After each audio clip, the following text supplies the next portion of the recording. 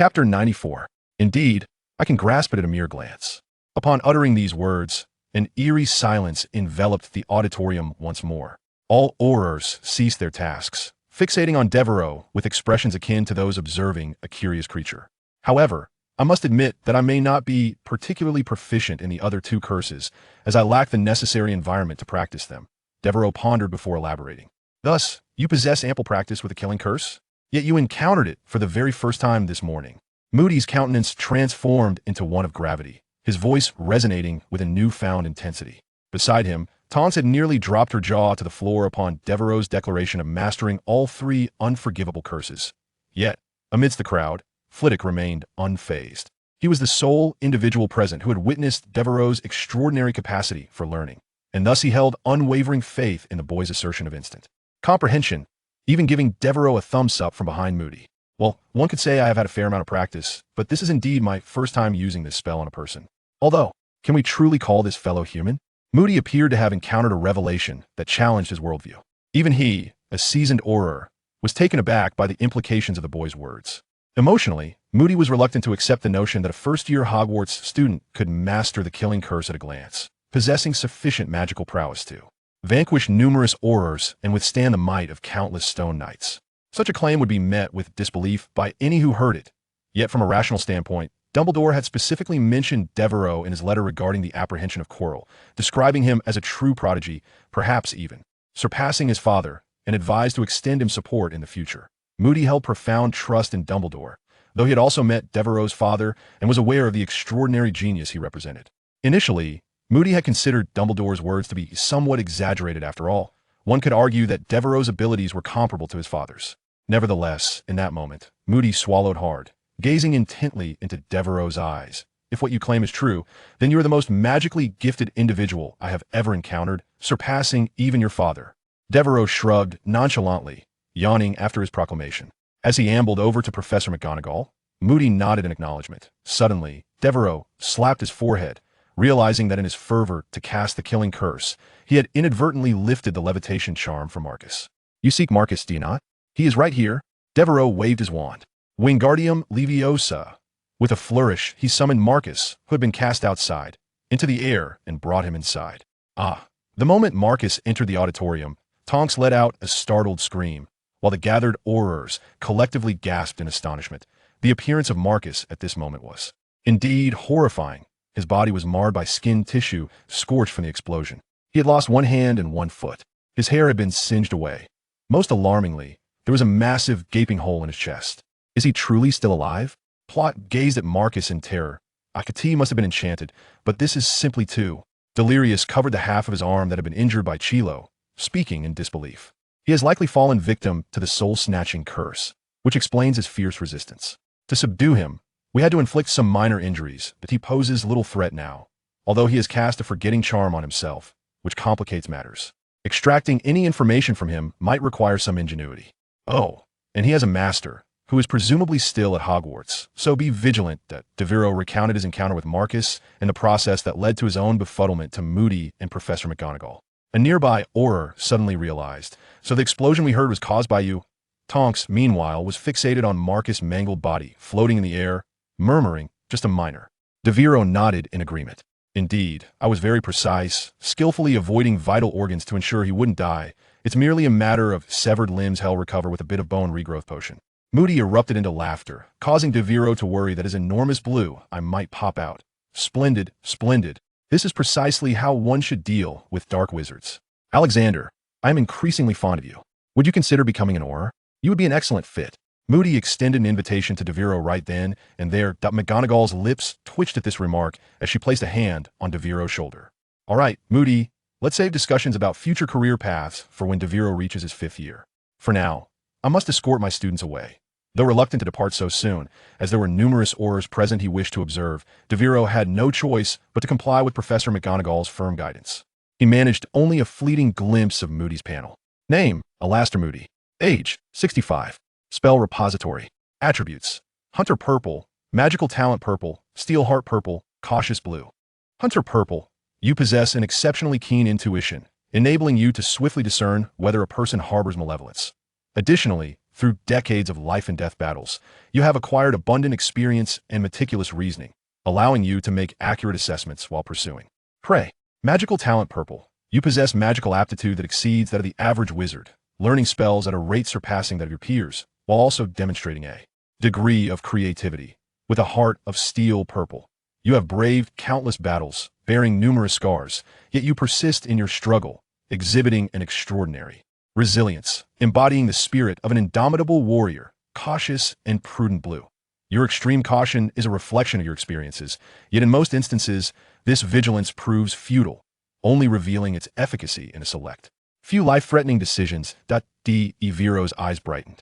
He was immensely intrigued by the term hunter. It was evidently a skill related to experience. It would undoubtedly be of great assistance to him.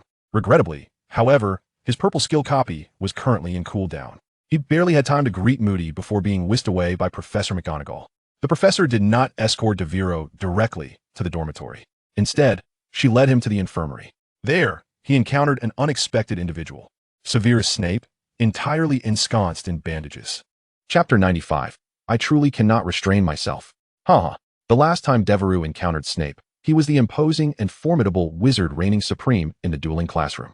Yet now, Snape lay upon the hospital bed, swathed in bandages by Madame Pomfrey, resembling a dumpling. Devero nearly succumbed to laughter, struggling to suppress his amusement, his lips twitching uncontrollably, finding it more challenging than defeating Marcus.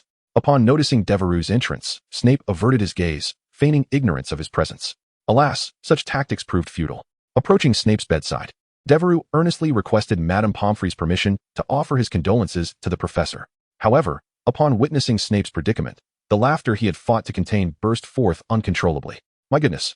Professor. Devero could hardly contain himself, erupting into hearty laughter. How on earth did you end up here, Professor? Tears of mirth threatened to spill from his eyes, his stomach aching as he laughed so fervently that he nearly injured himself.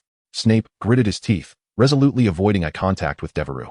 Yet his right hand groped along the bedside, seemingly in search of his wand, yearning to cast a curse upon this oblivious student. However, before he could succeed, Madame Pomfrey seized Devero in the act. Silencio.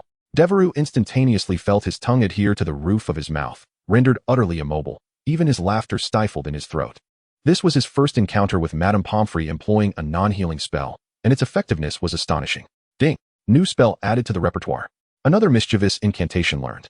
With a displeased expression, Madame Pomfrey stowed her wand and glared at Devero. If you dare raise your voice in my hospital again, I shall bury your head in the ground and treat the rest. With that, she tugged on the speechless Devero's ear, dragging him away from Snape's bedside and into the examination room for a thorough checkup. Although Devero was now unable to speak, he felt it was entirely worth it. This was the most disheveled he had ever seen Snape before him. It was impossible to contain his laughter. He vowed silently that even if given the chance again, he would still find it impossible to stop laughing. After Madame Pomfrey whisked Devero away, the ward returned to a brief silence. At that moment, Professor McGonagall entered. Approaching Snape's bedside. Snape, the students have been relocated to Hogsmeade. Do you feel any better now? Her tone remained as calm and caring as ever. Upon realizing it was McGonagall, Snape reluctantly shifted his face from its near-buried position in the pillow. It's bearable, he replied, his voice scarcely above a whisper. McGonagall nodded slightly in response. Take good care of yourself. The school will suspend classes for all students and staff for a week. I hope you will recover by next week, as I believe every student wishes for your well-being. Snape thought he must have misheard. He turned his face fully away, staring intently at Professor McGonagall, as if to confirm that those words had indeed escaped her lips. However, Professor McGonagall nodded at him with a demeanor that was both dignified and serious before turning to leave. Yet, as her back was turned to Snape, the trembling corners of her mouth betrayed her amusement. Despite her efforts to maintain a stern facade, the smile lurking at her lips was impossible to suppress. After all, seeing Snape bundled up like a mummy would undoubtedly provoke a chuckle from every Gryffindor, wouldn't it? After a while, Devero's full physical examination came to a conclusion, revealing no issues, save for a slight depletion of magical energy. In response, Madame Pomfrey could not help but voice her grievances. Professor McGonagall, you always push your students to the brink of magical exhaustion. This is the second time this week. It is simply unacceptable. Professor McGonagall could only muster an awkward smile in reply. The two then insisted that Devero must rest in the infirmary for a day before he could leave. As Devero made his way to the bed, he inquired of Professor McGonagall, by the way, Professor, why haven't I seen Headmaster Dumbledore today? If he were here, I probably wouldn't have needed to intervene. McGonagall guided Devero's hand toward the bed, explaining, The headmaster is meeting with an exceptionally renowned wizard today. One who may come to teach at our school, which is why he is absent. Now, listen to Madame Pomfrey and rest here. Thus, Madame Pomfrey arranged for Devero to be situated beside Snape. He had initially hoped to continue mocking Snape or ponder why Dumbledore had suddenly gone to meet a wizard, especially since Hogwarts faculty roster was still relatively intact. Oh, by the way, the position for the defense against the dark arts professor has just become vacant. Regrettably, before the plans could be set in motion, Devero's body succumbed first. In his state of magical exhaustion, once he settled down, fatigue washed over him like a tide. As soon as his head touched the pillow, he fell into a deep slumber. In his drowsy state, he vaguely heard Madame Pomfrey whispering to Professor McGonagall about the necessity of a soul examination following the use of the killing curse to prevent any potential soul-related ailments. Unfortunately, before he could catch the entirety of the conversation, he was wholly enveloped in dreams. In England, London, by the banks of the River Thames, a fine drizzle fell like threads, and the air bore the chill of early winter. Passers-by were clad in thick overcoats, hurrying along. A man dressed in a vintage English suit from the early 20th century appeared on the street, drawing the curious glances of those around him. He donned a black top hat, adorned with a deep crimson silk ribbon that added an air of elegance. Strangely, despite the pouring rain, his clothing remained utterly dry, and his shoes looked as pristine as ever. As if untouched by the dust of the earth, he appeared strikingly out of place within his surroundings. Yet, this was not the most compelling reason for the attention he garnered. What captivated onlookers was his remarkably dark complexion. It is crucial to note that this is not a discriminatory remark towards any minority. Rather, this gentleman's skin was profoundly dark, akin to the purest night sky, devoid of any impurities. His hue seemed to eclipse the shadows around him, absorbing and devouring the light. However, his facial features did not conform to the typical characteristics associated with African descent, creating a disconcerting dissonance that evoked an eerie discomfort. His facial contours were sharp and irregular, with elongated angles that seemed to belong to no known ethnicity, exuding an indescribable, surreal beauty.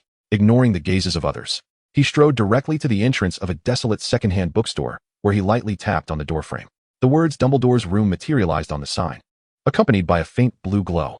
In an instant, he found himself within a restaurant, its spacious interior adorned with exquisite decorations, as if one had traversed through different historical epochs of London. Victorian crystal chandeliers hung low, and the wooden, intricately carved railings alongside brass-trimmed tables and chairs exuded an elegant antiquity. At a table set with silver cutlery and toffees, a figure perusing the Daily Prophet evidently awaited his arrival. "Albus, how long has it been?" The newcomer chuckled lightly, removing his top hat and hanging it on a nearby coat rack. Dumbledore, upon hearing the voice, lowered the newspaper that had obscured his face, revealing a gentle smile. "Perhaps 50 years, Kim," he replied. Chapter 96, An Irresistible Proposition? Post-war. Surprisingly well indeed. Kim's deep voice carried a hint of languid pleasure, with wisps of white smoke slowly emanating from his nostrils and ears, resembling a finely tuned machine in operation. The plate before him, adorned with fish and meat, was shrouded in a dense mist, the ethereal blue shadows swaying gently with each breath. "Far more pleasing than the creative dishes I encountered in New England," he remarked. "This is their signature dish, abyssal sea salt eel, prepared uniquely by them." Dumbledore took a slight sip of his aperitif, his gaze sparkling with mirth as he observed his old friend across the table. The latter elegantly sliced a small piece of fish with his knife, bringing it to his mouth with effortless grace, as though he were a seasoned patron of such establishments. "I never expected you would invite me to teach," Kim began leisurely, his voice laced with playful amusement. Upon hearing this, Dumbledore's hand, which held the wine glass, paused momentarily, and the corner of his eye twitched ever so slightly. "If you consider yourself insufficiently versed in the study of dark magic, then I fear there may be no dark magic left in this world," he replied sincerely, devoid of any flattery. Kim regarded him for a moment before chuckling softly, clearly not taking the comment as a compliment. He leisurely set down his silver cutlery, leaning slightly forward. His eyes resembled an unfathomable abyss, unwaveringly fixed upon Dumbledore. "Albus, you are aware that I have numerous obligations in America. He is about to awaken, and the sacrificial ritual must proceed smoothly. Thus, I may not be able to accept your invitation." Dumbledore met his gaze with serene composure, discreetly sipping his wine. "What if I were to offer you an irresistible proposition?" Kim's lips curled into a wry smile, a semblance of mirth.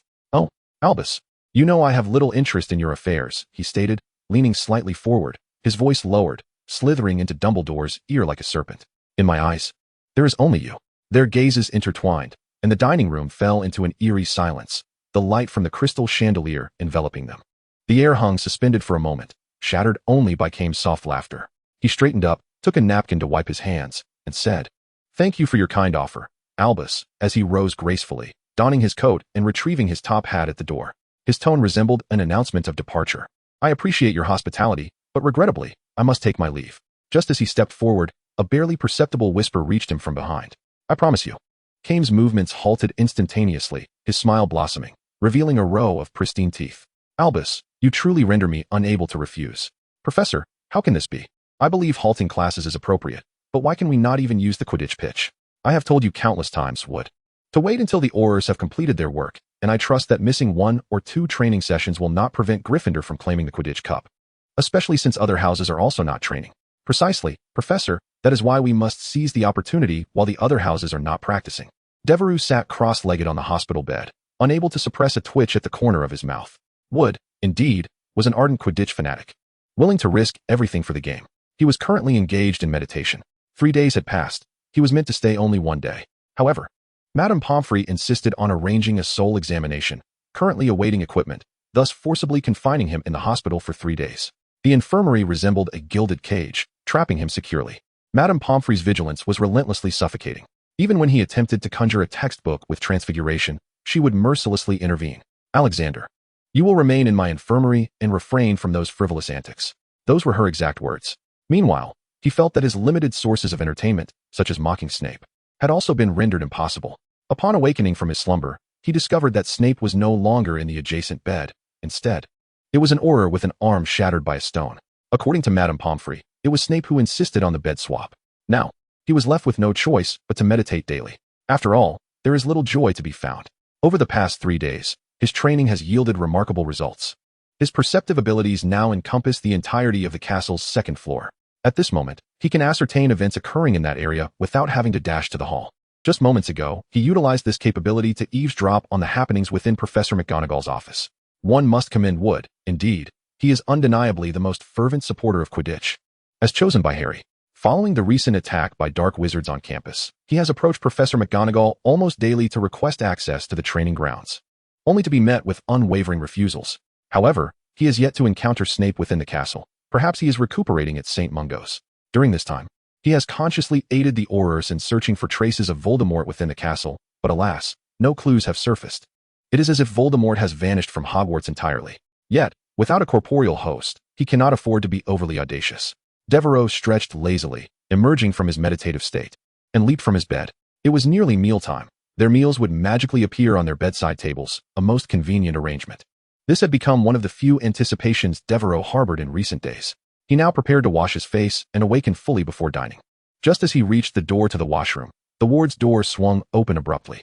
It was Madame Pomfrey, accompanied by an unfamiliar adult wizard, who sported shoulder-length brown curls neatly arranged into a bun, exuding a warm smile. The wizard donned the same type of medical attire as Madame Pomfrey, but was clearly an outsider.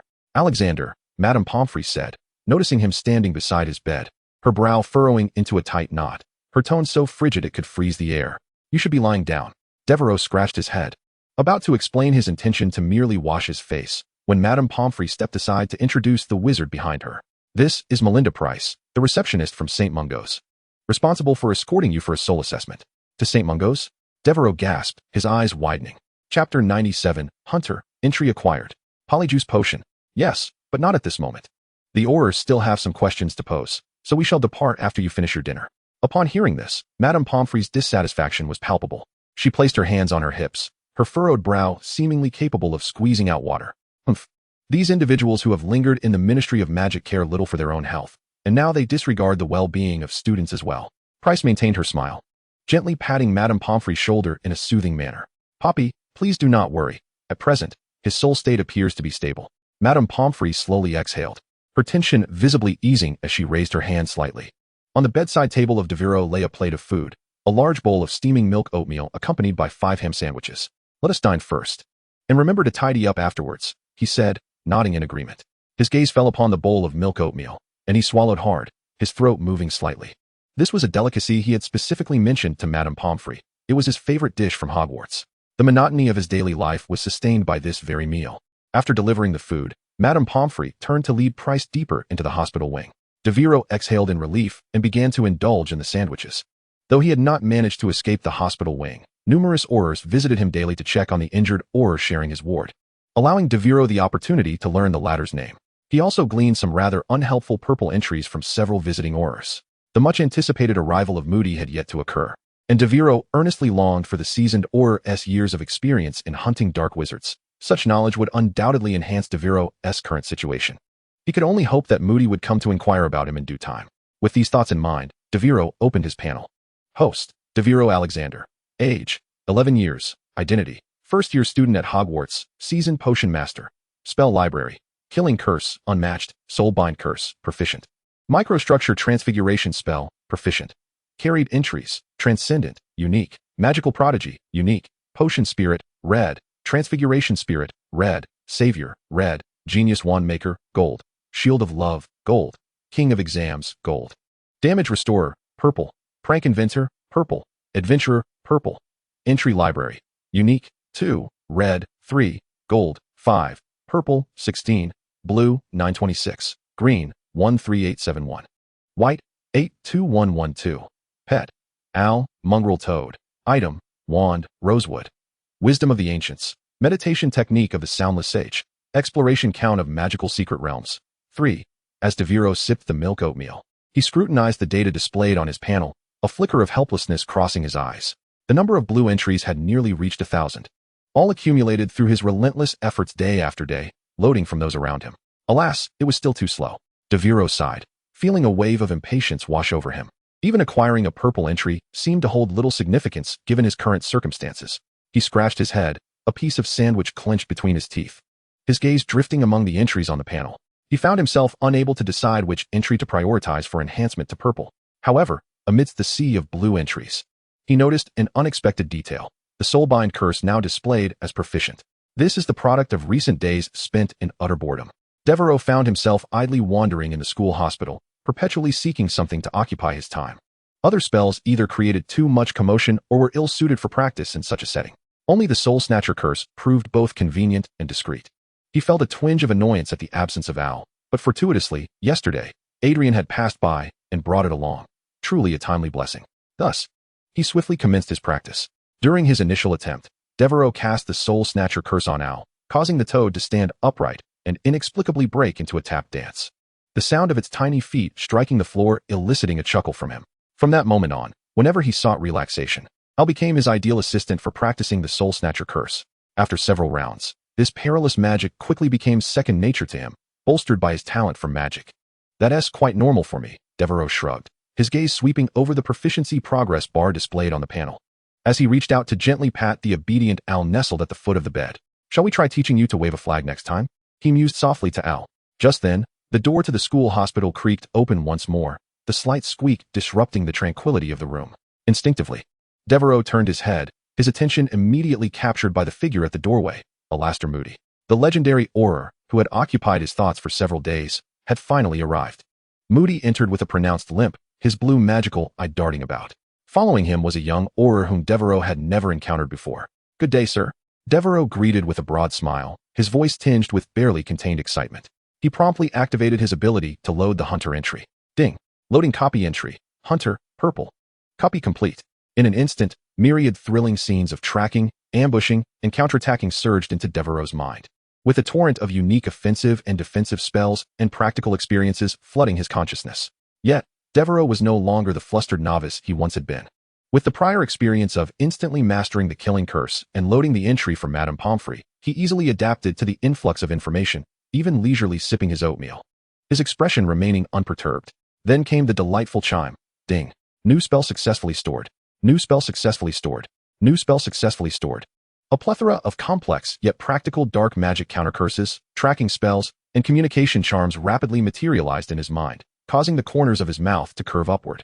Meanwhile, Moody merely nodded slightly in acknowledgement of Devero's greeting, not elaborating further as he strode deeper into the hospital, presumably to confer with Madame Pomfrey. However, the young Auror behind him did not follow Moody but instead walked directly to Devero's bedside, sitting silently while keeping his gaze fixed on the depths of the hospital. As if awaiting something, Devero blinked, somewhat perplexed by the other's intentions.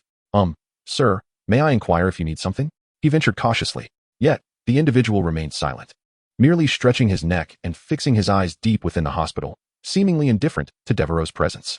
Minutes trickled by, and Devero felt as though the sandwich in his hand was growing cold. At last, a commotion arose from within the hospital, with the faint sounds of Moody and Madame Pomfrey's voices becoming audible. The Auror seated before him seemed to exhale in relief, covering his face with his hands and softly uttering, "Just a moment." Then, the scene unfolding before Devero nearly caused him to bite his tongue. The individual began to transform. Their hair shifted from a neat, short style to a gradient of violet to orange that cascaded to shoulder length. Their features, once sharp and masculine, gradually softened. Moments later, a somewhat pale face adorned with a playful smile appeared before Devero, bright heart-shaped eyes making her seem more vibrant. "Haha, I truly owe you for saving me back in the hall," she exclaimed, her voice laced with a hint of mischief. "I am Tonks." Devero widened his eyes, astonished by this remarkable metamorphosis, so taken aback that his sandwich fell to the ground. "You." He immediately summoned her profile in his mind. Name, Nymphadora Tonks. Age, 18. Spellbook. Traits, Metamorphmagus, gold. Disguiser, purple. Magical potential, blue. Metamorphmagus, gold, an exceptionally rare talent that is difficult to acquire later in life. Possessing the innate ability to alter one's appearance at will, a master of disguise from birth, with a gift for physical transformation that surpasses ordinary capabilities. Disguiser, purple, you possess unique insights into various disguise spells, learning such magic at an accelerated pace, and can even create original spells of this nature.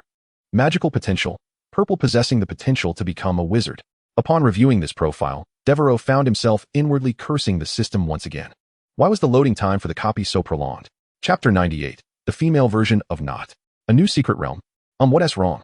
Tonks inquired, tilting her head in curiosity at Devero's ever-changing expression. Realizing his lapse in composure, Devero quickly gathered himself, dismissing his earlier frustration with the system. He mustered a smile, waving his hand dismissively. "It's nothing, really," he managed to say with a forced grin. "I'm Devero Alexander, but you can just call me Devero." Tonks beamed brightly, nodding in acknowledgement. "All right, Devero. Haha. To be honest, when I saw you galloping in on horseback casting the killing curse, I initially thought you were a new teacher at the school. I never anticipated you were merely a first-year student. No wonder Mr. Moody referred to you as a prodigy. Your mastery of spells far surpasses my own at this moment." Devero, upon hearing these words, could not help but twitch his lips, hastily waving his hand. "It's nothing extraordinary. I do possess some talent, but I have yet to achieve anything particularly remarkable, so it's hardly worth mentioning." Tonks, however, displayed an expression of disbelief, shaking her head vigorously. "Goodness, you are far too modest. If I had been able to master the counter curse to the blasting curse in my first year, I would have boasted to my classmates for an entire year, let alone your ability to wield the killing curse." Devero smiled helplessly, tacitly acknowledging her words. Yet, his attention was soon drawn to the sounds of a quarrel emanating from the hospital. After listening for a few seconds, he turned to Tonks, his face a mask of confusion. "By the way, Tonks," he hesitated before voicing his curiosity. "Why did you, transform into a man earlier?" Tonks chuckled softly and leaned in closer to Devero, lowering her voice conspiratorially. "Well, that's because Madame Pomfrey has placed me on the blacklist for visiting patients." "Blacklist?" Devero blinked, his eyebrows arching in surprise. "Does the school hospital have such a provision?" Tonks pouted, her expression one of indignation. "Previously, I visited a friend who was injured during Quidditch. I intended to help by bringing her some water, but accidentally spilled it all over her. Consequently, Madame Pomfrey barred me from entering." She sighed, her face reflecting her frustration. Devero found the situation simultaneously amusing and exasperating, contemplating a few words of comfort. "Well, it truly isn't a grave matter. Spilling water shouldn't warrant a ban from the hospital." Upon hearing someone agree with her, Tonks brightened considerably, her tone becoming much lighter. "Exactly. I thought so too. It was merely an accident with 3 basins of boiling water. And Madame Pomfrey has held a grudge ever since, refusing me entry to the hospital." Devero nodded in agreement, suddenly jolting upright. 3 basins? Boiling water? Tonks nodded nonchalantly. "Yes. At the time, she couldn't fetch the water herself for washing up, being winter and all, so I thought I would lend a hand." Devero's expression began to falter, his lips twitching uncontrollably as he felt immense sympathy for Tonks' friend. He mentally exclaimed, "This girl is practically a living version of Neville Longbottom. No, that won't do. Neville, being so timid, would never dare to touch a basin full of boiling water. So, does that mean Tonks is a bolder, upgraded version of Neville?" Devero gazed at the carefree, fashionable, and somewhat reckless girl before him, utterly unable to reconcile her with the composed, reliable, and resilient adult Tonks from the original narrative. The disparity is indeed staggering. Could it be that love truly facilitates rapid personal growth?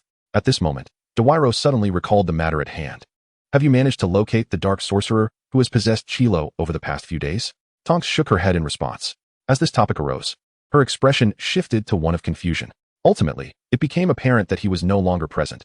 However, we have secured all exits, which should not be the case.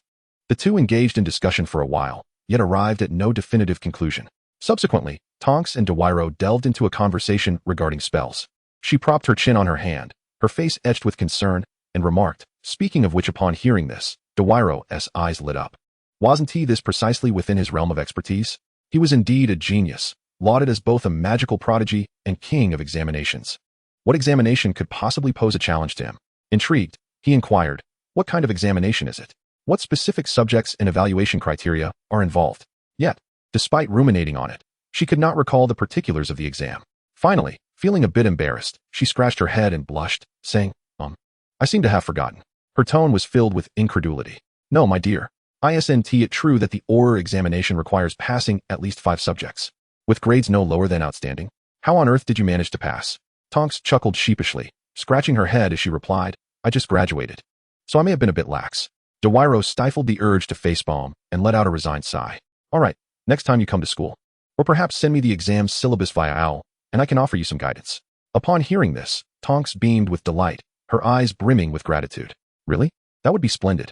Devero, you are truly my savior. Observing her jubilant demeanor, Devero couldn't help but marvel at her carefree spirit. However, he said little more, merely nodding in acknowledgement, silently contemplating how to assist Tonks in her studies. This led him to formulate new ideas regarding his future career path. Speaking of which, I might become a teacher someday. Should I perhaps add Professor McGonagall's mentor entry to my repertoire? Just as he pondered this, the commotion within the hospital subsided. Noticing this, Tonks swiftly altered her appearance once more, reverting to the guise of the male auror she had assumed upon entering. Shortly thereafter, Moody emerged from the inner room. His expression grim, and without uttering a word, he strode directly towards the door. Tonks hurried to follow him, glancing back to mischievously wink at Devero. Devero, bewildered, was utterly at a loss as to what had transpired. At that moment, Plout emerged from the inner room, approaching his bedside with an expression tinged with a hint of apology. I apologize, Alexander, but it seems we must depart at once. The ministry may require your assistance at headquarters for an investigation, so we must hasten. Upon hearing this, Devero promptly nodded and rose from his bed, downing the remaining bowl of milk porridge in one swift motion. He then seized the last 2 ham sandwiches. Just as Plout intended to offer Devero a small bag for them, he unexpectedly drew his wand and poked the protrusion on Ale's back, promptly placing the sandwiches inside. This maneuver left Plout utterly astonished, her hand poised in midair, frozen. Devero then hoisted Ale onto his shoulder and turned to Plout, stating, let us proceed. As they ventured deeper into the hospital, follow me, we shall use the portkey there. Devero hurried to catch up, feeling a surge of nerves. Although he had been in this world for over a year, he had never utilized a portkey before. Following Plout closely, he caught a glimpse of Madame Pomfrey in a room, seemingly wiping away tears. However, before he could observe further, Plout ushered him into a small room devoid of anything but a very dilapidated toilet seat in the center. Plout instructed Devero and herself to stand around the toilet seat. Simply touch the portkey like this. Extend a finger, she demonstrated. Devero mimicked the gesture, placing his right index finger on the seat. Plout then produced a pocket watch. 3, she intoned, one eye fixated on the watch. 2-1. In an instant, Devero felt as if a hook had latched onto his navel with an irresistible force, propelling him forward. His feet left the ground, and he soared ahead like the wind, unable to see anything clearly. His index finger remained firmly affixed to the toilet seat, as if it possessed a magnetic pull drawing him closer. Suddenly, Devero landed heavily on solid ground, but, due to inertia, stumbled forward, crashing to the floor with a resounding thud. 1302, from Hogwarts, a cold voice echoed in his ear. Before he could lift his head to investigate, a notification chimed in his mind. Ding. Wizarding Secret Realm detected. Exploration function activated.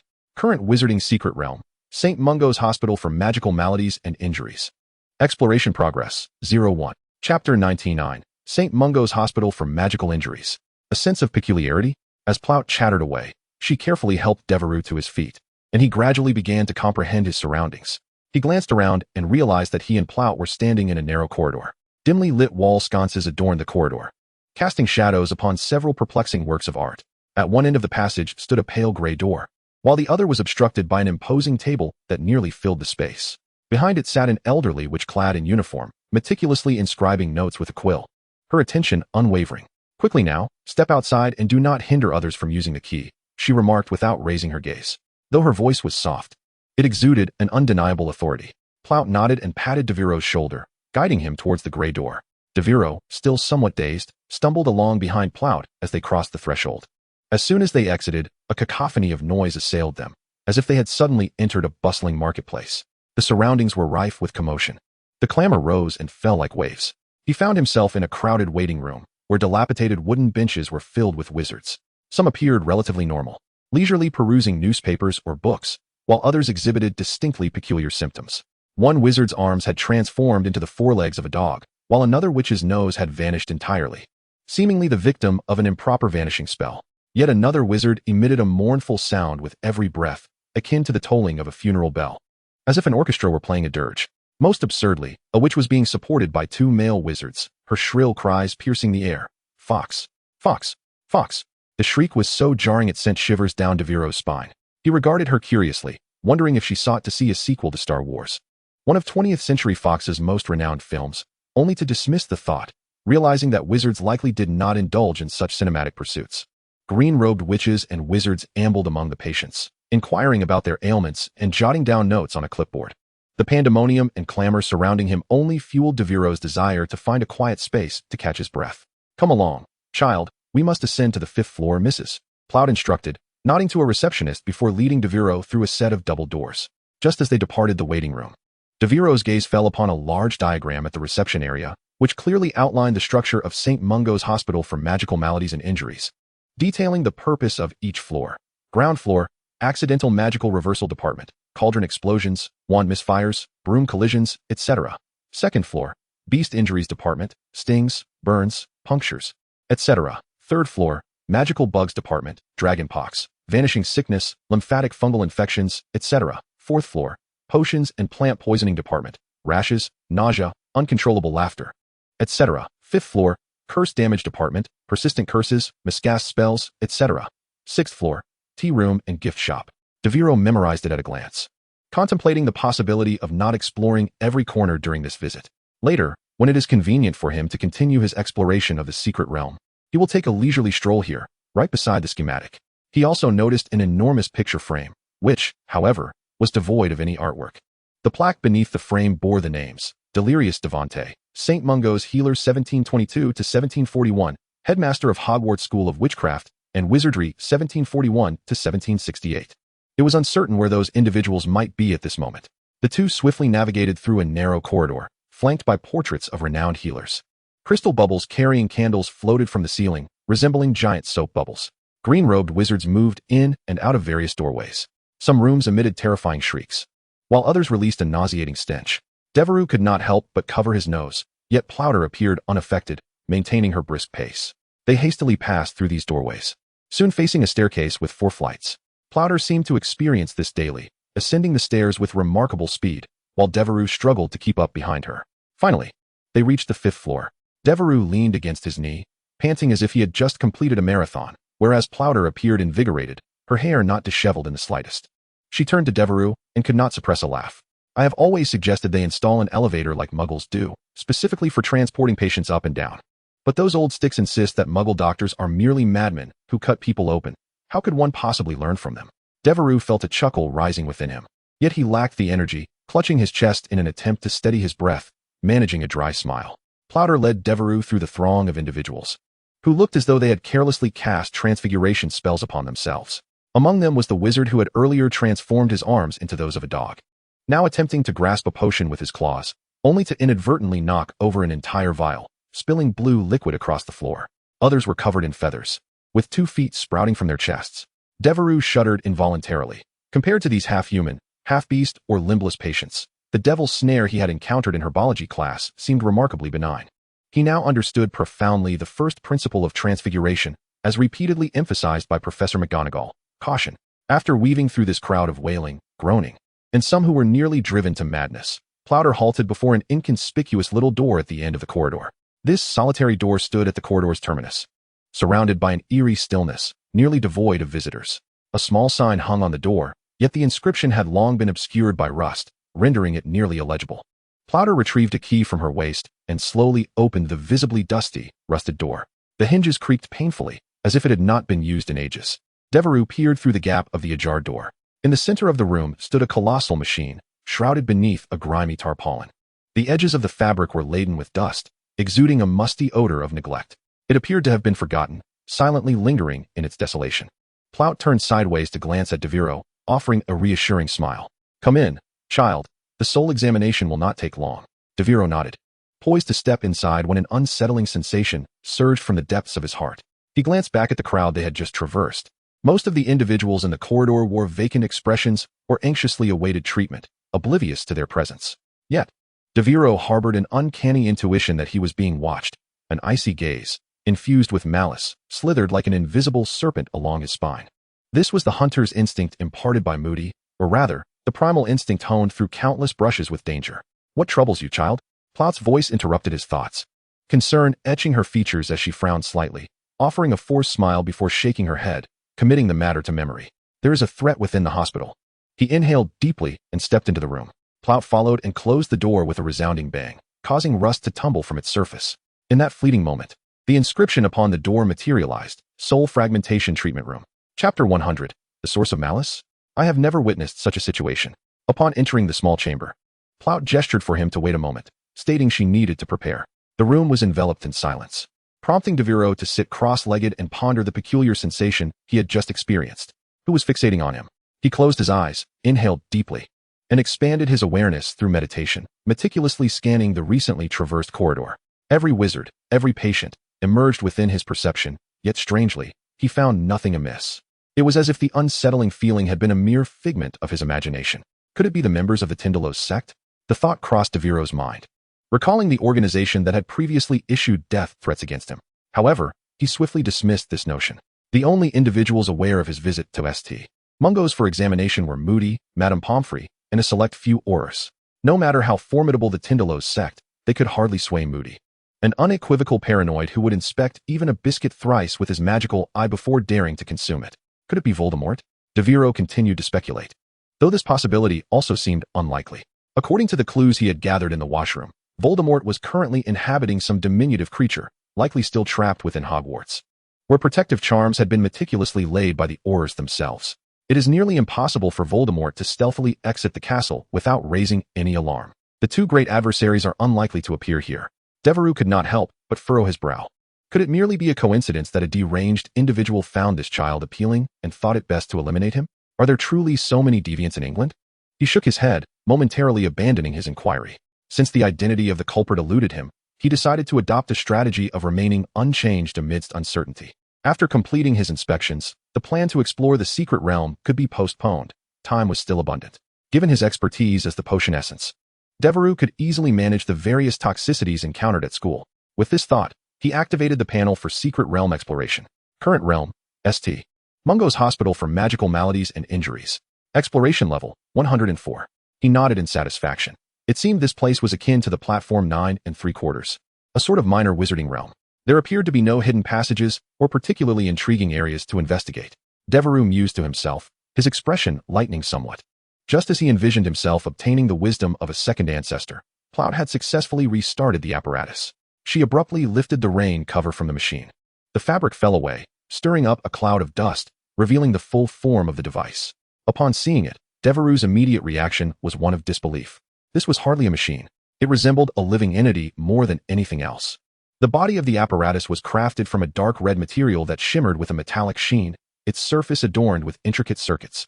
These lines were not static. They flowed slowly in a rhythmic pattern, as though imbued with vitality. Atop the main unit floated a translucent sphere, within which points of light gathered and dispersed like a miniature nebula. The antennas surrounding the device were not mere metallic constructs, but composed of a liquid resembling mercury. At times, they coalesced into sharp spikes, while at others, they flowed gracefully in arcs. Whenever someone approached, these liquid antennas vibrated slightly, emitting a deep humming sound. Is this the instrument for detecting soul states? Devero furrowed his brow, gazing skeptically at the contraption. It felt as though it intended to extract his very soul. Plout chuckled gently. Do not be anxious, child. This device may appear somewhat intimidating, but it is solely for observing your soul and will not inflict any harm. With that, she moved behind Devero, placing her hands on his shoulders and adjusting him to face the machine. Only then did he realize he was standing within a circle drawn in golden powder, the purpose of which was unclear. Now, remain still, Plout instructed, her tone turning serious. It will read your soul's characteristics. Any disturbance could lead to distorted information. She then approached the apparatus, drawing her wand and tracing it along one of the circuits. Devero hesitated. Yet he discovered the essence of the instrument. The suspended nebula orb flickered momentarily, as if it had sensed his presence. Subsequently, a thread-thin beam of light shot forth from the sphere, penetrating his forehead directly. Alas, Devero instinctively attempted to retreat, only to find himself immobilized. The golden dust beneath his feet had transformed into a binding agent, firmly anchoring him in place. The sensation of the light was remarkably peculiar. It was not one of pain, but rather an indescribable feeling of detachment. Devero felt as though his body was gradually becoming indistinct, his consciousness being drawn into an infinite void. At that moment, the instrument emitted a deep, resonant rumble. The suspended nebula orb began to spin rapidly, and the internal points of light coalesced into an image. Vaguely, a dilapidated castle emerged, but instantaneously, the entire structure was shrouded in a veil of black mist. After a while, all that remained within the nebula orb was an endless churn of the dark fog. At this juncture, the intense sensation of detachment began to ebb, and the golden dust's grip on Devero's entire being lessened. "What is this?" Devero inquired softly, his voice tinged with tremor. Plout's expression turned grave. "These are fragments of memories from the depths of your soul, possibly closely tied to your past experiences or your destiny. Yet, this black mist is peculiar. Why is it manifesting in such a manner?" The image flickered and vanished, and the nebula orb returned to tranquility. The detection was complete, and a report would soon be generated. Plout patted Devero's shoulder, remarking that the condition of his soul appeared rather complex. Devero disowned her hesitance. "Is my situation uncommon, Miss Plout?" Her expression was one of conflict as she slowly replied. "To put it simply, individuals like you, who utilize the soul-calling curse within a certain lawful framework, are exceedingly rare. Our hospital has only received a handful of Aurors from the Ministry of Magic in the past. The majority of those who employ this curse are dark wizards, who, upon capture, are sent directly to Azkaban." Miss Plout paused once more, as if contemplating something. Her demeanor was exceedingly solemn. "It can also inflict permanent damage on the user, though the severity varies. The degree of fragmentation displayed in the images within the nebula orb can, to some extent, reflect the extent of your soul's deterioration. Typically, one might observe 1 or 2 images bearing cracks, but to encounter such a chaotic state as yours is truly unprecedented." Chapter 101. The detection results? The internal structure of the instrument? Crack, crack, crack. The massive device emitted a deep, mechanical sound. A sheet of paper slowly emerged from the exposed circuitry. Plout immediately stepped forward and grasped the paper in her hand. Her gaze traversed the document, and with each passing moment, her brow furrowed deeper. Devero stood by, his eyes flitting across Plout's face, eager to inquire about the results. A few seconds later, her gaze finally shifted away from the paper, casting a fleeting glance towards Devero. This brief look sent a jolt of apprehension through him. Her eyes conveyed an indescribable complexity, a blend of confusion, concern, and perhaps a hint of peculiarity. Plout took a deep breath, as if striving to organize her thoughts. Then, she set the paper aside, turned around, and attempted to adopt a light-hearted tone.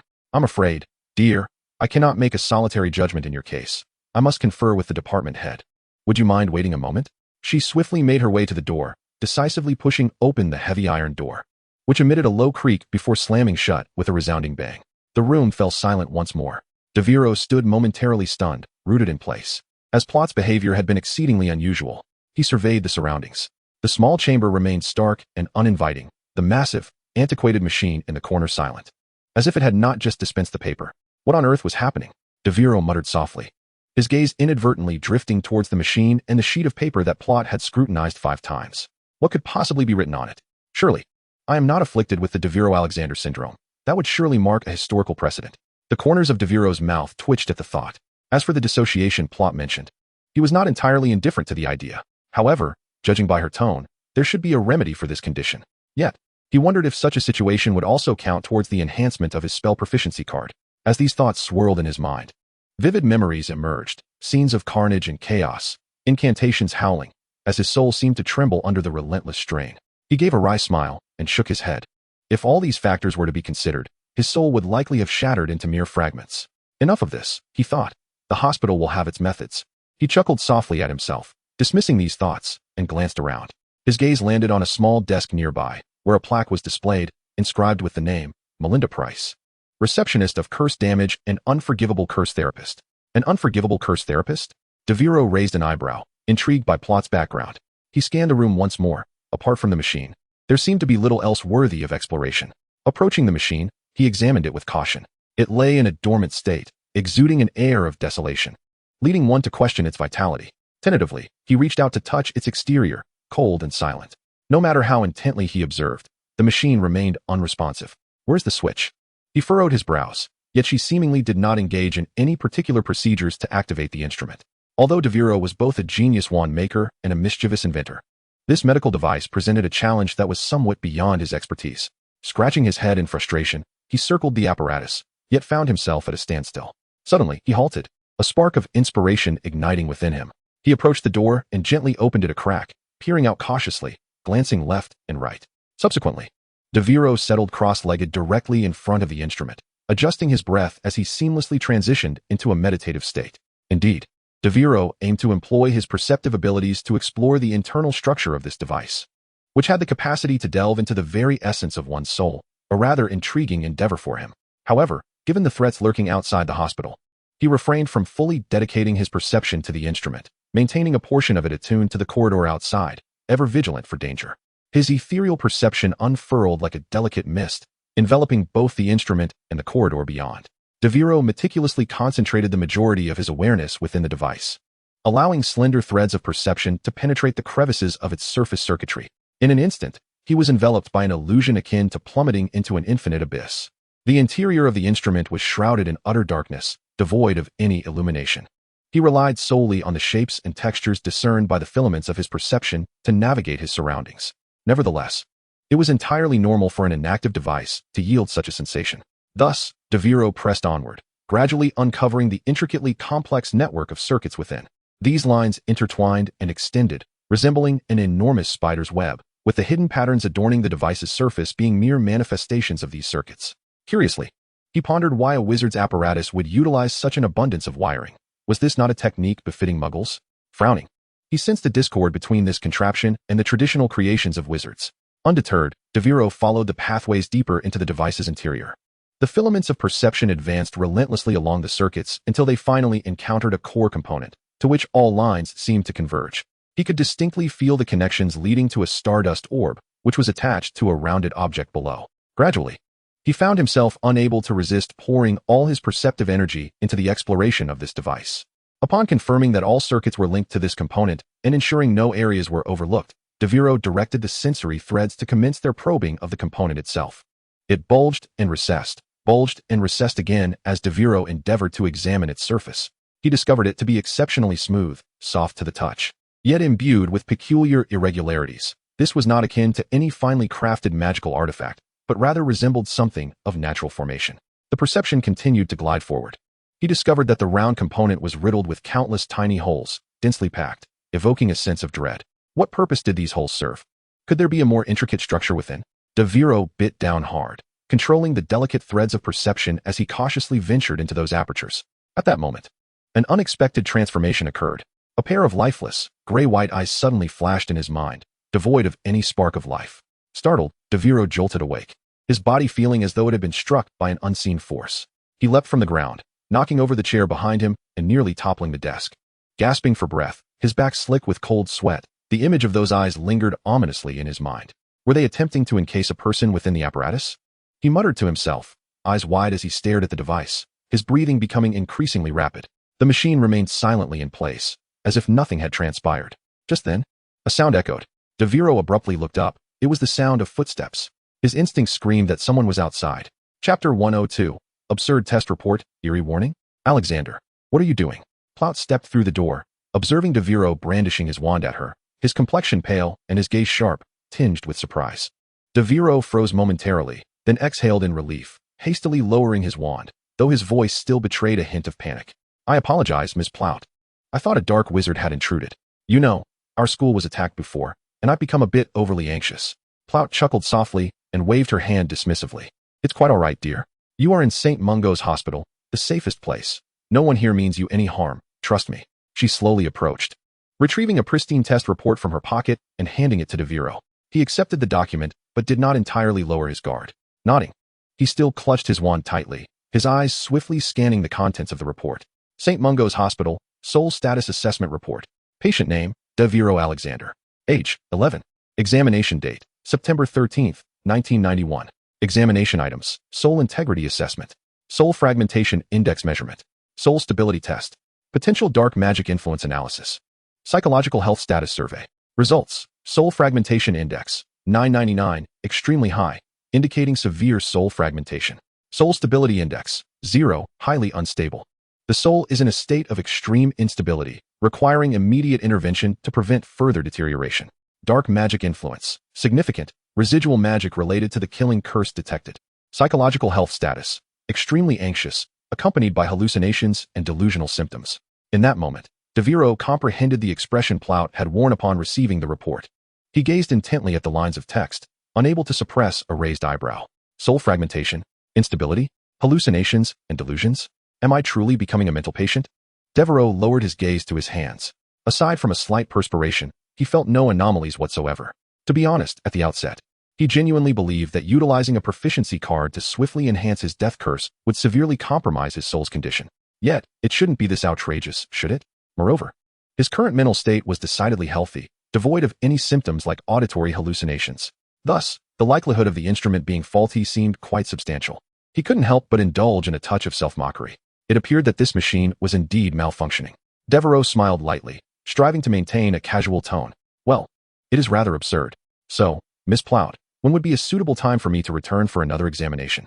Plout took the form from him, and Devero nodded. At present, he exhibited no abnormal symptoms and was in no particular rush for another checkup. After all, even someone like Voldemort, who devoured a giant melon daily, managed to remain lively, albeit minus a nose and hair. Surely, he hadn't reached such an exaggerated state. Suddenly, thump, thump, thump. Devero's heartbeat quickened dramatically.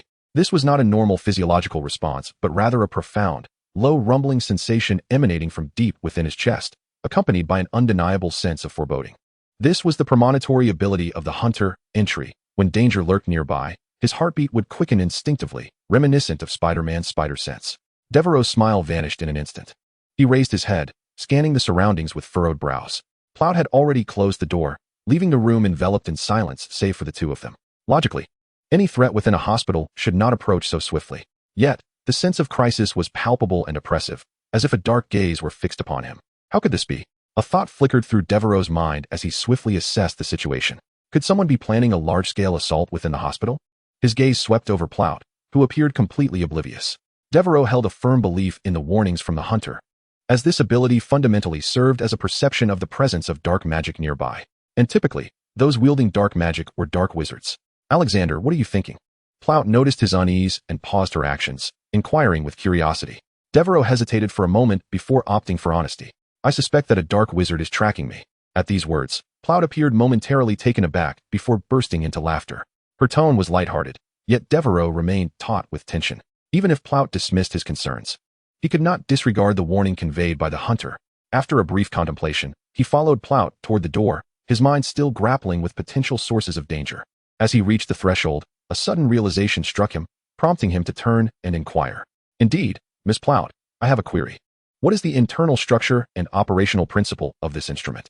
From an external perspective, its wires bear a striking resemblance to Muggle contraptions. Upon hearing this, Plout's expression momentarily faltered, a flicker of hesitation flashing in her eyes. Yet, she quickly regained her composure and offered a somewhat dismissive smile. Well, that question is rather intricate. It necessitates a discussion on soul magic. Let us do this. You may stow your wand for now, and I shall elucidate as we proceed. Devero shrugged and reached for the door. Suddenly, a series of urgent knocks reverberated, echoing with an intensity that surged through him, akin to a colossal drum concealed within his chest, threatening to tear him apart. His movements froze. Outside, an undeniable sense of peril loomed, despite the apparent emptiness. A cascade of possibilities flitted through his mind. Was danger no longer confined to the outside? A chill inexplicably ascended from his feet, climbing his spine and enveloping him. He turned to Plout. Chapter 103. Danger? Huh. He was the one in peril. Stupefied. In an instant, the cramped room seemed to explode with tension. Both individuals sensed the anomaly in one another simultaneously, their reactions swift. Spells sliced through the air. However, Devero was, after all, a duelist. Facing off against a mere doctor was hardly a match. As he cast his spell, he deftly sidestepped Plout's stunning charm, evading it with remarkable precision. Bang! The spell collided with the iron door behind him, producing a resounding crash that reverberated throughout the room. The door warped under the impact, its edges screeching in protest. Patients waiting outside froze in surprise, craning their necks to discern the unfolding chaos. As for why his adversary refrained from employing a lethal curse to end his life, he had no time to ponder that now. Clearly, Plout had underestimated his reflexes and dueling acumen. She had not anticipated that this seemingly naive student would act with such decisiveness. Before she could cast another incantation, Devero's disarming spell struck true. Bang! Plout's wand flew from her grasp, and she was forcefully propelled against the office desk, scattering documents across the floor as dust danced in the air. Without a moment's hesitation, Devero charged forward, pressing his wand firmly against Plout's temple. He did not resort to the usual stunning spell. This was not merely a matter of routine, but a strategic choice, born from the confidence garnered through his combat experience. He intended to seize this opportunity to execute his plan. With a surge of emerald light, a vibrant glow emanated from his wand. Plout's rigid form jolted violently as the controlling soul-binding spell began to wane, though it was not entirely dispelled. Devero furrowed his brow. The magic wielded by her spellcaster was formidable indeed, but for him, this was precisely the opportunity. Spell tracking. Devero swiftly cast a second incantation, a counter-tracking spell he had gleaned from Moody's experience entries. This spell could identify the caster through the residual magical aura. In an instant, a face materialized in his mind, a visage so familiar that it momentarily rendered him speechless. He was stunned, scarcely able to believe his eyes. Was it he? How could he be connected to all of this? However, the other party evidently sensed the traces of being tracked. The surge of magic abruptly vanished, severing the control of the soul-binding curse. After a violent convulsion, Plout collapsed to the ground, regaining her senses. Outside, hurried footsteps drew near, clearly attracted by the commotion. Devero sprang to his feet, his gaze fixated on the twisted iron door. The doorframe bore the marks of the recent spell, deeply dented and evidently not easily opened. Instinctively, he raised his wand, preparing to force the door open. Just then, a cold, trembling hand clutched his wrist tightly. "Don't go, child. It's too dangerous." It was Plout, her face pale, eyes filled with fear and desperation, her voice nearly breaking with tears. Devero turned to glance at her, a confident smile curling at the corners of his lips, yet his eyes were as cold as steel. Dangerous? Huh, he was the one in danger.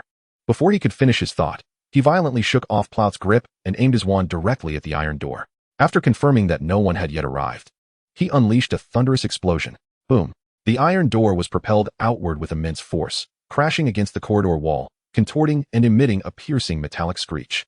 Dust scattered, and the walls of the treatment room trembled ominously. Devero controlled the blast, ensuring the explosion did not extend throughout the entire treatment area, but chaos reigned in the corridor. Patients screamed and scattered in panic. He bent down, gliding his legs swiftly, reciting the speed-enhancing incantation that Moody had once used. In the next moment, his body felt as if lifted by the wind, rushing out of the treatment room at an incredible velocity, leaving Plout's cries behind. Only Plout remained, stunned and collapsed beside the desk. In the corridor, the patients who had been queuing moments ago were now in utter disarray, gaping at the flying iron door and the boy who had burst forth. Just as someone opened their mouth to curse, they saw Devero dart by like a tempest, creating a whooshing wind in his wake. He reached the edge of the staircase without a moment's hesitation, and with a powerful leap, he jumped down. Good heavens! Had he lost his mind? Someone must stop that child. He was about to jump. Gasps erupted behind him as the wizards, witnessing this spectacle, stood in shock. In the critical moment before his descent, Devero swiftly pointed his wand at his chest. Wingardium Leviosa. The air stilled, and his falling speed was instantly mitigated, allowing him to land gently on the ground with barely a pause. He straightened up immediately, his gaze fixated on the shadow darting towards the waiting room's exit. Moving with remarkable speed, Devero let out a scoff, raising his wand to target the fleeing figure. Stupefy. A powerful crimson beam erupted from the tip of his wand, slicing through the air with a sharp whoosh towards the shadow. Devero's magical prowess far exceeded that of an ordinary adult wizard, making this incantation utterly unstoppable. Bang! The red light struck the shadow with pinpoint accuracy, eliciting a piercing scream from the target. However, to Devero's astonishment, the shadow did not collapse. Instead, it staggered momentarily yet continued its relentless charge towards the exit, maintaining its speed. How could this be? A flicker of shock crossed Devero's eyes. Yet his feet remained unyielding as he gritted his teeth and pursued. He hurtled towards the waiting room's door, gripping his wand tightly, while the screams of onlookers and the chaotic clamor filled the air. Yet all of this seemed to fade into the recesses of his mind. "Make way," Devero shouted, his voice imbued with an undeniable urgency.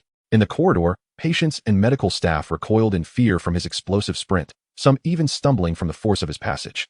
Toppling a cart laden with potion vials, glass shattered upon the ground, spilling its contents and releasing a pungent aroma. "Madman, this is a hospital," a wizard exclaimed in exasperation, nearly dropping his wand. Upon bursting from the waiting room, Devero found himself on a broad street, sunlight streaming down onto the pavement, likely due to it being the weekend. Many families were out shopping and enjoying leisure activities.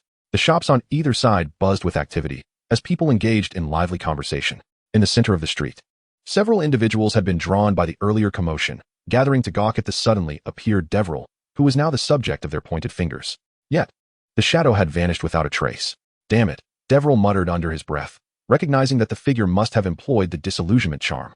Turning back, he observed hospital staff emerging to restore order, casting memory charms on the gathered muggles. Devero stood rooted in place, gripping his wand tightly, his chest heaving rapidly as confusion swirled in his mind. The image from the reverse tracking spell resurfaced, revealing a face all too familiar. How could it possibly be here? His voice was barely a whisper, yet it resonated with profound shock and bewilderment. Chapter 104. The correct use of the decoy. The new entry card is in hand. So you are saying that the Dark Wizard is an animagus? A tall wizard with chestnut hair sat opposite Professor McGonagall. His voice low and serious. His fingers lightly drummed on the armrest of his chair, his expression laden with vigilance. Professor McGonagall furrowed her brow, her tone tinged with impatience. No, Scrimgeour. I have already explained this numerous times. He employed the art of microstructural transformation, a peculiar form of magic scarcely explored within the wizarding community.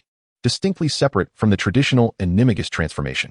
The wizard known as Scrimgeour furrowed his brow further, a flicker of skepticism dancing in his eyes. Yet, you previously indicated that during their time at Hogwarts, the owl that attacked Harry Potter had perished due to the backlash of its own spell. Under such circumstances, how could it possibly reappear here? Professor McGonagall momentarily found herself at a loss for words, her expression laden with profound confusion. Indeed, that would seem to be the case. However, the crux of the matter lies in the fact that the owl's corpse was never recovered. Scrimgeour's gaze suddenly sharpened. Not found. Why ever not?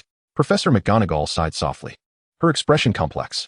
The body was handled by our defense against the dark arts professor, who, as you are aware, was later revealed to be a dark wizard.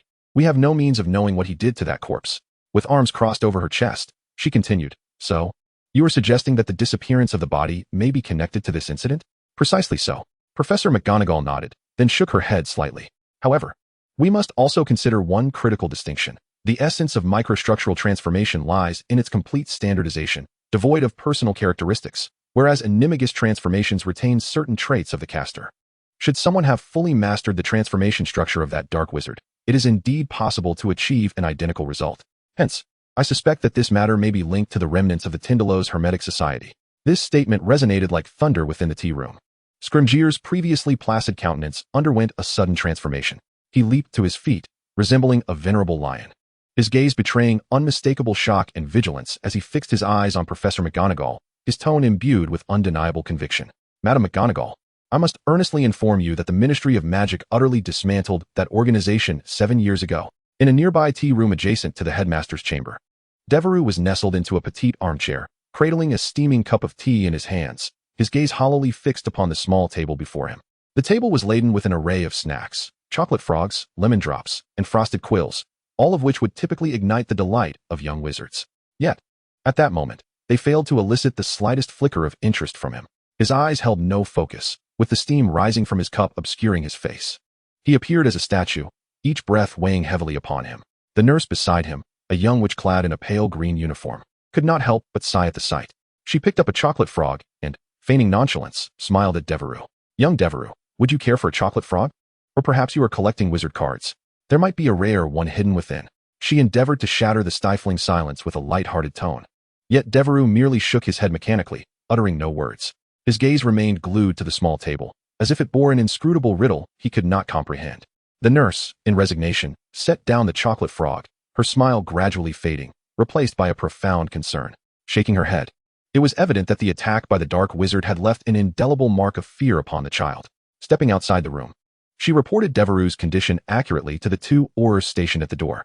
Meanwhile, on the 3rd floor of the peculiar infectious diseases ward, a figure, barely detectable even upon careful observation, emerged from one of the rooms. Goodness, this dragon pox is truly terrifying. I shall resolutely steer clear of fire dragons henceforth. The symptoms of dragon pox are nothing short of horrifying. The afflicted display skin lesions resembling dragon scales, from which green pus incessantly oozes. Each droplet that strikes the ground emits a faint hissing sound, as if corroding the very air. Even more unsettling, these lesions quiver subtly, as though something were writhing beneath the skin.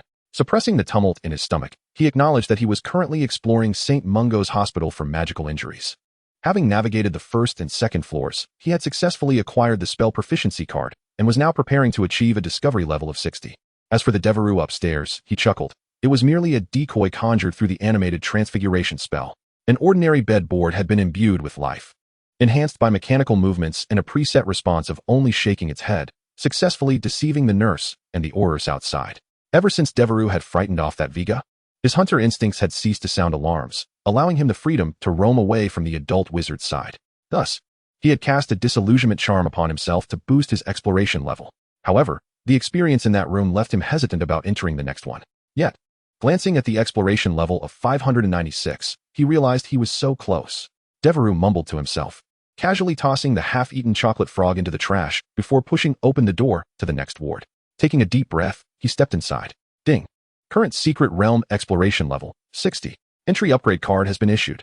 Devero bolted from the room, clinging to the trash can as he nearly retched.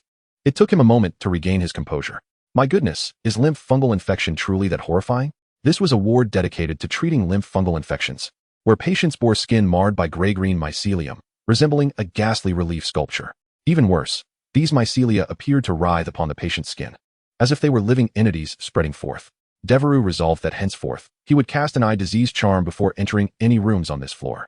Otherwise, merely observing the visages of these patients might inflict greater harm upon him. He leaned against the wall, inhaling deeply several times, suppressing the tumult within his abdomen, and then offered a faint smile.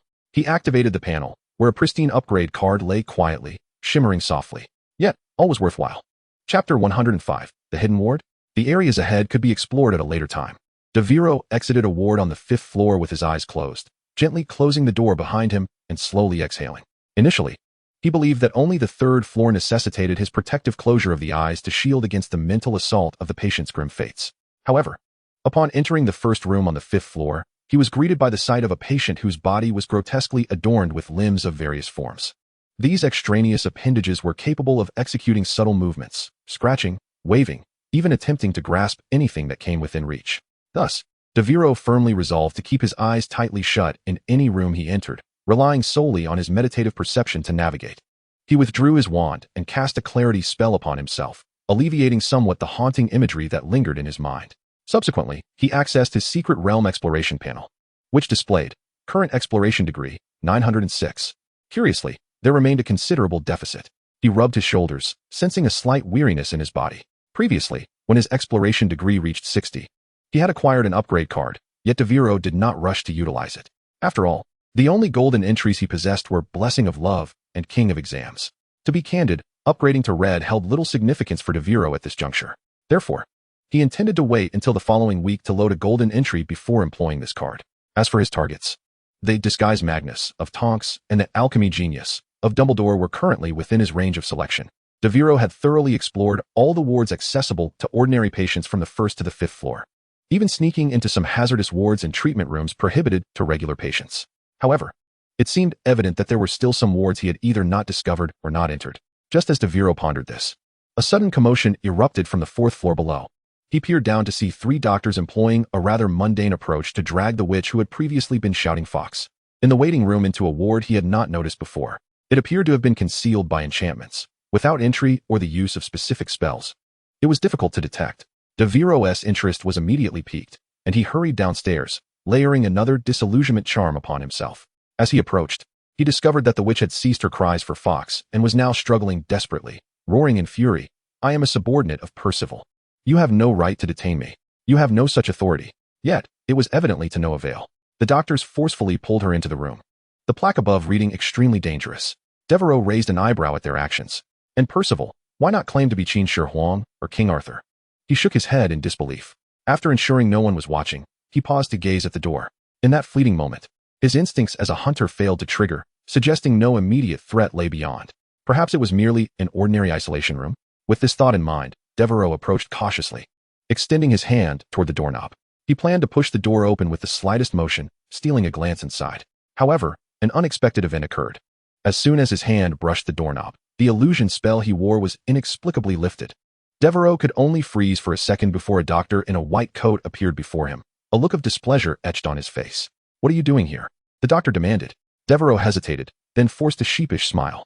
Just lost my way." Clearly, this excuse did not satisfy the doctor. who promptly seized his arm and escorted him to the stairwell. The doctor's tone was stern, yet he did not seem to genuinely torment Devero. All right, I understand. Devero nodded repeatedly, relieved that he was not taken to find his guardians, lest his escapade in the hospital be revealed. Moreover, the doctor seemed unaware that he had utilized an illusion spell. After all, who would suspect a childlike figure would wield magic that many adults could not master? Having experienced this incident, Devero grew considerably more cautious. He resolved to refrain from entering areas clearly marked as off-limits to avoid further capture. This time, he ascended to the 5th floor. Though he decided against entering strictly guarded wards, he noted their locations for future exploration. Thus, relying on Moody's reference to the counterspell for the ignoring charm, he successfully identified the extremely dangerous wards from the 1st to the 4th floors. Upon reaching the 5th floor, Devero discovered that hidden wards were far more numerous here than on other levels. After all, this was the ward for treating spell-related injuries. And in the magical realm, such injuries were undoubtedly the most common and complex. As he approached one ward, he noticed that this door differed from the previous ones. It was not merely under an appearance charm, rather, it was sealed by a powerful closing spell. He gently touched the doorframe with his fingers, feeling the potency of the enchantment, and could not help but raise an eyebrow. How intriguing, to be sealed so tightly. He glanced at the plaque on the door, permanent spell damage ward. Devero stroked his chin, feeling a sense of familiarity with the name that lingered in his mind. He also perceived no immediate threat from the environment, as confirmed by his hunter's intuition. Very well, let us proceed. Yet, Devero refrained from attempting to unravel the formidable sealing spell upon the door, recognizing that its complexity far exceeded his capabilities.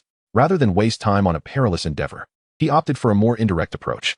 He gently retreated to the adjacent wall, placing his palm against the cold surface, and silently recited the Transfiguration spell.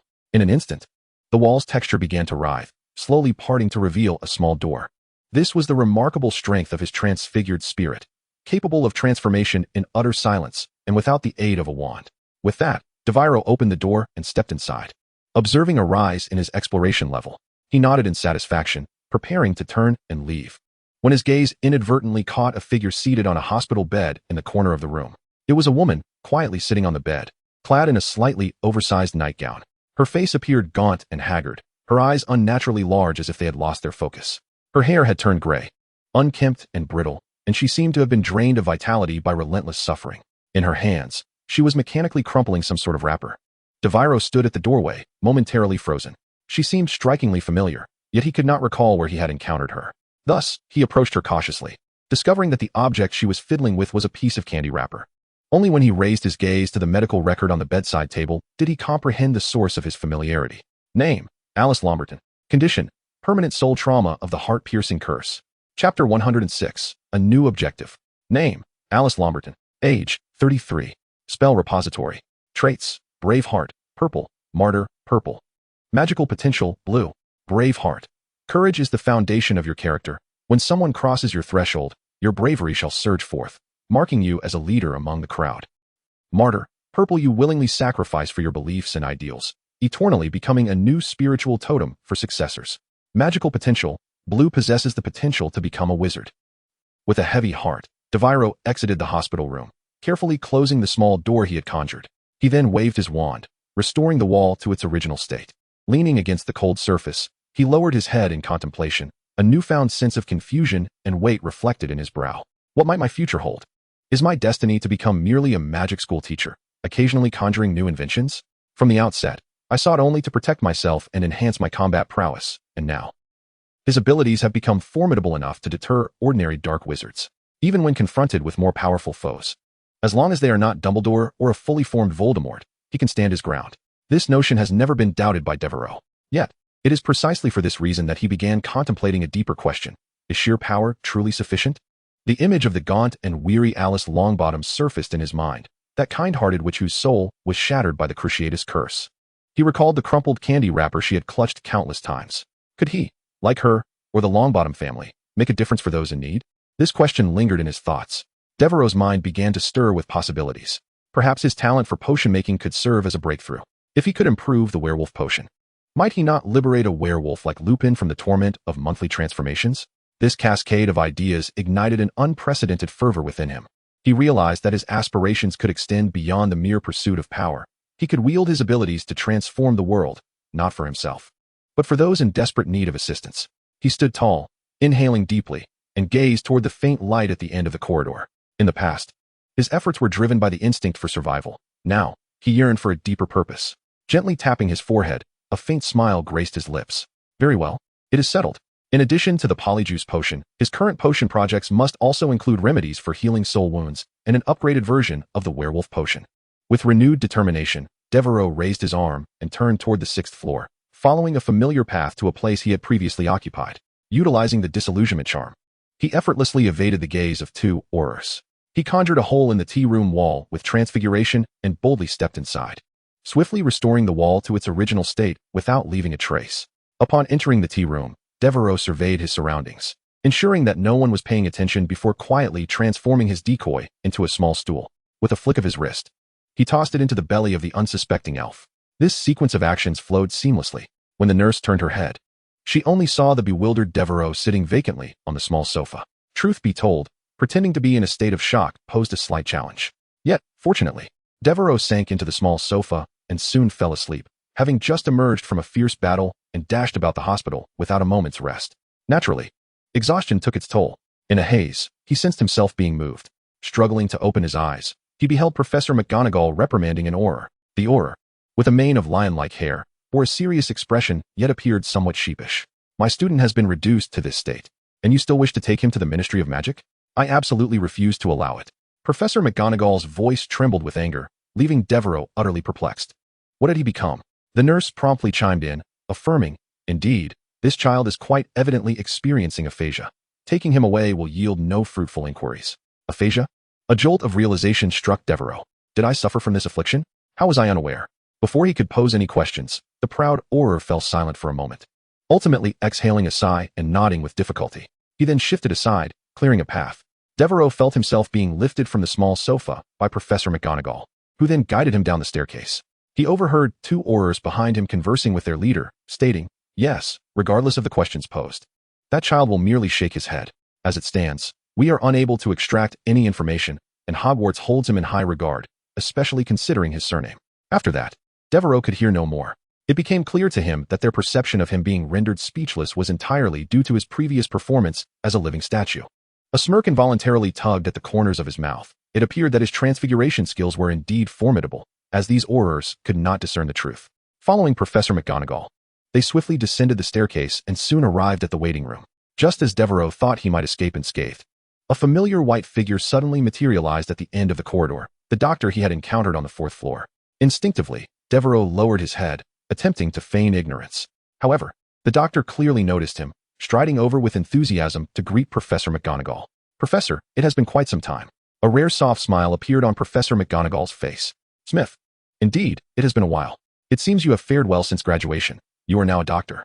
Yes, Professor, I specialize in potions and plant toxicology. Smith replied humbly, then gestured toward Devero, half-jokingly remarking, just earlier, I saw this little one wandering about the hospital. Devero lowered his head even further, wishing he could sink into the floor, daring not to meet Professor McGonagall's gaze, his throat tightening with anxiety. Yet, unexpectedly she responded, oh, is that so? I must discipline him properly.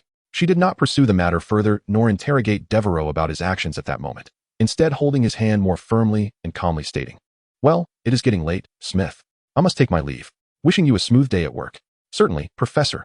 Take care on your way, Smith replied, watching them depart and affectionately ruffling Devereau's hair as if playfully teasing a child. Subsequently, Devero and Professor McGonagall made their way to the narrow room that Mrs. Flitwick had previously escorted him to, where only the elderly which remained. Professor McGonagall approached her and handed her an object, the specifics of which Devero could not discern. The witch, without raising her head, inquired, where to? Hogwarts Hospital Wing, came the response, and the woman nodded slightly. Then, from behind him, he picked up a filthy toilet seat. With a flourish of his wand and a chant of mentors, the seat began to tremble, emitting an unusual blue glow before gradually coming to a halt. Ding! New spell successfully added to the collection. Devero was taken aback to find himself learning a spell at that moment. However, he had no time to ponder the utility of this newfound incantation. His mind was solely preoccupied with whether Professor McGonagall had discovered his absence from the tea room. Professor McGonagall remained silent, simply taking the toilet seat from the elderly witch's hands and placing it on the ground for Devero to rest his fingers upon. Then, he heard the elder witch's calm voice instructing him, prepare yourself, 3, 2, 1. Suddenly, Devero felt a force tugging at his navel, and amidst a whirlwind of motion. He found himself landing smoothly this time, unlike the previous occasion when he had stumbled. Professor McGonagall merely cast him a glance before walking out. He looked at her, hesitated for a moment, then mustered the courage to inquire, "Professor, do you not have any questions for me?" McGonagall turned her head to look at him and asked in a mild tone, "What?" Devero scratched his head cautiously and replied, "About what the doctor said, that I was wandering around and such." Unexpectedly, McGonagall let out a soft chuckle. "If you are referring to your ruse of using a decoy to deceive the Aurors, I see no issue. Consider it as having completed your assignment for this week's Transfiguration class." Upon hearing this, Devero felt a weight lift off his shoulders and replied with a smile, "But Professor, I'm not required to do any assignments." McGonagall's expression darkened. "Oh, very well. From this day forth, you must complete your assignments." Devero instantly regretted his words, wishing he could slap himself. "Why do you even speak?" Chapter 107. The International Potioneers Conference postponed? The brewing techniques of Wolfbane Potion. So, the entire International Potioneers Conference has been postponed? Devero sat on the hospital bed in the Hogwarts Infirmary, his tone betraying his astonishment, as Madame Pomfrey insisted he remain hospitalized until the following Monday. "You experienced an attack even at St. Mungo's," she stated coldly. "Should there be any further disturbances, you shall remain here for another week." Although her words sounded harsh, for Devero, it was a blessing in disguise. The incident that had left him mute served as a barrier against the incessant inquiries from the ministry officials and Aurors, who were kept at bay by Madame Pomfrey. Now, the only visitors allowed to see him were Professor McGonagall and a few other faculty members. Standing before him at that moment was Professor Snape, recently recovered, his bandages removed, yet his face still bore a chilly demeanor, like a cloud that would never dissipate. Upon hearing this, Snape let out a cold laugh. Of course, after 2 incidents of dark wizard attacks within a week, the organizers of the International Exchange Conference would not postpone the event. Did they wish to welcome a 3rd attack? Devero nodded, then curiously inquired, "Professor, when do they plan to postpone it?" Snape maintained his usual demeanor, his tone remaining flat. Devero raised an eyebrow slightly. "The last time was at St. Mungo's hospital when Madame Proust mentioned that Durmstrang would send someone to repair the equipment for detecting soul states. Durmstrang is located near the North Sea, and it seems that the potioneer from Norway also came from that direction. Could there be a connection between these 2 matters?" He pondered for a while, but could not piece together the clues. "Well, normal classes will commence next week. The reason I mention this is to divert your thoughts from the International Exchange Conference. Your safety is of utmost importance. In the future, you must always be accompanied by an adult from the school when leaving. Do you understand?" Devereau's eyes widened in disbelief. Was it possible? Snape had actually uttered such warm-hearted words. However, before he could feel touched for even a moment, Snape resumed his familiar cold tone to assign tasks. "Moreover, do not forget about the potion brewing each evening. That last cauldron was entirely ruined because you neglected it for too long. Clean out the failed brew by next Monday and prepare a new one." Devero felt darkness descend before his eyes, as if reality had struck him hard. Indeed, the burdens of servitude were not to be diminished. With that, he turned to leave, but Devero hastily called out, "Professor, I have some questions regarding potions that I would like to consult you about." Snape turned around, raising an eyebrow in apparent surprise. "Oh, the potion prodigy wishes to consult me?" Devereau's lips twitched. Then he hastily offered flattery. No, your expertise far surpasses mine. There is no such thing as a potion genius here. I shall forever remain your humble apprentice." Upon receiving such compliments, Snape's mood appeared to lift, and Devero could distinctly see the corners of his mouth twitch upward. Feeling somewhat pleased, Snape stepped forward. Devero had 2 inquiries, one concerning potions for soul repair, and the other regarding potions related to werewolves. He decided to start with the simpler questions. Professor, actually, what I wish to ask is rather straightforward. It pertains to the potion for suppressing werewolf venom. What is the current cutting-edge research in the academic world regarding this?" As a potion spirit, Devero was well-versed in the intricacies of potion making and material composition. However, he was not entirely informed about the progress of potion research in the magical community, which is why he sought the assistance of Snape, a seasoned expert in the field. Upon hearing this, Snape cast a curious glance at Devero. "What has sparked your sudden interest in this matter?" "Forget it. I have no interest in knowing. However, I must correct you on one point. This condition is more accurately termed lycanthropy. In this field of study, Damcos Marcus is considered an authority, having been a student of Slytherin." Devero's eyes widened upon hearing the name. "Marcus?" Snape nodded slightly. "Indeed, he is a relative of Flinter Marcus." Devero was somewhat taken aback, surprised to uncover such a connection. If memory serves, his latest research was conducted 2 years ago, during which he claimed to have discovered a herb known as serious grass that could effectively mitigate the manic symptoms of lycanthropy. For some reason, Snape appeared somewhat disgusted when mentioning the name of this herb. Devero's interest was piqued. "Professor, do you know where I might procure such material?" Seeing Devero's excitement, Snape narrowed his eyes, regarding him with a hint of suspicion. Why do you inquire about this? What is your interest in lycanthropy? Devero immediately straightened his posture, gazing earnestly at Snape. Professor, since ancient times, the rift between humans and werewolves has persisted for far too long. I am deeply troubled by this situation. Snape snorted at his words and turned to leave. Devero quickly moved to grasp the professor's sleeve. Wait, Professor. I am serious. I truly have a solution regarding lycanthropy that you will find intriguing. Hearing this, Snape paused and looked at him. You truly have an idea? Devero stood tall, speaking with conviction. Professor, I dare assert that if you can obtain Sirius grass, I will provide you with a formula 100 times better than that of Damkos. Snape regarded Devero with skepticism. Only Sirius grass. Devero nodded emphatically, but added, of course, if you could actually procure a werewolf for me, the results would undoubtedly be even better. Snape's eyes flickered, clearly intrigued. Devero seized the moment to further ignite his interest, dramatically gesturing in front of his chest.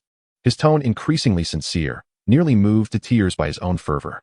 A proud smile appeared on Snape's face, but it quickly faded as he cleared his throat and said, Very well, I shall bring Sirius grass next Monday. You had better indeed provide me with the insights you profess. With that, he turned to leave. Watching Snape's retreating figure, Devero couldn't help but punch the air in triumph. Success. I've managed to deceive him once again. At that moment, a voice suddenly emerged from beneath his bed. Devero, are you planning to study werewolves? Are you all right, Melinda? The door to the soul fragment treatment room was gently pushed open, revealing a witch in a green nurse's uniform, her face etched with concern. Her gaze fell upon Plout sitting behind the desk. Plout was resting her forehead against her hand, eyes closed, seemingly regulating her breath. Upon hearing a sound, she opened her eyes, offering a weary smile and a slight shake of her head. I'm fine, Annie, she whispered, her tone tinged with fragility.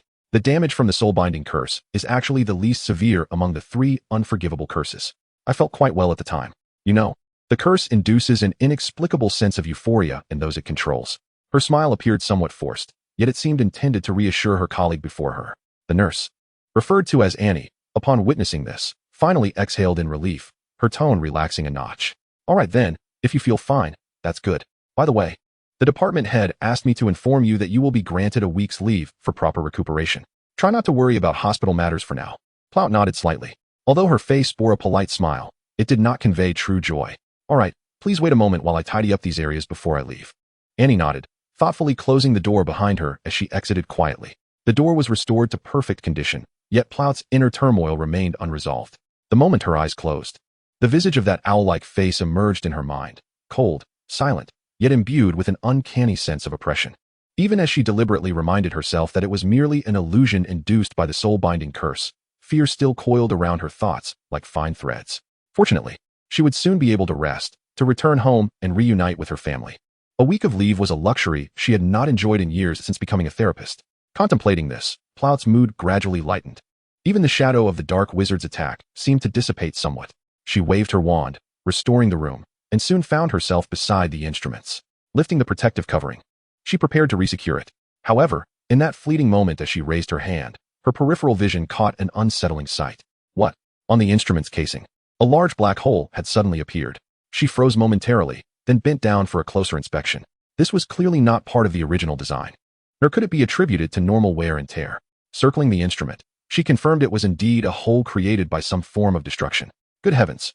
Plout exclaimed softly, her heart racing. She rubbed her temples, attempting to quell her rising anxiety. Could it be a rebound from a spell? Damn it, I didn't report this to the department head. Realizing that the department head had already sent an invitation to Professor Dumbledore to repair the instrument, Plout couldn't help but sigh, wondering if it was still possible to rectify the situation. After a moment of contemplation, she decided to assess the extent of the damage. Approaching the instrument, she lowered her head to peer into the hole.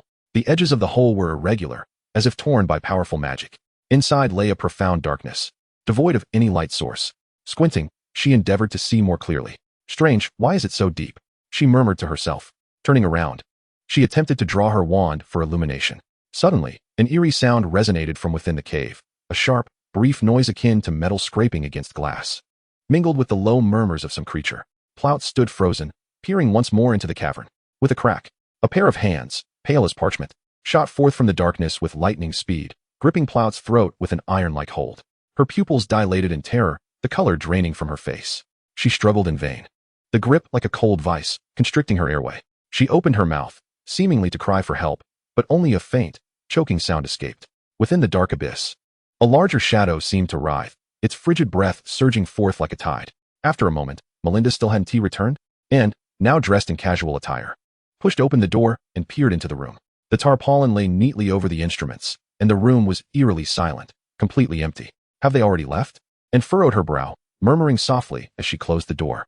At the instant the door clicked shut, a shadow beneath the instruments appeared to stir slightly before lapsing back into stillness. Chapter 108. The Weasley Twins Class-Cutting Invention. Werewolves in the Forbidden Forest? How did you two get in here?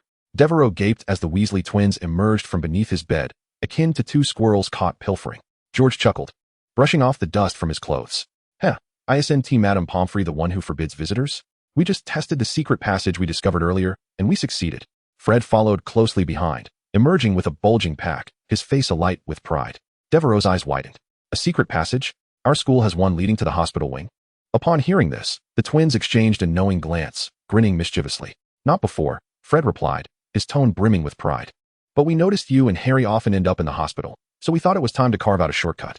Indeed. Hogwarts map doesn't even show this one. Exclusive concoction. Devero was nearly propelled off the bed in shock. Wait, what? You dug it yourselves? Hey, don't fret.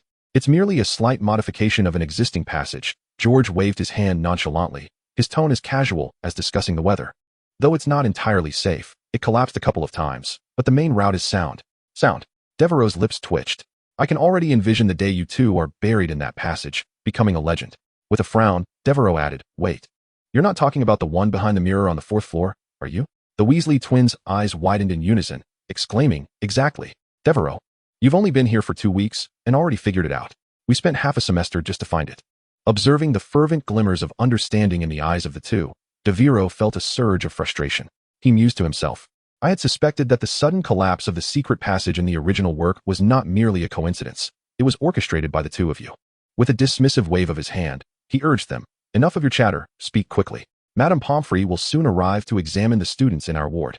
And for the future, do refrain from attempting to dig any more secret passages. You might inadvertently bring down Hogwarts. Devero, while hurrying them along, also reminded them of the potential consequences. Yet, it appeared that his words fell on deaf ears. The twins, oblivious to his sarcasm, approached him with delight. Fred, rummaging through his backpack, said with an air of mystery, Devero, we have come to show you something splendid. With that, he extracted a large crystal ball from the depths of his bag.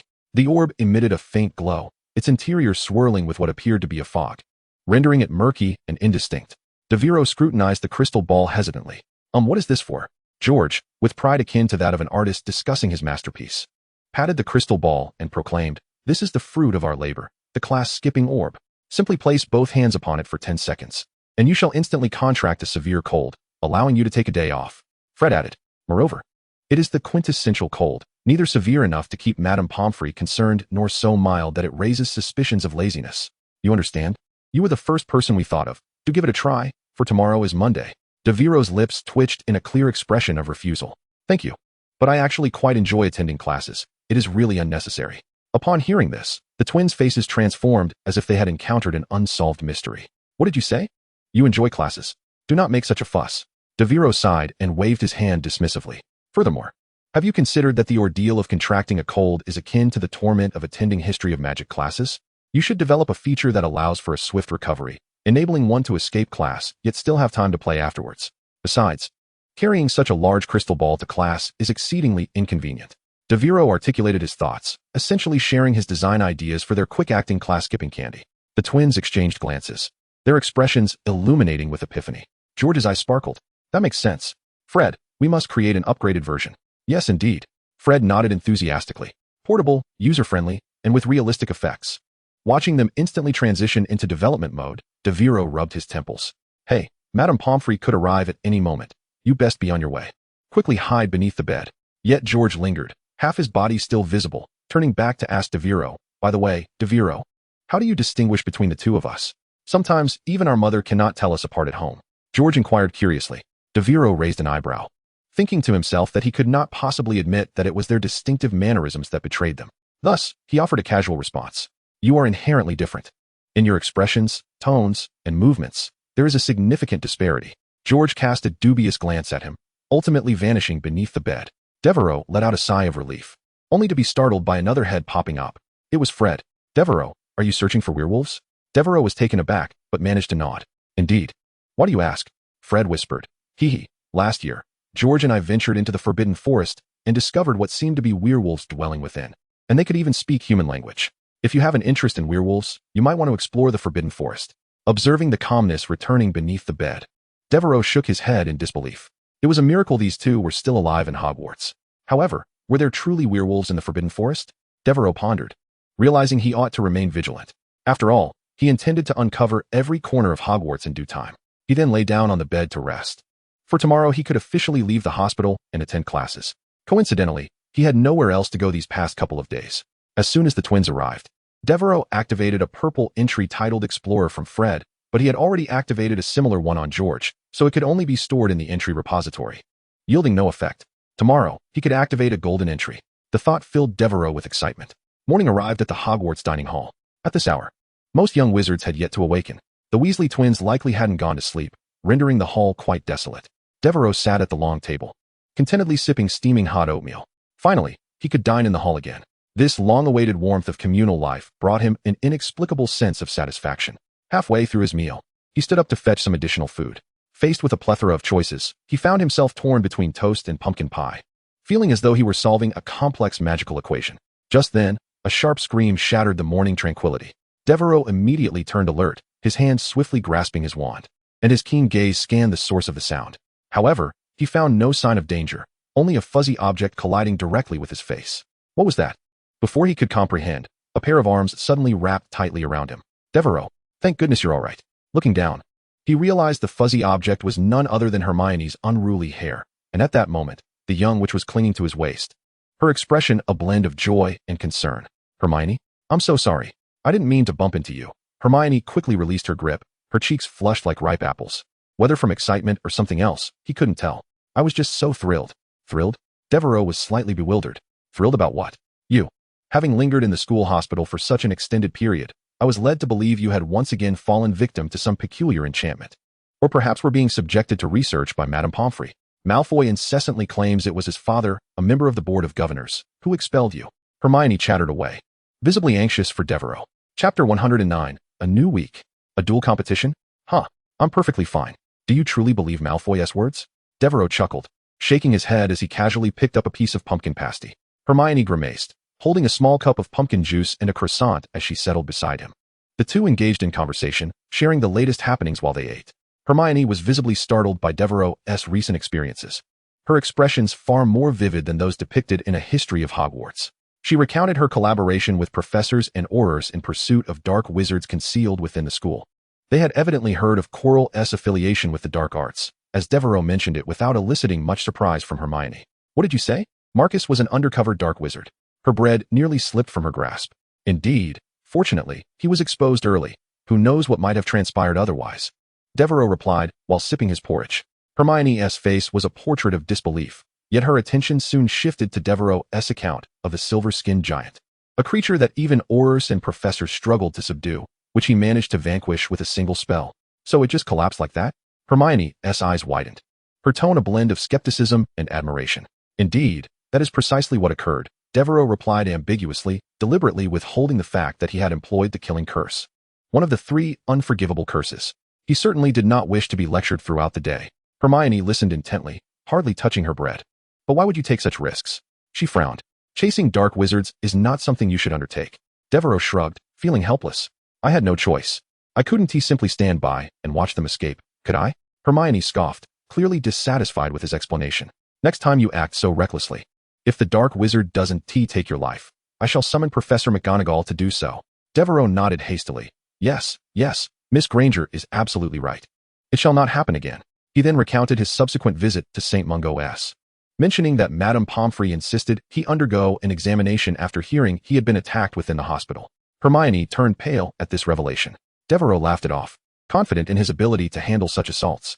Hermione shot him a fierce glare. You downplay it. What if they had been stronger? What if you had been injured? Could you not show a modicum of concern for your own life? She persistently admonished Devero to exercise caution. He smiled and nodded in acknowledgement. Before long, more individuals began to arrive in the dining hall, and they finished their breakfast. The 2 individuals departed from the grand auditorium, with Hermione animatedly recounting her recent adventures in Hogsmeade alongside Harry and Ron. They had explored various shops together, and she exclaimed, the sweets from Honeydukes are absolutely delightful. I purchased some sugar quills and a few flying fish. I shall let you sample them at lunch. She continued. And the taste of butterbeer at the Three Broomsticks exceeded my expectations. Devero listened with a smile, reflecting that being able to visit Hogsmeade in their first year was indeed a fortunate turn of events. Presently, Devero only shared Transfiguration class with them, and it struck him that he was already familiar with the term Transfiguration Spirit. Attending first-year classes felt somewhat redundant, and he considered speaking with Professor McGonagall after class about joining the upper-year courses instead. As they conversed, they reached the entrance to the dining hall, where they unexpectedly encountered Draco Malfoy. Malfoy stared at them, wide-eyed, as though he had seen a ghost. "Why you?" he stammered.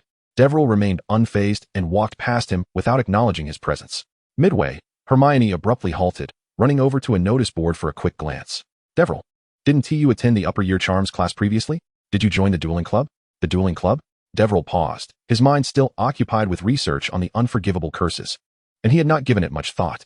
"I did not attend," he replied, shaking his head. Hermione nodded in understanding. "That's reasonable, considering all you've been through lately. However, it's a pity. I heard Professor Flitwick mention that the champion would receive a particularly powerful dueling spell." "A particularly powerful spell?" Devero's eyebrows raised, his eyes sparkling with interest. "Indeed. It is said to be a hidden charm that Professor Flitwick won during his youth as a dueling champion." Hermione lamented. "If only you had the time to participate. You would surely have a great chance." Standing still, Devero's lips curled into a slight smile. "A hidden charm? Quite intriguing." He and Hermione continued their discussion until they arrived at the Transfiguration classroom, at which point they parted ways. Devero made his way to the Slytherin area, where, as soon as he sat down, Harry and Ron eagerly waved at him. However, they had arrived at the classroom just in time, and as they stepped over the threshold, Professor McGonagall's stern gaze fell upon them. Devero glanced at Malfoy and his entourage nearby, whose expressions resembled that of individuals who had just swallowed a toad. They looked utterly bewildered, as if he were not meant to be present in that space at all. Naturally, Devero paid them no mind. The lesson that day focused on the basic transfiguration of matches into needles, a task that most students managed to accomplish successfully. Only Neville and a few classmates struggled, with Neville's little match producing a few strands of wire at its tip, unable to transform into a true needle. He was visibly distressed, sweating profusely as he attempted the spell repeatedly to no avail. Devero felt a pang of compassion, contemplating a desire to assist him. However, transfiguration differed significantly from potions. It often demanded the innate talent and precise control of the caster. At Neville's current level, external guidance would prove largely ineffective. Malfoy, observing Neville's escalating anxiety, began to snicker quietly with his entourage, their voices carefully calibrated to be audible to Gryffindor, yet just beyond Professor McGonagall's hearing. With a sense of triumph, Malfoy casually transformed a matchstick into a needle, only to revert it back to a matchstick moments later. "Oh, what difficulty is this? How can some people simply not learn?" he remarked, prompting his followers to echo his mockery. Upon hearing this, Neville's complexion paled further, and his grip on his wand tightened. At that moment, Devero suddenly conceived a brilliant idea. He seized a matchstick, flicked his wand gently, and whispered an incantation. Instantly, the matchstick contorted and morphed into a white dove, which flapped its wings and soared gracefully to the ceiling, circling elegantly in the air. "Good heavens! Is that alive?" Gasps erupted throughout the classroom as students looked up, their gazes following the dove in awe. Who had achieved such a feat? Transforming a matchstick into a living creature. Extraordinary. I can barely make a matchstick tremble. Yet someone has made it fly. Who else could it be but Devero? No one else possesses such remarkable skill. In an instant, all eyes turned toward Devero, filled with admiration and reverence. Although they had gradually grown accustomed to his continual surprises, the transformation of an inanimate object into a living dove was a feat of transfiguration they had only witnessed from Professor McGonagall herself. Standing at the front of the classroom, McGonagall raised an eyebrow slightly, yet her expression revealed no particular astonishment. She was well aware of Devero's talents. "Excellent work, Devero, 15 points to Slytherin," she declared, her tone maintaining its usual seriousness, though a hint of approval glimmered in her eyes. However, after announcing the points, McGonagall surveyed the classroom and solemnly reminded them, "I must reiterate that no matter how gifted one may be, every student is required to complete the assigned homework." As she spoke, her gaze intentionally fixed upon Devero, her tone laden with significance. Devero shrugged, feigning innocence as he raised his hands in a gesture of surrender. "Professor, I have always submitted my assignments on time." Yet, it was not for the applause or cheers that Devero had performed this act. He maneuvered the dove to fly above Malfoy and his companions, swiftly leaving a rather warm surprise atop their heads. The three of them recoiled in shock, with Goyle even tearing off his school uniform in alarm. Professor McGonagall's expression darkened, and she deducted 10 points from both Devero and Goyle.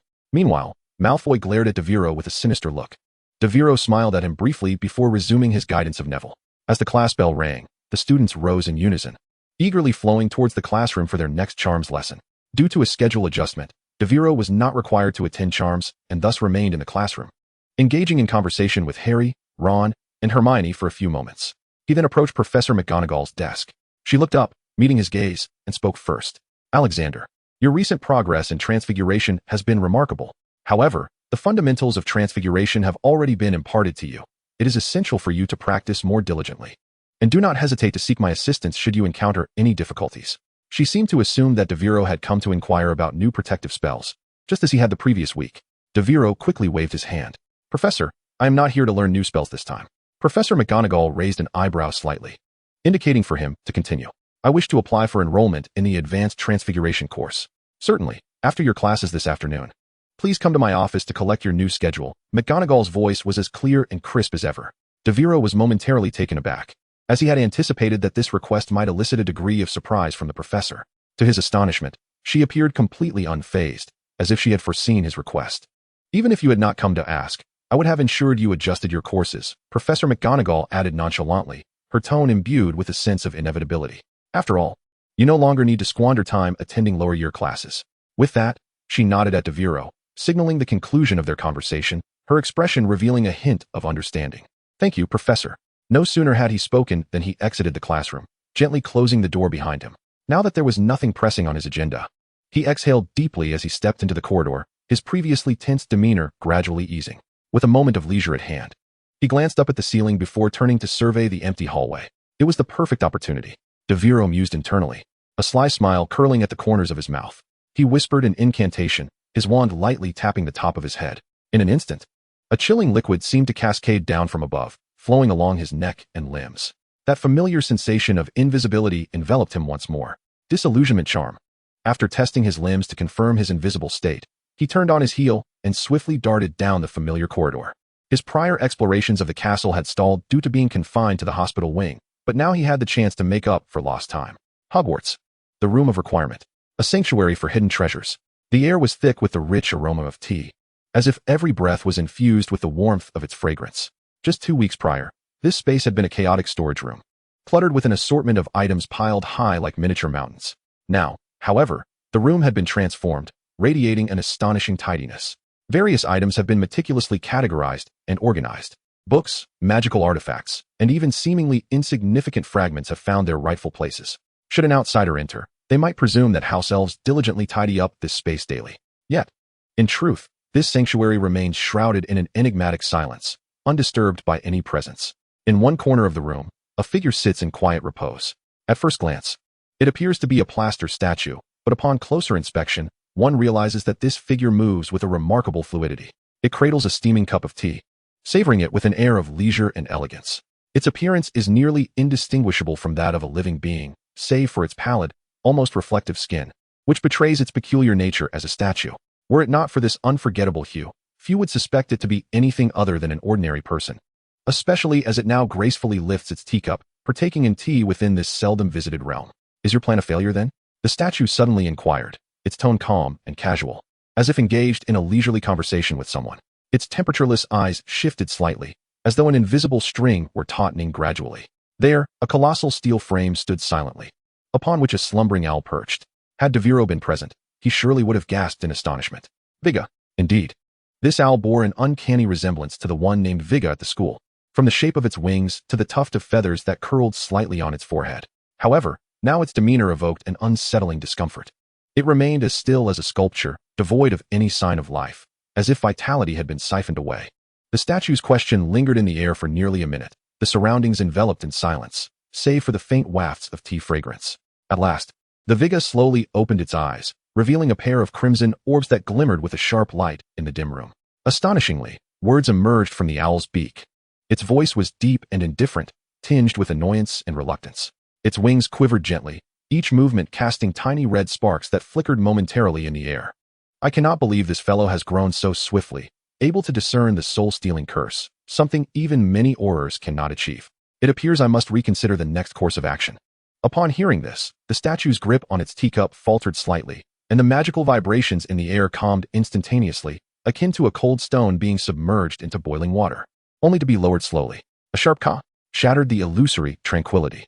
Next time, the statue murmured, its tone growing frigid. I have already informed you that you have, but this one opportunity. Its gaze bore into Viga's, the moment of their shared glance, charged with intensity. The air seemed to grow suddenly heavy, enveloped by an invisible pressure that pervaded the entire room. Why? Viga's voice lowered slightly, his gaze sharp as crimson flames, as if attempting to pierce the very will of the plaster statue before him. Yet the statue remained unflinching, its eyes icy and resolute, offering no retreat. For he is my student. This declaration struck like a hammer, shattering the tension that hung in the air. The two continued their silent confrontation, their eyes interwoven with vigilance and veiled threats. Ultimately, Viga let out a disdainful snort, flapping his wings to stir a faint current of air. His tone dripped with scorn. Do you truly believe yourself safe? Merely possessing a singular existence grants you the audacity to make such a decision? Without my alliance, you will inevitably meet with ruin. No sooner had the words left his lips than he leapt abruptly, soaring towards an unassuming cabinet in the corner of the room. Upon alighting atop it, his tone grew laden with significance. Good luck, Ravenclaw. With that, he vanished into the cabinet, disappearing from view. The statue's gaze lingered where Viga had been, its profound eyes seemingly swirling with a tumult of complex emotions, perhaps anger, perhaps doubt, inscrutable to the observer. You too, Tom, he spoke in a low voice, imbued with a chilling intensity. The aroma of tea gradually dissipated, and the room once again fell into a deathly silence. In the dungeons of Hogwarts, within the dedicated laboratory of the potions professor, a nauseating stench of residue pervaded the air. Good heavens! What sins did I commit in my past life to be condemned to such labor? Devero scrubbed vigorously at a massive black cauldron, the steel wool screeching against its bottom. His face was etched with agony, beads of sweat trickling down his forehead, sticky as the remnants in the cauldron. This very pot had been employed the previous week to brew a complex potion. Yet due to the ambush by Quirrell that had sent both Devero and Snape to the hospital wing, no one had tended to it. Consequently, it had been abandoned, and the potion's residues had corroded the interior, transforming it into a hardened, dark brown substance. Devero was left to clean the cauldron's remnants, and to make matters worse, the potion's residues bore a peculiar magical resistance, rendering even cleaning charms ineffective. This signified that the arduous task could only be accomplished manually. Such labor was hardly fit for a student. As Devero muttered under his breath, gritting his teeth in determination, the steel wool in his hands had become utterly deformed. At that moment, the laboratory door swung open abruptly. How long do you intend to scrub? Do you plan to spend the night in this laboratory? Snape's voice was cold and sharp, as if a chilling wind had swept into the room. He stood at the threshold, his black cloak swaying slightly behind him, a paper bag in hand containing something exuding a peculiar odor. Devero clenched his jaw, cursing inwardly, yet dared not retort. His hands continued to vigorously scrub the pot, wishing he could crush the steel wool to vent his frustration. However, he noticed Snape's voice suddenly falter for a moment. Following his gaze, Devero saw another figure slowly entering from behind Snape. Upon seeing the newcomer, Devero was taken aback. He had not anticipated this individual's arrival this evening at all. Chapter 111. He's off work. An innovative potion brewing method. Professor Dumbledore, what brings you here? Devero exclaimed in astonishment as he set down the steel wool and wiped the beads of sweat from his forehead.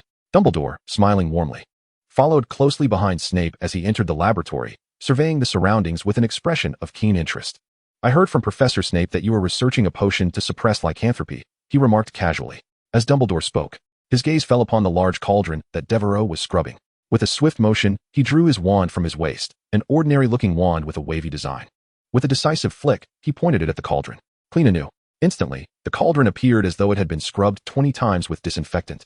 Looking brand new before the three of them, Dumbledore gazed at his handiwork with satisfaction and waved his wand again, causing the water stains to evaporate in an instant. However, at the moment the wand appeared, Devereaux's eyes widened in astonishment. He felt an immense allure emanating from the wand, and in an instant, he gleaned information about it in his mind.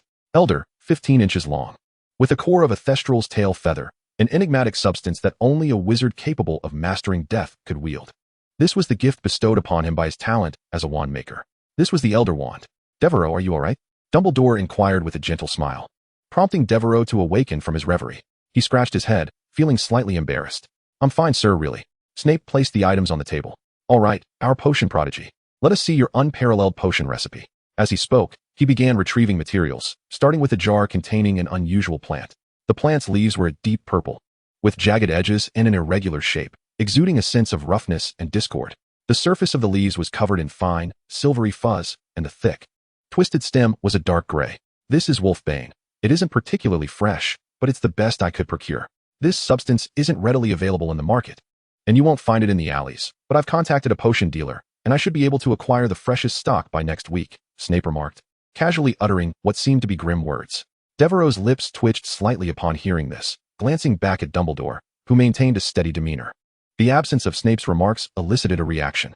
Subsequently, Snape retrieved a large glass jar from his bag, containing a massive wolf's claw, steeped in a mysterious green liquid. It dawned upon Devero that he had indeed encountered this claw in Snape's storeroom previously. The werewolf he requested is already in contact, but reaching here will take some time. They are, after all, not the most mobile, Snape remarked, casting a sidelong glance at Dumbledore. He placed the jar containing the claw heavily upon the table. For now, you shall use this claw, which I severed from a werewolf approximately 8 years ago. Although it has been preserved in a protective potion, its magical properties should not have entirely dissipated and may serve as a reference.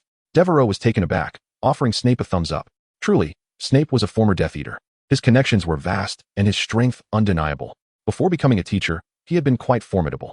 Now that the materials are prepared, present the formula. Do not keep me waiting too long. Snape placed his hands on his hips, exhaling deeply, and raised an eyebrow at Devero, who was also watching him. Go ahead, Devero. You are more than capable. Dumbledore regarded the young lad with kindness, offering encouragement.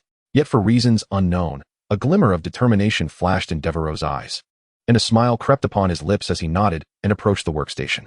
With newfound confidence, he strode past Snape, ascended the chair, and with all his might, maneuvered the colossal wolf's claw before him. He regulated his breathing and instantly entered a state of meditative focus, beginning to scrutinize the claw. This was Devereau's way of synthesizing his current abilities. He would then utilize the talents bestowed by his various attributes to solve the problem with remarkable fluidity. Meanwhile, Dumbledore observed Devero, now wholly engrossed, with a faint smile. It seems we are of little assistance for the time being. Perhaps we should relax? With a flourish of his hand, 2 comfortable floral-patterned armchairs materialized in the air. He gestured invitingly towards Snape. Snape frowned slightly, clearly reluctant about such a leisurely arrangement. However, under Dumbledore's enthusiastic invitation, he begrudgingly took a seat, though his expression remained rigid and his posture decidedly awkward. Devero paid them no mind. Wholly absorbed in examining the wolf's claw, analyzing its internal structure and viral components. As time ticked by, the night outside deepened, and moonlight streamed through the narrow windows, enveloping the laboratory in a serene, chilly stillness. After Dumbledore stifled a yawn, Devero finally diverted his gaze from the claw to the nearby Sirius grass. He carefully inspected it, opened the jar, and extracted one of the plants. It was then that he discerned a peculiar metallic scent emanating from the grass. The scent was exceedingly pungent. Devero furrowed his brow, realizing why the wolfsbane potion in the original text was so distasteful. He cautiously extracted a sprig of aconite, inhaled deeply to discern its essence, and a faint smile graced his lips, indicating he had formulated a plan. With this thought in mind, he approached the large cauldron that Dumbledore had just organized. The 2 professors behind him were perplexed by his actions, craning their necks to see what he intended to do. Devero drew his wand from his waist and pointed it at the cauldron. Pure water arise. Instantly, a stream of crystal-clear water surged forth, swiftly filling the bottom of the cauldron. Dumbledore's eyes lit up at the sight. This incantation was typically mastered only by 6th-year students. In essence, it was not merely a spell, but a transfiguration charm. The fact that Devero could wield it demonstrated that his transfiguration skills were at least on par with those of a 6th-year student. He had previously heard Professor McGonagall mention that Devereau's transfiguration prowess even extended to the art of animated transfiguration. Yet at that time, he had assumed Devero was simply exceptionally gifted. Now, it was evident that his foundational spell work was remarkably solid. Next, Devero directed his wand towards the stove beneath the cauldron. Flames ignite. A roaring fire erupted immediately. He then poured most of the jar of aconite that Snape had brought into the cauldron and stirred it a few times with a large spoon, nodding in satisfaction before covering the cauldron with its lid.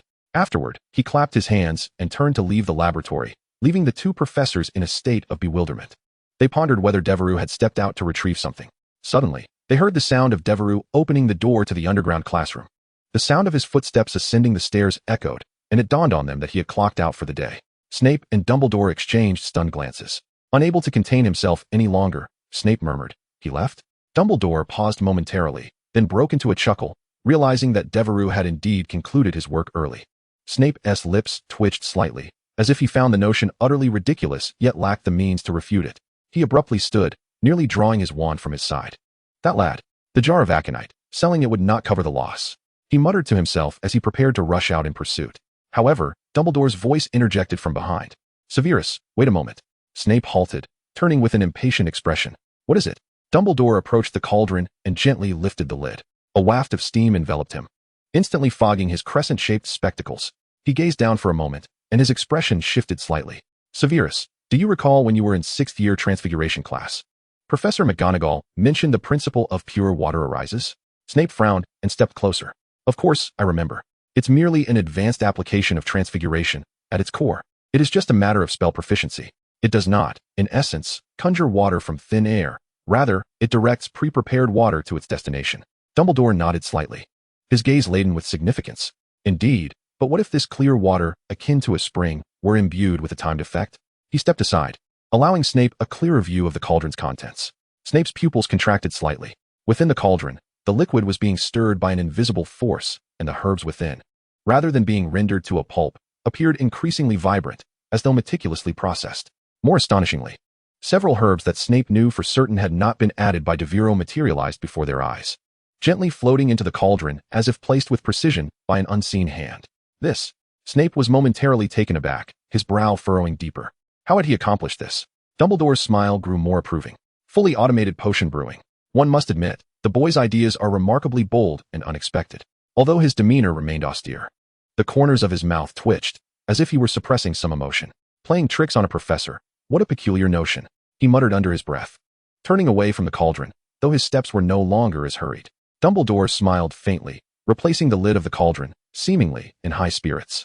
Severus, sometimes it is not a bad thing to let down your guard a little. Chapter 112, The Alchemical Prodigy. A midnight duel? Devero strolled through the moonlit corridors of the school, his spirits exceptionally high. The reason was simple. He had received a golden descriptor from Dumbledore. Alchemical Prodigy, gold possessing an extraordinary talent in alchemy, capable of perceiving the hidden truths beneath alchemical laws, destined to become a master alchemist. Indeed, Devero was now an alchemical prodigy. However, if it were merely a golden descriptor, it would not hold much significance for him, as he already possessed a sufficient number of golden descriptors. What truly exhilarated him was that this was, astonishingly, an experience-related descriptor. Yes, this marked Devero's first golden experience-related descriptor. This implied that Dumbledore had fully realized his talent in the field of alchemy. At the moment he loaded the replicated descriptor, he nearly lost his composure, almost leaping in the laboratory. In that instant, he became one of the preeminent alchemical masters in the world. Indeed, Devero could now, to a certain extent, create a philosopher's stone. Of course, it would be of inferior quality, and he might not necessarily acquire the materials, but it was still quite impressive. The core objectives of alchemy have always been twofold: immortality and the transmutation of base metals into gold, which are precisely the primary functions of the philosopher's stone. Supporting these goals is a principle that pervades the entirety of alchemy: equivalent exchange. Yet, the allure of alchemy extends far beyond this, in the pursuit of its mysteries. Numerous byproducts have emerged, such as ritual magic, elemental magic, and even the crafting of magical artifacts. Items such as wands and flying broomsticks, closely associated with alchemy, have indelibly shaped the daily lives of modern wizarding society. However, Devero had previously benefited from the title of Genius Wandmaker, facilitating his intuitive mastery of wand crafting without systematic study in alchemy. It is no wonder that Dumbledore once remarked that he possessed a wealth that could never be exhausted in a lifetime. Furthermore, his exceptional proficiency in fire-related spells is not merely a gift, but rather a hallmark of an alchemical master. As for immortality, this holds little concern for Devero, as he finds himself at an age where the specter of aging is the least of his worries. Presently, he is far more preoccupied with how to optimally harness his newfound abilities. Even if he were to abandon his roles in teaching and potion-making, his unparalleled alchemical expertise would undoubtedly make him a sought-after individual among various global organizations. Devero felt an exhilarating sense of promise for his future, which contributed to his buoyant mood. He was almost eager to rush to his laboratory in the wish-granting room to conjure some gold, which he could then sell in Diagon Alley, achieving financial independence and liberating himself from Snape's control. Moreover, combining his talents with those of a mischief inventor, he contemplated whether he could create some magical items reminiscent of those provided by the Weasley twins to the Ministry of Magic.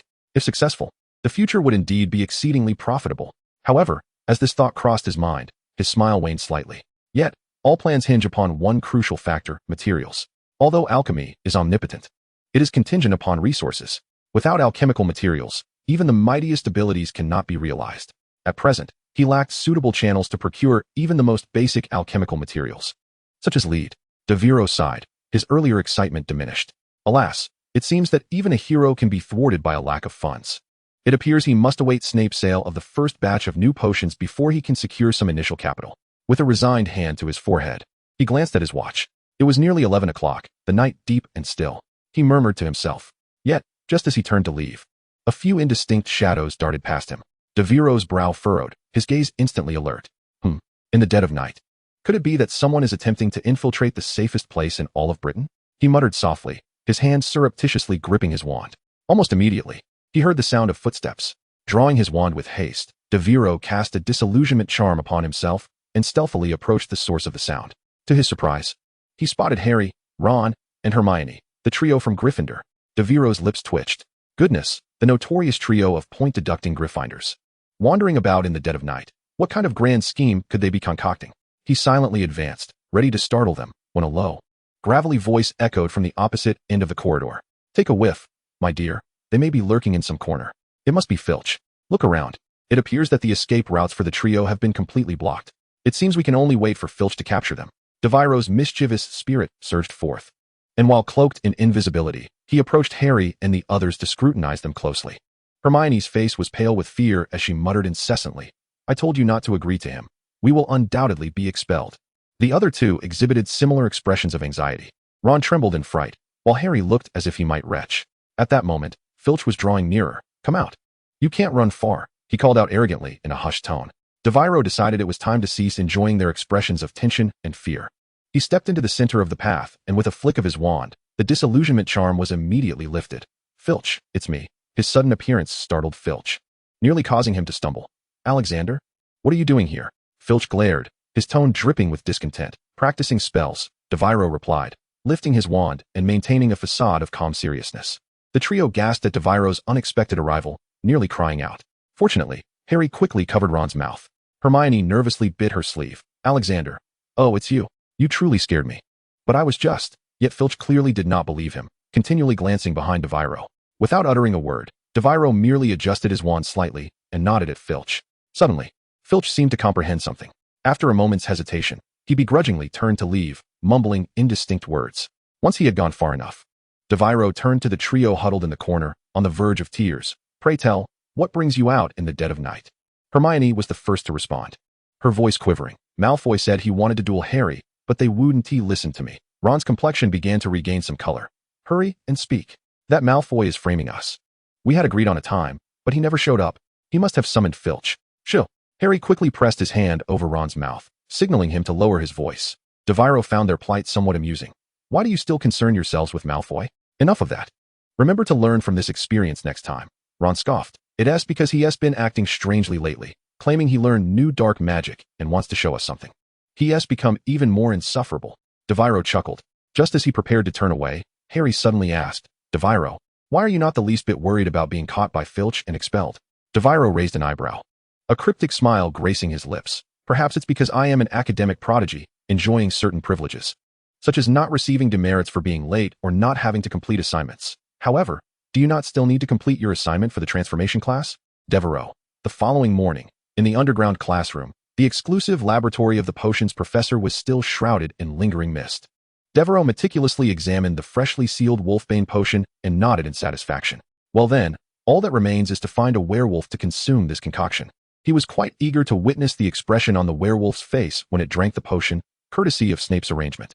Subsequently, he turned and utilized his self-developed automatic potion brewing technology to commence the preparation of the next batch of complex elixirs. With the aid of this new technology, he need not fear a repeat of the last time's sticky situation. As the brewing apparatus operated steadily and everything was prepared, he clapped his hands and glanced at the time. It was nearly time for class. Devero scratched his head. After all, it wouldn't hurt to make the trip. He murmured to himself, waving his wand casually, and his bag flew steadily into his hand. Inspecting his bag filled with books, he mused, it is time for a seamless extension. He meticulously checked the contents of his bag, confirming everything was in order before striding out of the laboratory towards the classroom. Chapter 113, Undercover Rumors? A new professor of defense against the dark arts. The moment Devero stepped into the defense against the dark arts classroom, all eyes turned to him. It was as if he were a monkey in a zoo. Their gazes reflected curiosity, admiration, and wariness. However, the mysterious disappearance of Marcus and Chilo's identity as a dark wizard had led many to harbor doubts regarding Devero's true nature. While numerous individuals still considered Devero a good person, based on his established character, many upperclassmen unfamiliar with him could not fully accept this notion. Thus, whispers insinuating that Devero was an undercover dark wizard began to circulate. Of course, Devero was unconcerned. His focus lay solely on acquiring knowledge from the class. He made his way directly to his seat, noticing that a considerable number of surrounding positions were conspicuously vacant, as others seemed to deliberately avoid him. Just as he was about to pull out his textbook, an unexpected individual approached and unhesitatingly sat beside him. It was Wells, the fellow who had once ridiculed him in class. Not only that, but once seated, he bluntly inquired amidst the curious gazes of others, "Are you a dark wizard?" Devero was momentarily taken aback, then shook his head. "No, not at the moment." Wells nodded without changing his expression and continued, "Historically, the leaders of dark wizards have been referred to as Dark Lords, each possessing countless followers. This is a significant reason for their influence over the entire magical community. Mr. Alexander, as soon as you give the command, I shall support you as the third-generation Dark Lord. I wish to be your loyal servant." Devero nodded, comprehending the situation. This individual was quite deranged. Devero nodded in agreement. "Wait patiently. I shall unify Europa in due time, and I shall not forget you. However, your paramount duty at this moment is to listen attentively and refrain from disturbing me. Do you comprehend? Engaging with someone seemingly unhinged requires a light-hearted approach." Wells nodded earnestly in response and began to peruse his textbook, diligently preparing for the day's lesson. Devero cast a sidelong glance at this overly focused individual, his mouth twitching slightly as he let out an exasperated sigh. He lifted his gaze, surveying the classroom, only to find that everyone he glanced at feigned interest in their books, with some even hastily scribbling with quills, fearful of making eye contact with him. The atmosphere of scholarly pursuit was markedly more intense than the previous week, Devero noted inwardly. Unbeknownst to him, Wells' earlier proclamation had spread with astonishing rapidity among the students. Devero was to become the third Dark Lord. This tidbit of news traveled through the sixth-year Ravenclaw and Hufflepuff cohorts as if enchanted, enveloping them in a shroud of trepidation. Fearful of attracting the gaze of the future Dark Lord and incurring his wrath, even the mere mention of Devero's name was now approached with caution, replaced by vague euphemisms. Oblivious to the turmoil he had unwittingly caused, Devero awaited the commencement of the lesson with utmost seriousness. At that moment, he had unknowingly ascended to a new echelon of notoriety. Just then, the classroom door creaked open, and a figure stepped inside. Instantly, every eye was drawn towards him. A black man. No, that description fell short. This individual possessed an exceptionally profound hue, almost transcending human comprehension. He entered the classroom clad in a meticulously tailored vintage English suit, a stark contrast to the customary robes worn by other professors. He emanated a peculiar aura, one that was both elegant and imbued with an ineffable sense of authority. Curiously, he bore no teaching materials, gliding effortlessly to the lectern. Devero regarded this presumably new professor with intrigue. "Greetings, everyone," the remarkably dark-skinned professor began, his voice deep yet melodious, carrying an innate allure. As he spoke, he surveyed the classroom, smiling as he added, "My full name is Kemis Phaloros. You may call me Professor Phaloros."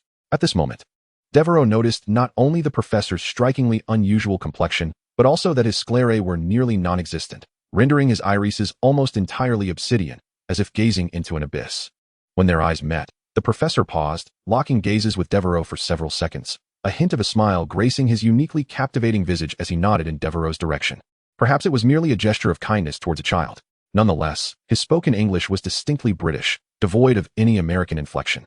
Subsequently, the lesson commenced, and Professor Phaloros formally began his lecture. "I have reviewed the syllabus from the previous instructor," he remarked with a light chuckle, his tone laced with playful irony. "Indeed, it is quite thoughtful. However, to speak candidly, such content feels somewhat antiquated." Moisfellows remarked with a faint smile, eliciting surprise from the entire class. After 6 years of schooling, no one had ever dared to critique a former professor's curriculum, not even someone as eccentric as Cairo. Moisfellows continued, his demeanor composed. "The modern interpretation of dark magic has long since evolved into a more intricate and potent system. Should you remain ensnared by this 30-year-old syllabus, you may find yourselves obsolete in the face of progress." With a slight upward curve of his lips, he added, and with that, he descended from the podium. "Apologies." Moisfellows approached the student seats, nodding slightly, his posture remarkably graceful. "I am not accustomed to casting spells with a wand, hence I do not carry one with me. Might any of you be willing to lend me a wand?" His gaze swept over the crowd, eventually resting upon Wells, who sat beside Devero. This student, Moisfellows spoke softly. "May I borrow your wand?" Wells, taken aback, instinctively nodded and handed it over. The class buzzed with curiosity about what this peculiar professor might demonstrate. At this moment, the professor had approached within 3 meters of Devero. A flicker of intrigue surged through Devero, prompting him to access the professor's profile, eager to unveil his secrets. Yet, as the panel appeared, his pupils dilated in shock. Name, K. Moistfellows. Age, unknown. Spell repository, unknowable. Entries, unknowable. Chapter 114, The Essence of Dark Magic? Soul Magic? Devero found himself frozen, paralyzed by the revelation. This was the first instance he had encountered where the system could not probe into the target's information. What did this signify? He was uncertain, yet one thing was abundantly clear. This professor, K. Moistfellows, possessed unfathomable strength, far surpassing his own. Fortunately, it seemed the professor remained unaware of Devero's unease.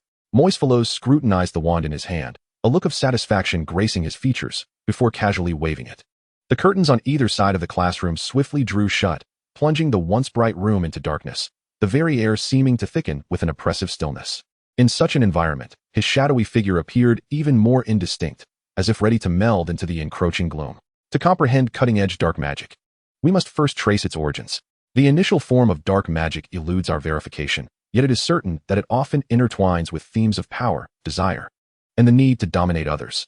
He glided among the students, his presence ghostly and ethereal. Dark magic encompasses numerous branches. At its core lies incantation-based dark magic. Yet it is through its amalgamation with other disciplines that boundless possibilities truly emerge.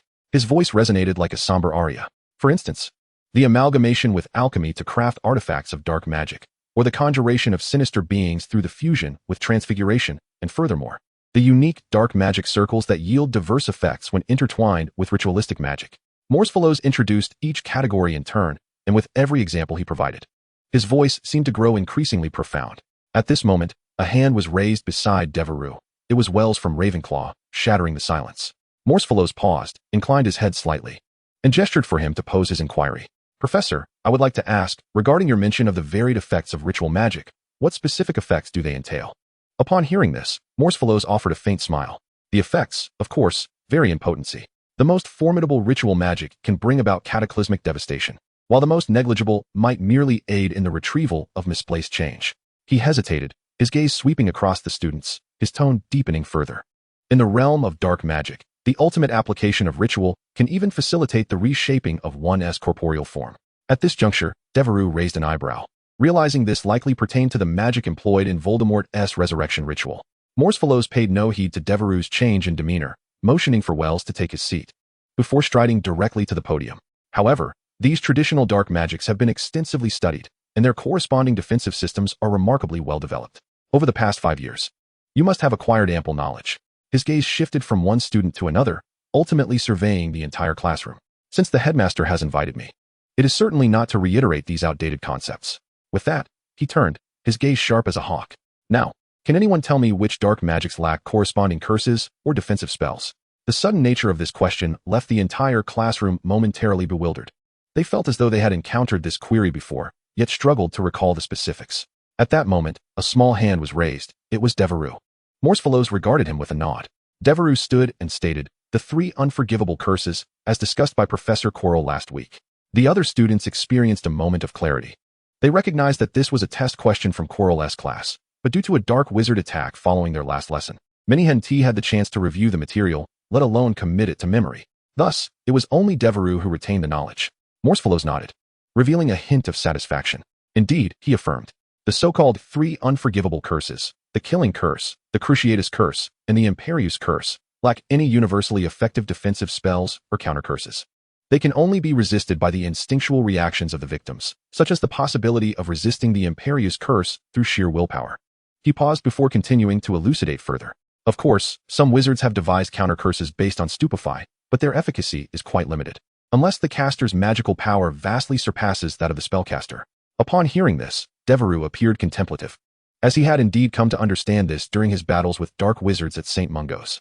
And the essence of these curses, Moistfellows approached the blackboard, brandishing his wand, and inscribed for luminous characters, soul magic. This category of spells is profoundly intricate and esoteric, presenting considerable challenges for learners. Moistfellows solemnly addressed the students in attendance. Devero, having gleaned the heart-piercing spell and the soul-draining curse from Chilo's demonstration, and the life-taking curse from his confrontation with Marcus, nodded slowly. However, these incantations merely represent a rudimentary application of soul magic. This is not to suggest that these spells are trivial. Any magic pertaining to the realm of the soul is inherently complex. Yet, their functions merely reflect primitive executions of power, desire, and dominion over others, which are no longer compatible with the evolving demands of contemporary dark sorcery. Therefore, a burgeoning form of soul magic has emerged, which constitutes my primary area of research. As he reached this juncture, an inexplicable heaviness seemed to envelop Morsefalo's smile, intensifying the atmosphere. Desire magic. This form of magic ceases to exert direct control over one's body or soul. Instead, it implants desires deep within the soul. You will be manipulated without your awareness, ultimately becoming a mere pawn. It is clandestine, imperceptible, and nearly invulnerable to countermeasures. Morsefalo's descended from the podium, gracefully weaving through the students, surveying them as if selecting a target. Now, allow me to demonstrate desire magic. His gaze settled upon Wells, a smile playing at the corners of his mouth. My dear student, would you kindly cooperate with me once more? Wells hesitated momentarily, but soon rose, nodding in acquiescence. Taking a deep breath, he fixed a determined gaze upon the wand held by Morsefalo's. Satisfied, Morsefalo's nodded slightly and proclaimed, "Very well, I shall cast a desire magic spell. This enchantment will compel you to pick up the book on the table and perform a somersault." Wells nodded, yet could not refrain from inquiring, "Professor, given that you will control my actions, how does this magic differ from the soul-draining curse? Moreover, if it can only issue one command at a time, does that not render it inefficient? Do dark wizards truly wield such spells?" The astute Ravenclaw posed several pivotal questions in rapid succession. Morsefalo's raised his wand and chuckled softly. "A splendid inquiry, dear student. The distinction between desire magic and the soul-draining curse lies fundamentally in the method of control. The soul-draining curse directly manipulates, forcibly stripping the target of their autonomy, while desire magic nudges the target by implanting a potent desire, prompting them to willingly undertake a task." As he spoke, a glimmer of deeper meaning flickered in his gaze. "You perceive the two as similar because, for demonstration purposes, I have deliberately cast the spell in a very overt manner, and the implanted desire is straightforward. However, in its true form, desire magic, when executed adeptly, can inspire an entire city to spontaneously believe in something or willingly engage in a particular action. Inefficient? Huh. That entirely hinges upon the prowess of the caster." Wells nodded thoughtfully. Subsequently, Morsefalo's waved his wand toward Wells. The sea of desires is insatiable. In an instant, an inexplicable event unfolded. Wells' eyes suddenly sparkled, as if propelled by a surge of intense emotion. Without warning, he turned his head, snatched the textbook from the table, and astonishingly performed a somersault, landing steadily atop the desk. A chorus of gasps erupted throughout the classroom. Wells wore an expression of bewilderment, as if he himself could not comprehend the impetus behind his actions. Morsefalo's offered a subtle smile and stepped forward to assist Wells in descending from the table, then gracefully bowed, receiving a warm round of applause from his classmates. His gaze then shifted to the astounded Devero, the only one who remained silent amidst the applause. "Come on, little one, won't you join me?" Morsefalo's extended a sincere invitation to Devero, who was currently lost in thought. Ding! New spell has been added to the library. Spell library, desire incantation, beginner. In that instant, Devero gained a more profound understanding of this incantation and the extensive discourse on soul magic that Morsefalo's had just shared. Returning to the present and facing the invitation, Devero felt his body tense up, overwhelmed with anxiety. The individual before him was one whom even the entry system could not fully comprehend. What was he to do? Observing the shift in Devero's expression, Morsefalo's reassured him softly, "Do not worry, young one. I have made a pact with Headmaster Dumbledore. I would never harm you. This is merely a classroom demonstration. All I ask is that you pick up the book from the table. It is quite simple." Devero swallowed hard and rose with great difficulty, repeatedly reassuring himself that he would be fine, for Dumbledore had admitted him to Hogwarts, signifying there was no cause for concern. Additionally, based on his understanding of the desire incantation, he reasoned that Morsefalo's would pose no real threat. With a flick of his wand, Morsefalo's commanded, "Desire unquenchable." This time, Devero observed intently as a slender black thread, as fine as a hair, shot forth from the tip of Morsefalo's wand, and, in the blink of an eye, entered Devero's nostril. Yet, nothing seemed to transpire. Devero remained motionless, as if the air around him had solidified, all eyes fixed upon him. Morsefalo's gentle smile gradually transformed into a look of tension. Chapter 115. The Reason for Uncontrollability? Master of Cerebral Closure. Why does Alexander remain so still? Indeed, Wells had just leapt onto the table with remarkable agility. Could it be that Alexander's mastery of dark magic is so profound? Has he truly reached such a level? Before long, whispers circulated through the classroom, suggesting that Devero's prowess in dark magic surpassed that of the professors. The students engaged in fervent discussions, each contributing their thoughts. Meanwhile, Morsefalo's previously rigid demeanor gave way to a curious smile as he approached Devero, scrutinizing him closely. Devero felt a wave of unease. He was uncertain of Musfello's intentions. Suddenly, a glimmer of insight flashed in Musfiro's eyes, and an expression of realization spread across his face. "Ah, so that's it." He chuckled, his tone laced with admiration. "This Alexander fellow is indeed intriguing, mastering such sophisticated brain closure techniques at such a young age." Upon these words, the room erupted in astonishment. "Good heavens! I have heard that brain closure is an exceedingly obscure magic that prevents external intrusion into one's mind. Could it be true that Devero has already reached the pinnacle of such defensive arts? How terrifying! Wait, does that mean our privacy is utterly exposed before him? No. Dark Lord, do not gaze upon me. My thoughts are hardly worth reading." The students became increasingly outrageous in their speculations, envisioning Devero as an omnipotent sorcerer. However, Devero appeared utterly bewildered, gazing at these overly agitated classmates with silent incredulity. "What knowledge do you possess beyond trivialities and half-finished notions?" He mused inwardly. They had just claimed that their memories were safeguarded by some great entity. Yet, isn't this so-called soul magic a manipulation of the soul? What relevance does it have to brain closure? In response, Wells, Devero's loyal follower, raised his hand to inquire. Musfiros smiled slightly, his tone confident and assured. "Excellent question. Indeed. Soul magic lacks a direct method of counteraction and typically relies on the caster's will to resist. However, brain closure is a unique exception." He paused before continuing. "The strength of brain closure lies not in directly resisting soul magic, but rather in its ability to train a wizard's capacity for mind-body separation. Even in the face of overwhelming desire, one's body can remain composed and unyielding. This training can, to some extent, diminish the effects of soul magic." Upon hearing this, the students began to display a keen interest in brain closure, yet Musfiros added, "However, as I mentioned earlier, this is merely a stopgap measure. Much like using a spell to halt a soul-snatching curse, with very limited effectiveness." This statement doused the students' enthusiasm for learning like a bucket of cold water. Nevertheless, the rumors regarding Devero's extraordinary talent only deepened. It was said that Alexander's brain closure had become so powerful that he could resist a teacher's spell with just a fingertip. Many students gasped at this revelation. Devero grimaced at the increasingly absurd rumors. Yet, Musfiros nodded in agreement, looking once more at Devero. "Indeed. I have heard that Professor Snape at Hogwarts is unparalleled in the art of brain closure, and I did not expect to find a student who could rival him. Perhaps it is indeed because we are in Scotland." This cold jest plunged the classroom into an eerie silence. The few students who had been discussing Devero's magical prowess fell silent, turning to Musfiros. Wells tugged at his robe and muttered softly, "BRR, it's so cold." Devero responded with a forced chuckle, attempting to divert his gaze. He was acutely aware that his resistance to the allure of desire was not due to the cerebral closure technique. So what exactly was at play? Was it some incantation, or perhaps something else entirely? Devero felt a twinge of embarrassment for him. This American instructor possessed a peculiar sense of humor unique to his culture. Subsequently, Morsefellows continued to elaborate on the mechanics behind the magic of desire, even outlining the chain of effects. Devero sensed that this teacher was not merely intent on imparting knowledge of defensive dark arts, but rather, he seemed eager to teach them the dark arts themselves. Naturally, Devero was utterly captivated. For reasons unknown, it appeared that this teacher's lectures radiated an inexplicable charm. The students were enraptured, and not a single whisper was heard amongst them. When the class concluded, the students emerged as though awakening from a long dream, reluctant to leave. As Devero departed, he cast a glance at Professor Morsefellows, who was also observing him. The professor beamed a hearty smile and waved goodbye. Once everyone had exited, his entire office exuded a rich Egyptian ambience, reminiscent of a tomb.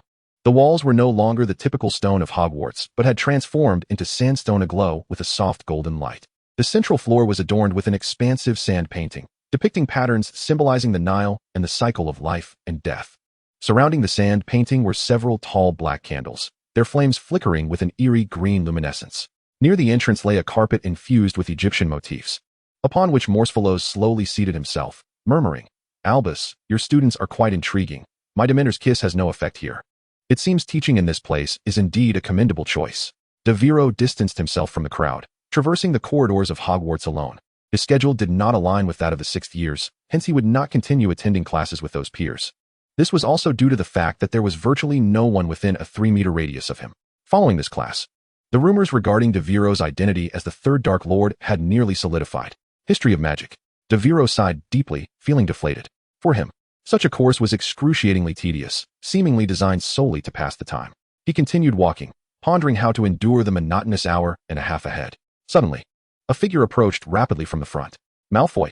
At that moment, Draco Malfoy appeared to be in quite a hurry, as if something urgent were at hand.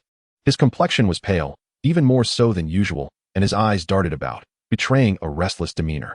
Their gazes met briefly, and Malfoy's expression froze. A flicker of panic evident in his eyes. Why did he look as though he had seen a ghost? Devero mused quietly, halting in his tracks. Malfoy seemed to realize he was being observed, quickly bowed his head, hastening his steps, nearly jogging past Devero's shoulder, vanishing around the corner of the corridor.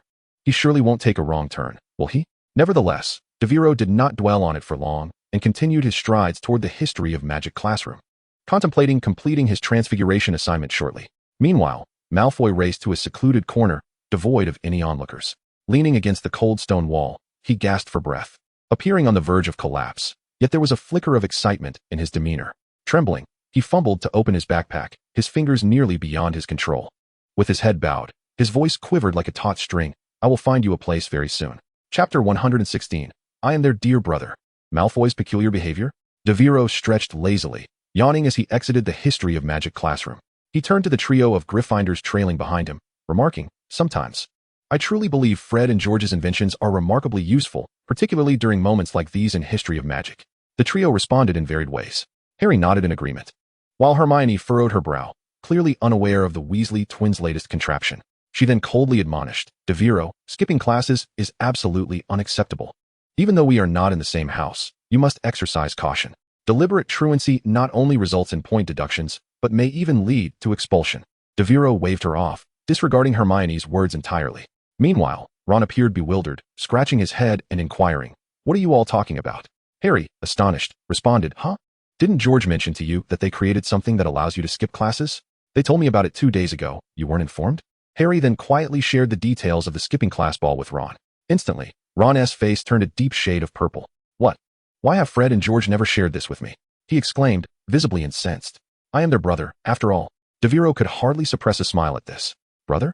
It seemed that in the original narrative, the twins always shared their prized possessions first with their dear brother Harry, and then with their cousin Ron. Perhaps this was a tradition within the Weasley family, as it appeared Molly operated in a similar manner. Hermione, meanwhile, shot an exasperated glare at Harry and Ron, who were passionately discussing how to use the skipping class ball to evade history of magic, muttering, you two are utterly unreasonable. Devero found himself intrigued by their conversation. After all, Professor Bin's class was quite dreary. As George had mentioned, their inspiration stemmed from the times he and Devero were often confined to the hospital wing. Harry scratched his head, likely hoping that such behavior wouldn't inspire others. This peculiar reasoning seemed to diminish Ron's ire considerably. Subsequently, the group headed to the Great Hall for lunch. There, they encountered Adrian and settled together at a table. Just as Devero bit into a piece of meat pie, his attention was drawn to a scene in the distance. However, moments later, he frowned, left everything untouched, and hurriedly exited the dining hall. What was this fellow up to now? Devero furrowed his brow and turned to Adrian, who was grappling with a piece of smoked ham. Upon hearing the inquiry, Adrian raised his head, pondered for a moment, and then, satisfied, swallowed the stubborn morsel with ease. At that moment, Ron leaned in, speaking with an air of mystery. I believe Malfoy has recently stumbled upon some hidden passage. This proclamation elicited expressions of astonishment from all present. What makes you say that? Devero inquired, raising an eyebrow in curiosity. Ron, reveling in the attention, gazed at his peers with pride, as if he had suddenly become the center of interest. He leisurely lifted his pumpkin juice, feigning deep contemplation, and sipped thoughtfully. Hermione's gaze grew increasingly perilous, and she discreetly kicked him under the table. Wincing in pain, Ron hastily articulated his reasoning. Devero listened, contemplating the implications, while Harry interjected, So, Ron, do you know of any secret passages within our school? Ron's face turned a deep shade of purple. No, I mean, they never tell me anything. I'm their little brother after all.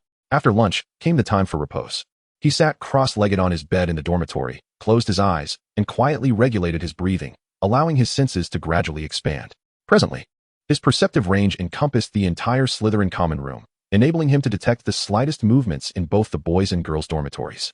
Nevertheless, Devero, with his principled nature, never contemplated employing this ability for any unscrupulous endeavors. He remained steadfastly focused on meditation and self-discipline. Yet, during this process, he stumbled upon a peculiar occurrence. Where has that fellow run off to? Devero mused, a sense of unease creeping in.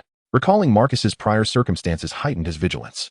The Malfoy family, a pure-blood lineage steeped in dark wizardry, posed a potential threat should Malfoy indeed fall prey to some nefarious magic. It was imperative to uncover the truth behind his enigmatic actions. Devero resolved within himself to ascertain the matter at hand. As these thoughts lingered, the afternoon swiftly unfolded. However, Devero observed that, unbeknownst to him, nearly all the students had begun to avert their gazes from his eyes. Rumors had circulated that Devero could discern one's thoughts simply by locking eyes. In response, he could only silently facepalm, bemused and exasperated. Though I do possess the skill of legilimency, it hardly reaches such exaggerated proportions. Not to mention, it is impossible without a wand. The entire afternoon passed relatively quietly. Presently, he had no concrete plans regarding Malfoy. He contemplated employing Transfiguration to create a decoy to attend classes in his stead, after which he intended to follow Malfoy and observe his actions. Later that evening, after dining, Devero prepared to continue his clandestine assistance to Professor Snape. Hoping for a more tranquil night, he muttered softly, tidying up his belongings as he embarked on the path to the underground classroom. Chapter 117. Intelligence on Camus Philostis? A nocturnal operation? Hogwarts. Underground classroom. The potions master's exclusive laboratory. The room was brightly lit, filled with the intricate scents of various concoctions. So what about my werewolf? Devero inquired, glancing up as he carefully transferred the newly prepared potion into containers for sealing, readying it for the next full moon's subsequent operations. Snape sat at a nearby desk, his quill scratching against the parchment. Without lifting his gaze, his tone dripped with evident impatience. Devero nodded, resuming his task, yet his eyes wandered. The image of the new defense against the dark arts professor, Camus Philostis, flashed through his mind from the morning's class. He had not a shred of information regarding this individual, rendering him quite passive. As the head of Slytherin, Snape might possess insights into the professor's background. He mused silently, then feigned nonchalance while washing his hands, casually inquiring, "Professor, how did this new defense against the dark arts teacher suddenly appear?" I recall the headmaster typically convening a meeting to discuss such matters beforehand. Snape halted his writing, glancing at him with a sardonic smile. He was brought here from America by the headmaster, a professor from a prestigious university. It is indeed a privilege for you children to be instructed by him. And you dare to nitpick? Devero felt a slight twitch at the corners of his mouth, internally rolling his eyes. He was aware that Snape's words would be unpleasing, yet the tone was infuriating. A university professor? Just because you claim he hails from America and is a university professor? Does that exempt him from system recognition? Is a university professor beyond reproach? Despite his inner grievances, Devero maintained a humble demeanor and continued to probe. Do you know from which university in America he comes? He appears, well, somewhat different from the traditional image of an American. Devero endeavored to phrase his inquiry with utmost tact. Snape raised an eyebrow, as if assessing Devero's true intentions. If we trace his lineage, he should be considered Egyptian. His skin tone is not natural, but rather the result of an ancient defense against the dark art spell. Such magic is exceedingly rare. I have yet to witness it myself. Devero was taken aback. Professor, so there exists dark magic that even you have not seen? Yet. In the next moment, Devero realized he had misspoken. Snape's expression darkened immediately, and he coldly asked, "Have you completed your work?" Devero nodded. "Then be off. If I catch you gossiping about the professor again, I shall deduct points." He swiftly organized the instruments on the workbench, preparing to make his exit when he suddenly recalled something and turned to ask, "Professor, will our dueling training continue?" Snape remained engrossed in his tasks, not even lifting his eyelids. "Do you believe you still require it?" Devero immediately discerned the underlying implication of the statement, a smile creeping onto his lips. He half-jokingly remarked, "Of course I need it. The sensation of being rendered unconscious by you is oddly quite enjoyable." Snape finally lifted his gaze, casting a cold glare in his direction, as he withdrew his wand from his waist. "Are you certain?" he inquired, before resuming his writing with a quill on the parchment. "Sir Granger, I have made a significant breakthrough in my research on lycanthropy. Could you kindly assist in facilitating an introduction?" He glanced at his wristwatch, noting it was just past 10 o'clock. "It seems I have finished work quite early today," he murmured to himself, a smile playing at the corners of his mouth. These past few days, under Snape's relentless pressure, had not been easy, but today appeared to be an exception. Of course, he had only recently begun working for Snape. The campus lay in hushed tranquility, with only a few upperclassmen, burdened with thick tomes, hurrying past in the corridors. Their expressions were frantic, evidently caught in the throes of cramming for impending examinations. Devero inhaled deeply the crisp night air, allowing the evening breeze to caress his face. A moment of relaxation felt particularly precious. However, just after taking a few steps, his body suddenly stiffened. A familiar yet perilous sensation surged forth, striking at his nerves. This was the intuition granted by his hunter entry, enabling him to sense nearby dangers. Devero scanned his surroundings, his gaze swiftly traversing the corridors on either side. There was no one else in sight where he stood. Yet an ominous premonition gnawed at him, that something of immense peril was about to manifest. There was something. He furrowed his brow, immediately regulating his breath, entering a meditative state. As his consciousness calmed, his perception expanded like ripples upon water, enveloping the entirety of the first floor. In the midst of the profound silence, An unusual aura suddenly emerged from somewhere at the end of the corridor. Devero's attention shifted towards that direction, his frown deepening. Flames roared. Malfoy, brandishing his wand, conjured fire that danced before him, illuminating the entire room in a bright, yet eerie glow. He was uncertain of what he was incinerating, but his expression was a tumult of excitement and anxiety, a blend of fervent exhilaration and palpable trepidation. This was an exceedingly secretive chamber, devoid of windows, its surroundings airtight. As if entirely severed from the rest of Hogwarts, Malfoy had exerted considerable effort to discover this place. The sole entrance was that tightly shut door, which he had magically secured. The flames flickered, consuming some unknown object. Malfoy's breath quickened. In the stillness, everything seemed as it should be. Suddenly, he froze. Malfoy's body became as if petrified, his fingers clutching his wand tightly. His gaze remained fixated on a particular spot on the wall. Beads of cold sweat beginning to form on his forehead. There, where there had once been but a single door, now inexplicably appeared another door. Impossible, he screamed internally. Having thoroughly checked countless times, this room had to possess only one entrance. Yet the door before him seemed to emerge from the void itself. Malfoy held his breath, his wand trembling as it pointed at the abruptly appeared door, his throat parched to the point of silence. At that moment, a deep voice resonated in the room, laced with mockery and indifference. Perhaps I should inform Professor Snape about this matter and have you expelled. Malfoy spun around abruptly, his face paling as if he had encountered a ghost. The voice continued, dripping with sarcasm. Then you could finally fulfill your wish and attend Durmstrang. Chapter 118, The Dragon Egg. The hatching plan. So, where did this thing come from? Devero narrowed his eyes slightly, scanning the pile of roaring flames. His sense of danger undoubtedly emanated from this source. Within the fire, an odd object dangled from an iron frame, a massive, dark, oval-shaped entity. Its surface was adorned with irregular patterns, resembling some colossal egg.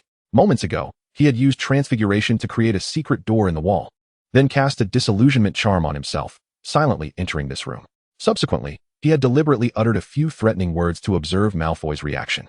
It turned out that this timid pure-blood aristocrat nearly soiled himself in fear.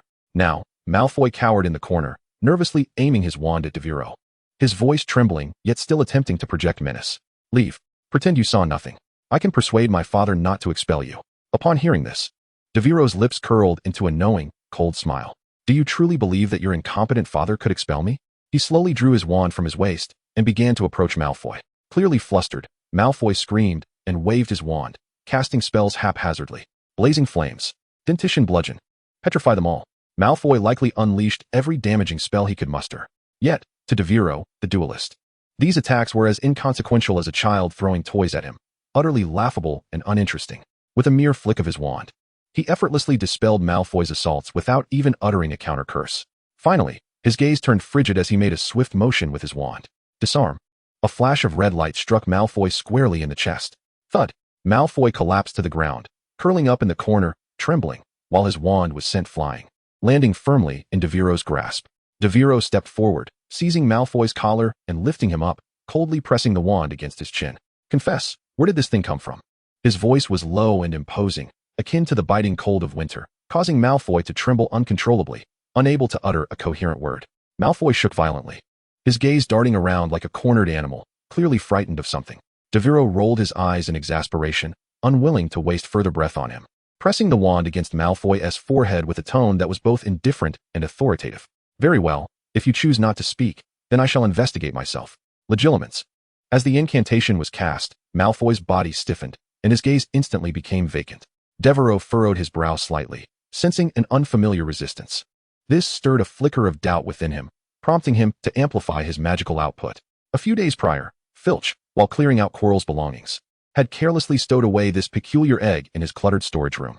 Perhaps due to his lack of perceptiveness, he failed to recognize the egg's oddity and did not report it appropriately.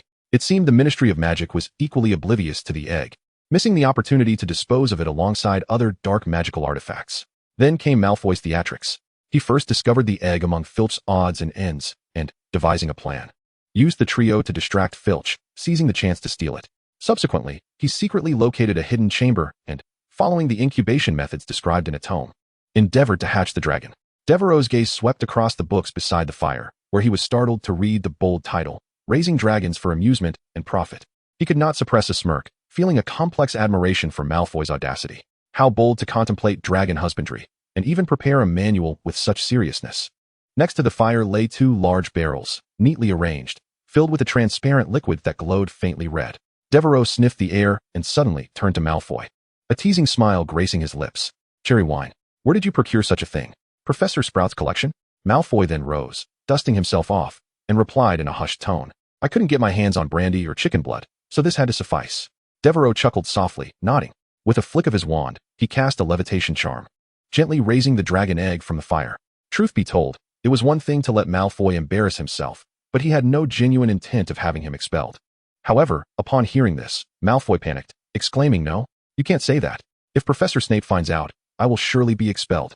He pointed an accusing finger at Devero, his tone urgent and threatening. If you dare speak of this, I will report you for using legilimency to invade my thoughts, and you will be expelled. Devero paused, a contemplative look crossing his face, then nodded in agreement. You make a valid point. That would indeed pose a bit of a dilemma. Just as Malfoy believed he had successfully intimidated Devero, the latter suddenly raised his wand, speaking in a casual and dismissive tone. So apologies. Obliviate. A flash of white light engulfed Malfoy, his expression instantly blanking as he collapsed to the ground. Devero regarded the unconscious Malfoy with a shrug, muttering to himself. Engaging in transactions can be quite troublesome. Isn't it simpler just to make you forget? He found it somewhat amusing, then waved his wand to summon Malfoy's profile. Name, Draco Malfoy. Age, 11. Spell book, Levitation Charm, Proficient, Fire Charm, Beginner. Attributes, Mental Resistance, Purple, Magical Potential, Blue. Resistance to Intrusion. Purple possesses the extraordinary ability to withstand mental invasions, displaying notable talent in the realm of mental magic. Magical Potential. Blue holds the potential to become a competent wizard. Oh, Devero raised an eyebrow, a dawning comprehension washing over him. No wonder he had expended double the anticipated magical energy to breach this individual's defenses. It was due to this peculiar trait. Reflecting upon the original text, it was indeed indicated that Draco had mastered the mind-closing spell during his 6th year, even capable of resisting Snape's legilimency. This innate talent had been apparent long before. A faint smile crept across his face as he murmured to himself, Not bad, young Malfoy. You possess considerable potential. However, your gift now belongs to me. Despite the presence of the traveler, Entry, he was unperturbed by the prospect of others accessing his memories. Yet, the prior defense against the dark arts professor had mentioned that practicing the mind-closing spell could enhance one's resistance to soul magic. Thus, it seemed prudent for him to delve into this subject further. As soon as he finished his thought, a familiar prompt appeared on his panel. Ding. Loading entry. Resistance to intrusion, purple. Copying complete. Devero blinked in surprise, quietly assessing his newfound state. No discernible sensation? He scratched his head, pondering that perhaps the enhancement was on a subconscious level. He then levitated the dragon egg and picked up the book Raising Dragons for Leisure and Profit before departing from the room, erasing the small door he had conjured earlier with a flick of his wand. As he walked through the corridors, the gentle night breeze caressed him, and he frowned at the dragon egg floating beside him. This creature is about to hatch, he murmured. What should I do with it? Turn it over to Snape? At that moment, he sensed an addition to his panel. Upon closer inspection, he discovered information regarding the dragon egg. Type, Norwegian Ridgeback. Status, unhatched. Entries, none. A peculiar thought emerged in Devero's mind. If this egg were to hatch, could I load the dragon's entry? The following noon, in Hagrid's hut, the fireplace blazed robustly, casting a warm glow throughout the room. In the heart of the flames, a large black egg lay quietly on the iron rack, occasionally glimmering with a faint sheen. Devero stood in the center of the hut, arms crossed, and a confident smile adorning his face. Facing Harry, Hermione, Ron, and the excited Hagrid, he cleared his throat and declared, Thus, my plan is as follows. Hagrid will temporarily care for this dragon. Ron, please contact your brother Charlie as soon as possible to devise a means of relocating the dragon. However, there is no need to rush. A smooth transition will suffice. Now, this is my plan. Does anyone have any questions? After speaking, he cast an expectant glance over the group, as if already convinced of the impeccable nature of his strategy. Ron scratched his head, hesitantly raising his hand and slowly inquiring. Devero, have I mentioned that I have an elder brother named Charlie? Devero raised an eyebrow, a smile gracing his lips. He approached Ron, giving his shoulder a reassuring pat, his tone casual. Fear not, Ron, you most certainly informed me. Of course, it was conveyed by someone named Roland. Thank you all for your generous support and encouragement. Tomorrow I shall present 5 updates. Chapter 119, The Seamless Extension Charm. Snape's Visitor? Devero emerged from Hagrid's cellar, his appearance disheveled, and he cast a cleaning charm upon himself, banishing the ashes and dirt that clung to him. Hagrid wore an exuberant smile, his eyes shimmering with affection, scarcely absorbing the gravity of the situation. Devero could not suppress a mental critique. That expression mirrored that of a person who had just encountered their one true love. In Hagrid's eyes, everything else had become trivial. Upon reuniting with Harry, Hermione, and Ron, they began their trek toward the castle. Devero followed closely by Hermione, who expressed her discontent. Why not directly entrust the dragon egg to Professor McGonagall or Professor Dumbledore? Even Professor Snape would suffice. Handing it over to Hagrid is far too reckless. He is prone to carelessness. If the professors discover this, Hagrid might lose his job. Hermione's agitation grew with every word, her tone ascending in pitch. Do not speak so. Hermione, Ron interjected, coming to Hagrid's defense. Consider how many people have the opportunity to witness a dragon-esque growth firsthand. This is a once-in-a-lifetime chance. His face was alight with excitement, gesturing animatedly as he spoke. Harry remained silent, his head bowed. Hermione, I completely understand your concerns. But have I not already resolved the issue? Do you think I skipped history of magic for no reason? Indeed, Devero had recently employed the seamless extension charm, gleaned from the entry on Alchemical Genius, to expand Hagrid's cellar into a space roughly the size of a standard basketball court. It must be noted that this charm was quite intricate, consuming his entire morning before he could barely achieve the desired result. Now, the expanded cellar was sufficiently spacious and discreet, entirely capable of accommodating Hagrid's dragon-rearing endeavors. However, due to the absence of certain essential materials, the structure remained unstable, requiring Devero to personally reinforce it every 3 days. Nonetheless, according to plan, Charlie would arrive in 2 weeks to retrieve the dragon, which left ample time. Regardless, Hermione's discontent lingered. Resolved, she exclaimed indignantly. Devero, do you realize how rapidly a Norwegian ridgeback grows? In a matter of days, it could surpass the size of Hagrid's hut. Her voice grew sharper. Moreover, this is illegal. The Wizarding Congress of 1709 explicitly prohibited dragon ownership. Are you not aware? This not only draws the attention of muggles, but raising dragons is inherently perilous and utterly unmanageable. You are correct. Hence why I urged Ron to contact his brother Charlie post-haste to ensure the safe relocation of the dragon. But Hermione shook her head, her expression serious. I still cannot comprehend. Before she could finish her sentence, Harry interrupted. Hermione, that's enough. Hermione turned to glare at Harry in anger, but he remained steadfast. I trust Devero. I believe he must have his reasons for doing this. Upon hearing this, Devero couldn't help but smile broadly and nodded at Harry, who returned a faint smile. Besides, hasn't Hagrid always wanted to raise a dragon? Why not allow him to fulfill that dream? Hermione was rendered speechless by this remark, furiously turning away and ignoring them. Meanwhile, Ron had been lost in his thoughts since earlier, preoccupied with how to compose a letter to Charlie. As for Devero, he naturally had his own plans. Surely, a dragon would possess intriguing entries, right?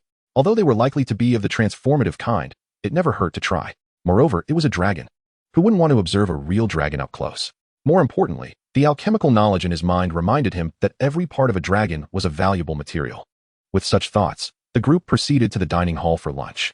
Hermione, still upset about the dragon egg, refrained from speaking to them throughout the meal. Devero and the others were accustomed to this behavior. Hermione was just that kind of person. She found it infuriating when others did not adhere to the rules. She was already angry with Ron and Harry for their midnight duel with Malfoy, and now she was also upset with Devero for planning to raise a dragon at school. Devero could only conclude that Hermione was still too young, not yet having reached the point of embracing malevolence. In the future, she would become the most rebellious individual at Hogwarts. As soon as Devero stepped into the Slytherin common room, he overheard a group of classmates whispering, "Did you hear? Malfoy is seriously ill and has been sent to the hospital." "Yes, apparently it's a high fever caused by a cold. He's completely out of it." Devero paused, recalling that he had indeed left Malfoy unconscious after using a forgetfulness charm on him last night, seemingly abandoning him without a second thought. At this realization, a slight smile crept onto his lips, and he couldn't help but shake his head. Well, let us consider it a punishment for attempting to steal a dragon egg. The afternoon class was defense against the dark arts. The professor repeatedly emphasized that the essence of casting such spells lay in the caster's intense desire to inflict torment, coupled with a profound hatred or malice towards the target. As Devero sat in class, he increasingly felt that something was amiss. Professor Morsfellows hardly seemed to be teaching them how to defend against dark magic, but rather appeared to be patiently instructing them on how to become proficient dark wizards. He inwardly scoffed, questioning whether he was a defense against the dark arts professor or a practical dark magic instructor. After class, Devero hastily finished his dinner and rushed to Snape's laboratory. Tonight, he had a batch of potion ingredients to process. Moreover, starting this week, astronomy classes would be scheduled every Wednesday evening, which meant his time would become even more constrained. Let us make this swift. Devero muttered to himself as he arrived at the laboratory earlier than usual. The laboratory was still devoid of any presence. Clearly, Severus had yet to arrive. He rolled up his sleeves, washed his hands, and promptly set about organizing materials in preparation for brewing a new batch of potions. Just as he was immersed in his task, a sudden knock at the door interrupted him. Devero paused, his actions halting abruptly. This was not a place one could enter casually. Apart from himself and Severus, it was unlikely anyone else would dare venture here. Furthermore, if Severus were to arrive, he would never knock. Such an act would be entirely contrary to his character. Could it be Professor Dumbledore? A flicker of curiosity ignited within Devero. He set down his tools and approached the door, opening it. Standing outside was a diminutive elder, a smile gracing his face, exuding warmth. He was clad in a vibrant green robe, and his thinning hair was on the brink of vanishing entirely. Devero narrowed his eyes. He had never encountered this individual before. Chapter 120. If you were my apprentice, you would have been expelled. The elder outside spoke with a gentle tone. Greetings, young one. I am Hector Granger, here to visit Professor Snape. His voice was soothing, and though his expression radiated kindness, a hint of surprise flickered in his somewhat piercing eyes upon seeing Devero. No matter. Granger continued with a slight nod, a polite smile ever present on his lips. I actually sought this opportunity to discreetly observe the laboratory of the master potion maker. Hence my choice of timing. Might it be possible for me to enter and take a look around? Devero scrutinized Granger. The elder's every gesture conveyed an unmistakable elegance. His demeanor was humble yet composed, each word seemingly weighed with deliberation. His every action bore the hallmark of a quintessential English gentleman of yore. Reflecting on this, combined with the elder's age, Devero felt a sense of understanding. Perhaps this was indeed the visage of a traditional gentleman. Of course, please come in, Devero replied, immediately stepping aside to grant him access. Granger inclined his head slightly, stepping into the laboratory with a lively gait.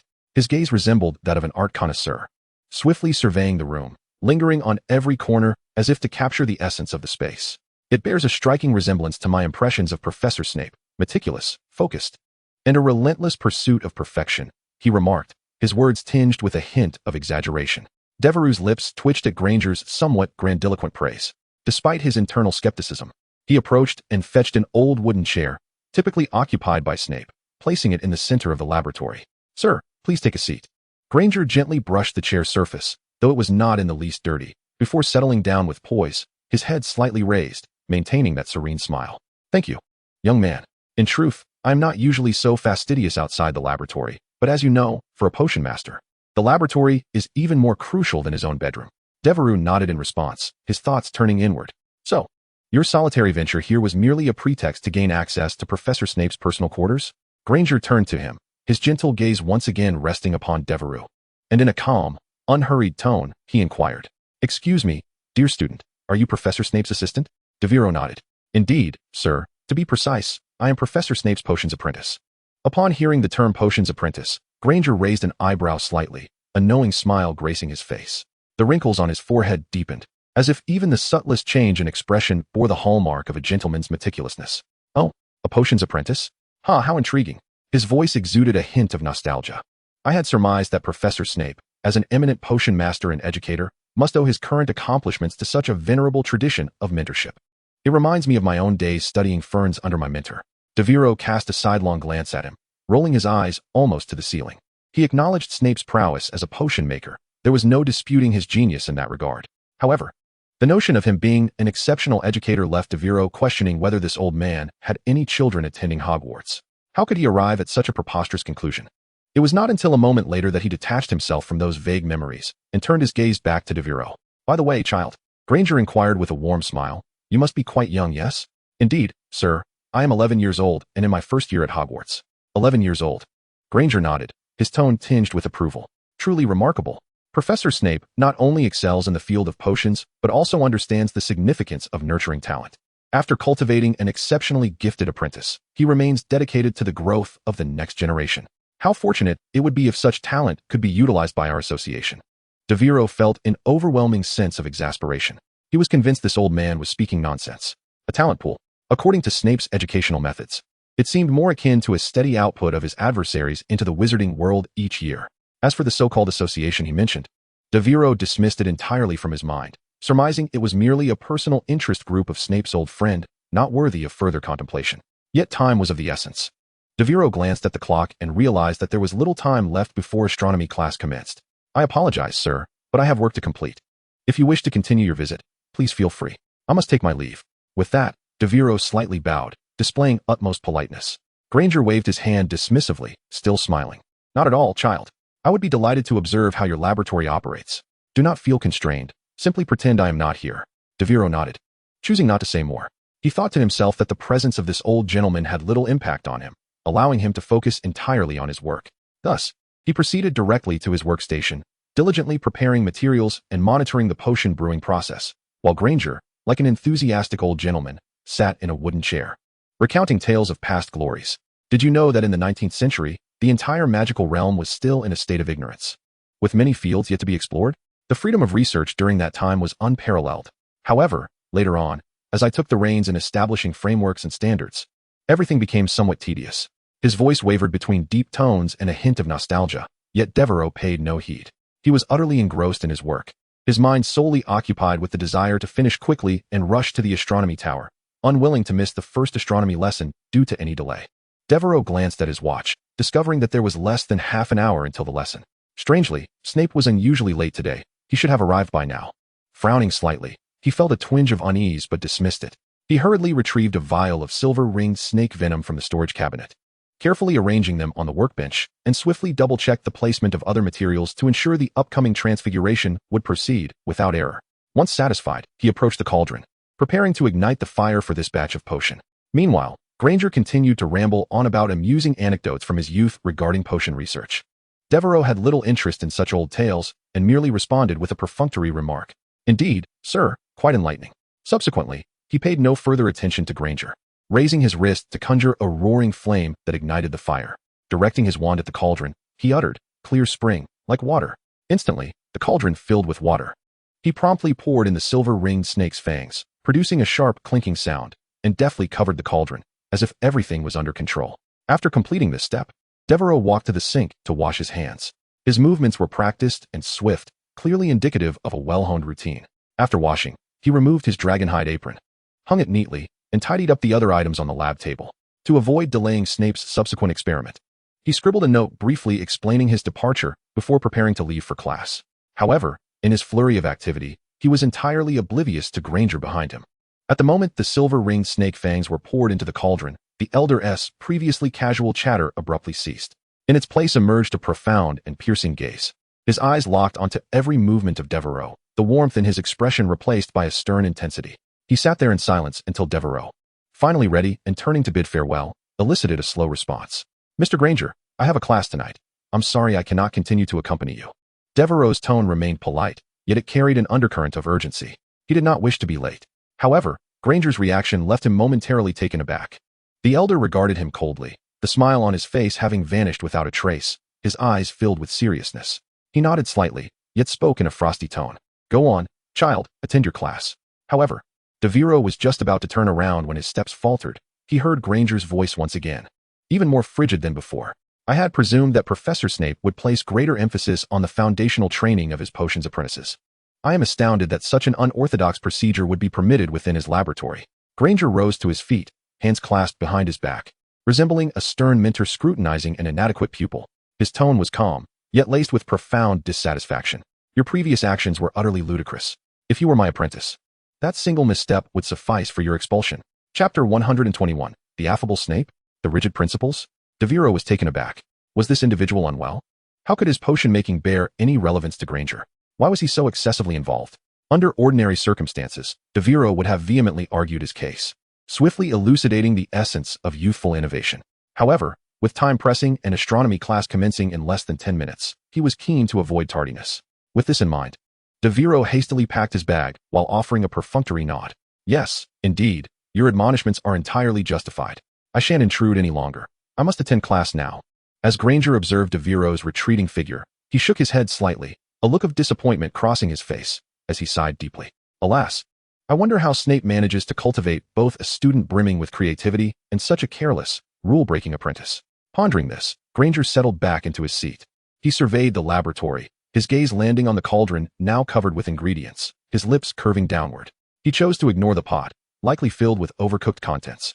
As he was curious to see how Snape would react to this chaotic scene, he intended to convey that teaching apprentices should not be conducted in such a manner. Upon exiting, Devero exhaled in relief, feeling a weight lift from his shoulders. "That old man truly embodies the essence of an upper-class gentleman," he mused internally. "Interacting with him necessitates a facade of politeness, which is rather exhausting." Shaking his head, he resolved not to dwell on such trivial matters, striding purposefully upstairs. As he prepared to hurry to astronomy class, he overheard a conversation from above. Recognizing one voice as Snape's, the other was distinctly unfamiliar. "Oh, Sir Granger places great importance on your project and hopes that both you and your team can successfully achieve the set objectives." The unfamiliar man's voice was deep and courteous, imbued with a hint of respect. Indeed, with Sir Granger's support, the project's smooth progression is assured. Snape's unusually amicable tone left Devero with an uncanny sensation. Was this truly Snape? Devero pondered, questioning if this man had been replaced by some imposter. Moments later, the two descended the staircase, encountering Devero directly. The unfamiliar man was an elegant and capable middle-aged individual, clad in impeccably tailored formal attire, exuding an air of distinction. However, pressed for time, Devero, disregarding the man's status, addressed Snape directly. "Professor, I must take my leave as I have an astronomy class this evening. The compound decoction is already simmering. There is no need for you to attend to it. I shall return in the morning to tidy up." Snape nodded, not only refraining from causing trouble, but even revealing a faint smile, his tone surprisingly gentle to the point of being unsettling. "Very well, off you go." Devero hesitated, rooted to the spot, his scalp prickling with unease. Who could explain the demeanor of this seemingly affable man before him? Where had the true Snape vanished to? Once Devero reached a decision, he expected Snape to emerge with a scathing remark, but today's demeanor was utterly anomalous. Overwhelmed with suspicion, Devero instinctively checked Snape's entry, ensuring it had not been tampered with before he felt a slight sense of relief and continued up the stairs. "Oh, Professor, there is also an elderly gentleman in the laboratory named Hector Granger. He mentioned he came to see you and seemed to have a few minor critiques regarding our potion-making process. I must attend class now." The two men behind him were instantly petrified. Moments later, an irate roar echoed from downstairs. "Blackwood, how could you not inform me that Sir Granger was coming? I am utterly unprepared. Do you wish to jeopardize this collaboration?"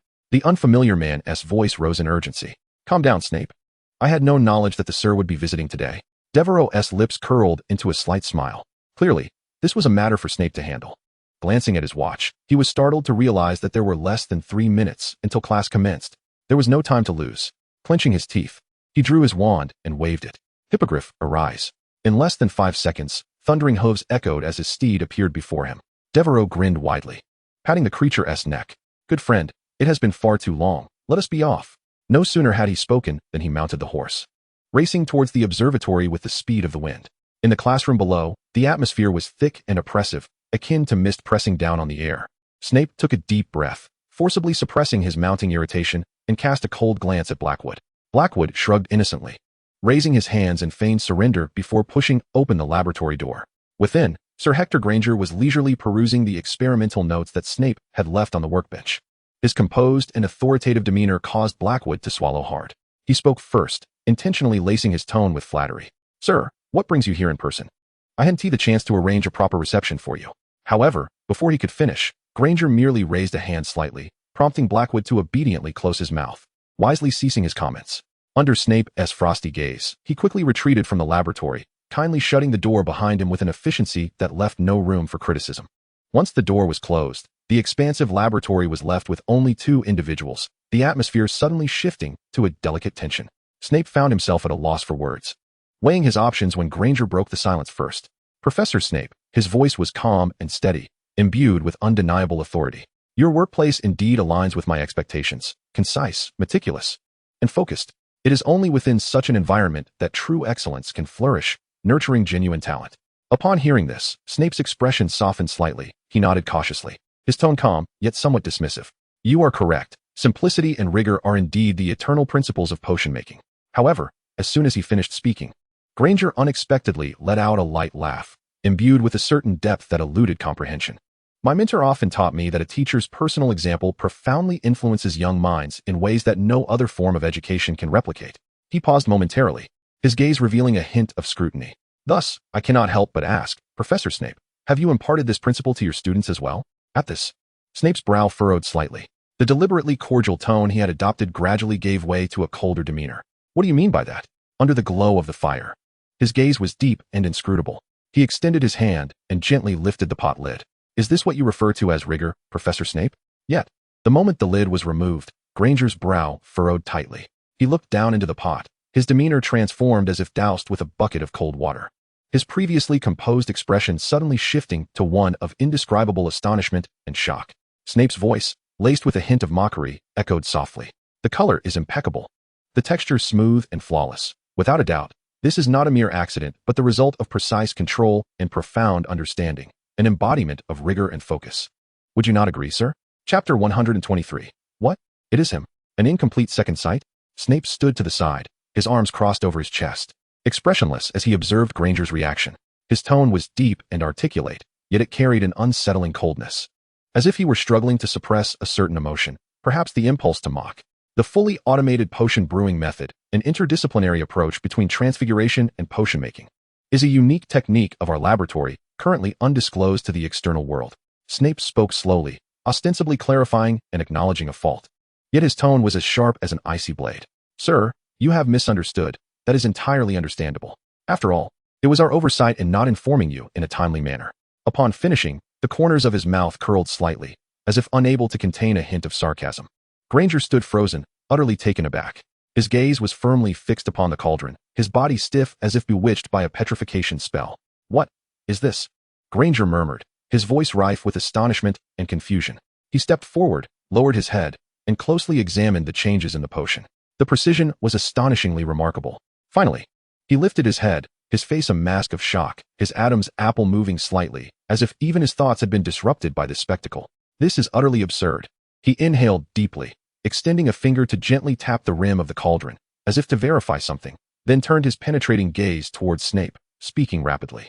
Such precision and enduring application of the transfiguration spell are unprecedented in any laboratory I have encountered. Professor, could this possibly be your invention? His tone no longer bore the initial skepticism. Professor Snape, is this spell your creation? The admiration gleamed in Granger's eyes, and her voice quivered slightly. If so, it would represent a revolutionary breakthrough in the reconstruction of potion-making procedures. Its significance surpasses even that of the previous discovery regarding the new structure of transfiguration potions. Upon hearing this, Snape's typically frosty demeanor softened somewhat, and a hint of a smile graced his lips. However, this fleeting amusement quickly vanished. He raised his hand to adjust his cuff, his voice low yet firm as he stated, "This is not my invention." Granger was momentarily taken aback, clearly unprepared for this response. "This is the achievement of one of my students." Snape continued, a trace of the half-blood prince's unique pride evident in his tone, yet predominated by a sense of calm acknowledgement. At this revelation, Granger's eyes sparkled with even greater fervor. She stepped forward, her tone rising in excitement. "Is it the student who developed the new potion formula?" Snape nodded slightly, conceding to her inquiry. Granger couldn't help but laugh, shaking her head in awe. "Oh, the youth is truly astounding. Just a student, yet able to achieve breakthroughs in both the intricate fields of transfiguration and potion making. Such talent promises an extraordinary future. Of course, this is also attributable to your unconventional and tailored teaching methods, Professor Snape." Her words brimmed with genuine admiration, completely devoid of her earlier scrutiny and doubt. Snape silently nodded, his expression unchanged. However, the corners of his mouth twitched slightly, seemingly at a loss for words regarding Granger's sudden shift in attitude. Granger appeared to still be immersed in astonishment. She turned once more to inspect the cauldron of automatically brewing potions. The liquid within continued to stir with precision, each movement revealing the exquisite harmony and technical beauty of the process. "Truly remarkable. A groundbreaking achievement," she exclaimed with heartfelt enthusiasm. Moments later, she turned to Snape, her eyes filled with curiosity and excitement. "By the way, Professor Snape, I have been meaning to ask about this exceptional potion prodigy of yours. What year is he in? Where is he now? I am eager to meet this young genius." Upon hearing this, Snape's expression shifted to one of subtle complexity. He pondered for a moment, as if weighing his words, before finally responding succinctly.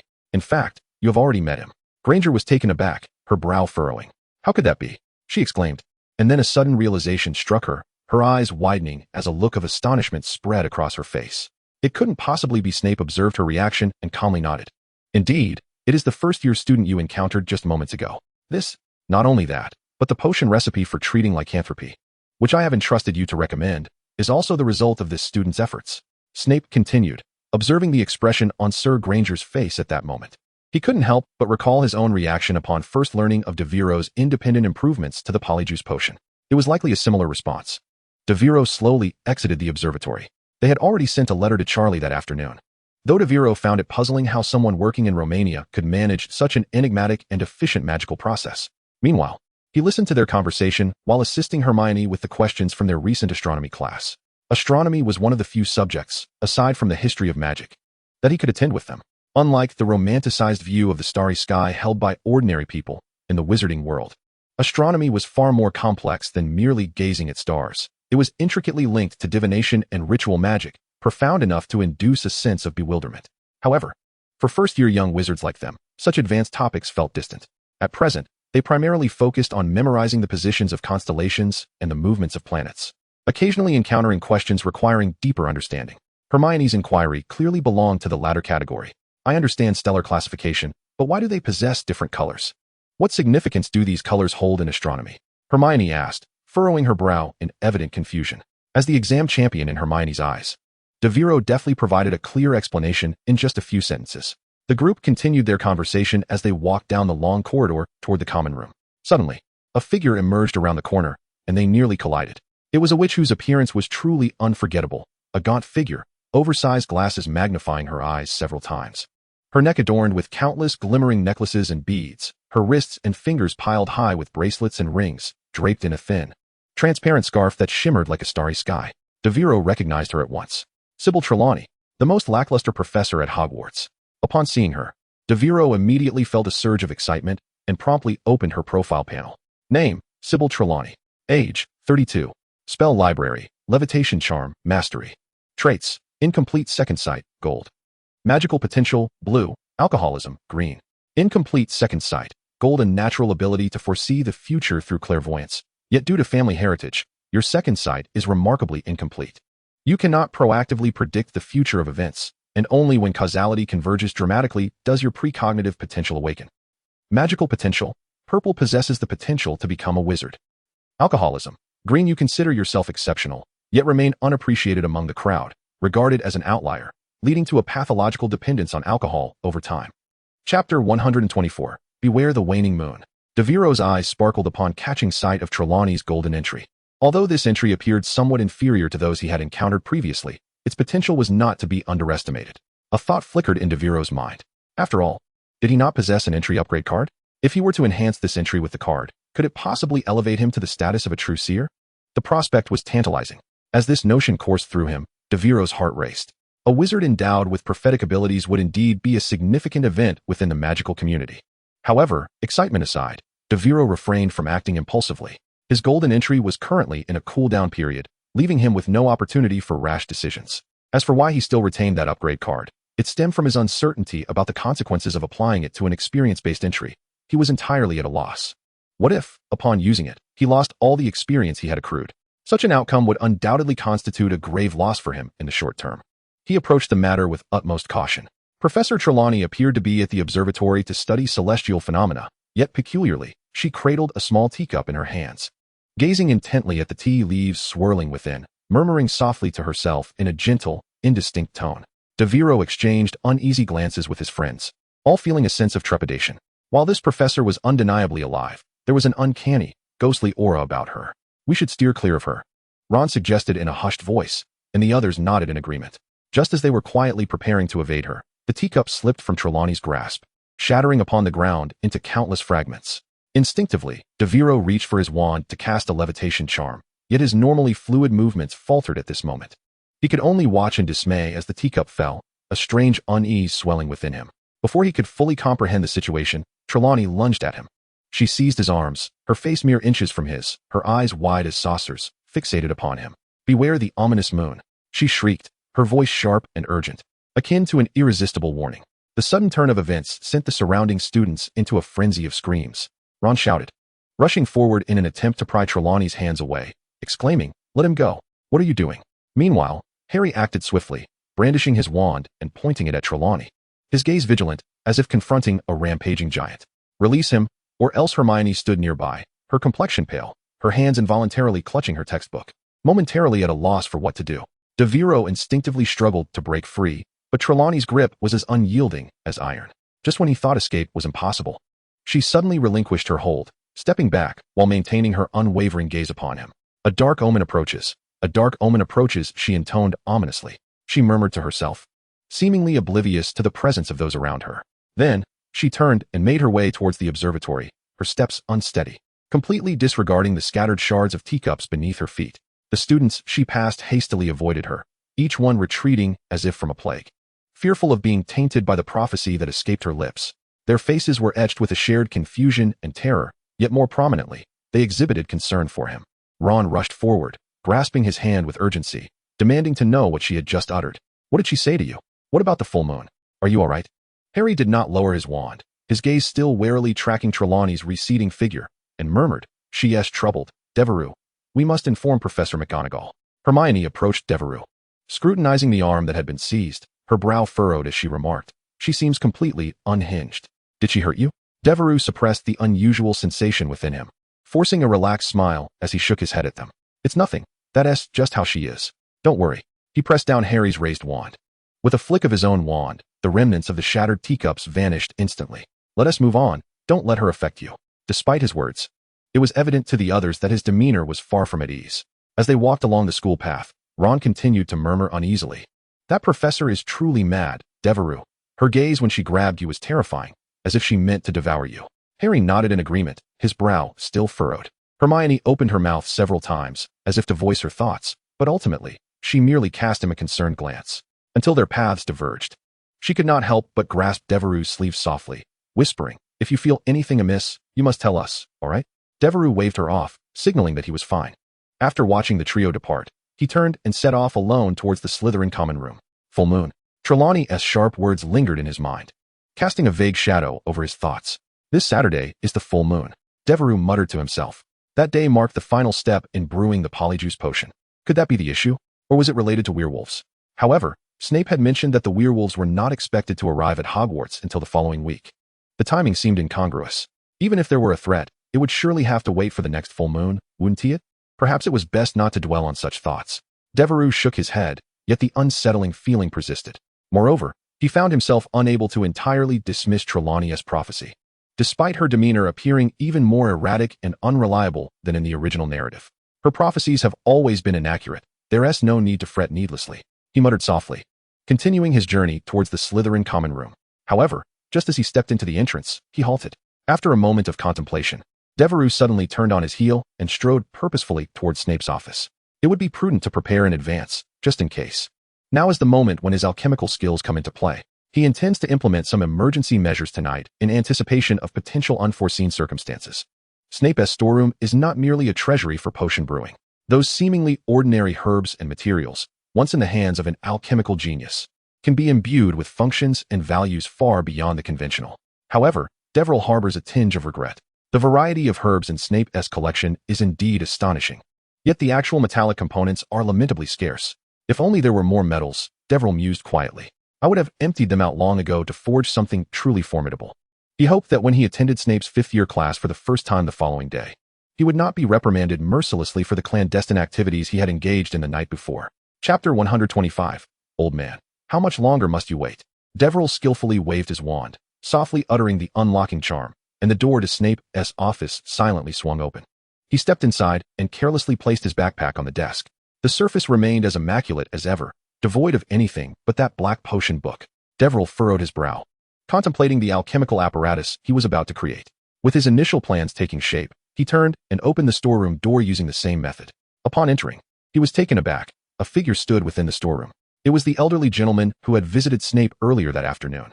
He was now leaning slightly forward, intently examining the herbs on the shelf to his right. The sudden intrusion of Devero elicited no response from him. He remained fixated on the herbs. Devero found himself momentarily paralyzed. Typically, Snape regarded his storeroom as a precious sanctuary, rarely allowing others to enter, much like the stringent security surrounding his laboratory. Indeed, in the original narrative, Snape's storeroom resembled a public lavatory, with house elves like Dobby freely traversing its space. Even Hermione, as a second-year student, could wander in and out without hindrance. The defenses were undeniably lax. Yet this elderly man appeared to be an exception. He exhibited no wariness towards Snape's domain, leisurely inspecting the surroundings as if strolling through his own garden, utterly oblivious to the notion of disturbance. Devero hesitated, contemplating whether to call out to him. However, observing the man as complete disinterest in conversation, he ultimately decided against it. Since the gentleman had not initiated any dialogue, there was no need for him to seek out a futile exchange. He circumvented the old man and proceeded directly to the shelf on the left where the preserved animal specimens were displayed. Raising his wand, he employed the levitation charm to retrieve a glass vial containing a troll's finger, carefully suspending it in midair. Just as he acquired the vial, his gaze inadvertently fell upon the wall where completed potions were arranged, noting that one bottle of Veritaserum had significantly diminished in volume. It seemed it had recently been employed for interrogating dark wizards, he mused, his mind conjuring the image of Snape's icy demeanor as he compelled someone to speak. He lifted the corners of his mouth slightly and resumed his alchemical preparations.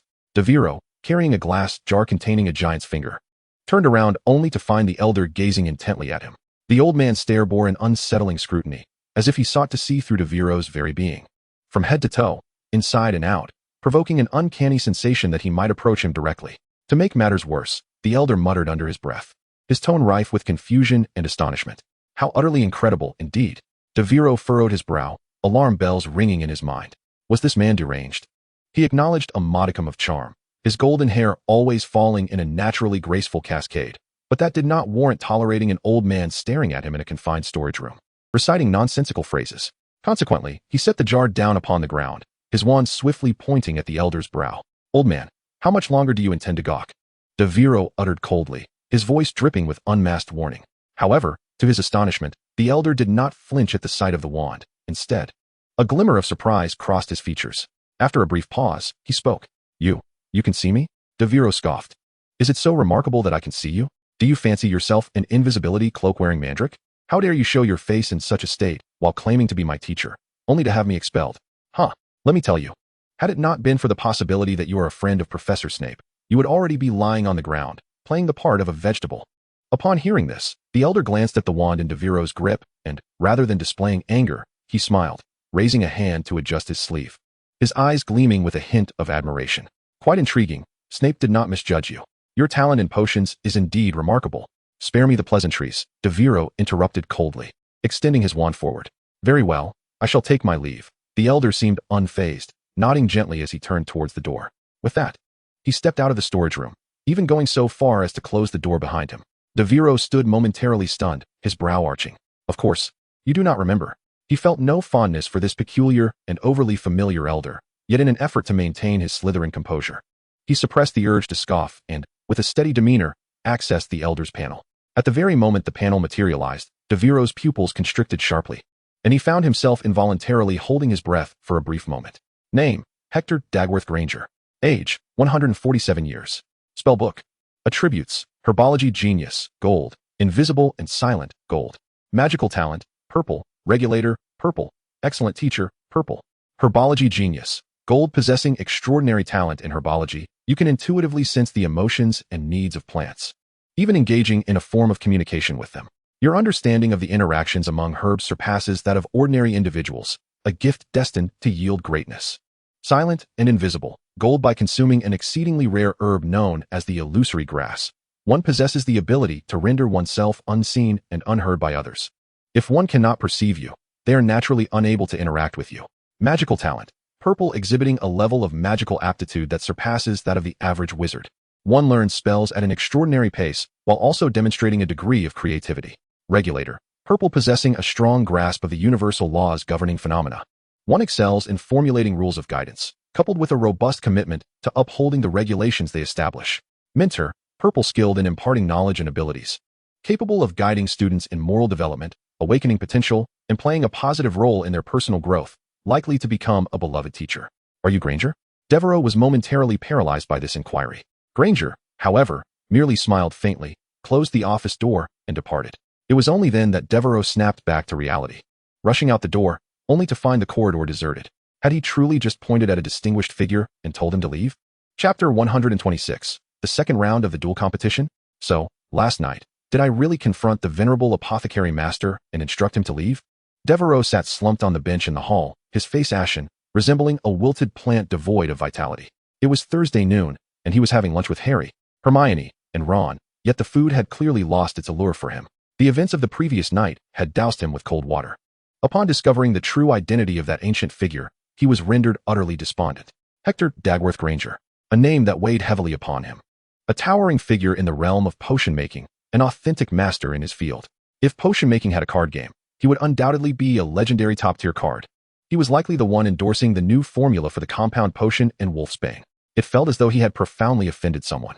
As for why he had been able to see Granger before, Devero speculated on two possibilities.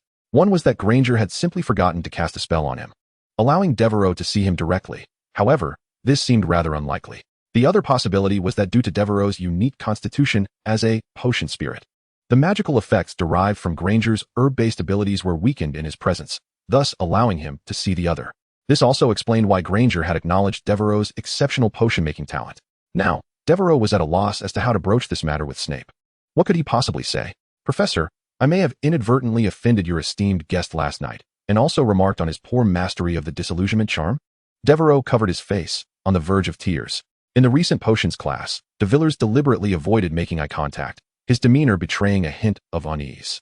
The lesson itself was rather unremarkable, save for the fact that his classmates continued to regard him as the third-generation Dark Lord and a master of legilimency, thus refraining from sitting beside him or meeting his gaze. Alas, they did not share any new tidbits, such as the fanciful notion that he was, in fact, the son of Voldemort. Oh, I have a nose, so that can't be, de Villers muttered to himself. Hermione, observing his somber expression, was notably concerned. Rest assured, de Villers. I spoke with Professor McGonagall yesterday, she reassured him. She mentioned that since Professor Trelawney arrived at this school, she has prophesied the death of a student each year. To date, none have met such a fate. Harry likely sensed that de Villers was troubled by Trelawney's ominous words from the previous day, and thus felt compelled to share McGonagall's perspective.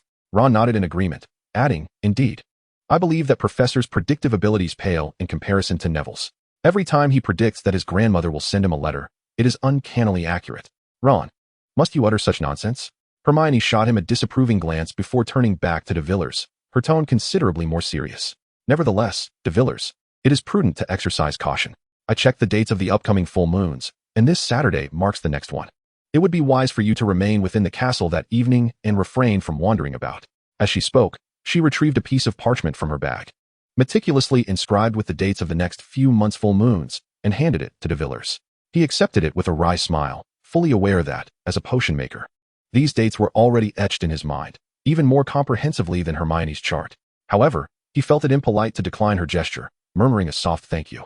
De Villers flashed them a smile. Fear not, I am not one to be overly suspicious. My concerns stem from my studies in potions, as you know. I am Severus Snape's apprentice and have recently encountered some difficulties, which has left me somewhat pensive. The others exchanged glances of understanding. Yet they felt ill-equipped to offer any substantial assistance. After all, if de Villers was grappling with a challenge he could not surmount, what could they possibly contribute? At that moment, de Villers shifted the conversation, seemingly recalling something, and turned to Ron with a question. Ron, taking a bite of roasted potato, shook his head. Not so quickly. It will take at least a week. Owls are not broomsticks, you know. Well, even if they were broomsticks, that would be quite absurd, de Villers replied. Nodding as his gaze drifted towards the window, his expression thoughtful. He silently calculated that the full moon was indeed the day after tomorrow, coinciding with his plan to assist Hagrid in reinforcing the cellar's concealment charm. Could anything untoward transpire?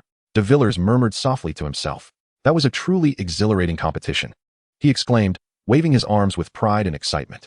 The victor was a 7th-year male student, the president of the student council from Gryffindor, a prodigious spellcaster aspiring to become an Auror. According to Flitwick, this champion triumphed with an almost overwhelming ease, effortlessly defeating all his rivals. In the classroom, numerous students sat in stunned silence, engaging in hushed discussions about the legendary 7th-grade senior. However, Devero, seated in the back row, appeared disinterested. He had little regard for the rumors concerning his rivals, dismissing their impressive victories as mere reflections of the inadequacies of other competitors. Yet, his attention was piqued when Professor Flivy began discussing the rewards for the upcoming duel competition. Next week, we shall continue hosting the duel contest, with the prize being a particularly effective dueling spell. Flivy smiled mysteriously and paused before adding, and I assure you, it is one that none of you have yet learned. Devero raised an eyebrow, a flicker of interest igniting in his gaze. Acquiring a brand new, highly practical dueling spell? That certainly warranted some effort. All prior knowledge about his opponents had come from the whispers of those around him. Naturally, as the ostensible heir of the Dark Lord, Devero was not surrounded by gossiping youths. When Devero turned to the individual seated beside him, he couldn't help but frown slightly. Why are you here? He inquired calmly. The person next to him was a bespectacled young man, exuding an air of calmness. I am here to assist you, my lord, in gathering more intelligence on your adversaries. Indeed, the individual before him was Wells, Devero's loyal subordinate. Chapter 127. My lord, please leave your mark upon me. Aren't you a 6th year? What brings you to a 5th-year class? Devero shot a teasing glance at Wells.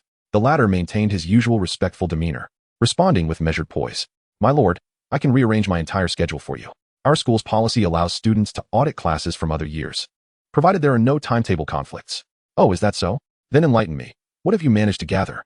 As Professor Flivy had just announced that he would invite most of the faculty to the next duel competition, he was animatedly recounting his illustrious victories. From his peak dueling days to amusing anecdotes from recent contests, repeatedly reminiscing about his past experiences in duel competitions. Finding himself quite bored, Devero resolved to listen to the so-called intelligence that his loyal subordinate Wells had to offer to pass the time. Upon hearing the command, Wells immediately sat up straight, adjusting his posture as though reporting to a high-ranking official. His solemnity made Devero roll his eyes. For goodness sake, could you tone it down? At this rate, others will think I'm some sort of cult leader. Devero muttered under his breath. It should be noted that he was currently being rumored to be the next Dark Lord, in no small part due to Wells following him around like a Death Eater. He mused that the curious glances from those nearby would likely add to the burgeoning legend of the third generation of the Dark Lord. Yet Wells remained unfazed, leaning slightly forward and lowering his voice. My lord, I have conducted a thorough investigation. In the duel competition, 4 contestants stood out prominently.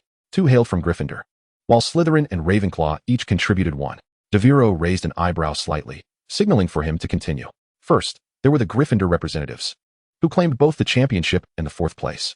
The champion was Luke Harris, the 7th-year head of the student council, coming from a mixed-blood wizarding family. He possessed nearly all-encompassing skills, embodying a versatile fighter. It was rumored that he had learned a formidable new dueling spell from Professor Flitwick, so powerful that the professor once contemplated whether to disallow him from further participation. Wulstern paused before continuing. The other Gryffindor contender was Percy Weasley.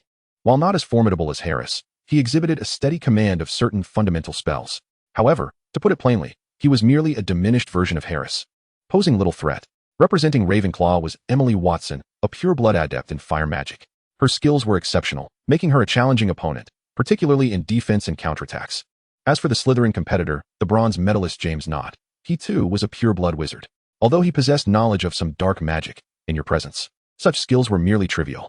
Wulstern confidently and calmly relayed the information of the 4 contestants. After listening, Devero nodded, forming a general assessment in his mind. Frankly, the only individual among them who piqued his interest was Luke Harris. Especially concerning the rare spell learned from Professor Flitwick, it warranted considerable caution. The others were either insignificant or easily predictable. Well, this information is somewhat useful, Devero remarked in a neutral tone, then raised an eyebrow at Wulstern, adding, but you need not be so formal. It feels as if I am about to ascend to the throne. Relax a bit. Wulstern offered a slight smile but maintained his demeanor, stating, serving you, of course, requires utmost dedication. Very well, I have taken note, Devero nodded, then turned to Wulstern, who finally seemed somewhat more agreeable. What is it that you wish to obtain from me? Upon hearing this, Wulstern's pupils dilated sharply, and his expression transformed into one of overwhelming excitement, as if the question ignited a fervor deep within him. He abruptly extended his arm, rolled up his sleeve to reveal his pale forearm, his face alight with devotion and exhilaration, his voice trembling with boundless admiration. Come, my lord, leave your mark upon me. This proclamation not only escaped his lips with an intensity that rivaled a spell, but resonated clearly throughout the classroom. An eerie silence enveloped the surroundings. Devero slowly surveyed the room, noting how the expressions of his classmates swiftly morphed from astonishment to dread, their timid gazes suggesting they had just realized they were indeed at the heart of some malevolent organization. Meanwhile, Professor Flitwick, standing at the podium, looked on with a bewildered expression, as if contemplating whether he ought to report this incident. Devero felt a chill run down his spine, inwardly lamenting. This person must be out of his mind. He surely has some issues. Suppressing the impulse to roll his eyes, he firmly pressed down on Wells's forearm, his voice low yet urgent. Have you lost your mind? Be quiet. Do not utter such misunderstandings. However, Wells gazed at him with fervor and, in a hushed but resolute tone, replied, Sir, such an oath must be proclaimed publicly to attain a sense of ritual. If you continue to chatter, I shall truly bestow upon you a mark, merely inscribing a foolish word upon your forehead. After the charms class, Devero cast a disillusionment charm, effortlessly evading Wells's gaze, ensuring the fellow would not continue to trail him. That scoundrel. He has utterly disrupted my idyllic school life, he muttered through gritted teeth, hastening towards his next class. Upon acquiring the golden title of Master Alchemist, Devero relished the immense benefits of experiential titles. These titles could directly augment his knowledge reservoir, proving far more efficient than the gradual accumulation through mere talent. Nonetheless, most golden titles were not experiential, as the talents they conferred were exceedingly potent, requiring extensive time to actualize their potential. Only wizards like Dumbledore, who had lived for over a century, could fully harness such golden talents. Even seasoned wizards like Snape or Professor McGonagall, at the zenith of their powers, required further years of maturation. However, Devero had long devised a plan. Rather than languishing in wait, he would seize available resources, such as their herbology professor, Professor Sprout. Although she possessed no golden title, she did have a purple title of herbological talent. For individuals of her stature, such purple titles were predominantly experiential. Securing this could significantly bolster his prowess in potion making. With this thought, he traversed the castle, passing through the vegetable garden, and headed towards the greenhouse, where various magical plants were cultivated, serving as the venue for today's lesson. Chapter 128, A New Discovery in Herbology? Outside the greenhouse, as Devero approached, he observed his classmates gathered in clusters. Some engaged in animated discussions.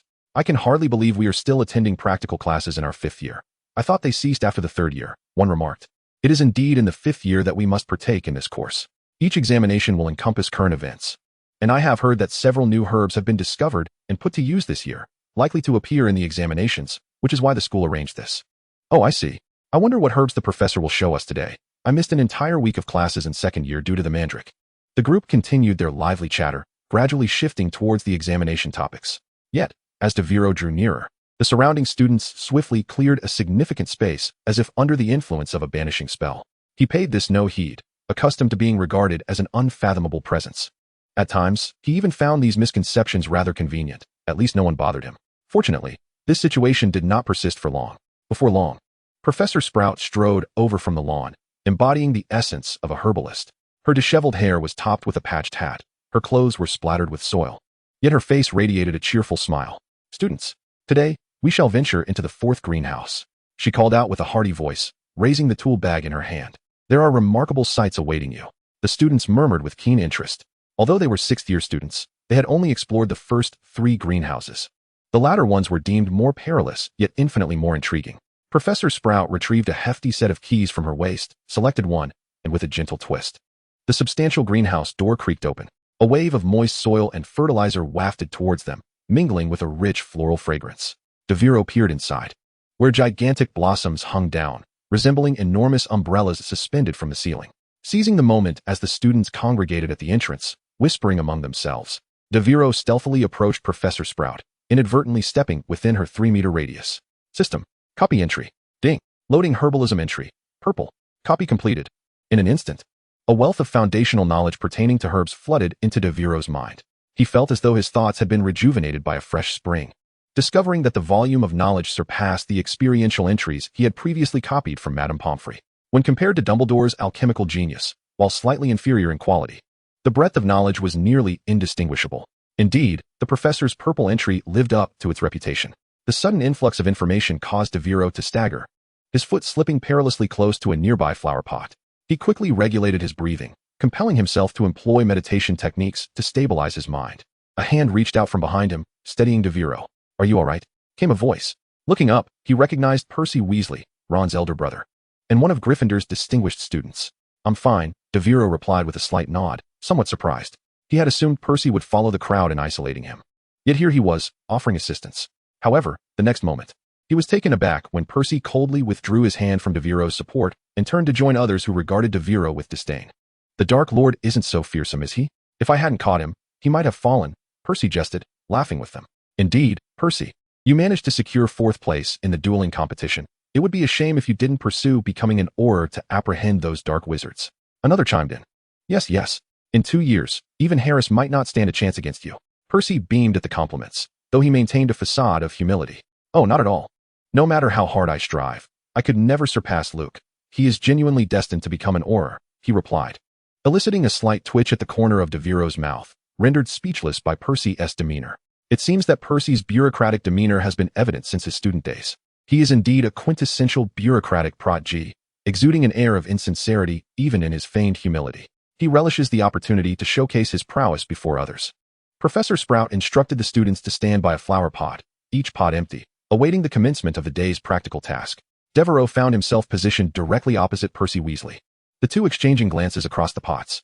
Professor Sprout stood in the center of the greenhouse, her toolkit neatly arranged on a bench before her. With a beaming smile, she opened the toolkit and extracted 3 herbs, laying them out on the surface. Devero cast a glance and instantly recognized the names of the 3 herbs, not due to his own knowledge, but thanks to the recently copied herbology talent entry. As if this knowledge had long taken residence in his mind. To his astonishment, he even spotted a serious herb among them. Professor Sprout surveyed the students and posed a question. At that moment, Percy raised his hand high, his swift motion nearly knocking the glasses off a nearby classmate. The herb for treating dragonpox is the aloe vera. It possesses potent antiviral and immune-boosting properties that can aid patients in a quicker recovery. Professor Sprout nodded in satisfaction, smiling as she responded, absolutely correct. Mr. Weasley, your performance in class is always impressive, 5 points to Gryffindor. The professor continued her questioning, and once again, Percy answered with remarkable speed, each response flawless. Another correct answer, 5 more points to Gryffindor. In just a few minutes, Percy had secured 20 points for his house. The Gryffindor students erupted in cheers. Indeed, Percy is exceptional. He is truly worthy of being a prefect. Indeed, he even secured 4th place in last week's dueling competition, besting several Slytherins. What a relief.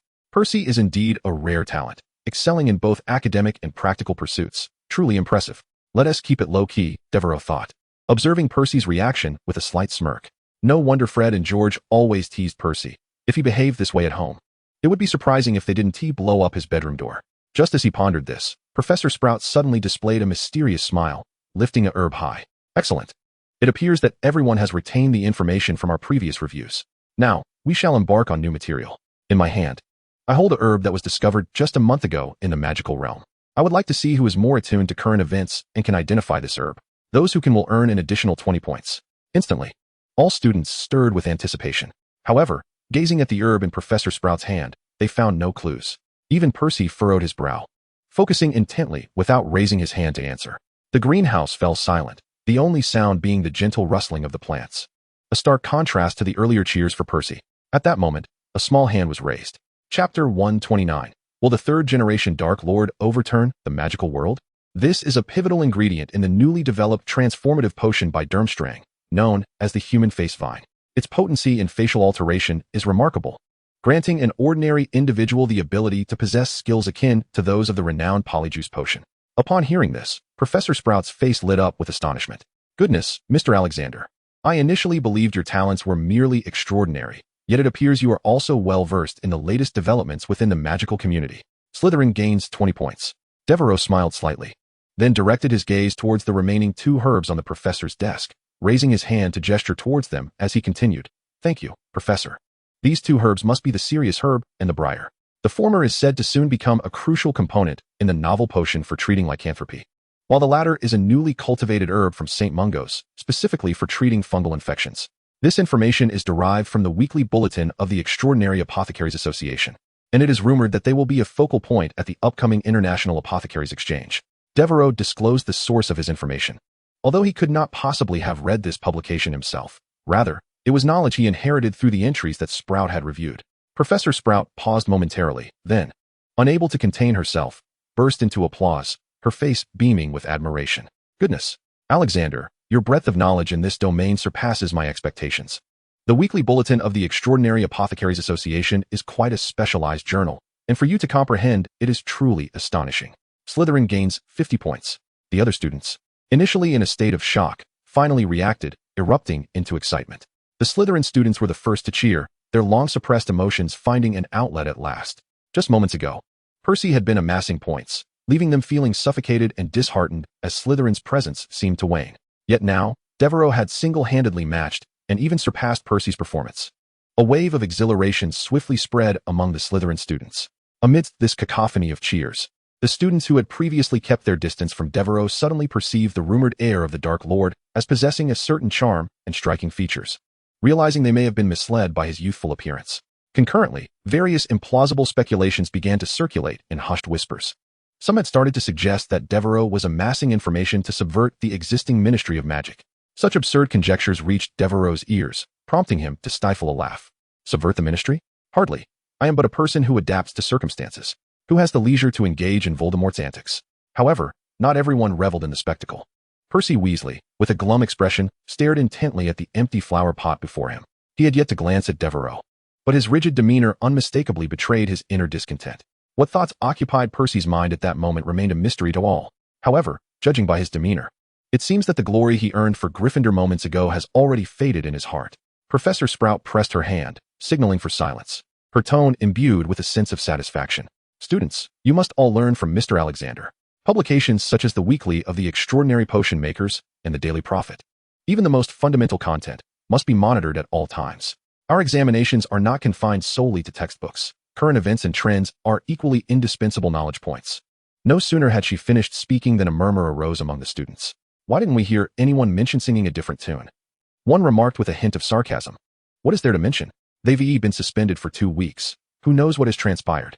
Professor Sprout evidently intended to remain undistracted by such idle chatter. She merely cleared her throat and continued. All right, now observe these herbs closely. A more in-depth explanation will follow. With that, she gently waved her wand. The previously dormant and somewhat wilted herbs on the shelf underwent a wondrous transformation. They seemed to be infused with life, their leaves unfurling and emanating a gentle glow. Gradually, they floated into the air like a host of ethereal beings, gently swaying in the warm light of the greenhouse. Subsequently, these herbs divided into dozens of portions, each landing precisely in the flower pots before the students. Professor Sprout began to patiently elucidate the characteristics of the herbs as the students listened intently. Thus, a practical herbology class drew to a close within the greenhouse. After class, Devero swiftly finished his lunch and hurried to Snape's laboratory to assist him. Upon entering the lab, he found Snape had arrived early, busily jotting down notes for the day's experiments. Hearing the commotion, Snape glanced up at Devero and coolly commanded, "You're here? Stop dawdling. Fresh fluxweed just arrived. Brew a new potion with it, and do so quickly." Devero nodded but instinctively averted his gaze from Snape. He felt a pang of guilt. Just as he was about to wash his hands and commence work, he suddenly heard Snape's low voice resound behind him. "So, do you have anything to disclose to me? Regarding your little maneuvers?" Devero's hand trembled, nearly splashing water on himself. He slowly turned around, stiff as a puppet, to find Snape staring intently at him. His gaze sharp enough to pierce through him. "I noticed during this morning's class, Snape's tone was frosty, yet laced with an undeniable certainty. Aren't you usually the one who craves the spotlight? Why were you mute at that moment? You must be concealing something from me." As he spoke, he gently set down the quill in his hand, leaning back in his chair, his eyes locking onto Devero with predatory intensity, clearly prepared to extract the truth. Devero silently pressed his forehead in despair, internally lamenting. It appeared that his disparaging remarks about the benefactor had indeed been discovered. Just as he was about to argue that Hermione truly resembled a weirdo at that time, Snape abruptly interjected. "Thus, you took the giant's finger from the storeroom for what purpose? Moreover, the cabbage within is past its prime and needs replacing." Devero had just begun to speak. Yes, I shouldn't have scolded him." Abruptly halting, he raised his head sharply, his eyes wide with astonishment. "What? The giant's finger? Cabbage." Chapter 130. A disciple need not be inferior to his master. Snape's piercing gaze fixed upon Devero like a nail, his tone brooking no argument. "Of course. Do you think I would overlook such a matter? Furthermore, the cabbage should have been discarded a day ago. Must I remind you of such basic knowledge? Oh, that, I will dispose of it tomorrow." Devero scratched his head, revealing a hint of relief. It seemed Snape had not discovered this issue. He was referring to the earlier incident where he had stealthily taken the giant's finger for potion making. Upon hearing this, Snape's brow furrowed even deeper, his tone icy. "No need. I have already dealt with it today. However, do not attempt to divert the topic. What did you intend to do with the giant's finger?" Devero silently exhaled, feeling a wave of relief. It turned out they were not discussing the matter of scolding his benefactor, much to his fortune. Steadying himself, he began to fabricate a serious explanation. "Oh, that. I used it to concoct a stench potion." Snape narrowed his eyes upon hearing this. "A stench potion?" "Yes, indeed. A stench potion. This potion requires the giant's finger." Devero lied without a change in countenance, deliberately emphasizing his words to appear reasonable. He was not speaking without basis. The potion indeed required that ingredient. Snape's expression tightened further. "Why are you brewing this potion?" Devero nearly blurted out, for self-defense. This was the truth. "Very well." Snape waved his hand. Though his tone remained frosty, it bore a tinge of exasperation. "Remember to exercise caution. Do not fill the entire castle with a foul stench. I do not wish to be left to clean up your mess." Devero nodded repeatedly, smiling in agreement. "Rest assured, I shall be careful." Devero turned and began preparing the wolfsbane potion. He meticulously organized all the materials, ensuring there were no omissions or errors, before igniting the flame beneath the cauldron. Just as he focused intently on the preparation within the pot, Snape unexpectedly spoke, his tone laced with a hint of guidance. "This time, do not rush to produce a finished product. After the last wolfsbane potion was completed, I discovered a flaw. The potion cannot be stored for long. Thus, this time, you need only brew a semi-finished product. When Saturday arrives, the first werewolf will come. At that point, you can complete the final steps, allowing them to consume the freshest potion directly." Devero nodded eagerly, then adjusted the sequence and duration of his transformation spell. Confirming all was in order, he drew his wand and softly intoned, "Pure spring like water." Clear water immediately flowed from the tip of his wand, swiftly filling the bottom of the cauldron. Next, Devero cautiously added fresh wolfsbane, allowing the heat of the boiling water to gradually release the essence of the herbs. Watching the lively processes within the cauldron, he nodded in satisfaction. Thanks to the assistance of the Transfiguration charm, his work efficiency had significantly increased. The once arduous physical labor had become a mere trifle. Seizing the opportunity during the potion brewing interval, Devero turned to wash his hands and began tidying the workspace, meticulously inventorying the herbal supplies and documenting the incoming and outgoing records. Just as he was gathering his tools in preparation to conclude the day's labor, Snape suddenly called out, "Devero!" His hands froze, and alarm bells rang in his mind. What? Snape had never addressed him in such a manner. He was typically met with a cold fool or a casual hey. Today, however, he had directly uttered his name. Had the sun risen from the west? Devero stiffly turned around and cautiously inquired, "Professor, do you have any further instructions?" Snape continued to gaze down at his experimental notes, one hand nervously gripping the corner of the pages. His demeanor appeared somewhat awkward, even tinged with anxiety. Strangely, Snape did not meet Devereaux's eyes. Instead, his gaze remained fixed on the notes, as though they concealed some insurmountable secret. At last, Snape spoke, his tone low yet uncharacteristically strained. After delivering his words, he seemed to deflate, his grip on the quill wavering slightly. Devero was taken aback. Was Snape seeking his counsel? The absurdity of the scene nearly made him laugh. Yet he dared not. The proud Snape, akin to an iceberg, was lowering himself to him. However, upon reflection, it was indeed reasonable. The fully automated potion brewing method he had devised relied heavily on advanced techniques of the Transfiguration charm, one of the most intricate branches of transfiguration. Even Snape could not possibly master every aspect of it. Devero raised an eyebrow and, considering his own future treatment, extracted his wand and approached respectfully to begin his explanation. This time, his demeanor was especially earnest, his tone calm, yet imbued with confidence. He meticulously deconstructed the operational principles of the Transfiguration charm, even demonstrating several times. An extraordinary atmosphere enveloped the entire process. Snape remained cold and solemn, yet his occasional nods betrayed his focused attention. Devero, though young, exuded a composed maturity, making it difficult to discern who was the teacher and who was the student. Truly, it was no wonder that he was capable of creating spells as the Half-Blood Prince. In less than 10 minutes, Snape grasped the complex incantation. He raised his wand toward a cauldron of potion and cast the Transfiguration charm. The liquid within began to flow with agility, the materials being absorbed in an exquisitely precise sequence, the entire process infused with a grace beyond mere mechanical operation. It still requires practice, I know, Devero shrugged, responding with a smile. Of course, practice makes perfect, Professor. With that, he turned to gather his belongings, preparing to depart. Just as he took a couple of steps, Snape suddenly called out to him once more, "Devero." He sensed a hint of embarrassment in Snape's expression. Snape lifted his gaze, seemingly having wrestled with himself before finally stating, "You have done reasonably well with this charm. At this juncture, you bear a striking resemblance to your father." Devero stood still for a moment, a faint smile gracing his lips. He uttered no words, turning to exit the laboratory, the door gently closing behind him. Chapter 131, The Giant's Gauntlet. Late night in the kitchen, Hogwarts. The hour was late, the atmosphere thick with anticipation. The room of requirement had transformed into a spacious training arena, its walls adorned with an array of melee weapons, from glimmering swords and daggers to sharp spears. An arsenal of combat at hand. In the center lay an expanse covered with soft mats, surrounded by several lifelike dummies, seemingly crafted for the purpose of battle.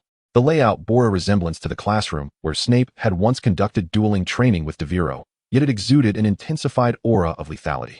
Standing in the midst of the mat, Devero's gaze swept over the 3 dummies lined up before him.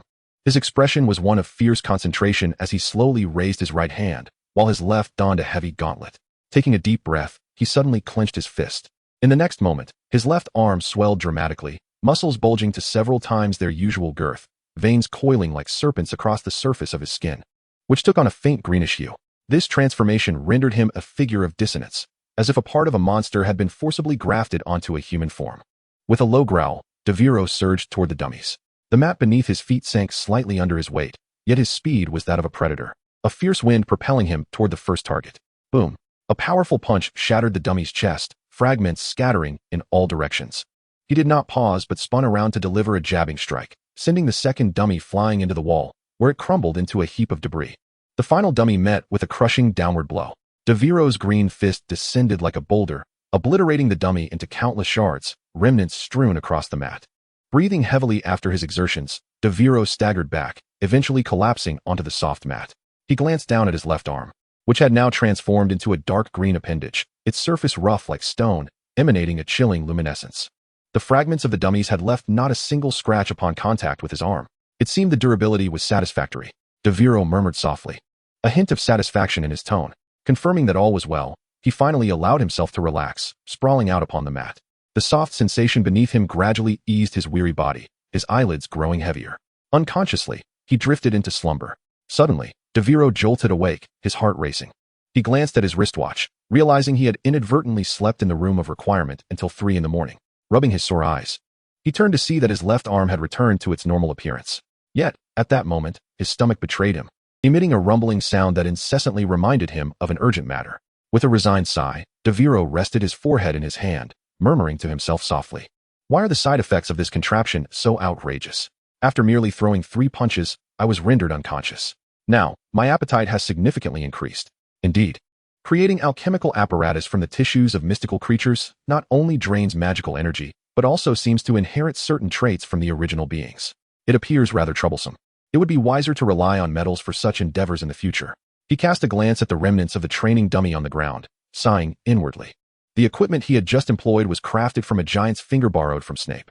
It could substantially enhance his melee capabilities in a short span, bestowing him with strength and defense akin to that of a giant, compensating for his most significant vulnerability, his frail child-esque physique.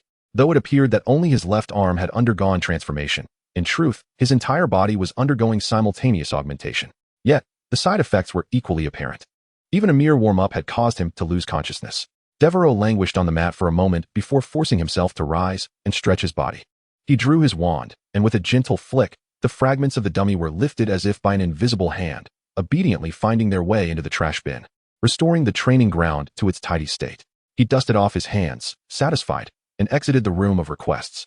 As he traversed the tranquil corridors of Hogwarts under the night sky, he stifled a great yawn. The castle was enveloped in a silence so profound that it ached in his ears. Even the ever-watchful Filch seemed to have succumbed to slumber. Devero glanced down at the exploration progress he was recording. Current Secret Realm Exploration Degree, 405. He pursed his lips and muttered to himself, "Oh well, a day's delay is inconsequential. After all, one night is hardly sufficient to procure an entry upgrade card." Shaking his head, he temporarily set aside the plans for tonight's adventure and proceeded directly to the entrance of the Slytherin common room. However, just as he was about to utter the password, a more pronounced rumble emanated from his stomach. Devero rubbed his belly, frowning. This sensation was unbearable hunger, unsettling his mind. He sighed and mused aloud. Perhaps it would be wiser to satiate my hunger first. With that, he turned and walked in another direction. Devero found himself in a broad stone corridor, illuminated brightly by torches, adorned with delightful paintings predominantly depicting food. Eventually, he arrived beneath a particular painting featuring a massive silver bowl brimming with fruit. With practiced ease, he extended his index finger and gently scratched the surface of a verdant pear. The pear began to wriggle, giggling, and suddenly transformed into a large green doorknob. Devero pulled it open with a swift motion.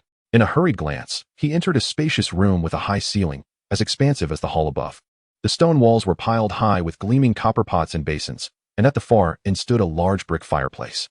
4 long wooden tables were arranged in the room, mirroring the configuration of the tables for the 4 houses in the hall above. This was the reason food always seemed to magically appear on the tables in the dining hall. Devero, appearing quite familiar with the surroundings, walked directly to a small table and took a seat. In an instant, a diminutive sprite appeared before him. "Dear sir, how may I assist you?"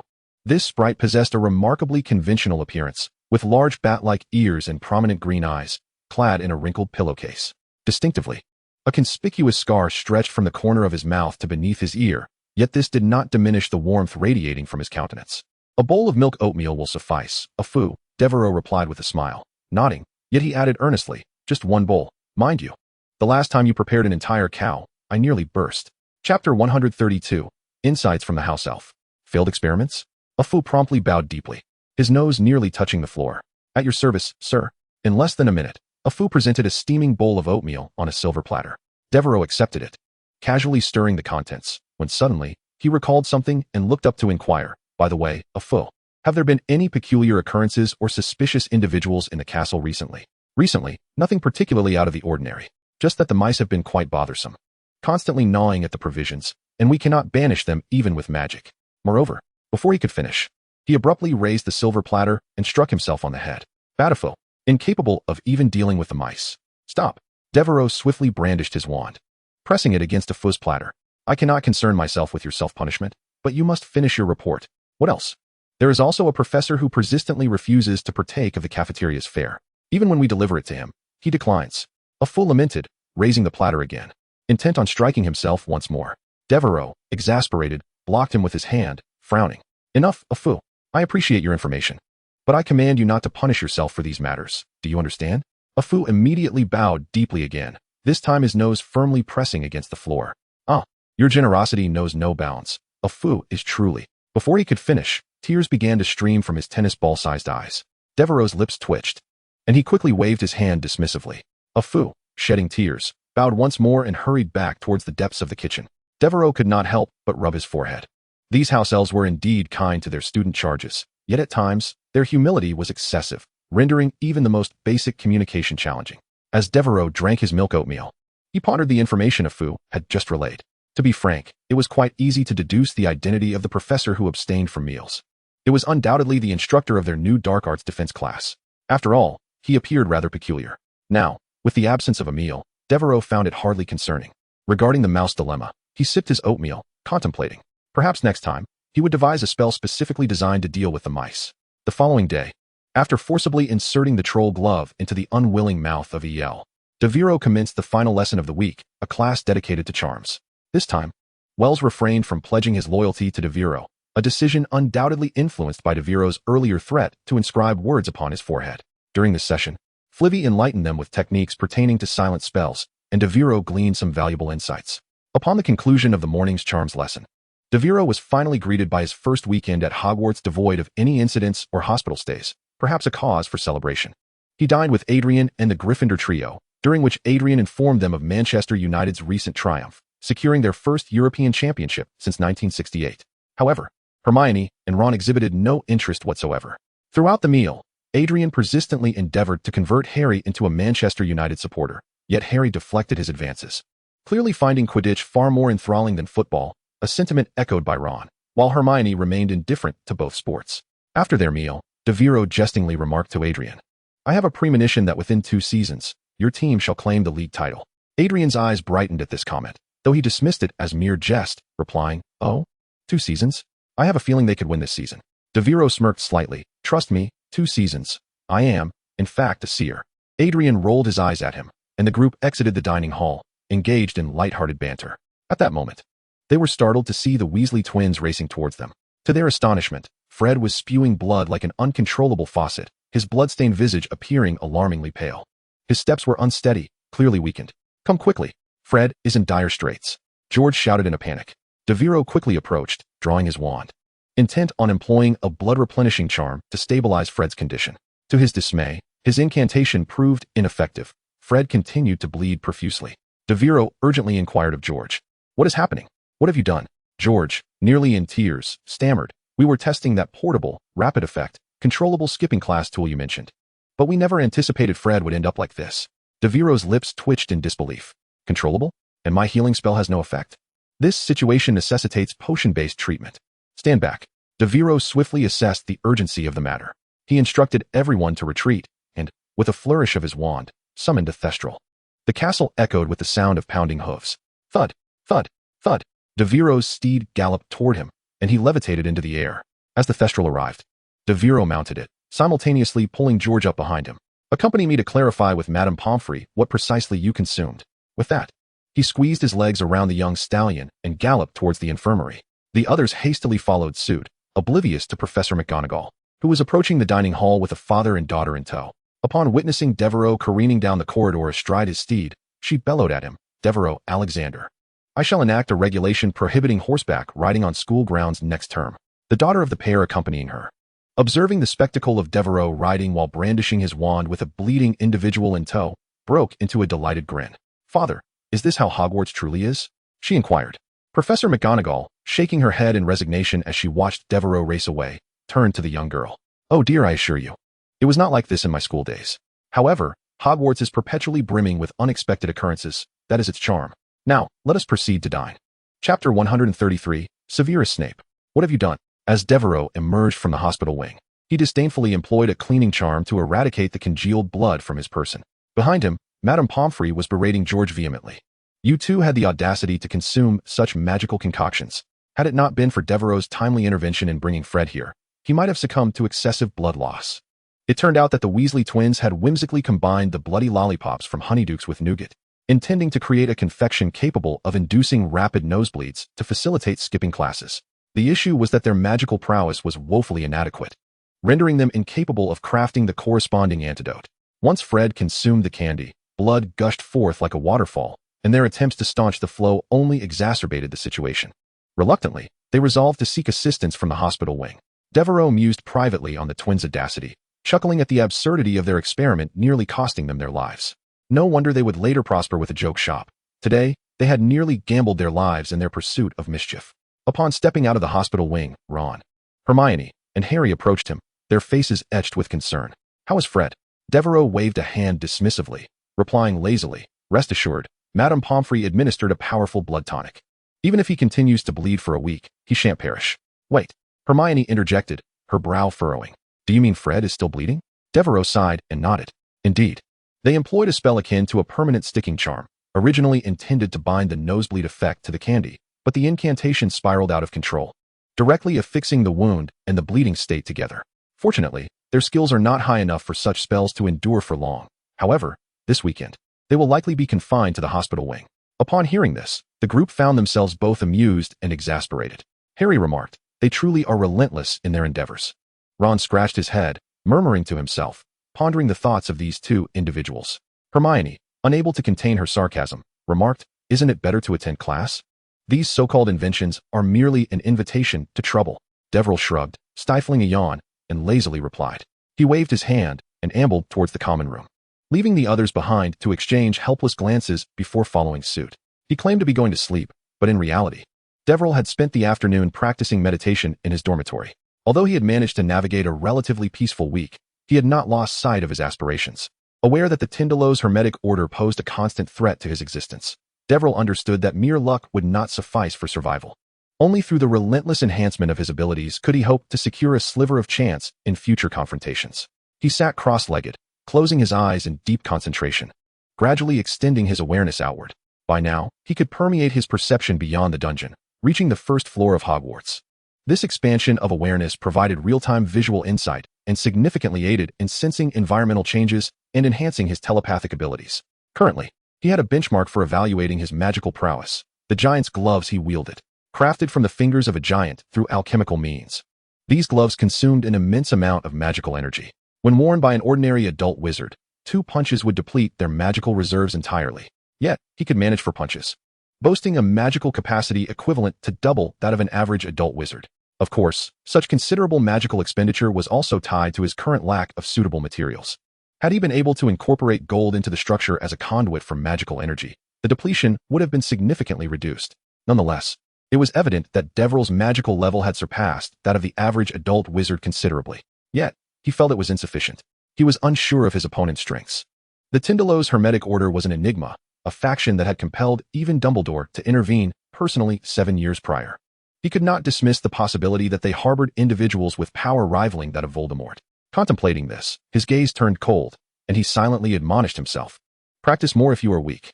Thus, Devero continued his training until 6:30 in the evening. He exhaled deeply, rising from his bed. Glancing at his watch, a faint smile crept onto his lips. The time was almost right. First, he would have a bite to eat, and then embark on his interminable journey of labor. There was little work to be done today. He planned to visit Professor Snape to discuss ways to prolong the shelf life of the Wolfsbane potion. In truth, Devero had already conceived several ideas regarding this topic, though their feasibility might be lacking. Perhaps through this discussion, he could transform his theories into practical applications. After dinner, Devero did not linger at the table as he usually did, engaging in leisurely conversation with Adrian. He swiftly cleared his plate and rose, making his way directly to Snape's laboratory. Along the way, he pondered the issue of extending the shelf life of the Wolfsbane potion, inadvertently quickening his pace. Upon his arrival at the subterranean classroom, he was unexpectedly greeted by the illumination already brightening the space. "The professor has arrived quite early today," Devero murmured, a hint of perplexity lacing his words as he descended the staircase. Upon reaching the threshold of the classroom, he noted that the laboratory door remained firmly shut, indicating that Severus Snape was not within. Casting a glance around, he he soon spotted an unfamiliar blonde girl seated in the customary spot occupied by Gryffindor students.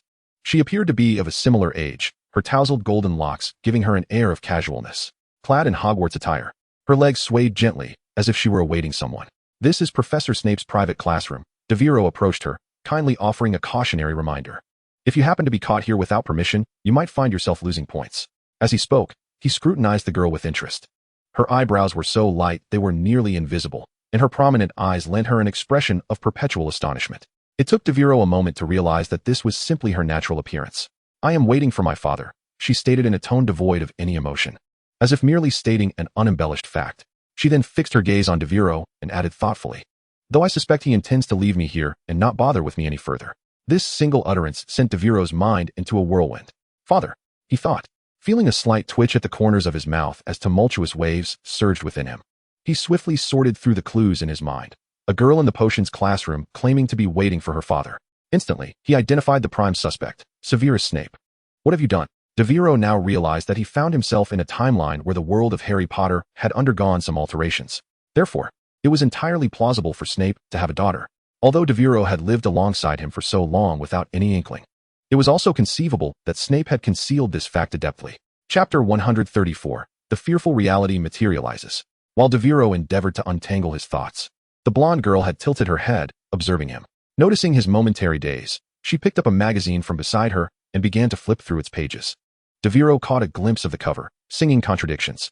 A Hogwarts student reading such a magazine? Devero pondered, finding it rather peculiar. Attempting to appear more at ease, he initiated, "I haven't introduced myself. I am Devero Alexander. May I ask?" Before he could finish, the girl interjected, "I know you." Devero raised an eyebrow. It was not entirely surprising, considering he had garnered a certain level of notoriety at Hogwarts. "Oh, then you might be aware of my moniker, the Dark Lord's third generation," he said half-jokingly. However, the girl evidently was unfamiliar with this title. She blinked, her eyes brimming with confusion. "The Dark Lord's third generation? I'm sorry, I haven't heard that name before. Although, it does seem quite fitting for a headline. In truth, I believe that Harry Potter may be more deserving of that title, a sentiment echoed by my father. However, I am aware that you are an apprentice of Professor Snape." At this revelation, Devero exhaled in relief. She referred to him as Professor Snape, indicating that she likely was not his daughter. Yet, alongside his relief, he recognized that this girl was possibly too deeply influenced by the singing counterpoint. Just then, the girl leapt down from the table. She was a head shorter than Devero and rather excessively slender. Clutching a magazine, she flashed a peculiar smile at Devero. "Hello, I am Luna Lovegood." "Luna?" Devero nodded instinctively in response. However, in the next instant, he staggered back, his eyes wide with astonishment. "Wait, what? Luna, how on earth are you here?" Before Devero could comprehend the situation, a deep voice resonated from the stairway. "What are you dawdling about? Hurry and prepare." It was Snape's voice. Devero stiffly acknowledged and hurried towards the laboratory. He pushed open the door, set down his belongings, and busied himself with tasks.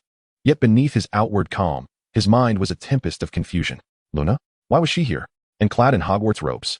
A barrage of questions surged through his mind. Wasn't Luna a year below Harry and the others? Had she enrolled early? When did Hogwarts initiate a kindergarten program? Or was this some grand misunderstanding?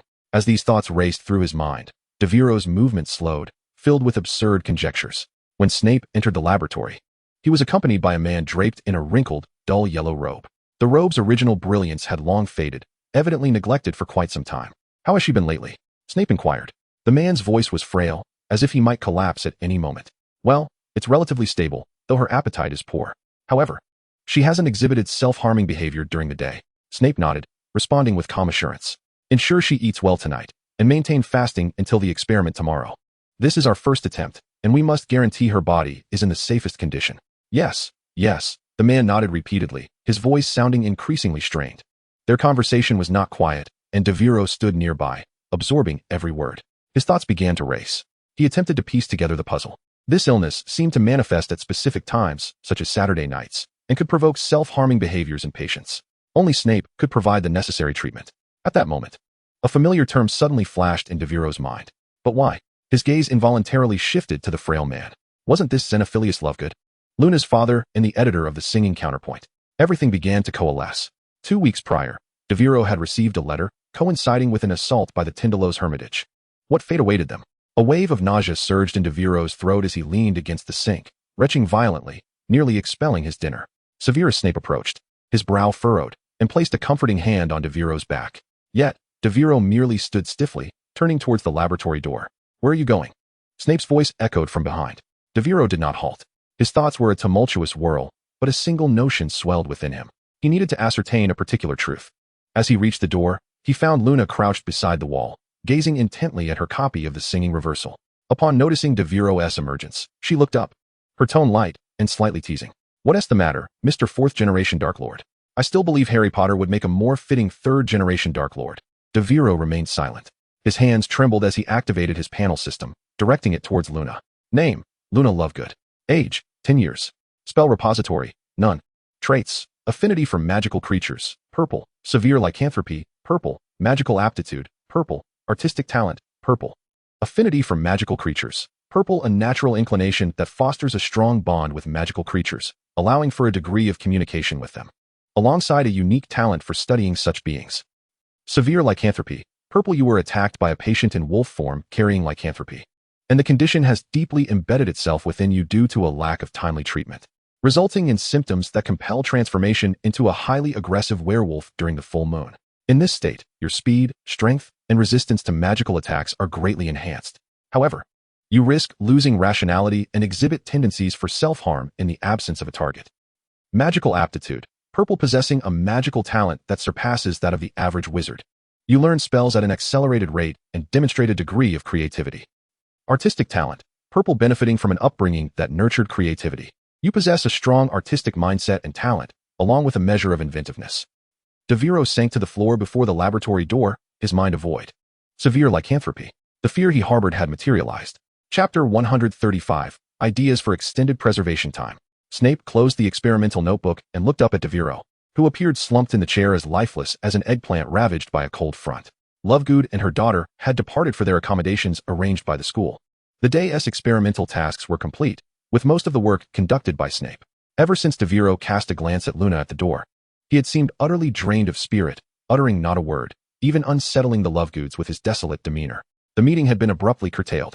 Snape approached Devero, his brow knitted in concern, and spoke with impatience. "So, are you planning to remain in this morose state indefinitely? Do as you wish. Stay for as long as you like, but remember to wash the measuring cup," he said coldly, turning to leave. "It was the Tindalos conclave, wasn't it?" Devero suddenly interjected. Snape halted in his tracks, momentarily taken aback by Devero's unexpected remark. A fleeting expression of shock crossed Snape's face, quickly replaced by a veneer of cold derision. "Oh, so you believe you were the cause of her contracting lycanthropy? Is that the reason for your sour demeanor?" Devero slowly straightened, murmuring softly, his voice dwindling to almost inaudibility. Snape's expression twisted as if he had ingested a foul potion, his brow furrowed in distaste as he strode to the sink, washing his hands with vehement force, as though they were sullied with an intolerable filth. "Good heavens, I feel utterly nauseated. How could I have taken on such a foolish apprentice?" Devero mumbled, his head lowered in agreement. Indeed, I am a fool." This admission shattered Snape's composure. His expression darkened, and without turning off the tap, he swiftly approached Devero, lifting him from his chair. "Listen well, fool. You have committed two unforgivable mistakes." Snape's voice was deep and resonant, his gaze fixed intently on Devero's eyes. Yet his words were articulated with striking clarity. "First, Xenophilius Lovegood has been publishing articles about the indescribable for far too long. It was only a matter of time before he was targeted. You merely expedited the process. Do you understand?" Devero nodded slightly, though he still dared not meet Snape's gaze. After a brief silence, Devero began to murmur, as if speaking to himself, or perhaps seeking guidance. "To extend the preservation time, one might attempt a condensation process, isolating the core components for storage, activating them when needed, though this may lead to instability in efficacy. Alternatively, one could use stabilizers that are highly compatible with certain magical properties." He hesitated momentarily. There is also the method of directly enhancing the active ingredients in the potion, though this might increase the failure rate. Snape's hand paused in its drying motion, a rare smile gracing his lips. Based on my experience, the second option is unfeasible. Stabilizers interfere with the potion's efficacy. However, the first and third options are worth exploring. We can commence this weekend." That was my initial thought as well. With that, he carelessly tossed the towel onto the table and strode toward the door. "The extension is insufficient," Devero suddenly declared, his voice imbued with an undeniable resolve. "The Wolf's Bane potion can only maintain her sanity during the full moon. It is not enough. I must create a potion that can completely eradicate lycanthropy." Snape remained silent for a moment, a profound expression settling on his face. He departed the laboratory, leaving Devero standing alone. Devero's lips twitched in resignation as he sighed and approached the sink, beginning to clean the instruments used in their experiments. As his thoughts crystallized regarding his future plans, the overwhelming desire to effect change, which had surged when he saw Neville's parents in the hospital, reached its zenith. No matter what, even if it means creating something from nothing, he is determined to concoct a potion capable of completely curing lycanthropy. In Diagon Alley, on the second floor of the Extraordinary Apothecaries Association, a small-statured man with a mane of fluffy white hair, clad in a finely striped suit, a vibrant red tie, and a long black cloak, inquired, "Sir, is it true that Hogwarts has developed a potion to treat lycanthropy?" Seated across from him, Sir Granger maintained a rather stoic expression, seemingly indifferent to the conversation. However, the man continued, "No, Fudge, that potion, which allows patients to retain their sanity in a lycanthropic state, does not completely cure lycanthropy." Yet, Fudge's demeanor remained unchanged. His face beamed as he exclaimed, "Goodness! Even so, that is a tremendous breakthrough. To present such an achievement at this international conference is indeed remarkable. It is truly fortuitous for this current Ministry of Magic to have made such progress so swiftly." Sir Granger observed Fudge with a dispassionate gaze, discerning that this rotund politician likely sought to leverage the situation for personal gain. With a cold retort, Granger remarked, "Oh, is that so? Given the multitude of recent events, it is uncertain whether this current ministry will even be present at the conference." Upon hearing this, Fudge's expression gradually stiffened, the vibrant flush on his face fading slightly. Chapter 136. The experiment is about to commence. The following Saturday morning, Devero awoke early, burdened by a faint sense of a hangover, and made his way to Hagrid's hut. His task was to assist Hagrid in maintaining the area in the cellar that had been magically expanded to accommodate the hatchling dragon. Hagrid, warmly inviting Devero for tea, gestured toward the cellar, saying, "Before long, this little one will be hatching. According to the text, this breeding has been remarkably successful." Devero crouched at the edge of the cellar, nodding at the round, dark egg, which was suspended next to a device emitting jets of flame, simulating the breath of the mother dragon during the hatching process. Hagrid erupted in hearty laughter, clapping Devero on the shoulder and enthusiastically offering a large piece of rock cake for breakfast. After Devero had brought the dragon egg, Hagrid treated him with exceptional care, as though he were family. Reluctantly, Devero accepted the offering, casting spells in the cellar while nibbling on the stone cake. At noon, Devero managed to steal away to the Hogwarts Infirmary. "Hey, Devero, you won't believe it. George and I were practically overwhelmed by our own invention." Fred reclined on the bed, his face adorned with an exaggerated expression, yet unable to conceal a hint of pride. Blood continued to trickle from his nose, though it was not as pronounced as the day before. It seemed that when Devero had brought him to the hospital, he had already lost consciousness. Little did he know that Devero was already aware of the situation. He retrieved a piece of candy from beneath his pillow and offered it to Devero. "This is an improved version of the nosebleed candy. Give it a try." Devero accepted the confection, pinching it between his fingers, his nose wrinkling in distaste. "You truly dare to enhance such things? I shall not taste it. Better to gift it to El." With considerable disdain, Devero placed it in El's mouth. However, El would not consume it. It seemed to have been stored away in Devero's dimensional space. Fred, witnessing El's actions, could not suppress a chuckle. "If the little fellow suddenly has a nosebleed, do not blame me." Devero waved his hand dismissively and turned to leave the hospital. As night approached, Luna was about to embark on her first experiment with the Wolfsbane potion. Devero entered Snape's laboratory with a tumult of emotions. Yet, upon pushing open the laboratory door, he was taken aback by the sight before him. Nearly all the professors of Hogwarts had gathered. Professor McGonagall sat solemnly to one side, her expression grave. Professor Flitwick, with several hefty spellbooks in hand, perused them intermittently. Professor Sprout held a few spare medicinal herbs, evidently prepared for emergency use. Among them stood Dumbledore, clad in his iconic starry robe, radiating a contemplative aura. Apart from the new defense against the dark arts professor, Devero understood that their presence was to ensure the safety of the experiment. Nevertheless, he felt a significant sense of reassurance, for with Dumbledore present, there were few unforeseen circumstances that could not be managed. In stark contrast, Snape's demeanor was as dark as the sky before a storm. He was clearly displeased with the invasion of his laboratory, standing in a corner with arms crossed over his chest, casting a cold gaze upon the room. Devero lingered by the door, unable to restrain a murmur. Surely, the professor would not simply expel us all. As anticipated, Dumbledore approached, gently patting Snape's shoulder, his tone gentle, yet imbued with an undeniable firmness. "Severus, this laboratory is the safest place in the school and the most suitable for observing the effects. The Shrieking Shack, though secluded, is too cramped for detailed observation." Dumbledore paused, a slight smile playing on his lips as he added softly. Devero could distinctly see the corners of Snape's mouth twitch slightly, as if he wrestled with the urge to retort. However, faced with Dumbledore's calm demeanor, he ultimately merely scoffed, turning away and reluctantly uttering, "Do as you wish, just do not disturb my belongings." Considering the imminent hatching of the dragon, Devero resolved to prepare in advance. To better cope with the forthcoming situation, he drew upon Dumbledore's knowledge of the magical creature's affinity trait. Instantly, an extraordinary sensation washed over him. Moreover, a wealth of information regarding the care and soothing of magical creatures flooded his mind.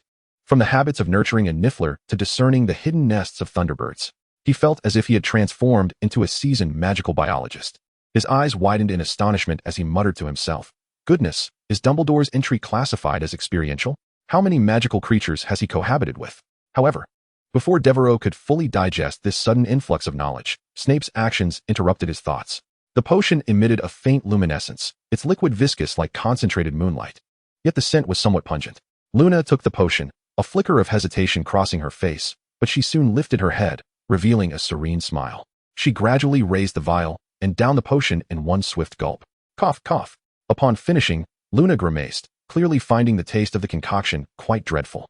Observing her strained expression, Devero silently noted a point: to improve the potion's flavor by incorporating aromatic herbs. The group held their breath, watching Luna's reaction, but as minutes passed, nothing unusual transpired. Devero exhaled with relief, understanding that the true effects of the Wolfsbane potion would only manifest at the time of transformation when the full moon ascended. Dumbledore clapped his hands, his tone calm, yet imbued with encouragement. Devero glanced at Luna. She was holding a piece of honeycomb candy, seemingly attempting to mask the lingering bitterness of the potion. Her gaze remained tranquil and lively, as if brimming with confidence for the impending challenge, which earned her an additional measure of respect from Devero. At that moment, Devero recalled that he must be prepared should Luna lose control. He reached into the mouth of the toadstool ale and retrieved a pair of rough, yet sturdy troll gloves.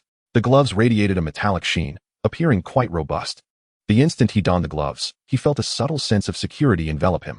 Just then, Dumbledore strolled over, casting a glance at Devereaux's gloves, and smiled slightly. "They look rather splendid, Devero." "Not bad," Devero replied with a smile, then shrugged and added, "though they'd be even more effective if crafted from more gold." He was aware that Dumbledore could discern that the gloves were an alchemical creation, and he had no intention of concealing that fact. After all, the very purpose of these gloves was for protection.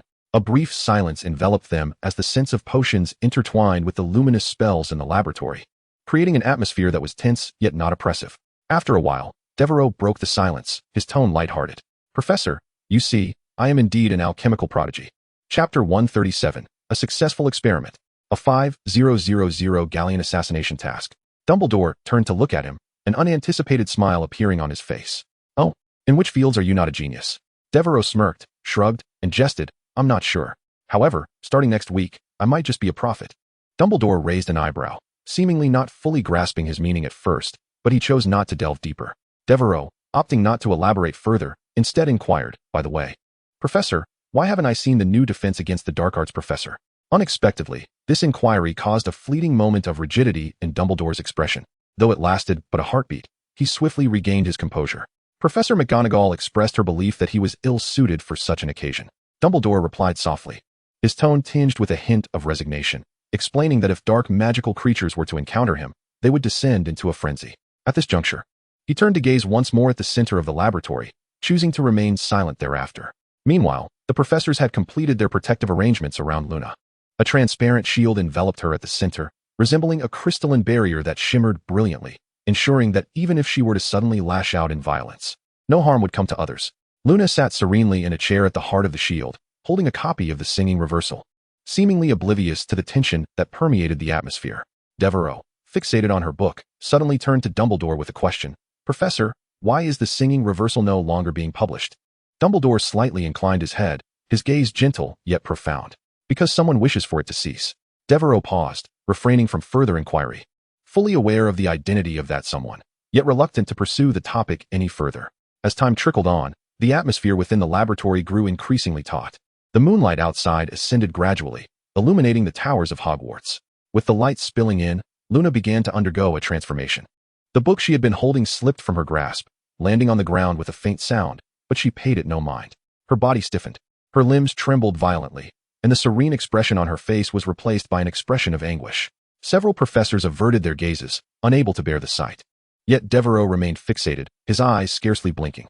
Suddenly, a piercing roar erupted from within the shield. Luna's head elongated, her shoulders hunched. and silver gray fur sprouted rapidly from her face and hands. Her hands morphed, delicate fingers curling into sharp claws. The entire transformation was both horrifying and heart-wrenching. Although her size did not significantly increase, her appearance was now indistinguishable from that of a werewolf. However, contrary to the expectations of the onlookers, aside from an initial anguished howl, Luna quickly fell silent. A glimmer of curiosity flickered across her features as she surveyed her surroundings. Before Devero could fully process the situation, Luna sprang into action. She bounded towards a small mirror on the ground, carefully picked it up, and held it before her to examine her transformed visage. Watching this unfold, Devero could not suppress a slight twitch at the corner of his mouth. Truly, Luna's calm demeanor and unique fascination were unparalleled. Outside the shield, Luna's father, Xenophilius, approached the barrier with tears brimming in his eyes, his voice trembling with emotion. "My child finally has the potion, finally has the potion." Luna seemed to comprehend her father's words, slowly making her way to the edge of the shield and gently resting her forehead against the transparent barrier. Xenophilius raised his hand as if to embrace her through the shield. Professor McGonagall stepped forward at an opportune moment, lightly patting Xenophilius on the shoulder and speaking softly. "The experiment remains unfinished. Further testing is required." Xenophilius wiped away his tears, nodded, and retreated to the back. The subsequent tests were divided into several segments. First came the cognitive assessment. The professors posed a series of fundamental questions to Luna, encompassing simple arithmetic and literacy. Next was the aggression evaluation. A small mouse was placed within the protective enclosure. Everyone held their breath, observing Luna's reaction. To their astonishment, Luna not only refrained from attacking the mouse, but instead crouched down, gazing at it with curiosity, and even attempted to coax it into play. This scene elicited a nod of approval from Snape, who appeared visibly satisfied with the results. With a serious demeanor, he addressed Dumbledore, stating, "This is invaluable research time. I do not wish to resort to transformations for further studies. I must seize every moment." The other professors, recognizing his resolute stance, ceased their attempts to persuade him otherwise. Devero maintained an extraordinary level of mental acuity throughout the night. After all, he possessed meditative techniques. In truth, he did not require sleep. Continuous meditation could sustain his mental state, yet his body would feel immensely fatigued.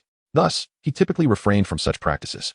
He persistently recorded Luna's behavioral patterns in his mind, contemplated the mechanisms of Wolf's Bane, and endeavored to devise countermeasures. Meanwhile, in a small town in southern Finland, the sky was overcast and a chilling wind swept through. Although it was September, the air bore an unusually piercing cold, far more frigid than in previous years. The streets were sparsely populated, with only the occasional passing vehicle interrupting the night stillness. Within a secluded, dilapidated game room, dim yellow light filtered through the gaps in the curtains, barely illuminating the surroundings. The space was cramped, with furniture arranged haphazardly, an old-world map hanging on the wall, and clutter accumulating in the corners. The air reeked of a blend of machine oil and mildew. The sole occupant of the room was a scarred man, who bowed his head in concentration as he meticulously cleaned an antiquated AK-47 assault rifle, his movements deft and mechanical, as though this task had become an integral part of his daily routine. His expression was one of indifference, as if the world outside held no relevance to him. Suddenly, someone entered. A faint sound of footsteps echoed outside the door, followed by the creaking of the game room door as it swung open. Cold air rushed in, causing the light to flicker slightly. A sharply dressed man stepped inside, his attire at odds with the shabby game room. He wore a tailored three-piece suit, impeccably fitted black fabric pressed to perfection, complemented by a deep burgundy wool vest. A golden pocket watch chain adorned his collar, swinging gently with his movements. His head was topped with a vintage bowler hat, the brim pulled low, obscuring much of his face. The newcomer exchanged no pleasantries and offered no superfluous words. Upon entering, he walked directly to the game table, placing a large black box heavily onto the surface, producing a muffled thud. "The organization has tasked you with eliminating a target." His voice was deep and cold, tinged with a hint of British accent, his speech measured yet imbued with an undeniable authority. The scarred man's hand rested on the rifle butt, raising his head to fix a sharp gaze upon his interlocutor, silent and contemplative. The newcomer appeared unfazed by the man's reaction. He gently pushed aside a box, revealing neatly stacked golden galloons within. 5,000 gold galloons. This was the price. Chapter 138. Guess aside.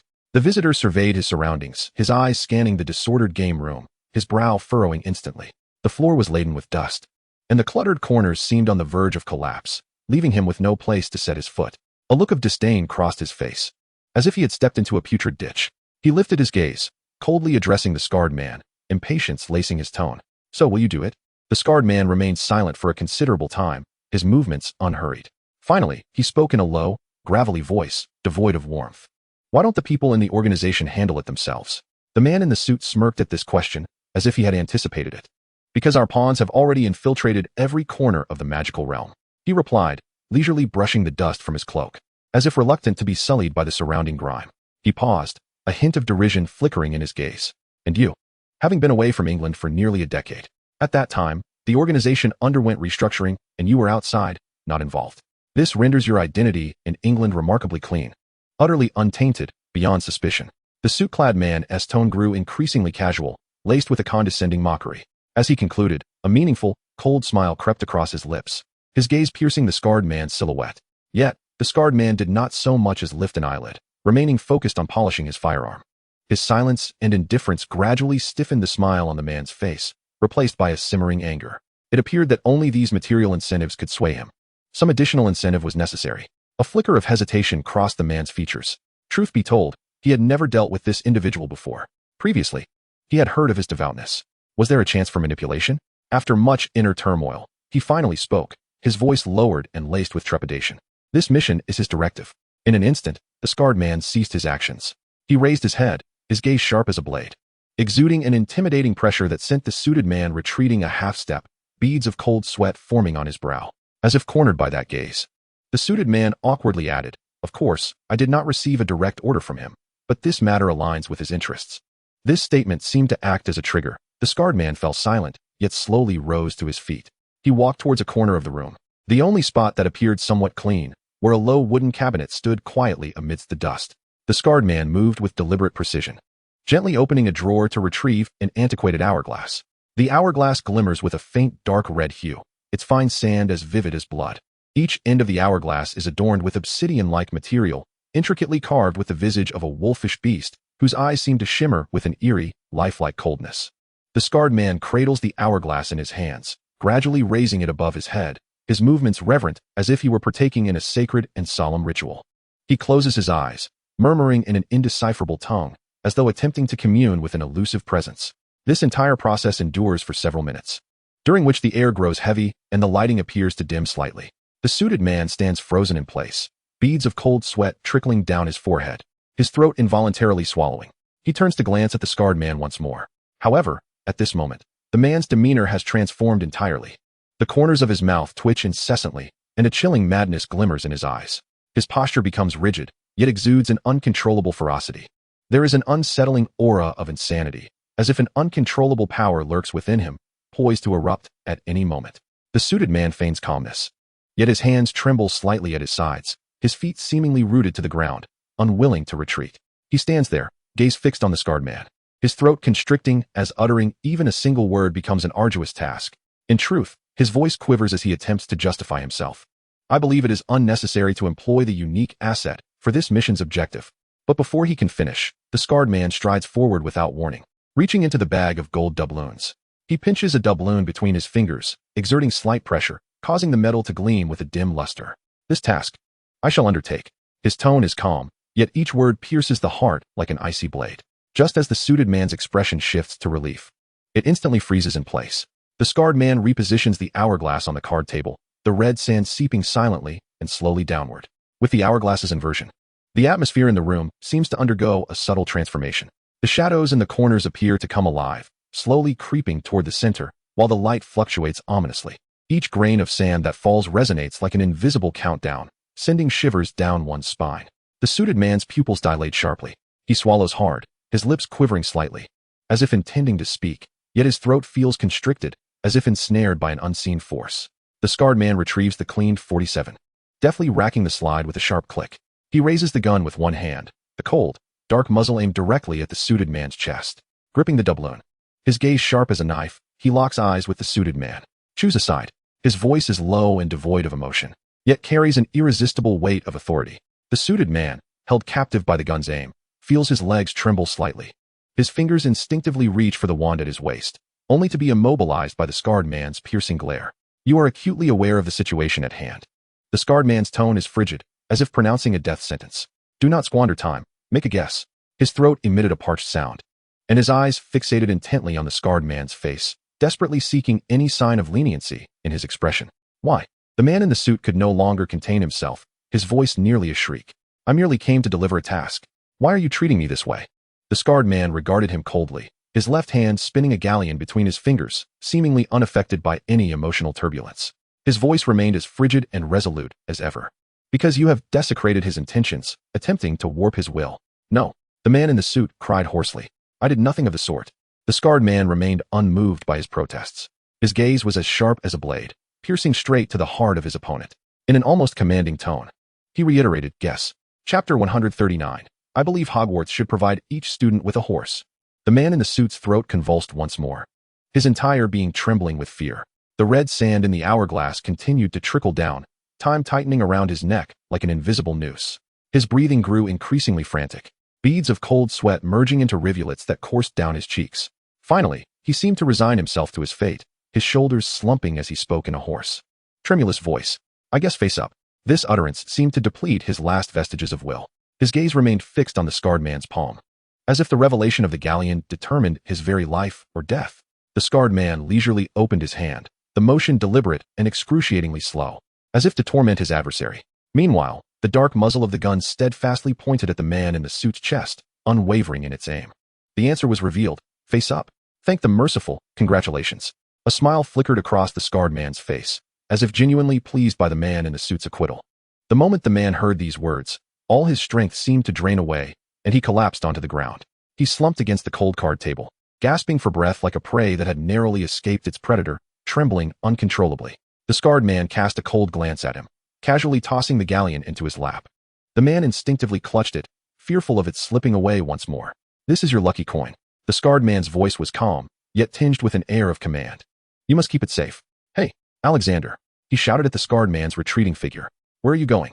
I still need to take you to England. At that moment, Alexander had already reached the other end of the street. His stride was steady, his broad shoulders resembling mountains, instilling a sense of dread. Strangely, the heavy 47 was nowhere to be seen. To resolve some issues. Hey, Alexander, where are you going? Devero was rubbing his aching shoulders, stifling a large yawn. He slowly turned around to see Professor Sprout approaching, a look of maternal warmth gracing her features. Professor, I am off to bed now. Is there a problem? Professor Sprout spoke little, instead extending a hand to offer him a small, round tablet, which she gently placed in his palm. The object shimmered with a faint green hue, exuding a hint of herbal fragrance. Here, dear child, take this. Her tone was gentle. I noticed you haven't closed your eyes all night. He had been observing Luna's symptoms, assisting Snape in brewing the potion and conducting cold infusion experiments. This is a juvenile mandrake tablet. Place it in your mouth before sleep. It will enhance your slumber, allowing you to rest for an entire day. Devero accepted the tablet, and upon inhaling its subtle aroma, a smile graced his face. He sincerely thanked Professor Sprout. Thank you. Professor, I truly need it. Indeed, Devero had stayed up all night, yet the night's findings had proven worthwhile. He meticulously documented her physical changes, psychological state, and the potion's effects. More importantly, a nascent concept for a new potion to alleviate lycanthropy symptoms had begun to form in his mind. While the idea was not yet fully developed, it had illuminated a promising direction. Perhaps with a few more experiments, he could transform these notions into reality. Devero then joined Professor Snape to complete the final steps of brewing the potion, a task initially intended for the first half of the night, but delayed due to Luna's experiment. They worked tirelessly, ultimately completing all the processes successfully. They then turned their attention to the cold infusion experiment for the Wolfsbane potion. Although cold infusion techniques could significantly extend a potion's shelf life, the nature of the Wolfsbane made the process exceptionally challenging. As a potion's essence, Devero could feel the potion's efficacy rapidly dissipating. They attempted various methods, yet all ended in failure. Nonetheless, the night was a success. He had not only gathered crucial data, but also learned that Luna would be joining the school early in the semester, becoming a vital assistant in the Wolfsbane potion's development. She had already been sorted into Ravenclaw, and according to Dumbledore, she was the first student in years to enter a year early. However, he believed Hogwarts would extend a helping hand to struggling students. As he lay in bed, Devero placed the mandrake tablet in his mouth, and a refreshing coolness swiftly spread, dispelling the fatigue of the entire night. He closed his eyes, Luna's smiling face vividly appearing in his mind.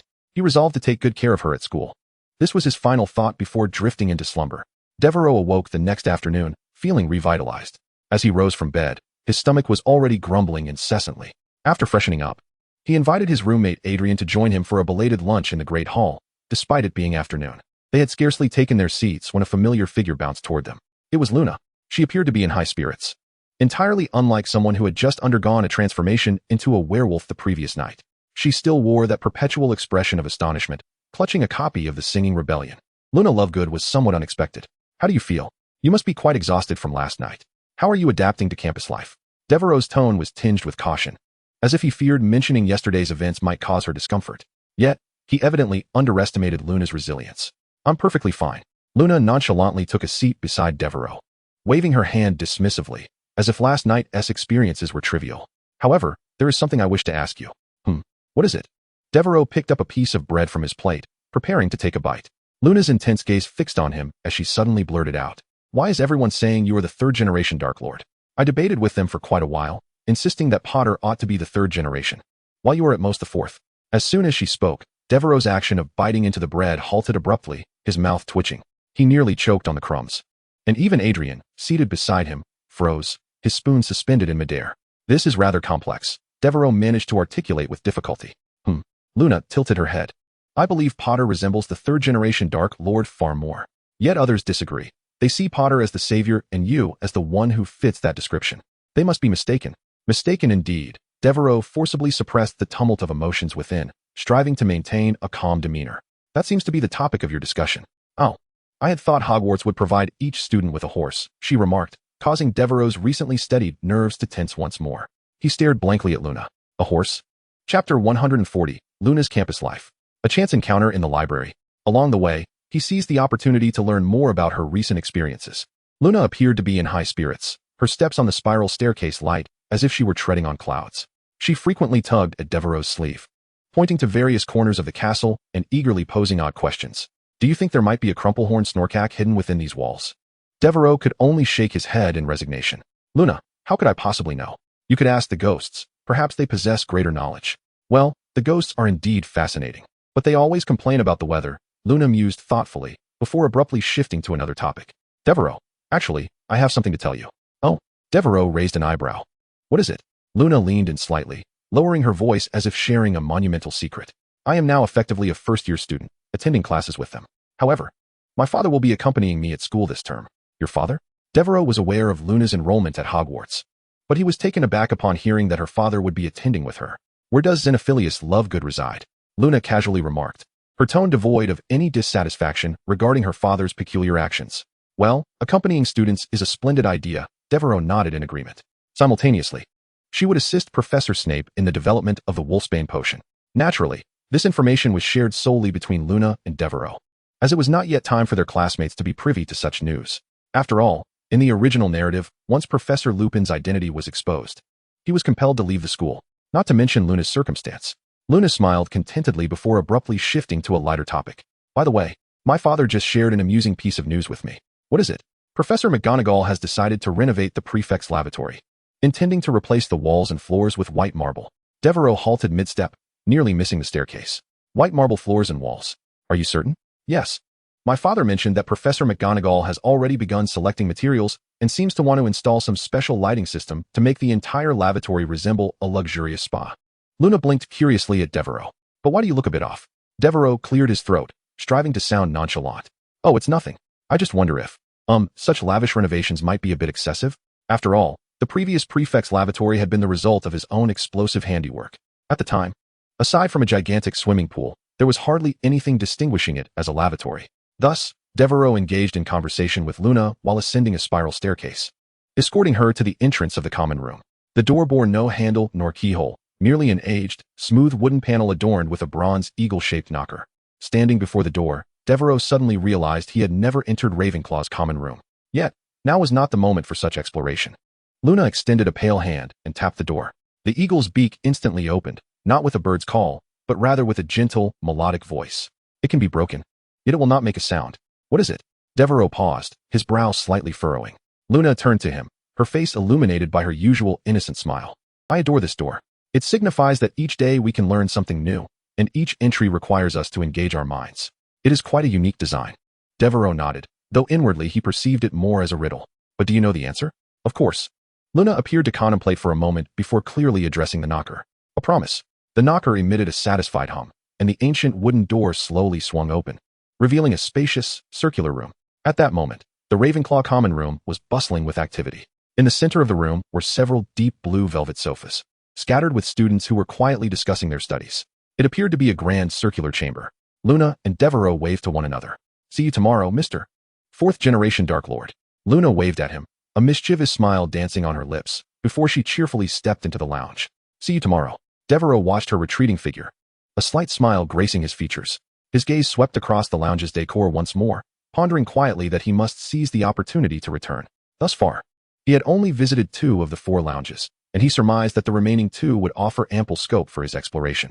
As the door slowly closed before him, Devero turned to leave. Snape had exceptionally given him an entire day off, a rare opportunity indeed. Moreover, Devero recalled Snape's prior promise that he could borrow a book from the restricted section each week. Such a privilege was invaluable to him. The memory of his last borrowed tome, tracing the origins of transformed objects, surfaced in his mind. He had thoroughly examined that book. Next, he required more profound materials to advance his research. Hogwarts Library, nighttime. Devero stood amidst the shelves of the restricted section, intently searching for the next book to broaden his knowledge. Meanwhile, outside the library, Percy Weasley emerged with a hefty stack of books, his expression betraying fatigue. He had been burning the midnight oil in preparation for exams, even spending weekends at the library, all in pursuit of his ambition to become a future Ministry of Magic official. However, the toll of sleepless nights was evident. His eyes were bloodshot, and his steps faltered slightly. Thud. Books scattered across the floor, producing a crisp sound. My apologies, Mr. Weasley. A deep, resonant voice echoed. Percy looked up to find the newly appointed defense against the dark arts professor, Morsfellows. Momentarily taken aback, Percy raised an eyebrow and, without a wand, cast a spell.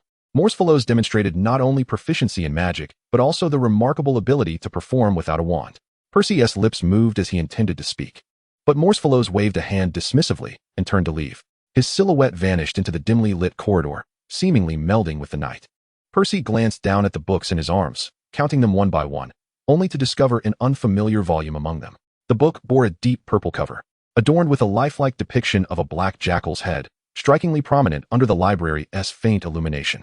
Furrowing his brow, Percy lightly traced his fingertips over the cover, whispering the title inscribed upon it. Anubis? He lifted his head, wanting to call out to Morsfellows, but upon surveying the surroundings, he found that the professor had vanished without a trace. Meanwhile, deep within the restricted section, Devero had just selected a book when a faint tremor resonated between its pages. He opened to the first page, scrutinizing its contents, when suddenly, an inexplicable chill crept down his spine. It felt as though someone was watching him, their gaze cold and piercing. He spun around abruptly, his fingers instinctively tightening around his wand. Yet, the restricted section lay eerily silent, devoid of any presence. Chapter 141, Terrifying Prophecies. The finished shooting incident involving wizards. In the 4th week of his stay at Hogwarts, on a Friday afternoon in the school dining hall, Devero reclined in his chair, indulging in a moment of respite. He was sharing a meal with Adrian and the trio from Gryffindor, while Luna had departed to dine with her father. With the week's classes now entirely concluded, it had been an exceptionally tranquil period for Devero. He had not encountered any peculiar occurrences, despite a vague sense of threat he had sensed in the library, indicated by the activation of his hunter entry. Nevertheless, he discovered no tangible threat nor any specific danger, but he did unearth a remarkable book titled Revealing the Dark Arts of Ritual Magic. Oh dear. For a moment, Devero nearly believed he had stumbled upon a tome concerning Horcruxes, only to find it was focused on ritualistic magic. Nonetheless, its contents proved to be exceedingly intriguing. Throughout the week, aside from attending to minor tasks, Devero devoted himself to studying this book, acquiring a wealth of fascinating knowledge about ritualistic dark magic. As for Hagrid and the dragon, Hagrid had mentioned that the dragon would hatch the following day. Devero intended to witness the dragon's emergence, hoping it might provide him with beneficial entries to enhance his physical capabilities, which were rather lacking, though this would have to wait for 3 weeks hence. Turning to the matter of entries, concerning the purple entries, the only notable addition for Devero was the acquisition of Dumbledore's linguist entry. This entry proved to be exceptionally practical, enabling Devero to master nearly half of Europe's languages, in addition to acquiring knowledge of the merfolk and troll languages. However, he deemed the troll language unnecessary, believing that mere guttural sounds sufficed. Additionally, Devero had loaded Professor Trelawney's entry on alcoholism. This was not for the sake of indulgence, but rather to experiment with the effects of upgrading this low-level entry to a higher tier. Thus, he elevated it from a green entry directly to a purple one, resulting in the new purple entry barrel.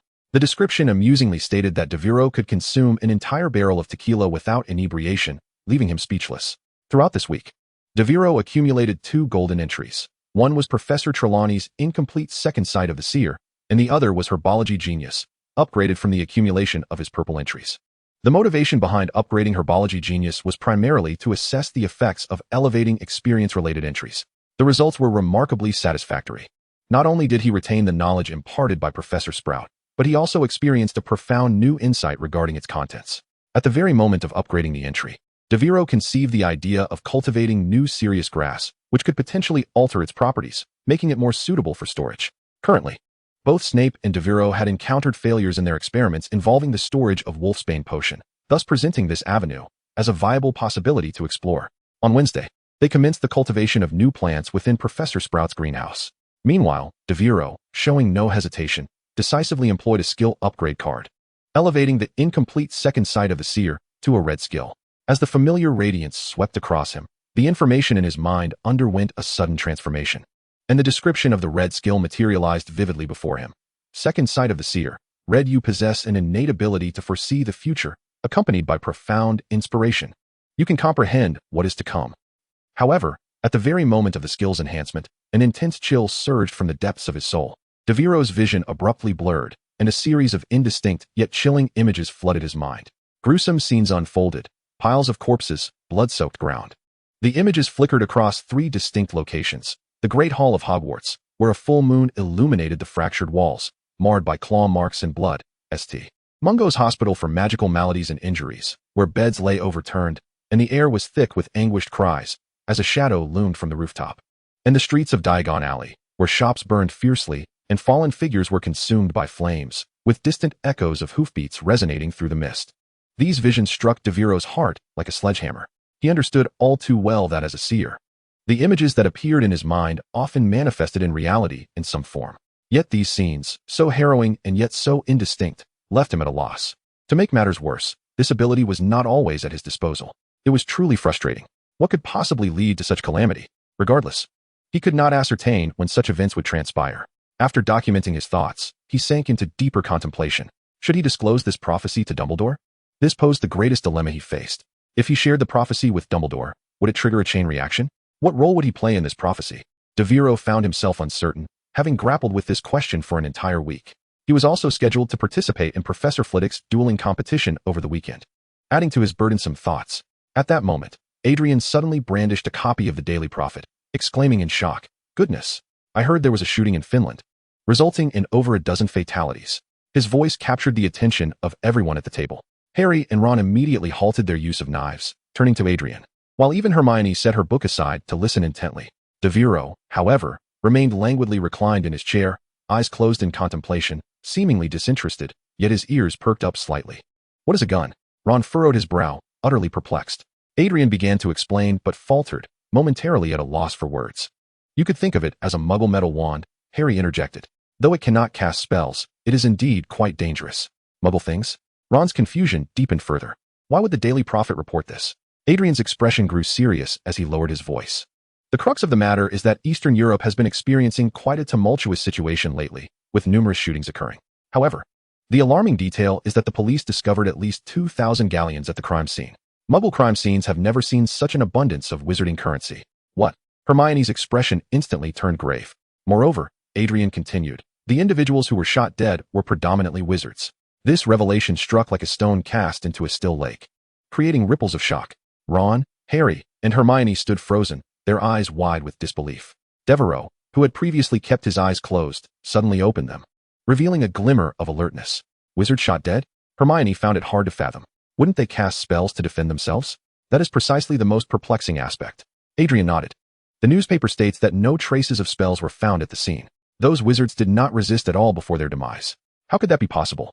Hermione exclaimed. Adrian's tone deepened, laced with an eerie quality. "What is even more terrifying is that one of the victims was actually bludgeoned to death with galleons." "Bludgeoned to death with coins?"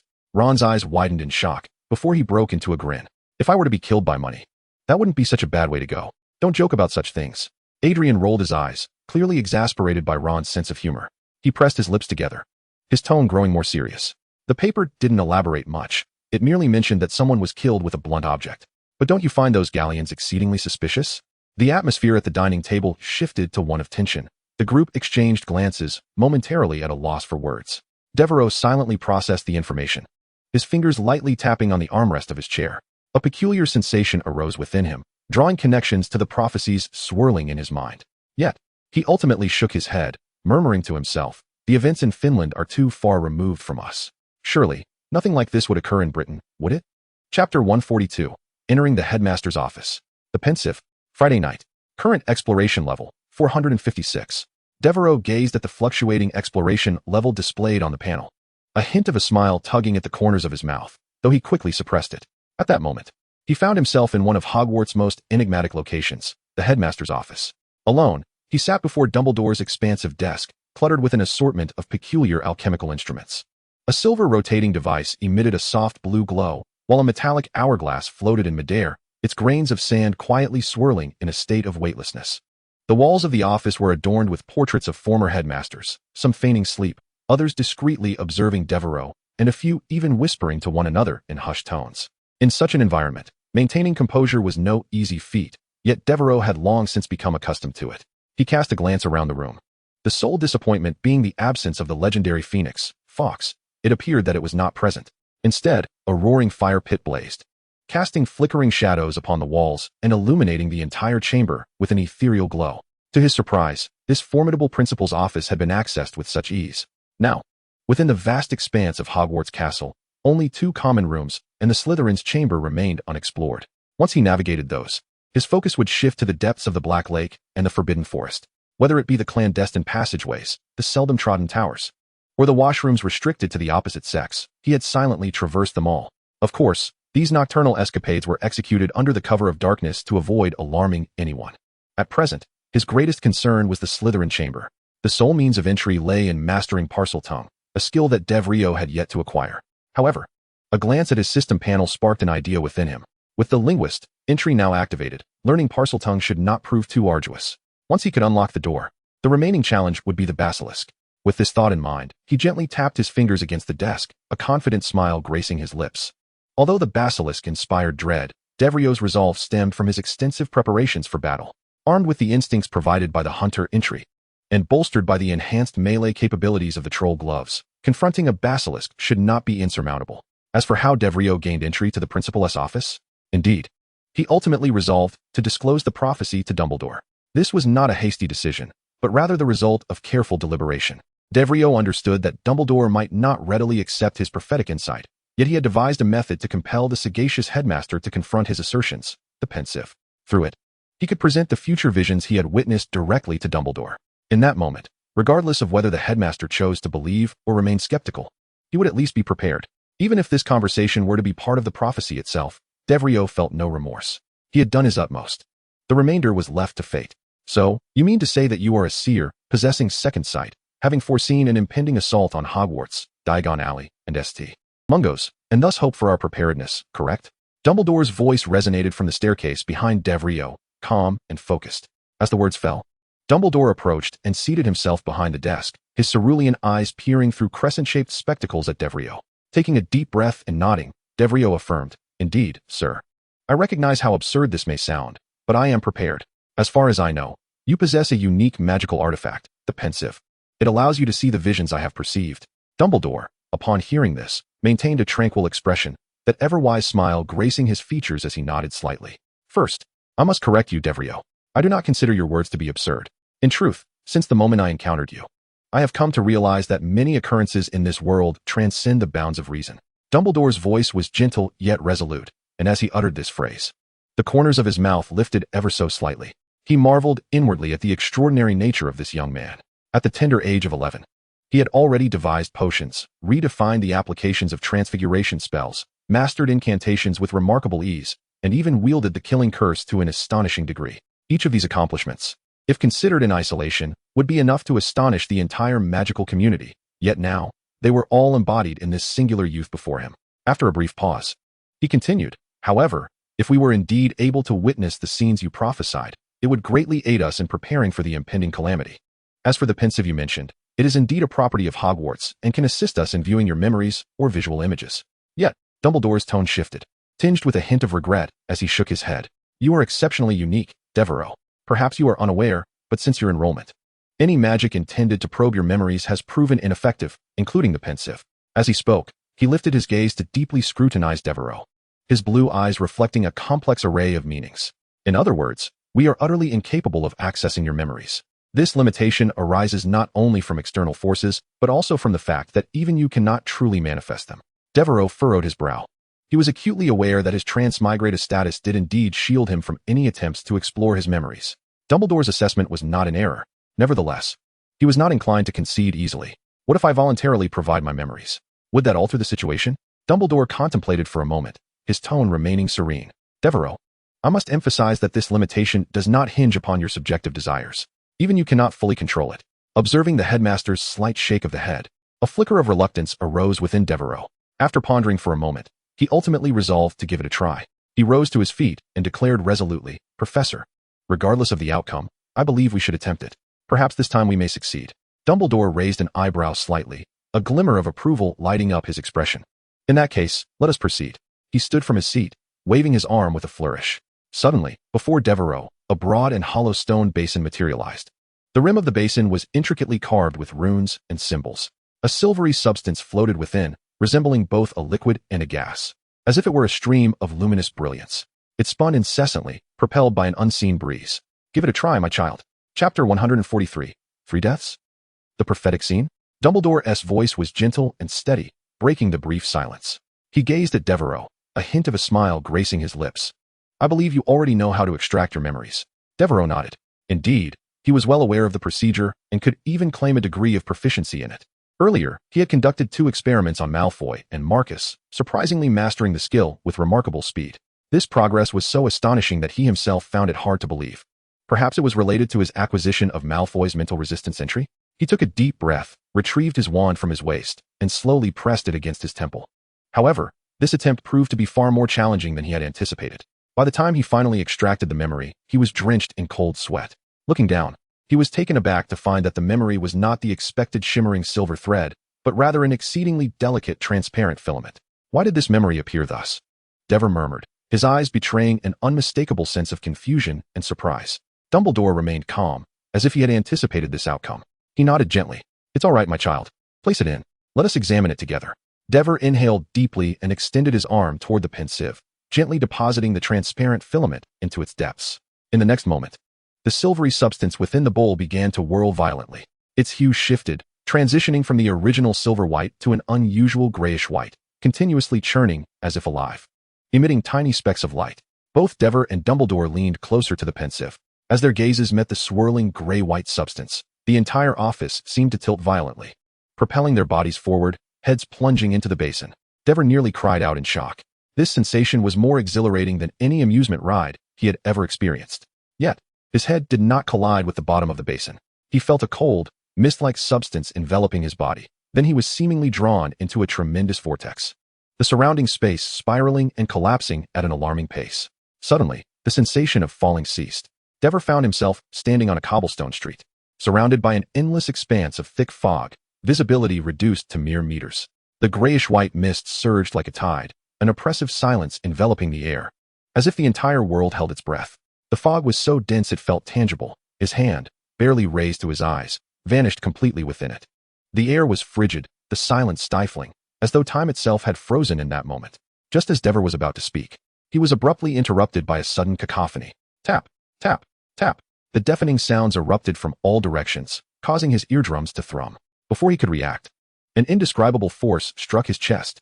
In that instant, he felt as if he had been violently hit by a speeding truck, his entire body lifted off the ground, losing all sense of balance. Subsequently, he crashed to the hard ground like a discarded puppet, pain radiating throughout his body. Gritting his teeth, he lifted his head, only to be met with a dizzying blur before his eyes. Lowering his gaze, Devero felt a heavy sinking in his heart as he noticed several ghastly wounds marring his chest, blood gushing forth from the gashes and staining the ground crimson. His vitality was rapidly waning, each breath extracting the last remnants of his will. Trembling, he reached for the wand at his waist, yearning to cast a healing spell. Yet his hand grew increasingly leaden, as if it had lost all sensation. The world around him gradually succumbed to darkness. Just as his consciousness teetered on the brink of collapse, he suddenly realized he was not dead, but instead found himself in an unfamiliar locale. Beneath him lay a cold expanse of white marble, shrouded in thick mist, yet miraculously, his wounds had healed, leaving no trace of pain behind. Devero gasped as he rose, surveying his surroundings. At that very moment, a peculiar scent invaded his nostrils. What was this odor? His pupils dilated in shock. Roasted chicken wings?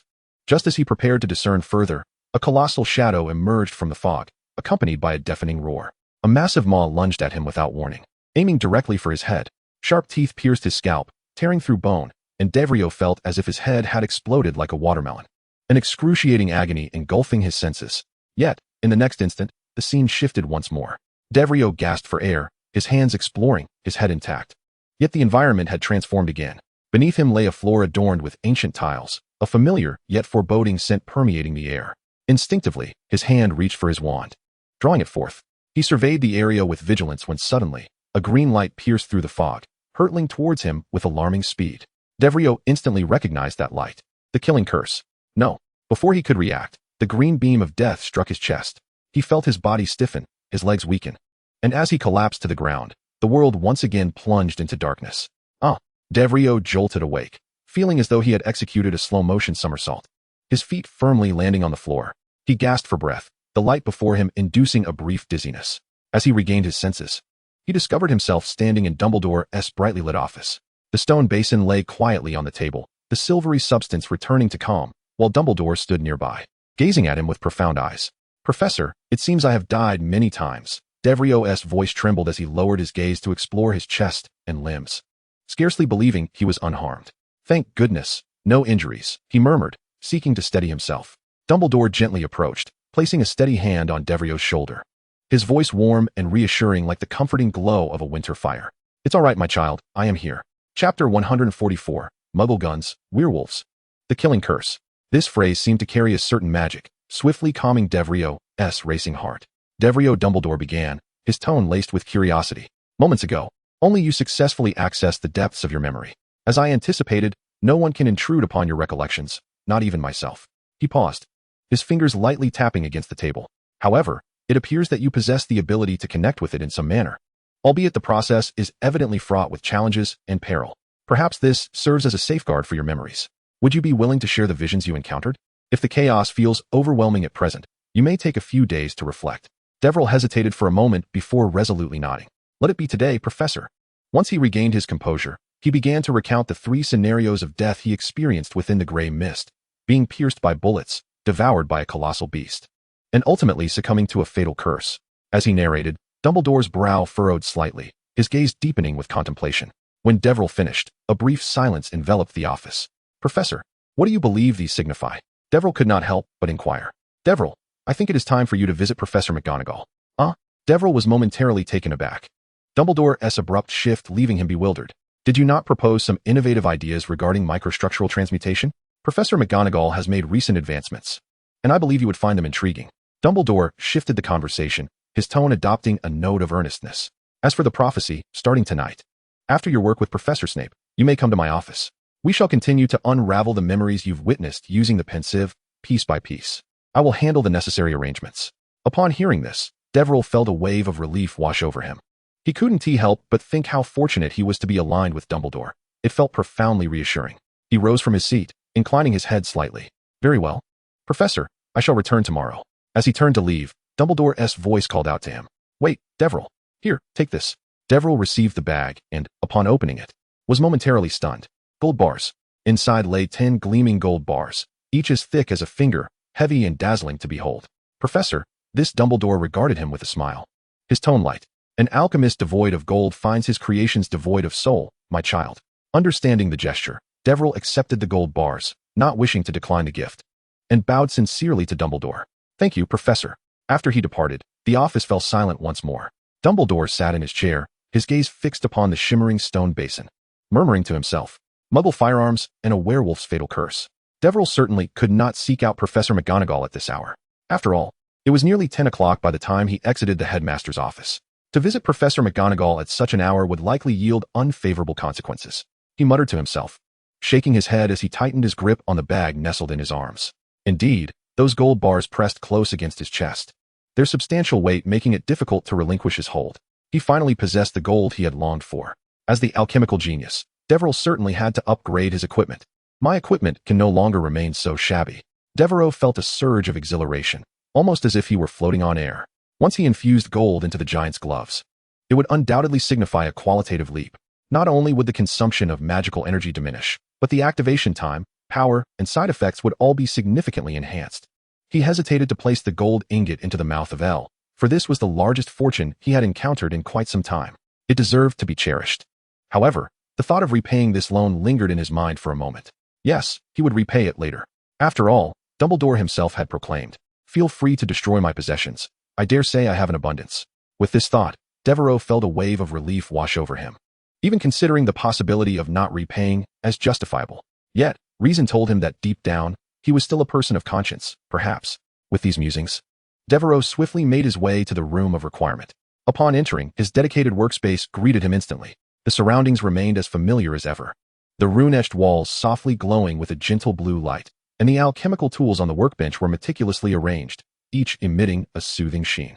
Devero surveyed the area with satisfaction. The unchanged environment elevated his mood further. He reached out to close the door and carefully placed the gold ingot on the workbench. However, just as he was about to commence his work, his nose wrinkled in surprise. Tea aroma? He paused, bewildered. Since when did the alchemical room carry the scent of tea? Moreover, it was a delicate fragrance of English breakfast tea, starkly contrasting the potions and runes that filled his mind. Suddenly, Devero spun around, his gaze warily scanning every corner of the room. Then he spotted it. In a shadowy corner of the workspace sat a plaster statue, seemingly alive, delicately holding a small teacup and leisurely savoring the tea. The English tea, its color radiant, sent wisps of steam curling into the air. "Hey there, little one. Long time no see. You said you would come to find me, but since you didn't tea, I had no choice but to seek you out." Chapter 145, The Plaster Statue's Council. Name, Tom Riddle. Entry Library, Wilderness of Knowledge, Unique, Horcrux, Gold, Dark Lord, Gold Fragment. Born Ruthless, Purple. Voldemort? You managed to escape from that room. Devero fixated intently on the plaster statue, his wand trembling slightly in his hand. His mind raced with the implications of his recent discovery. The entry for decay had vanished. Moreover, the fragment of the Ravenclaw diadem had somehow eluded the room of requirement. This diverged entirely from the original narrative he was familiar with. In the original story, they needed to control a particular individual. Did this imply that this person could roam freely around the campus? That was alarming. With this realization, a chill ran down Devereau's spine. "Calm yourself, child. I harbor no ill intentions." The plaster statue gently set down the teacup, its voice soft and its tone almost cheerful. It lifted its head, a smile-like expression gracing its face, imbued with an enigmatic quality. "Moreover, allow me to remind you that your incantation may hold little efficacy against me." Devero fixed his gaze upon the statue's eyes, which glimmered with an eerie light, his grip on the wand tightening, yet a peculiar expression suddenly crossed his face. He tilted his head slightly, a slow smile curling at the corners of his lips. "Is that so?" In the next moment, he murmured, "Avada Kedavra." A green light shot through the air like a bolt of lightning, striking the plaster statue with precision. With a resounding bang, the statue shattered into countless fragments. Not a sound of defiance escaping it, as the teacup fell alongside it, shattering into pieces. The air was thick with the scent of powdered plaster. Devero clenched the wand tightly, pointing towards the corner where the statue had stood, his breath quickening and beads of sweat forming on his brow. "How does it feel to be noseless?" he whispered to himself, tinged with provocation. "Remarkable, indeed, a decisive and astonishing display. I have never witnessed such a powerful soul-killing curse executed by anyone else. However, it is a pity." At that moment, the shattered plaster began to levitate slowly, as if drawn by an unseen force. The fragments swirled in the air, coalescing into a vague shape resembling a mouth. No, to be precise, it was half a mouth. "I am not of the same essence as you. I possess no soul." Devero sneered, his gaze sharp as a blade. "Avada Kedavra." The green light surged once more, and the half-mouth instantly disintegrated into dust. "This incantation is intriguing. It indeed possesses a cursed nature. I must admit, your aptitude for dark magic is beyond imagination." His voice paused delicately, sounding almost admiring of Devero's talent. "However, this body is truly no longer usable." Devero anxiously surveyed his surroundings, his wand held in a combat-ready stance. The killing curse was currently his strongest spell. He had not anticipated that his opponent could still utter words after enduring 2 of his killing curses. His mind raced to ascertain the source of the voice. "Calm down, young one." The voice echoed once more, its tone eerily gentle. "First, I must correct you. I do have a nose. Secondly, I genuinely harbor no malice towards you." "No malice?" Devero scoffed, his eyes icy. "Then clarify your intentions. Do not play riddles with me." "Heh, since you are so forthright, I shall be candid." The voice responded with a hint of amusement, deep and resonant. "I have come to remind you of something. Exercise caution when using your perception to explore any object. Perception? Devero furrowed his brow, perplexed. What do you mean? Do not play games with me. Your perception will imbue certain things, which ought to be deceased, with the essence of life, the voice intoned solemnly. Perhaps you have yet to realize this, but please heed this warning. To assist you in navigating this predicament, I shall bestow upon you a gift. Before his words had fully escaped his lips, a sudden pang of pain pierced through Devero's mind. Caught off guard, he nearly lost his balance, almost dropping his wand in the process. As the sharp sensation gradually subsided, he realized that something new had emerged in his consciousness. He promptly summoned a panel to inspect, his gaze sharpening instantly. Spell repository, mind shield, mastery. Has Voldemort taught me yet another incantation? Devero murmured to himself, his expression a tapestry of complexity. Once again, it was the mind shield, a crucial spell for safeguarding one's soul and thoughts. Had the other party unknowingly altered something? They departed as mysteriously as they had arrived. Gripping his wand tightly, Devero's emotions swirled tumultuously. He had to concede that the other S words bore no overt hostility. Even the hunter entry had not triggered an alarm. No malice? He reflected, his gaze flickering. Yet, it may not necessarily be a friendly overture. With a flick of his wand, the entire workshop was instantly restored to order, the earlier chaos seeming as if it had never transpired. He had not forgotten the purpose for which he had entered this room. With a composed expression, he glanced at the heavy bag of gold bars in his hands before striding toward his usual workbench. Setting the bag down, he retrieved a gold bar and placed it on the table, while his other hand delicately removed the giant's gloves, arranging them neatly on the surface. Once more, his wand waved, and the air around the gold bar suddenly heated up, accompanied by a crackling sound as it began to melt. Brilliant liquid gold floated gently in the air, the searing heat washing over him, carrying an intense aura. Devero's demeanor remained stoic, impervious to the rising temperature. His gaze calm and unwavering. He lifted his wand and lightly gestured towards the giant's gloves, which then began to disassemble on their own. The leather-wrapped exterior shed itself, revealing the intricate skeleton and mechanisms within. Protective runes, hidden at the palm position, gradually came into view, emitting a faint glow. Deeper within the structure, serrated metal hooks and springs loosened, floating in midair like suspended gears and components, quiet yet precise. Each piece was perfectly disassembled, with not a single part overlooked, hovering above the workbench in a display of harmonious mechanical beauty. Subsequently, the liquid gold, as if infused with life, transformed into fine golden threads, gently gliding through the air, weaving in and out among these components. The golden strands connected, enveloped, and embedded, reconstructing the gloves in a peculiar rhythm.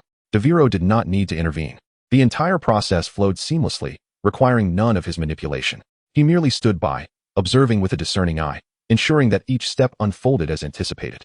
Once he was assured that everything was proceeding flawlessly, he turned away from the workbench, his countenance darkening even further. Regardless of the circumstances, the issue concerning Voldemort's Horcruxes must be resolved. He was not helpless when it came to Horcruxes. He wielded the Fiendfire curse.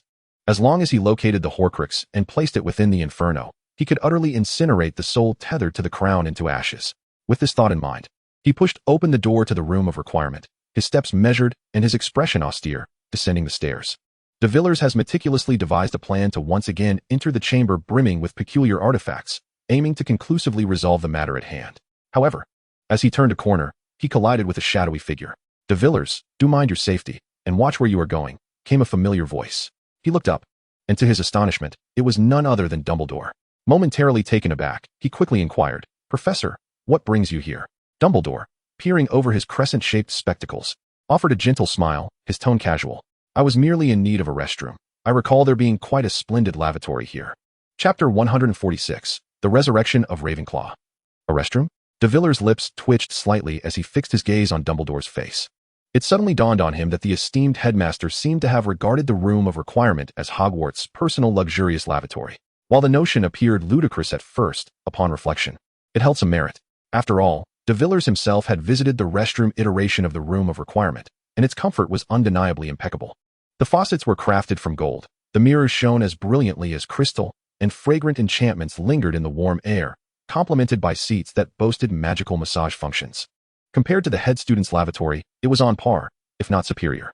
De Villers silently nodded, pondering that this place indeed warranted its title as Hogwarts' premier restroom, especially since he had already claimed the head student's facilities for himself. Yet, that was not the crux of the matter. He steadied himself, gazing earnestly at Dumbledore, and asserted firmly, Professor, there is something I must inform you. There exists a plaster statue within our school, manipulated by a fragment of Voldemort's soul, which poses a potential threat to the students. His words resonated with gravity, as he believed this matter could not be delayed. Even the smallest remnant of Voldemort's soul was perilous. Dumbledore, however, merely raised an eyebrow, his expression not reflecting the anticipated shock, and he soon regained his composure. A plaster statue? Ah, it appears you have already encountered Professor Ravenclaw. Professor Ravenclaw. De Villiers' eyes widened in astonishment. Professor Ravenclaw. He distinctly recalled that the panel he had examined bore the name Tom Riddle. Dumbledore nodded with a smile. Indeed. The situation is as follows. For reasons we are yet to fully comprehend, one of the founders of our school has manifested in a rather peculiar manner. Her current state is not entirely stable, but if all proceeds smoothly, I intend to invite her to teach the Ancient Runes course in the upcoming academic year. I believe it will prove to be a most intriguing educational experience. De Villiers was rendered speechless, his mouth agape as he stared at Dumbledore, observing his stunned silence. Dumbledore continued with a slight smile. As for the fragment of Voldemort's soul you mentioned, it is indeed connected to the resurrection of Professor Ravenclaw. One might say that this revival has inherited a portion of Voldemort's fragmented essence, yet it is by no means the full Tom Riddle. Devero listened intently to the information, striving to piece together a coherent narrative. After a brief moment, he finally spoke, his tone laced with incredulity. Professor, are you implying that you were already aware of the fragment of Voldemort's soul residing within Ravenclaw's diadem, and that this diadem inexplicably came to life and sought you out, revealing its identity? Thus, you decided to invite it to serve as a teacher at Hogwarts? Essentially correct, though some details are not entirely accurate. Initially, I was unaware that Ravenclaw's diadem was hidden within Hogwarts, nor did I know it harbored a fragment of Voldemort's soul. Furthermore, Professor Ravenclaw's appearance here was not a mere coincidence. She actively sought out my office to explain the circumstances. Devero furrowed his brow further, a tempest of confusion swirling in his mind. She sought you out? Dumbledore nodded, his demeanor as tranquil as if he were discussing the evening's dinner. Indeed, after all, Professor Ravenclaw was once the head of Hogwarts. She possesses a profound understanding of this institution. Momentarily at a loss for words, Devero swallowed his astonishment. As he grappled with this information, Dumbledore added thoughtfully, Professor Ravenclaw is an exceptional educator, Devero. I suggest you seek her guidance in the future. I believe she would be more than willing to impart her wisdom. With that, Dumbledore gently patted Devero's shoulder before turning to stroll leisurely down the corridor. Watching the headmaster's retreating figure, Devero felt a tumult of emotions, with a singular thought echoing in his mind. He must truly be seeking the restroom. The events of the day had left his mind in a state of disarray. Ravenclaw has resurrected. The revelation was nearly incomprehensible to him. Your perception can breathe life into that which should be dead. This statement struck Devero like a thunderclap, sending a chill down his spine. Perception can resurrect? Indeed. The object had undergone a sudden transformation after his observation. A shiver coursed down his neck. Yet, he quickly compelled himself to regain his composure, reassuring himself that the resurrected entities seemed to pose no significant threat to the world. The mundane items he had examined with his perception, books, materials, lay docile and undisturbed. However, the question remained, what other perilous entities had he probed with his perception? Moreover, it had been proven that he had recently been attacked by the resurrected Viga. It appeared that Ravenclaw's words held merit. Taking a deep breath, he endeavored to steady his emotions while admonishing himself. He must never again wield his perceptive abilities recklessly. In that moment, Devero felt a surreal sense of absurdity. Could he be some unfathomable entity? Everything he had glimpsed, even if long deceased, would be imbued with life. This notion was so outrageous it bordered on disbelief. After all, if it were indeed his ability, why would it not manifest in the entries? This defied the logic of the system. Alas, he decided it was best not to dwell on it any further. He murmured softly to himself, temporarily suppressing the chaos in his mind. At least this one matter offered him a modicum of reassurance. Ah, Devero, do remember to prepare well. The duel tomorrow promises to be quite grand. Suddenly, Dumbledore reappeared behind Devero, shaking off his damp hands. After imparting a brief reminder to Devero, he turned and descended the stairs. Devero, however, paid little heed to the headmaster's words, for he possessed absolute confidence in his own abilities. Besides, how grand could it truly be? Thus, he continued on his way to the room of requirement. After his departure, a tall figure quietly emerged at the entrance of the room of requirement. Dumbledore stood outside, gazing intently at the unassuming wooden door, his eyes framed by crescent-shaped glasses, revealing a hint of complex emotion. What, I wonder, do you seek, Ravenclaw Tom? Saturday morning. Hogwarts. At this moment, the Great Hall was abuzz with activity. Hundreds of wizards were entering in waves. Some strolled leisurely to the long tables, while others soared through the high windows on their broomsticks. Devero stood astonished, marveling at the scene. Is this what one calls grand? I have never witnessed anything of this magnitude. Have they summoned the entire wizarding community of London? The Great Hall seemed to be in a state of fervor, with robes and banners of myriad colors intertwining, creating a tense yet vibrant atmosphere.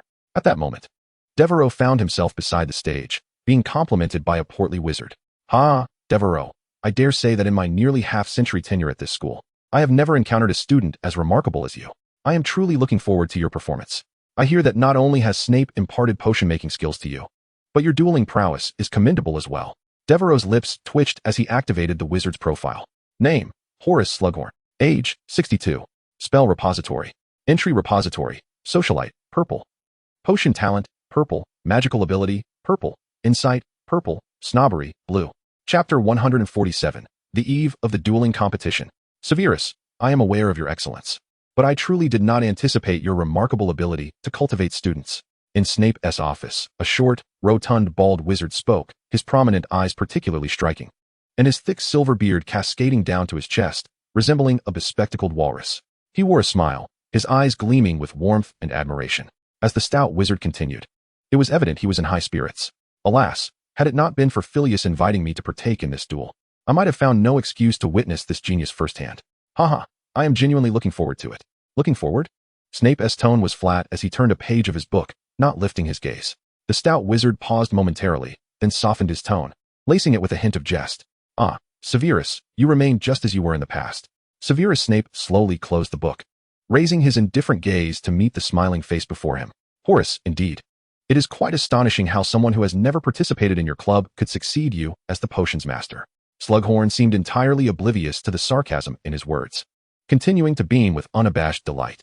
"Ha, Severus, is this not a testament to Hogwarts' discerning eye for talent?"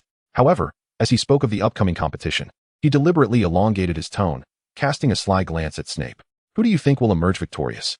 Snape remained silent, his steely gaze fixed upon him. Slughorn, undeterred, pressed on. "To be frank, I find myself inclined to support your beloved Part2, Devero. Yet, I still believe Harris possesses greater odds. You see, I encountered him once during the summer. His family is quite illustrious in the Muggle world.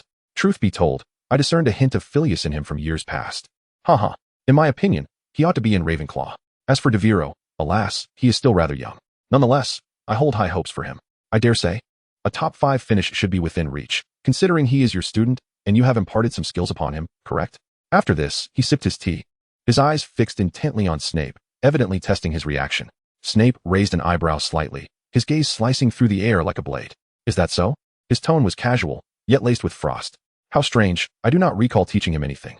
Horace Slughorn blinked, the smile on his face faltering for a brief moment before returning to its usual cheerfulness. He lowered his head, taking a sip of tea to mask his discomfort, refraining from further inquiry. Hogwarts, Great Hall.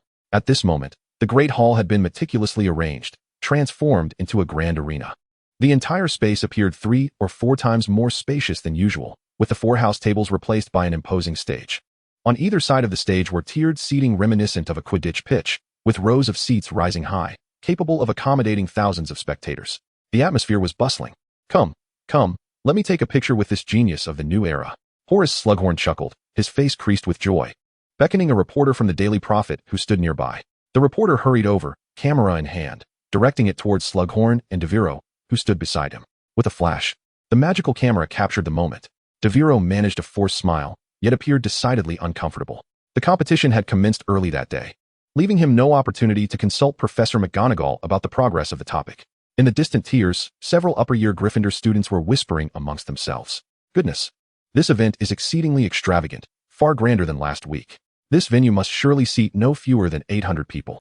Indeed, with those dark wizards causing such turmoil recently, the school likely wishes to use this competition as a means to assert the magical community's dueling prowess. Oh, Percy, you must perform admirably this time." One of them patted the red-haired boy beside him. Percy Weasley was momentarily taken aback, his previously distracted demeanor indicating that he had not fully grasped the conversation amongst his friends. He glanced up at the gathering, nodding slightly, though his expression appeared somewhat forced. "What is the matter with you? You've been unusually preoccupied this week, as if your mind is elsewhere. What has transpired?" A friend inquired with genuine concern. Percy shook his head, managing a strained smile. "It's nothing, just a bit anxious." Upon hearing this, the others immediately began to cheer him on with fervor. "Don't be nervous. We are counting on you to secure a top 3 finish. Indeed, Percy, don't falter. The honor of Gryffindor rests upon your shoulders." As Percy absorbed his friend's encouragement, the smile on his face remained rigid. He nodded hesitantly, watching as they regained their enthusiasm and shifted their conversation to other topics, at which point his expression gradually softened. Lowering his head, his fingers brushed subtly against the corner of his mouth, a gesture both discreet and deliberate, as if concealing a secret. "Ah, is that not the illustrious Harry Potter? Come, my child, let us take a photograph together." The exuberant Slughorn, having just completed an entire set of portraits with Devero, caught sight of Harry entering and immediately brightened, eager to pull him into a picture.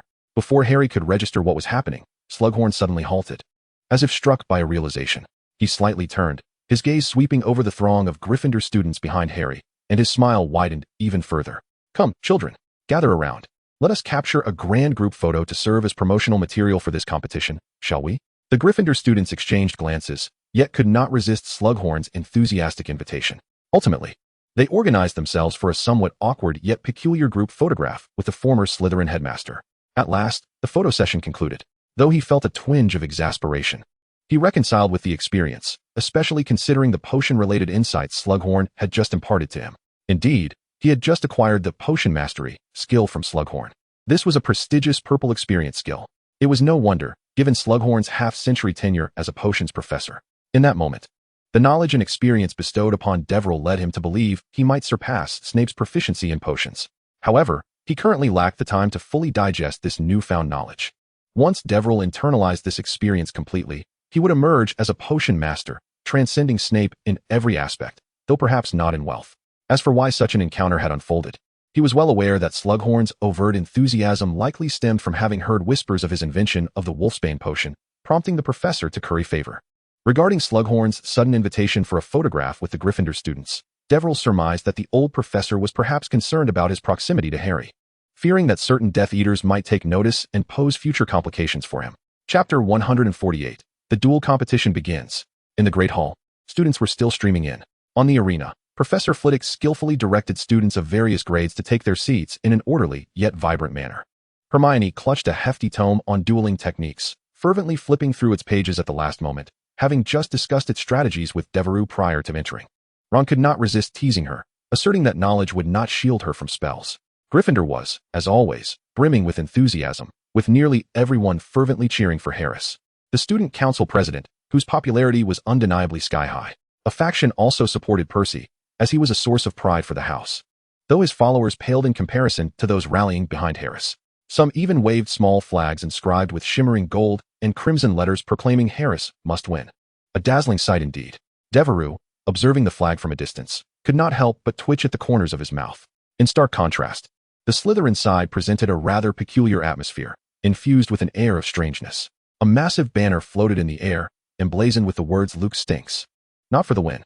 Devero had heard that this banner was custom-made by Malfoy, who stood among his peers, reveling in the glory of his creation. Luke was, of course, Harris's name, indicating that the rivalry between the Snakes and Lions had reignited. Were there supporters for Devero? Indeed. In a nondescript corner, Wells proudly held aloft a plaque adorned in green and silver, proclaiming Devero must win. With a comically glittering font, Devero stared at the plaque for 2 seconds, silently resolving to cast a Cruciatus curse on Wells after the competition. On the Ravenclaw front, support was decidedly unified behind one individual, Emily Watson. Having claimed second place in the previous round, she had captured the attention of nearly the entire house. To rally behind her, Ravenclaw students had meticulously crafted a floating sign featuring a large portrait of Emily alongside the motto Wisdom and Strength. Devero gazed at the sign, unable to suppress a thought. Had it been him, he would have likely dug a hole to bury himself in embarrassment. Hufflepuff, on the other hand, boasted no clear representative. Their allegiances varied widely, yet it was presumed none would fall too far behind. Once Cedric matures, you shall have a true house figurehead, Devero mused as he surveyed the grandeur of the event. Almost the entirety of the student body and faculty had gathered, including journalists and several retired professors who had come specifically to witness the spectacle. Among the attendees was Professor Slughorn, alongside several elderly professors of Hogwarts with silver-streaked hair. The journalists included the renowned reporters from the Daily Prophet, and to Devereaux's surprise, he spotted Xenophilius seated among them, fervently scribbling notes. Clearly, with Luna's condition under control, the eccentric magazine editor's enthusiasm for news had reignited. As for Luna, she was seated among the first-year Ravenclaws, sporting a rather large crow hat, an object that left Devereux perplexed. Perhaps an alchemical tool of some sort? Nevertheless, the school's security was evidently stringent, with no outsiders permitted on the premises, clearly aimed at ensuring safety. Given the scale of the event, it was naturally impossible for all students to qualify for participation. This competition was exclusively for students in the 5th grade and above, and they were required to have achieved a commendable performance in previous year's curse classes. However, Devero was granted a special exception to compete. After all, Professor Flitwick had personally witnessed his ability to defeat Chilo with a single move, believing him entirely worthy of standing on the stage. Prior to the event, Flitwick had a serious conversation with him, sternly warning that the use of unforgivable curses was absolutely forbidden. To this, Devero readily agreed. His prowess was evident, and in such a setting, he would not easily dare to transgress the taboos of the magical world. As all attendees gradually took their seats, the grand hall fell into a hushed silence. Professor Flitwick ascended to the front of the stage, and due to his diminutive stature, he made a point to stand on a high stool, ensuring everyone could see him clearly. He cleared his throat and announced with a crisp and resonant voice, "First and foremost, I would like to extend my gratitude to all the students, professors, and esteemed guests who have come to support us. Today, we gather here not only for a competition, but also to celebrate the wisdom and artistry of magic." A round of applause erupted, but Flitwick quickly raised his hand, signaling for silence. "Next, I am honored to invite our most beloved headmaster, Albus Dumbledore, to deliver a few words." The applause grew fervent once more as Dumbledore took the stage, and the atmosphere in the hall became even more solemn. Devero, seated among the students, felt a twitch at the corner of his mouth, inwardly lamenting that regardless of the world, school events always seem to necessitate a speech from the leadership. Dumbledore nodded slightly in acknowledgement of Flitwick's gratitude. He drew his wand and cast a sonorous charm, ensuring his voice would resonate clearly throughout the hall. Then, he began speaking in a calm tone imbued with an undeniable power. "Dear students, teachers, and friends, thank you for gathering here today." He paused, his gaze sweeping across the audience, as if establishing eye contact with each individual. "I believe you all have some understanding of the reasons behind this dual competition. Our magical community is undergoing an unprecedented trial. Danger lurks in the shadows, and threats are burgeoning in the darkness." His words grew deeper and more forceful.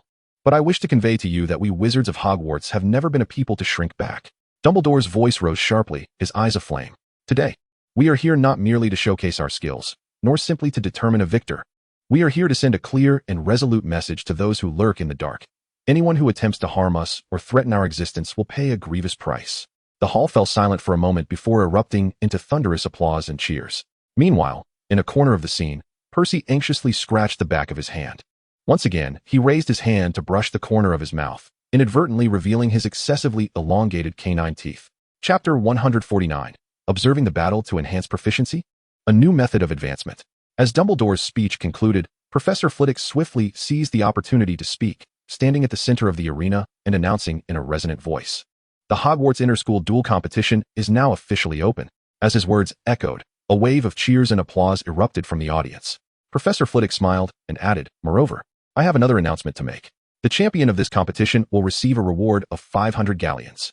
This news fell upon the student body like a bombshell, instantly igniting a stir. The Weasley twins immediately stood up, raising their hands in loud protest. "Professor, why are only 5th-year students and above allowed to compete? This is utterly unfair to us."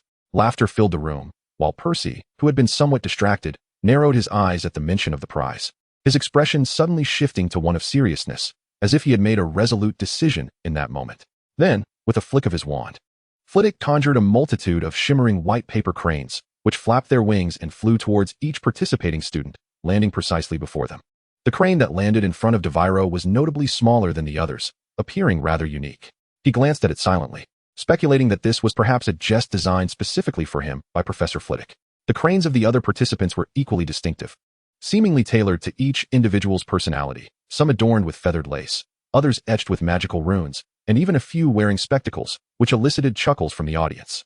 Devero gently unfolded his paper crane to reveal the number 100, firmly inscribed in the center. Approximately 200 competitors were participating, and the matching system paired contestants as follows: 1 against 2, 3 against 4, and so on. Consequently, his first match would be against the student who drew number 99. The central position was quite advantageous, allowing him ample time to observe the duels of others. Devero felt a sense of relief wash over him, allowing himself to relax slightly. "I must prepare," he thought. "At the very least, I need to ascertain which spells are permissible and which are not." After all, he had never truly experienced a bona fide wizarding duel. Reflecting on past encounters, he couldn't help but twitch the corner of his mouth. His initial confrontation with Snape had ended with the old bat resorting to underhanded tactics, launching a bombastic blasting curse at him. Such a tactic was undoubtedly unsuitable for a legitimate arena. Later, During a life-or-death duel with Marcus in the prefect's bathroom, rules had been the least of their concerns. The only thought had been to use whatever spells were effective, regardless of whether they were forbidden, as long as he could incapacitate his opponent. Subsequently, his brief skirmish with the controlled Merlimp at St. Mungo's had concluded with a single strike, lacking any semblance of a genuine back-and-forth struggle. As for his pursuit of Vega, the overwhelming dominance he exerted over his opponent could hardly be classified as a standard duel. This occasion promises to unveil the true essence of a duel, serving as a rare opportunity for enlightenment. Devero lifted his gaze to observe the increasingly vibrant scene unfolding in the arena, a sense of anticipation subtly blossoming within him. Shortly thereafter, Professor Flitwick commenced the arrangements, deftly waving his wand to partition the Grand Hall into 4 distinct dueling platforms. Each platform would host a duel simultaneously, thus expediting the proceedings. Devero wholeheartedly endorsed this arrangement, deeming it far more engaging than the muddled challenges of the Triwizard Tournament. Spectators could clearly witness the action of each match, a significant improvement over the aimless speculation surrounding the labyrinth or the underwater lake. Competitor number 1, Gryffindor's Luke Harris. The applause and cheers erupted instantaneously, igniting the atmosphere. As the president of the student council and a widely acknowledged favorite to win, Harris's entrance undeniably captured the audience's attention. Competitor number 2, Ravenclaw's Alan Carter. In stark contrast, Carter's name appeared relatively unfamiliar, prompting whispers among the crowd. His presence in this arena indicated a modicum of skill, yet many felt a twinge of concern for him, facing a contender like Harris. Devero squinted. His interest peaked as he focused intently on the unfolding events. He was eager to discern the true prowess of Harris, the proclaimed strongest student. The audience held their breath, the air seemingly suspended in anticipation. The duel commenced. At Professor Flitwick's command, both wizards raised their wands almost in unison. Disarm, disarm, crack. The incantation barely escaped Carter's lips before his wand was propelled into the air, landing squarely at Harris's feet. The victor of this duel is Luke Harris. Following a moment of silence, the Grand Hall erupted into thunderous applause and cheers, many astonished by Harris's swift and decisive performance. Slughorn even stood, beaming as he clapped vigorously. However, to Devero, this so-called duel lacked any intrigue. He raised an eyebrow, silently critiquing, "Is this it? The disparity is utterly absurd. Did that Carter student even hear the signal to commence?" Harris's reaction time was indeed remarkable, yet that was the extent of it. Devero remained unfazed. Even somewhat bored, quick reflexes are commendable, but the diversity of spells and tactical acumen are glaringly absent. I truly wonder where his true capabilities lie. Yet, as he stifled a yawn, a sudden notification flashed through his mind. Proficiency in the disarming charm had increased. He had made a significant leap from mastery to expertise. This revelation instantly invigorated Devero, his languid posture vanishing. Instinctively, he straightened in his seat, thoughts whirling in his mind. He was a magical prodigy. He could learn spells instantaneously upon witnessing them. If he observed a few more times, could he not attain mastery in an instant? Was it possible to reach an unparalleled level merely through spectating? After all, while Devero considered himself experienced in combat, not every spell he wielded had achieved the pinnacle of mastery. Indeed, time and energy are finite, compelling him to prioritize the enhancement of frequently employed or pivotal spells. This predicament, even after assimilating the duelist entry, remains unresolved, as experience-related entries necessitate practical application for true comprehension. Substantial combat experience is required to unlock their full potential. For instance, his mastery of the alchemy genius entry hovers around a mere 10, having produced only a single alchemical apparatus. In contrast, his duelist proficiency stands at approximately 60. Devero muses that fully digesting experience-based entries could potentially elevate his strength beyond that of the original holders. Regrettably, most of Devero's past battles were life-and-death skirmishes rather than formal wizard duels, resulting in a deficiency in the finesse and variety of spellcasting. Yet, this duel competition presents a serendipitous opportunity. If he could enhance his spellcasting proficiency through observation while accelerating the digestion of the duelist entry, this event would serve as a living textbook for him. The more he contemplated, the more exhilarated he became, his gaze fixating intently on the arena, his eyes gleaming with fervor. Wisely, he employed Professor Ravenclaw's mind-blocking technique to shield his perception from others, allowing him to concentrate solely on the spellcasting process, eliminating all distractions. Thus, the duels unfolded one after another. Disarming spell, petrification spell, banishment spell. As system notifications echoed in his mind, Devero felt his spellcasting abilities ascending at a remarkable pace, akin to a sponge absorbing rainwater. Even more delightfully, his proficiency with the duelist entry was visibly increasing. His understanding of wandless and silent casting deepened as well. Perhaps soon, Devero could experiment with their effects in the arena. Chapter 150, A Triumphant First Battle. Ding. Proficiency in the fire spell has reached mastery. The notification brought him immense satisfaction.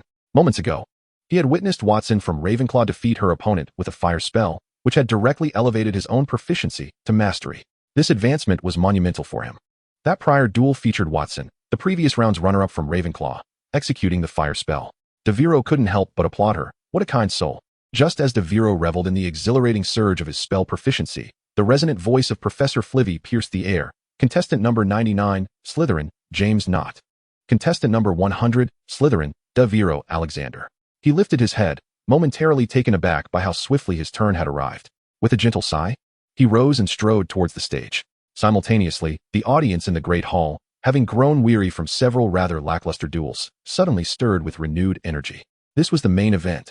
The chatter within the hall surged, and the atmosphere became electric. Even among upperclassmen, while the diversity of spells had somewhat improved, the duels remained a product of an extended era of peace, with truly breathtaking displays being a rarity. Thus far, the only remarkable moments have been the stunning debut of Student Council President Harris in the first match, and the impressive victory by Ravenclaw's Emily Watson, who elegantly secured a round using fire magic. However, this contest is decidedly different. The much-anticipated duel between the third-generation Dark Lord, Devero, and the rising star of Slytherin, James Knott, is a clash of titans. As Devero ascended to the arena, Knott confidently approached from the opposite side. The two stood face to face. Knott's tall and muscular frame, with chiseled lines resembling rock, clearly indicated years of rigorous training. His short hair lay sleek against his scalp, while his eyes, deep and piercing, seemed perpetually engaged in thought, exuding an intense aura of pressure. Clad in a well-tailored deep green dueling robe, adorned with silver serpent embroidery along the cuffs and collar, his imposing presence made it evident that he was no easy adversary. Beneath the platform, the Slytherin supporters were nearly ready to tear the roof off. Not defeat him. Show Alexander who the true Slytherin is. Particularly, Malfoy radiated with pride, his exuberance almost overflowing. His voice rang out louder than anyone else's, clearly eager to witness Devero's downfall, as if Knott's victory could somehow release a long-suppressed frustration within him. In contrast, the first-year students of Gryffindor rallied behind Devero, an unusual sight in previous years. However, it was no surprise this time with Harry and Ron leading the charge. First move. Devero, remember to take the initiative. Hermione shouted at Devero, recalling the dueling techniques she had read about. Devero smirked, giving her a thumbs up to signal his understanding. Meanwhile, in the faculty section, Slughorn rubbed his slightly sore eyes, expressing a hint of regret to Snape. I never anticipated that Devero would face Knott in the first round. I know this lad well. He hails from a family of duelists, with several outstanding duelers in his ancestry. His father even sparred with Professor Flitwick in his youth, and while he didn't win, his skill was nonetheless top-notch. Slughorn shook his head, his tone tinged with disappointment. Devero is quite capable, but his luck is truly dismal.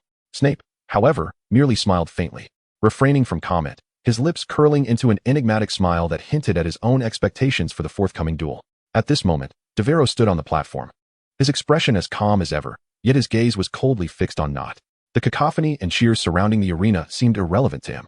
Knott, undeterred, straightened his back, gripping his wand tightly, his eyes glinting with a serpentine coldness. After stepping onto the stage, Devero lazily stretched, his movements appearing utterly nonchalant. During his bow, he didn't even glance at his opponent, casually remarking, "Let us get this over with. I have places to be." Upon hearing this, Knott's face flickered with anger but was quickly replaced by a cold smirk as he raised his wand and nodded. "Very well, I shall promptly send you on your way." As his words faded, his wand had already been waved, and a vibrant crimson light surged forth from its tip, hurtling directly towards Devero. Knotte's movements were precise and swift, clearly demonstrating his utmost effort, as this strike embodied formidable impact and dueling prowess.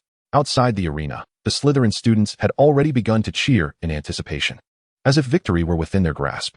However, Devero did not even lift his wand. It seemed he merely gestured with his hand, and an invisible force erupted like thunder. Knotte's spell had yet to reach Devero's form when it collided with an unseen barrier, shattering instantaneously. He fell to the ground in a daze. Moments later, a tremendous bang resounded as a dazzling red light enveloped the entire arena, sending Knotte flying like a battered punching bag. With a crash, his body slammed against the protective barrier surrounding the platform, sending ripples through it, and even the shield emitted a strained hum under the pressure. A profound silence blanketed the audience. Devero stood his ground, slightly tilting his neck with a faint cracking sound. He did not even glance at the downed Knotte, but instead cast a languid gaze towards Professor Flitwick, casually remarking, "May I announce the results now?" With that, he turned and strolled off the stage, exuding an air of someone who had seen enough of the spectacle. At that moment, Professor Flitwick's expression could be described as frozen. His wand remained suspended in the air, and the words he had prepared to pronounce were caught in his throat. The students below seemed collectively petrified, their mouths agape as if they could fit a galleon inside. The silence lingered for a full 2 seconds before a voice from the faculty seating broke through, trembling with astonishment. Did he just perform wandless magic? Chapter 151. Where did you come from? Is this still Hogwarts? The silence persisted for 2 seconds before another voice from the faculty seating emerged, quivering with surprise. Did he just perform wandless magic? As this revelation settled, the atmosphere ignited like a fuse to gunpowder. Wandless magic? That was a skill reserved for advanced wizards. My goodness, he hardly even raised his wand. Is this truly the legendary third-generation Dark Lord? In an instant, the crowd erupted in a cacophony of astonishment. Students began to chatter animatedly, their voices overlapping. Hermione and Ron were particularly vocal, their excitement akin to having won the match themselves. Hermione, neglecting her composure, tossed her book aside and clapped vigorously, exclaiming, "Incredible, Devero!" Ron joined in, cheering loudly and waving his arms, his grin stretching from ear to ear. Now this is the match I wanted to see. The Gryffindors, led by Harry, rose to their feet, united in applause and cheers for Devero, their enthusiasm nearly igniting the entire hall. Amidst this wave of jubilation, a few Slytherin students quietly began to clap as well. They cautiously glanced around, but it seemed they could no longer suppress their admiration for this remarkable victory. On the platform, Nate remained slumped against the edge of the shield, his face ashen. His hand trembled slightly, as if yearning to reach for the wand that had fallen beside the arena, yet ultimately, he was too feeble to extend it. He murmured to himself, "How could this be? I have lost, and so effortlessly." Clearly, this crushing defeat shattered his perception of his own capabilities. Slughorn remained frozen at the teacher's table, dumbfounded. As he gazed at Devero descending from the stage, the spontaneous utterance of nonverbal spellcasting had almost become the focal point of the entire gathering, yet in this moment, he even forgot to provide additional commentary. Devero, however, appeared completely unconcerned. He casually brushed off the dust from his robes and stepped down from the platform, as if the duel had merely been a routine rehearsal. His demeanor remained languid, barely concealing a hint of boredom, as though the applause and cheers from the audience held no significance for him. As he descended the steps, Devero cast his gaze over the audience. The stands were a sea of faces, most of whom were ignited with excitement from the recent victory, their emotions running high and chaotic. Yet, a few individuals stood out, seeming out of place amidst the uproar, their expressions either calm or profound, as if untouched by the fervor around them. First was Luke Harris, the head of Gryffindor's student council.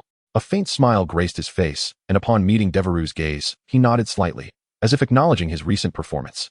However, beneath Harris's demeanor, a flicker of undeniable combativeness lurked. Next was Emily Watson of Ravenclaw. She displayed no signs of surprise or admiration, merely observing Devereux with a cold stare, as if appraising his earlier display. Her indifferent expression revealed a deep-seated wariness, as if she were already contemplating strategies to contend with this formidable opponent. Lastly, there was Percy Weasley from Gryffindor. In stark contrast to the others, he sat unusually still, almost motionless in his seat. The surrounding clamor seemed irrelevant to him. His gaze was vacant, fixated on Devereux, yet imbued with an inexplicable peculiarity. Unconsciously, his hand scratched at the back of his hand, as if something there were incessantly growing, causing him discomfort. He had initially deemed Harris and Watson as the most threatening, but for some reason, it was Percy's ethereal gaze that instilled a sense of unusual unease within him. In that fleeting moment, his hunter trait had been triggered, and this instinctual alertness left him inexplicably agitated. How could this be? Devereux silently pondered. Percy Weasley was merely the diligent student from the original narrative, was he not? He shook his head, suppressing the doubts that lingered in his mind. His astonishment had not yet fully dissipated when his gaze swiftly shifted to the journalist beside him. "What are you dawdling for?" the editor exclaimed, striking the table in front of the reporter with a sense of urgency. "Did you capture that just now?" The young journalist jolted, as if awakening from a dream. He nodded, his movements somewhat stiff, his face still etched with disbelief. Clearly, the outcome of the duel had utterly stunned him. Observing this, the editor let out a long sigh of relief, then immediately donned a serious expression, his tone laced with an undeniable command. "Listen closely. From this point onward, ensure that the cameras are firmly focused on Devero during his every appearance. Regardless of what transpires on stage, it is imperative that we secure first-hand footage. Do you comprehend?" Upon hearing this, the reporter immediately straightened in his chair, lifting his head with a newfound confidence, his voice resonating with vigor. The editor nodded in satisfaction, but, seemingly uneasy, added, "Do not mess this up. Today's headline might very well hinge upon him. I hereby declare that the victor of this match is Devero Alexander." Professor Flivy stuttered slightly. clearly caught off guard by the unfolding events. No sooner had his words left his lips than the auditorium erupted in a cacophony of excitement. Students engaging in animated discussions that surged like waves. Good heavens! Could Harris still secure the championship this time? It is uncertain. Devero has demonstrated the ability to cast spells without a wand. One wonders what might transpire should he unleash his full magical prowess.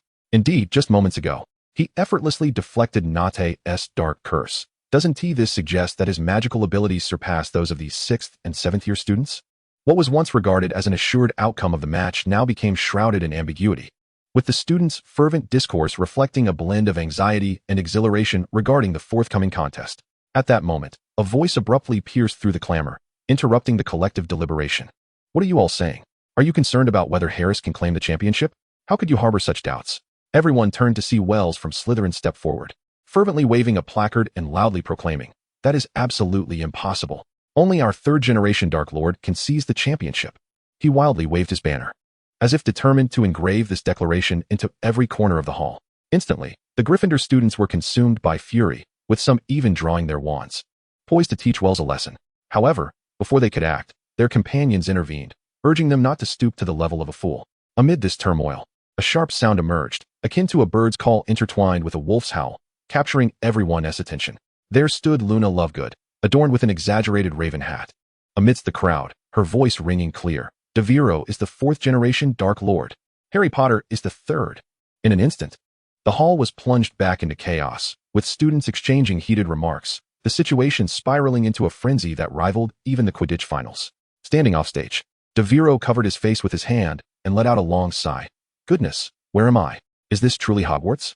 This scene is more chaotic than the American elections. Chapter 152, The Decaying Curse. Meanwhile, at the faculty table, Slughorn had just begun to recover from his shock. He could not help but chuckle, exclaiming, "Good heavens, Severus, you have concealed your teachings quite adeptly. You've even imparted the art of wandless magic to him. Oh, this duel competition is going to be utterly captivating." Severus? Slughorn raised an eyebrow, a peculiar thought flitting through his mind. Could it be that this is not something Snape taught him? He immediately shook his head, dismissing his own thoughts. Impossible, impossible. Such a skill cannot be achieved solely through personal insight. It requires the guidance of a master. He reaffirmed his hypothesis that Devero's wandless magic must surely be a teaching of Snape. Meanwhile, the other teachers were equally astonished to varying degrees. Professor McGonagall was so taken aback that she rose from her seat, her gaze fixated on Devero, her eyes brimming with undeniable shock. In contrast, Dumbledore, seated beside her, remained composed, as if all of this were entirely anticipated. After a considerable pause, McGonagall slowly sat down, still grappling with her turbulent emotions. She raised a hand to smooth her disheveled hair, a result of her excitement, and murmured, "Goodness, I had considered the possibility of Devero winning. But I never imagined he would triumph in such a manner. It has completely surpassed my expectations." After taking a few deep breaths to regain her composure, she turned to Dumbledore and inquired, "By the way, as we near the conclusion of the first round, why have Hagrid and Professor Morsefellows not yet arrived?" Dumbledore replied with a slight smile, his tone as ever serene. "Hagrid has a new neighbor and needs to attend to certain matters. As for Morsefellows, he mentioned that an important book had gone missing from the school, and he is searching for it. I am well acquainted with his situation." McGonagall nodded, reluctantly accepting this explanation. At that moment, the next group of participants ascended the platform, and the competition resumed. In the dimly lit classroom of defense against the dark arts, a stifling atmosphere enveloped the room, permeated by an almost imperceptible chill. In the center, a dark figure paced slowly around a complex Egyptian rune formation. The edges of the formation emanated a faint golden glow, outlining the enigmatic image of a wolf-headed man. Amidst the interplay of light and shadow, the figure appeared to subtly shift, as if possessing a life of its own, observing everything within the room. The man's robe swayed gently with his movements, resembling the tendrils of some spectral entity. At this moment, his face remained shrouded in shadow, revealing only a twisted smile. He murmured to himself, his voice akin to a low chant, imbued with an indescribable, mysterious rhythm. "Do you know, Albus?" Witnessing those young souls driven by desire, gradually sliding into the abyss, that slow yet irreversible descent is a sight to behold. At this point, he paused, tilting his head back and closing his eyes, as if lost in a pleasurable reverie. Suddenly, a hint of excitement seeped into his deep voice, laced with an eerie mirth, especially those naive students, bewildered, struggling, at a loss. "It's simply magnificent, akin to a meticulously crafted work of art." The competition progressed with relentless intensity. Before long, Devero had completed 3 rounds. Each duel was a decisive blow, His opponents scarcely had time to raise their wands before being vanquished by his precise wandless spells. The overwhelming display heightened the tension in the arena. As de Wilro descended from the stage, his expression remained indifferent, yet internally, he reveled in satisfaction. He lowered his gaze to access his spell repository interface, scrutinizing the outcomes of the 3 rounds of competition. Almost all commonly used duel spells had reached a level of mastery. What delighted him further was that the proficiency level of the duelist entry had surpassed 80. He could distinctly sense the flow of magical energy within him becoming increasingly fluid, with both efficiency and precision in casting exceeding all prior benchmarks. He felt that if he could achieve a proficiency level of 100, his dueling prowess would undoubtedly undergo a substantial transformation. He might even learn the most arcane spells from Flivvy. Meanwhile, the students were abuzz with speculation regarding de Wilro's formidable performance. Pray tell, who could possibly compel de Wilro to wield his wand? One mused. I suspect it must be Watson or Harris. Percy has been underwhelming in recent matches, appearing almost lethargic. Even worse than last week. He likely won't stand a chance against de Wilro. Indeed, I share your thoughts. Look, Percy nearly lost. At that moment, all eyes were riveted on Percy's match on the stage. His opponent suddenly unleashed a disarming spell, hurtling directly toward his chest. Percy narrowly evaded, the crimson light grazing his side, perilously close to striking him. Gritting his teeth, his gaze sharpened with ferocity. His demeanor transformed from sluggishness to aggressive intent, akin to a cornered beast. Disarm your weapon. With a fierce incantation, Percy unleashed a spell with astonishing speed. His opponent instantly raised his wand, uttering a protective charm in a desperate attempt to shield himself. However, the transparent barrier crumbled upon contact with Percy's spell, disintegrating as if consumed by flames. In the next moment, Percy's spell struck true, sending his adversary hurtling backward, crashing to the ground, groaning in agony and unable to rise. The arena erupted in thunderous applause, particularly from the Gryffindor students, who nearly leapt to their feet in cheer. Yet, de Wilro did not partake in the fervent acclaim. He narrowed his eyes, intently observing the trajectory of the spell that had just been cast, a flicker of doubt and caution crossing his mind. Just then, a familiar system notification chimed. Ding. New spell added to repository. Spell repository. Decay curse. Beginner. Decay curse. Dark magic. De Wilro's gaze turned even more steely. He discreetly glanced at Percy, who stood on the stage, wand lowered, expressionless as he walked down, appearing unchanged save for slightly longer hair. Chapter 153. Early Champion Battle? Super Armor Protection. Percy must be in trouble. That spell was too peculiar. De Wilro immediately recognized it as dark magic. However, he refrained from taking immediate action, as he was certain that Dumbledore had also sensed the anomaly. After all, he was the headmaster of Hogwarts, a man who never overlooked even the slightest traces of dark magic. However, he waited for a full 2 minutes, his gaze shifting from Percy to the platform, only to find Dumbledore still seated there, seemingly oblivious to the predicament at hand. How could this be? Why was Dumbledore not taking any action? This thought rendered Devero restless. He quickly rose to his feet, fixing his eyes on Percy with the intention of confronting him directly. Just then, Professor Flitwick's voice rang out, announcing the arrangements for the next round of competitors. Flitwick waved his wand lightly, sending a small paper crane to each of the advancing contestants, each inscribed with the number of the upcoming match. Devero grasped the crane that floated into his hand, swiftly unfolding it to reveal a prominent 1. This signified that he would be the first to compete in the next round. How time-sensitive, Devero muttered under his breath, his brow slightly furrowing. He turned to glance at Percy's seat, only to find it empty. Where had he gone? A surge of anxiety flooded Devereau's heart. He made a decisive choice, fully extending his perception, allowing his magical essence to envelop the surroundings, quickly honing in on Percy's whereabouts. Percy was traversing the castle corridors, heading deeper into Hogwarts. He was undoubtedly up to something. Devero resolutely committed to tracking Percy, preparing to leave the spectators' area. However, in the next moment, the announcement from the arena disrupted his plans. Competitor number 1, Slytherin, Devero Alexander. Competitor number 2, Gryffindor, Luke Harris. Boom. This declaration sent the entire venue into a frenzy. Good heavens. These two were set to clash ahead of schedule. Devero thought of Harris. Was this not the most anticipated duel of the event? The championship battle was unfolding earlier than expected. Devero was surrounded by a throng of excited students, their cheers and exclamations propelling him to the edge of the platform. He stood at the base of the steps, turning his head for one last glance in the direction where Percy had vanished. At the edge of his perception, Percy's figure became blurred, ultimately disappearing into the shadows. Where could he have gone, especially at this moment? Devero felt a growing restlessness, but knew he could not pursue him now. He took a deep breath, burying his anxious emotions. He would first focus on this match. Harris ascended the platform slowly, each step exuding confidence and composure. He looked up at Devero, a smirk playing on his lips, his tone light and jovial. Honestly, I've been waiting for you for quite some time. Harris's expression momentarily stiffened before he raised an eyebrow, shrugged, and positioned his wand before his chest. In the next instant, superb armor protection, Harris proclaimed loudly, waving his wand. A dazzling silver light erupted before him, coalescing into a massive silver shield, gleaming with a metallic luster, appearing incredibly formidable, like an insurmountable barrier. Below the platform, Professor Flitwick, witnessing this, could not help but smile with satisfaction at Professor McGonagall. Huh, I knew it. This spell is one I specifically taught Luke. Ordinary attack spells cannot penetrate it. For other students, it is nearly an impenetrable defense.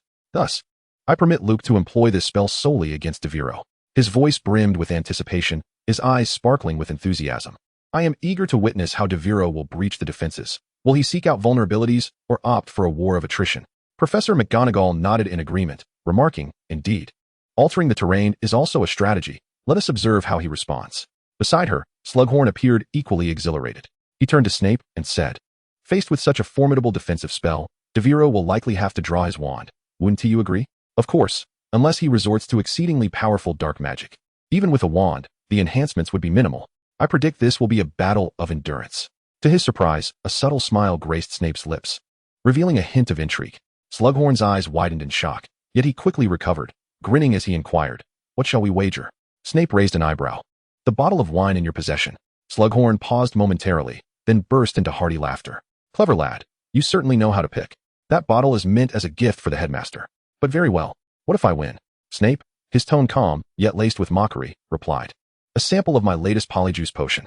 At this, Slughorn's eyes lit up, his excitement nearly palpable. That potion was set to debut at the upcoming international conference, and the prospect of acquiring an early sample sparked a multitude of ideas in his mind. Agreed, Slughorn declared, extending his hand with unwavering certainty. After all, how could Harris, taught personally by Flitwick, possibly fall in just 3 moves? Meanwhile, in the press box of the Daily Prophet, the editor was nearly leaping with excitement. He pounded the table, shouting, while the reporters quickly raised their cameras, capturing dozens of images, their lenses fixated on the 2 contestants in the arena. The atmosphere in the audience was both fervent and nuanced. Among the Gryffindor supporters, most were vociferously cheering for Harris, their voices rising and falling, nearly eclipsing the shouts from other houses. Yet amidst the sea of scarlet and gold flags, a small group of first-year students stood out, fervently cheering for Devero. Hermione, positioned among the crowd, cupped her hands into a trumpet shape, calling out, "Go, Devero!" After her shout, she furrowed her brow, gazing anxiously at the arena. Do you think Devero can truly win? I've perused numerous tomes and found no record of the spell Harris used. I cannot discern its counter. Beside her, Ron appeared nonchalant, reclining lazily against the back of his chair, waving dismissively. Oh, Hermione, what are you worried about? Who is Devero? I'll tell you. Even if Professor Flitwick himself were to compete today, he might still struggle to best him. Hermione shot Ron a disapproving glance, rolling her eyes.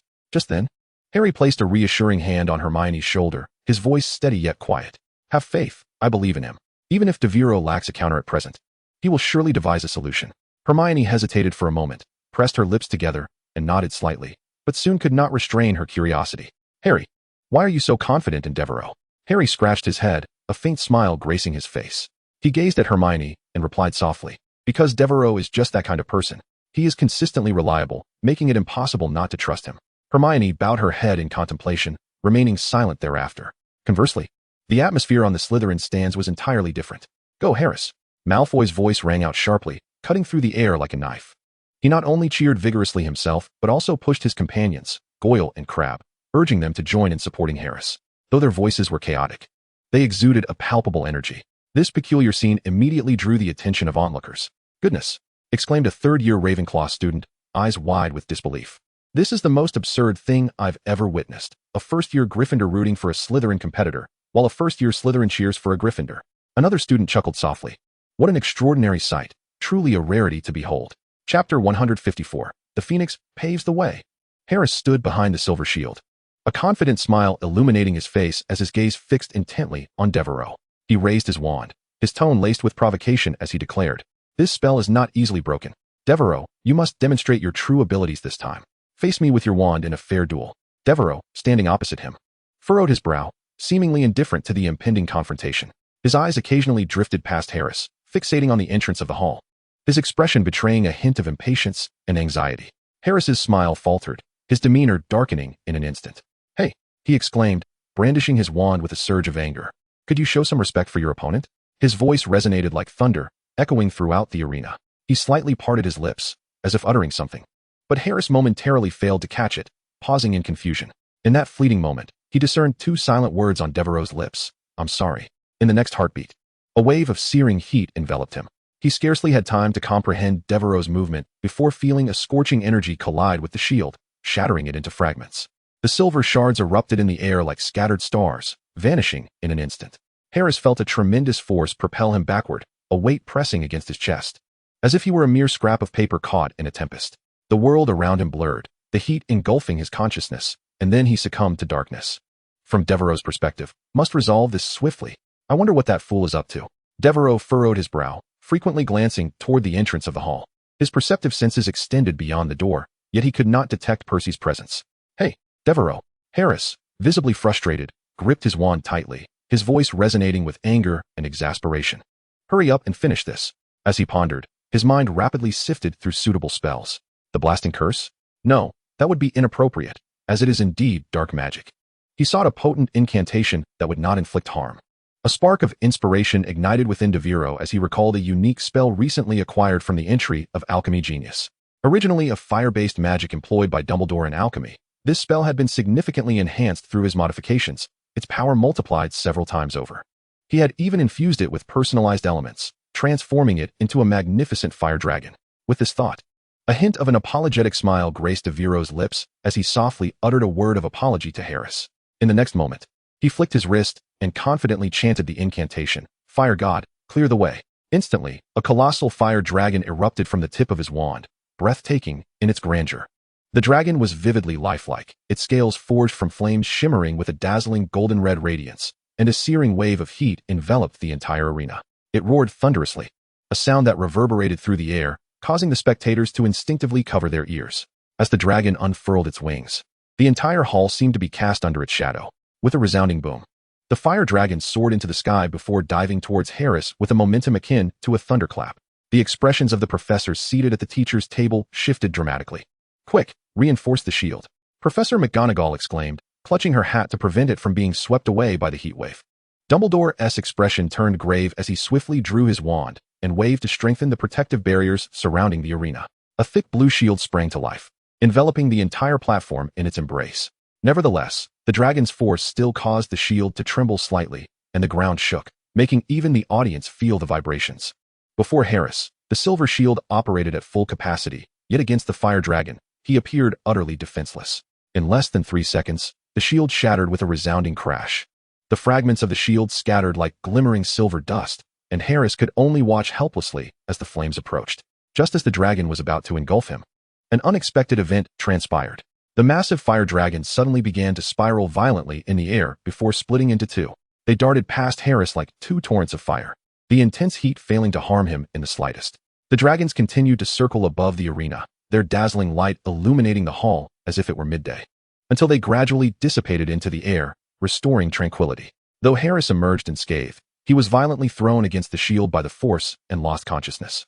As the crowd finally regained their composure from the shock and sought to locate Devero, the spellcaster of this astonishing magic, they discovered the platform was already devoid of his presence. "Hey, do you know where Percy went?" Devero urgently inquired of the Gryffindor student who had been seated beside Percy moments ago. He drew number 25, which meant he was on a bye. So he said he was heading to the restroom. He dashed away swiftly, his robes billowing behind him. All eyes remained fixed on his retreating figure. And just like that, he ran out without a hint of hesitation. At that moment, the entire auditorium seemed to have been pressed on pause, with every individual holding their breath. Yet, after a brief silence, the hall erupted into a cacophony of discussions. Goodness, what spell was that? What enchantment could possibly achieve such a feat? That dragon of fire seemed poised to incinerate the entire auditorium. He is merely 11 years old. Is it truly possible for a human to accomplish such a thing? Could Devero genuinely be the new generation of Dark Lord? A new generation? Could the previous one have wielded such power? Students chattered excitedly, their voices escalating in a crescendo, while the professors at the faculty table displayed a myriad of expressions. Dumbledore gazed contemplatively in the direction where Devero had vanished, pondering for a moment before waving his wand to restore the stage. He turned to Professor McGonagall and whispered, "Calm the students. Do not allow the chaos to spread." McGonagall nodded, immediately rising to her feet and beginning to impose order with a calm yet authoritative voice. Meanwhile, Slughorn's face was etched with distress. He retrieved a bottle from his pocket, the crystalline green-gold liquid within gently swaying. This was white wine from the Burgundy Loeffle vineyard, a rarity that could fetch 1,000 galleons on the market.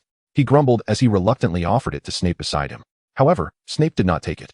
He remained seated, his hands gripping the armrests tightly, his gaze unwaveringly fixed on the stage, seemingly still reeling from the earlier shock. The victor of this round. Professor Flitwick's voice trembled slightly. Evidently, he too had not yet fully regained his composure, but he inhaled deeply, striving to appear more composed. The victor of this round is Alexander Devero of Slytherin. Chapter 155, Leave. You are not welcome here. I told you so. Even Flitwick himself would not be a match for Devero, Ron exclaimed, jumping up and enveloping Harry in a hug, his face alight with fervent admiration. In stark contrast to his excitement was Hermione, who stood wide-eyed, gripping the edge of the long table with both hands, her face a mask of astonishment. The spell that had just been unleashed, akin to a dragon of fire, was so powerful that the very air of the auditorium seemed to ignite. Even after the flames had dissipated, she felt as if she could still sense the searing heat in the atmosphere. That was the most formidable spell we have ever witnessed. Right? Her voice trembled, almost as if she were speaking to herself. Harry nodded, his gaze still fixed intently on the now empty stage. Without Professor Dumbledore reinforcing the shield, he did not need to finish his thought. Everyone understood the implications. The entire auditorium could have been reduced to ruins. Over in the Slytherin section, Malfoy sat frozen, devoid of color in his face. Even he, usually so arrogant, could not mask the fear that gripped him. Regardless of year or house, whether Gryffindor, Ravenclaw, or Hufflepuff, all students murmured in hushed tones, the atmosphere spiraling out of control, with noise rising and falling like waves. The tumult below intensified, prompting Professor McGonagall to stand. Silence. Everyone. Remain calm. In the midst of the competition, a state of normalcy was proclaimed, yet this assertion left many students bewildered.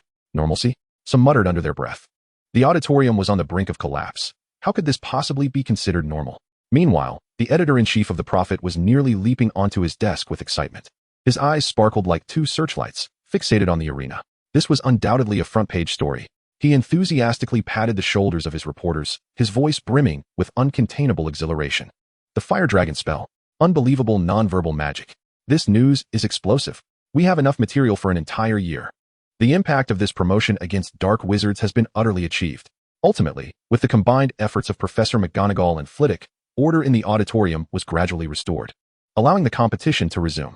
However, at that moment, everyone comprehended a singular truth. The remainder of the contest was merely a formality. The true victor was already devoid of any suspense. Where on earth could he be? Devero sprinted through the corridors of Hogwarts, his face etched with urgency. His senses were heightened to their maximum, yet he still could not locate Percy. Where could he have gone? He clenched his jaw, rapidly sifting through potential answers in his mind. His footsteps were relentless, yet his thoughts grew increasingly chaotic. Just then, a familiar voice suddenly rang out. Hey, Devero, what are you doing here? Devero abruptly halted, turning around to see a green-haired girl running towards him, her face adorned with a familiar, mischievous grin. Tonks. His eyes widened in disbelief. Tonks excitedly approached him, casually patting his shoulder. Haha, with such a grand event, of course, an Auror must keep an eye on things. However, I'm still just an intern. They only let me check the incoming owls. Honestly, if a transforming dark wizard were to sneak in, I wouldn't even be able to detect it. She spread her hands in a mock complaint, yet her eyes sparkled with delight. By the way, speaking of that, I was just about to ask you. Tonks shifted the topic, her excitement bubbling over. Didn't I mention that I wanted to consult you regarding the Auror exam? Later. Devero furrowed his brow, urgency creeping into his tone. Tonks, I have something urgent to attend to. Let us discuss your questions later. No sooner had he spoken than he brandished his wand with a swift motion. Stone Knights arise.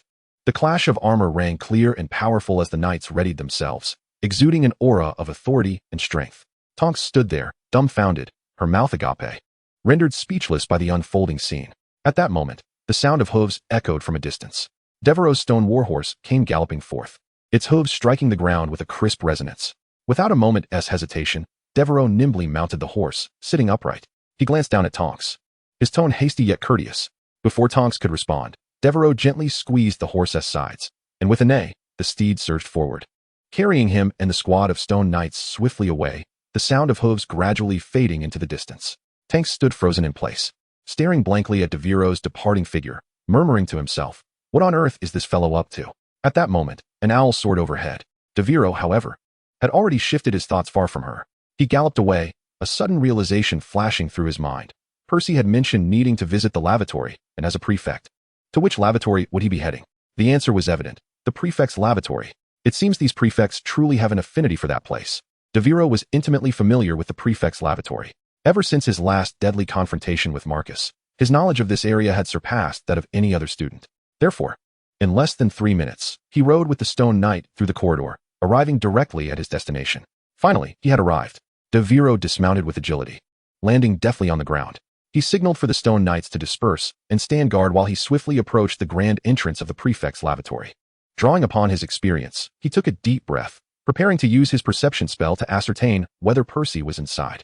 However, just as he stepped closer to the door, an unexpected, piercing scream halted him in his tracks. "Get out! Get out! You rogue casting spells indiscriminately. You are forbidden to enter here." The high-decibel roar startled Devero, causing him to instinctively take a step back. What?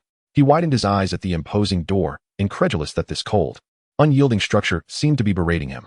The ornate golden dragon carved into the door continued to roar, spewing tiny sparks. "Don't think I'm unaware. It was you who dismantled us last time. Hogwarts does not welcome ruffians like you." The sound of rushing water echoed in the vast basin of the prefect's lavatory, its surface reflecting a crystalline light that highlighted the opulent white marble tiles and intricately carved columns surrounding it. Yet, at this moment, this space, typically meant for relaxation, felt eerily cold. Gurgle.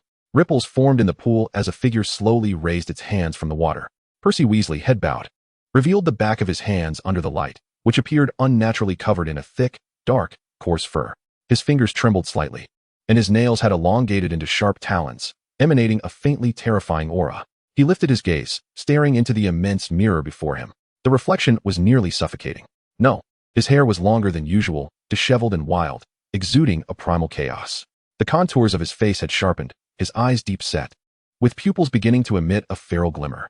His teeth had transformed into razor-sharp instruments, like a famished beast poised to rend its prey. More disturbingly, traces of beastly transformation were evident on either side of his face. His skin was roughening, even bearing dark patterns. "Heavenly Lord, what have I done?" Percy whispered in agony, abruptly covering his face, attempting to avert his gaze from the repulsive visage before him. Yet the sensation beneath his palm offered no escape. Why? Despite knowing that it would exacerbate his symptoms, he roared in frustration, his hand suddenly sliding to his cheek, gripping his skin tightly until crimson welts began to surface. Why persist? Percy abruptly raised his hand and struck his own face with fervor, his eyes brimming with regret and anguish. His breath came in quick gasps, emotions spiraling out of control. "I am a prefect," he murmured, his voice dwindling, as if he were confessing to himself, seeking a justification for his own downfall. As memories flooded back, his body trembled slightly. Everything commenced with that book. On that fateful night, in a secluded corner outside the library, he stumbled upon a tattered tome of magic. As a prefect, Percy instinctively assumed it had been left behind by a careless student, and he ought to return it to Professor Morsefellows at once. However, it was too late that evening, prompting him to defer its return until the following day. Yet, that night, he found himself inexplicably drawn to it. Compelled by an unseen force, he opened the book, and even glancing at a mere page ensnared him in an invisible chain, dragging him into an abyss. From that night forth, his world irrevocably transformed. The tome meticulously chronicled spells concerning the Egyptian deity Anubis, yet its contents sent chills down his spine. The incantations were not of the same nature as Anubis's powers. Rather, they were curses that starkly opposed his dominion. Anubis, well known as the symbol of rebirth and life, a deity of protection and resurrection, was countered by this book that instructed a series of spells reversing the essence of life. These incantations drained vitality, accelerated decay, and even corroded magical energy, swiftly diminishing the caster's strength. The potency of these spells was formidable, nearly disregarding traditional shield charms, capable of breaching barriers in an instant. Initially, Percy Weasley was captivated by the destructive power of these spells. In several practice sessions, he discovered that any defensive measures against such magic proved utterly ineffective. The exhilarating sensation of effortlessly overpowering his opponents ignited a thrill within him. "With these spells, victory shall surely be mine," he reassured himself. As the dueling competition at Hogwarts approached, Percy felt for the first time that he could transcend from being an ordinary student to a figure of admiration. However, this favorable turn was short-lived. After a handful of practices, Percy began to notice subtle changes. His appetite grew peculiar, especially a ravenous craving for meat. Coarse, stiff hair began to sprout on the back of his hands, thickening with each passing day. Unbeknownst to him, his teeth had sharpened. When he first beheld his reflection in the mirror, He could scarcely believe the signs of his transformation. This cannot be, he thought, collapsing to the ground, feeling as though his world was crumbling. He could not fathom why he had overlooked these harbingers. From that moment onward, Percy existed in a state of profound fear and turmoil. He was acutely aware that the side effects of these spells would render him a creature neither human nor wolf. On the other hand, he found it impossible to relinquish the competition, especially upon hearing Professor Flitwick announce that the champion would receive a prize of 500 galleons. This revelation stirred something within him. Such a substantial sum was something he had never encountered in his life. Perhaps if I exercise caution and refrain from employing those incantations excessively, all will be well. He repeatedly consoled himself with this rationale. Yet, reality proved far more complex. As the subsequent rounds unfolded, Percy gradually found himself ensnared in a predicament. His psyche, torn between fear and desire, became increasingly unstable, resulting in a performance even worse than in the initial round. He was even cornered by a former adversary, pushing him to the brink. In a moment of desperation, he resorted to using the decay curse against his opponent for the first time in an official match. The victory brought by the incantation did not elate him. Rather, it plunged him into an abyss of despair, exacerbating his beastly traits. His fur thickened, and his teeth became frighteningly sharp. He realized he was spiraling out of control. Upon learning he was to be exempted from the next round, Percy instinctively decided to flee the competition venue, seeking refuge in a place where no one could find him. He ran wildly until he reached the prefect's bathroom. Slowly, he lifted his gaze to the mirror, confronting a monstrous reflection he could scarcely recognize. His heart was engulfed in profound confusion. What should I do? Suddenly, a cacophony erupted outside the door. The unmistakable sound of hooves clattering, mingled with metallic clangs, drew nearer. Imbued with a sense of urgent pressure, Percy furrowed his brow and turned towards the source of the noise. Hastily, he donned his clothing and retrieved a pair of specially crafted gloves from his pocket to cover his hands, now thick with coarse dark fur. He pressed his lips together firmly, concealing his sharpened teeth, striving to restore a semblance of calm to his expression. The sounds outside seemed to have halted, only to be replaced by a peculiar exchange. Get out of here. You are prohibited from entering. The door to the prefect's bathroom emitted an enraged shriek, brimming with disdain and fury. Don't think I don't know who you are. It was you who wreaked havoc here last time. Hogwarts does not welcome your kind of marauder. Percy paused, furrowing his brow in intrigue. Who could it be outside, harboring such animosity towards the prefect's bathroom? After a moment's hesitation, he approached the door, his heart tinged with caution, and gently opened it. With a sudden crack, as the door parted just a crack, Percy beheld a familiar figure, Devero Alexander. His face was a mask of fury, wand poised menacingly at the door, as though ready to unleash a spell at any moment. Devereau's voice faltered, his anger momentarily replaced by a hint of awkwardness. Percy, hello." Percy regarded him coldly, raising an eyebrow with an air of peculiarity. "Are you planning to blow up the bathroom?" Devero disregarded his question, instead stepping back slightly, a cryptic smile curling at the corners of his mouth. "That would be a question for you, desecrator of Anubis." Those words struck Percy like a hammer, resonating painfully in his chest. His pupils suddenly constricted, and the expression on his face froze in an instant. "What are you saying?" "Name, Percy Weasley. Age, 15. Spell book, Decay Curse, Proficient. Aging Curse, Novice. Attributes, Anubis Profaner, Purple. Exam Genius, Purple. Magical Talent, Purple. Potential for Decay, Blue. Anubis Profaner, Purple by reciting the profane incantations of Anubis. You spread decay in the mortal realm while simultaneously becoming cursed by Anubis. The curse intensifies with your misuse of the incantation. Magical Talent, Purple possessing magical aptitude that exceeds that of the average wizard. You learn spells at an extraordinary pace while exhibiting a degree of creativity. Exam Genius, Purple exceptionally skilled at perusing textbooks. With a memory that surpasses the ordinary, you can adeptly tackle various examinations. Potential for Decay, Blue, a rudimentary magical force. You possess the potential to learn spells imbued with decay, ultimately mastering the essence of decay at a fundamental level. Chapter 156, The Bystander. Release my student. Seal him. Dumbledore stood at the entrance of the Defense Against the Dark Arts classroom, his figure illuminated by the dim light, his tone calm, yet undeniably authoritative. Musfiel stood at the center of the classroom, gently draping a black cloth over an ancient mirror. Upon hearing Dumbledore's words, a mocking smile crept across his lips as he turned to face the venerable headmaster. "Ha ha ha, what's the matter, Albus? Shouldn't you be presiding over the competition in the Great Hall? I cannot comprehend your words." His voice resonated like a deep string instrument, laced with a tone of sardonic jest. "Over there are Minerva and Phileas. I speak of Percy Weasley. He has employed dark magic and is already cursed. I can see it clearly." Musfiel's smile grew ever more brazen. He seemed utterly unconcerned by Dumbledore's forthrightness, relishing this moment of confrontation. He spread his hands and shrugged innocently. Not at all, Albus. I have merely exchanged a few words with him. Everything is his own choice. I am but a curious bystander. Dumbledore stepped into the classroom. His stride resolute, his gaze tranquil. His eyes scanned the floor, where a complex depiction of Anubis was vividly illustrated, the lines seemingly pulsating with a mysterious power. Therefore, Dumbledore began, an undercurrent of pressure evident in his tone. His voice gradually deepened, imbued with a subtle anger, akin to the hidden currents of the deep sea, calm yet menacing. Musfiels chuckled softly. He turned, exuding an air of nonchalant arrogance, speaking in a teasing manner. Albus, do you truly believe that unbreakable oaths hold any sway over me? That is but a futile attempt to smother a raging fire with a cardboard box. He paused, hands clasped behind his back, leisurely pacing, his tone suddenly becoming languid. Besides, teaching these children is dreadfully dull. I must seek some amusement, otherwise, how shall I focus on assisting you? The smile of Morsefaloz was so audacious it was nearly suffocating. Just then, Dumbledore unexpectedly posed a question. What are your thoughts on Alexander? The air in the classroom seemed to freeze instantaneously.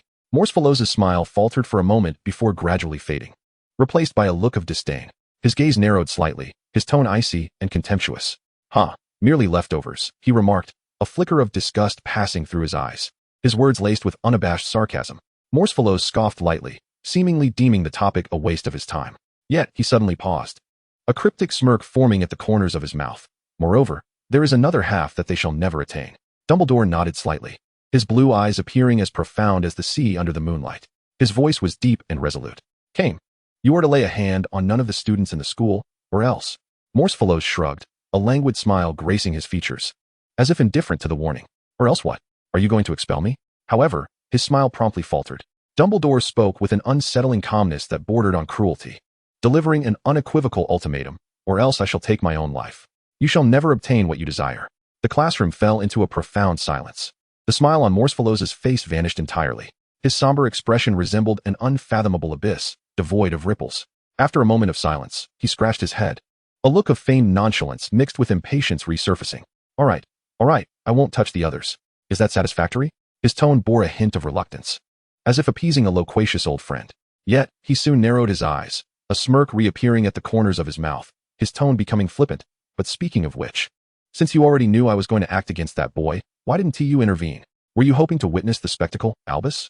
Morsefaloz raised an eyebrow, seemingly unconcerned with the silent standoff. He turned away, striding towards the mirror draped in black cloth, casually waving his hand with a hint of mockery in his voice. No matter. In that case, let us observe this boy's descent. He gently tugged at the cloth, unveiling the mirror's surface. However, upon seeing the image reflected within, his expression abruptly shifted. Initially puzzled, then shocked, and finally enraged. He spun around, his eyes fixated on Dumbledore, his tone brimming with indignation. Albus Dumbledore, you have manipulated me.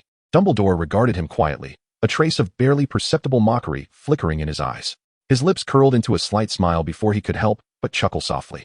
How could that be? I scarcely exchanged a few words with you. All of this was your own volition. I am merely a curious observer.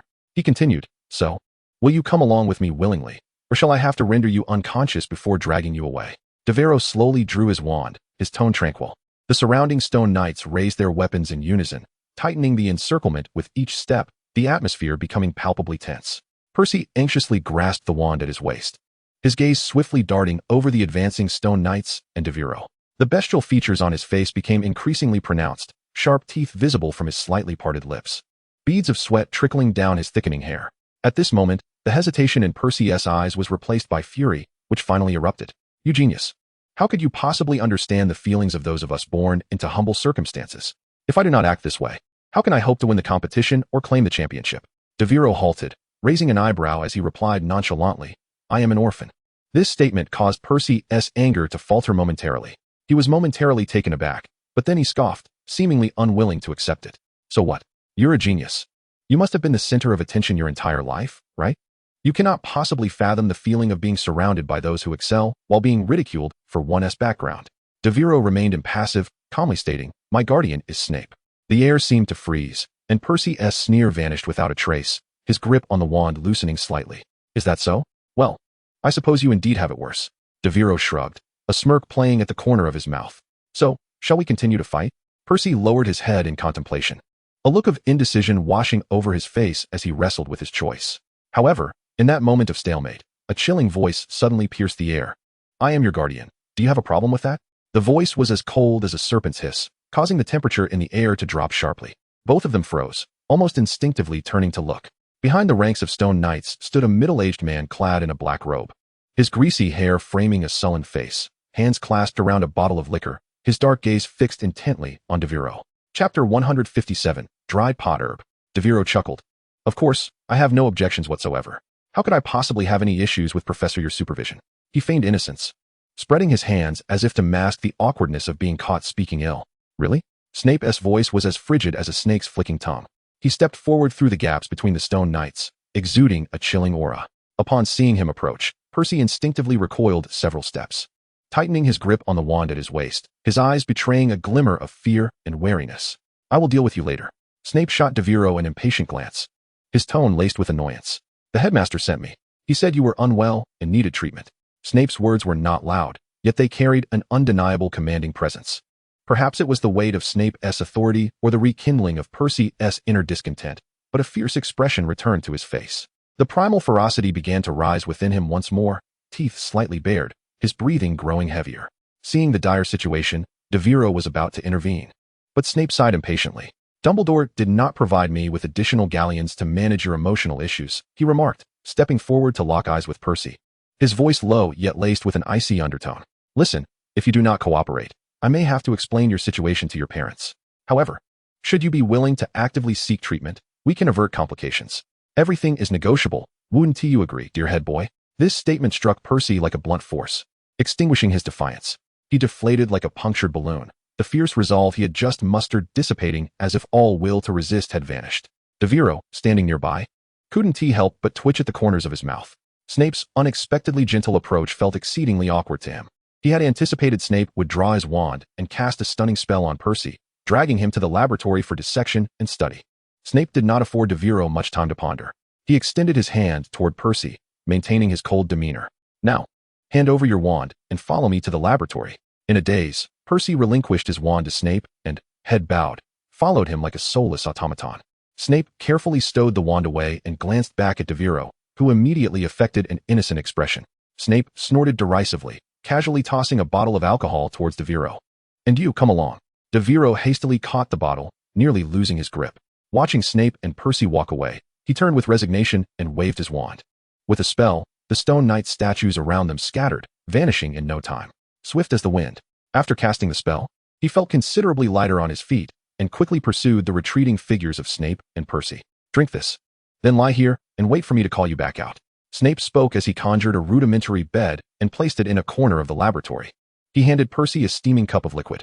Sitting at the edge of the bed, Percy frowned at the cup, emitting a peculiar aroma, hesitating.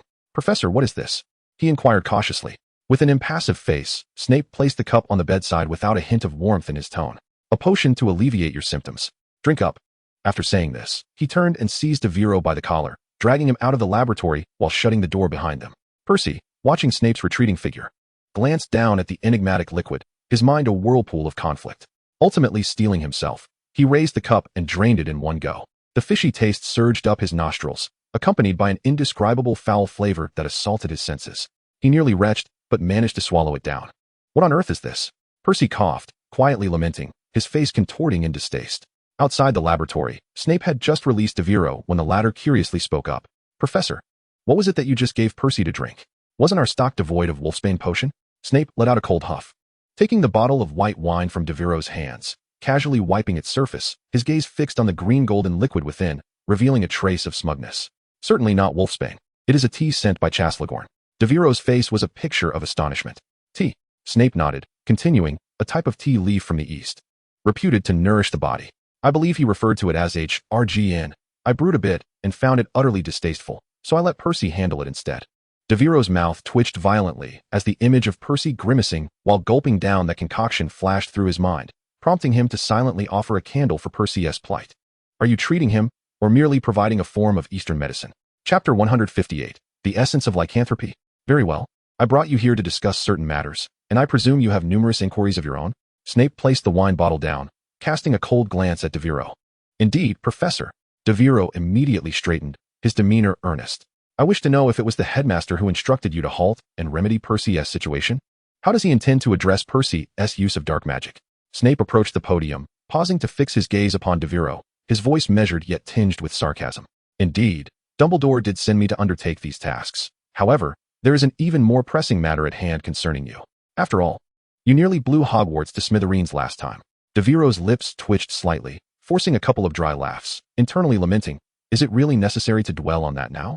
Snape continued, furthermore, I am not here to treat Percy, as I lack that capability. The headmaster's intention is, he raised his hand, pointing directly at Devero. To have you treat him. Devero's eyes widened in shock, and he quickly shook his head, his tone awkward.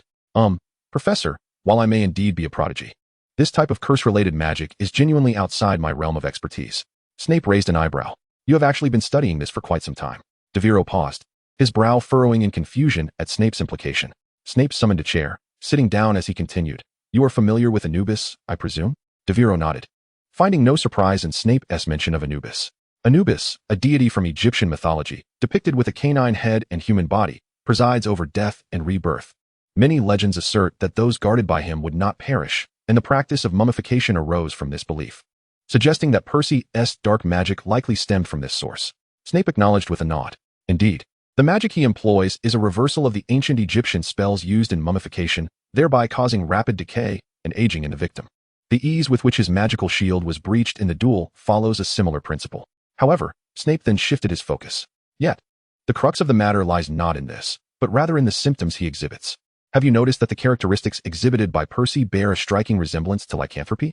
Devero's pupils dilated in sudden realization, his voice trembling slightly. Are you suggesting that his curse is related to lycanthropy? Snape nodded slightly, his tone imbued with certainty. Indeed, the original wolfbane, the primordial form of lycanthropy. This is precisely why, throughout these years, we have been utterly helpless against it. Our only recourse has been to assist werewolves in maintaining their sanity during their transformations, yet we have never been able to halt the progression of lycanthropy. For it is not merely an ailment, it is an extraordinarily potent curse. This astonishing revelation left Devero momentarily speechless. After some time to process, he finally spoke. So, lycanthropy is actually a curse? But Professor, how do you know all this? A faint smile graced Snape's lips as he retrieved a hefty tome from the lectern and placed it before Devero. The cover bore the striking image of Anubis, the very book Percy had previously discovered. Thanks to our dear American friend, we have been gifted with new knowledge, he remarked, preparing to deliver a sarcastic quip. However, he noticed Devero had already closed the book, nodding slightly while murmuring, yes, you are quite right. It is indeed a curse. Snape raised an eyebrow, ready to inquire further, but Devero continued. However, it is remarkably similar, yet it is not the same as lycanthropy. Percy's curse and the symptoms of lycanthropy are akin, both manifestations of a curse, but their origins differ. He lifted his gaze, his eyes shimmering as though he had suddenly grasped an epiphany. I surmise that this curse may have inspired some malevolent dark wizard, who then modified it, imparting contagion to create lycanthropy. However, Percy's curse lacks this characteristic, which theoretically makes it possible to discover its counter-curse for targeted treatment. Nevertheless, Devero furrowed his brow, lost in contemplation. Snape's expression grew increasingly complex as he scrutinized Devero, a hint of surprise in his voice. Have you already finished reading? Devero nodded slightly, though his focus had evidently shifted to deeper contemplation. He murmured to himself, seemingly oblivious to Snape's expression. A curse of such potency must necessitate an immense reservoir of magical energy for its counter-curse. Yet, if it directly affects the human body, it may be unable to withstand such a shock. What should we do? Snape cast a glance at the clock, noting the time had scarcely passed 10 seconds. How did he accomplish this? Snape privately marveled. He had always recognized Devero as a prodigy, yet this speed was astonishing, even to him. Upon realizing that lycanthropy was not a disease but a curse, Devero's thoughts crystallized. He stroked his chin, murmuring, employing the counter-curse directly is far too perilous.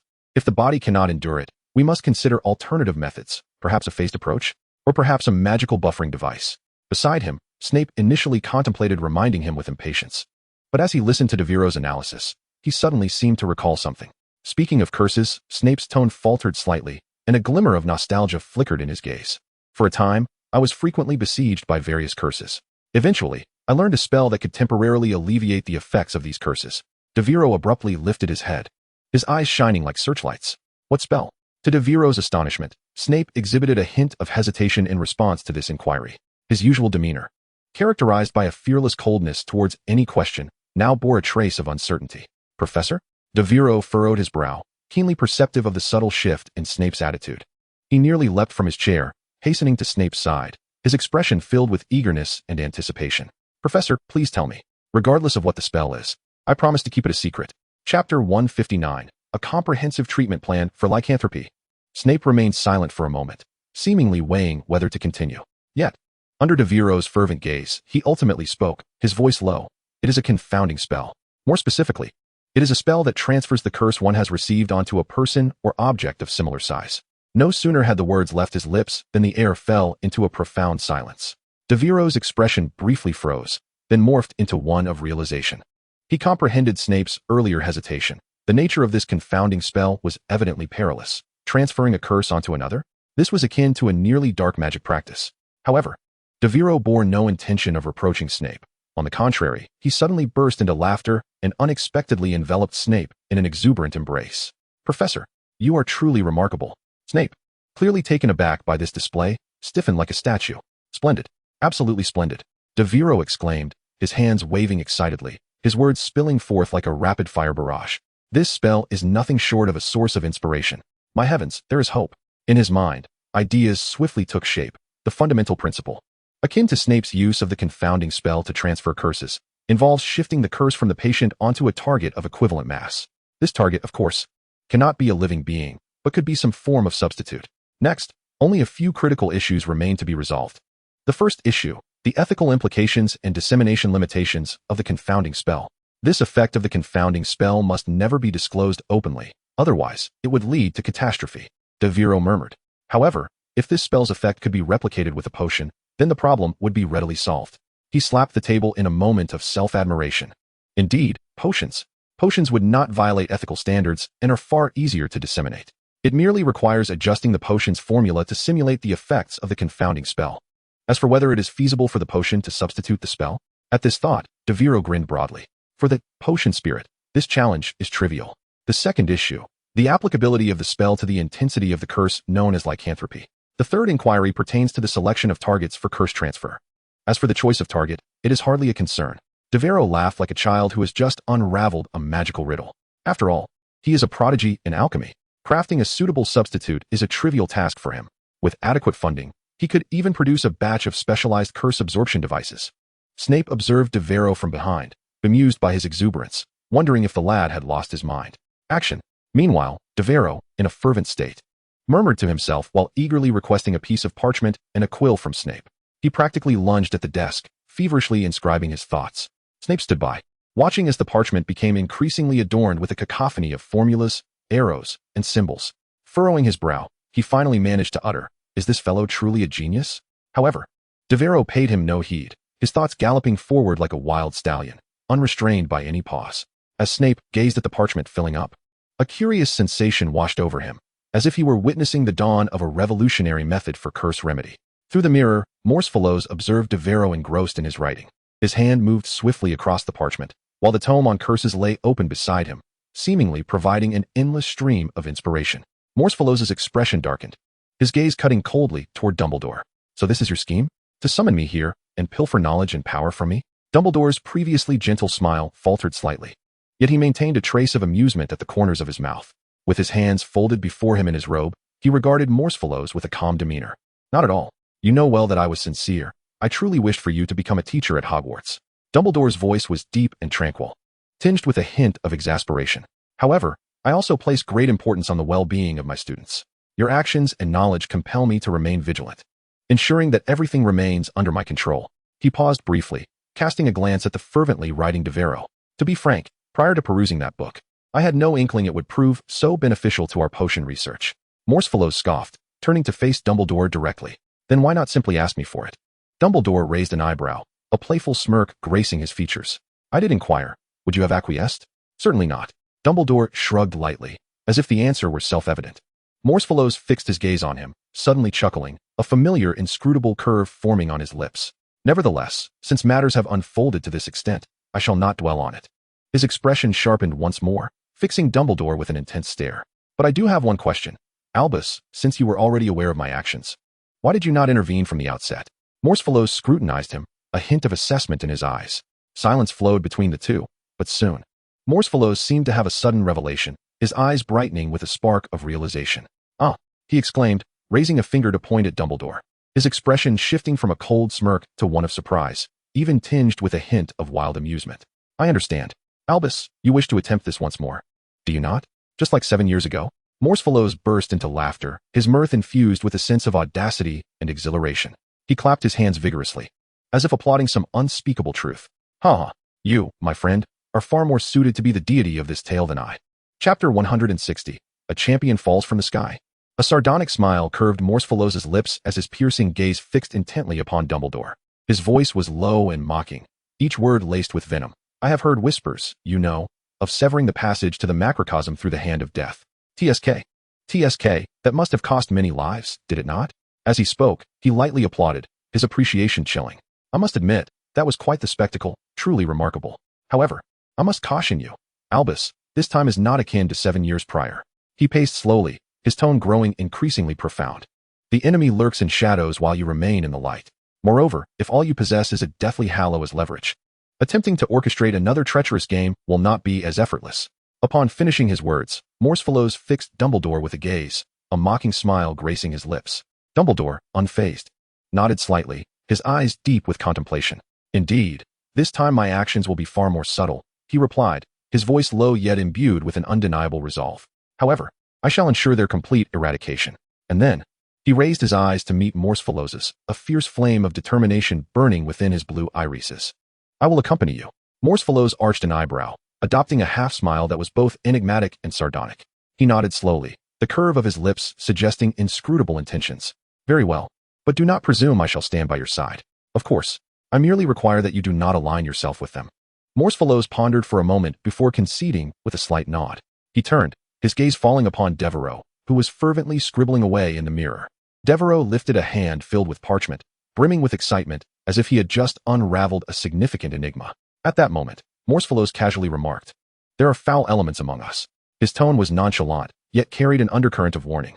Dumbledore paused, momentarily taken aback, then nodded thoughtfully. He said nothing further, slowly turning away, his robed silhouette appearing particularly profound in the dim light, ultimately vanishing into the shadows of the doorway. Devero, unable to contain his exhilaration, leapt from his chair, waving the parchment as if the entire world were under his command.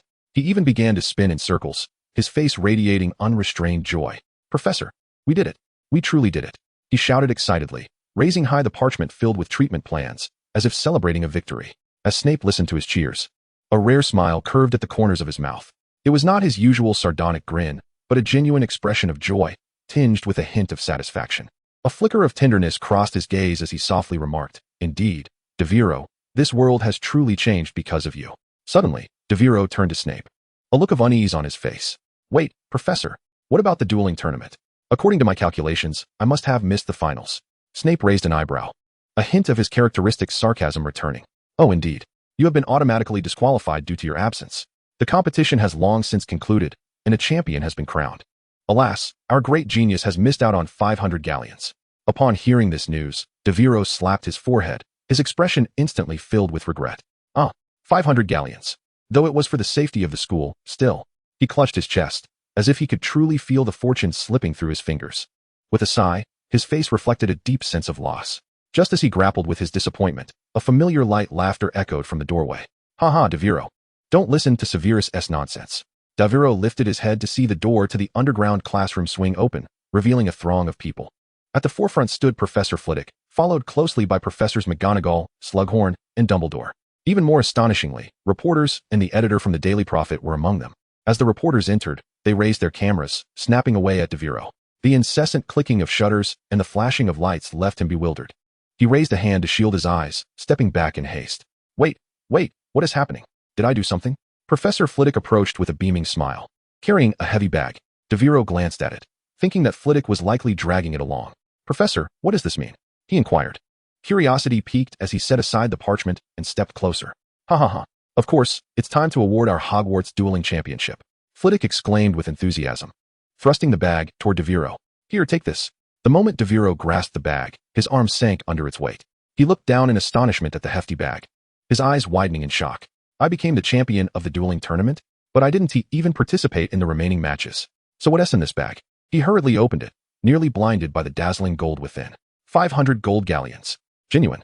Flitwick laughed heartily, pride radiating from his face. You see, after you left, all your remaining opponents forfeited. Not a single one dared to challenge you directly. Everyone said facing you was akin to courting death. He swung his wand sharply in the classroom, and a series of crisp pops echoed. Pop, pop, pop.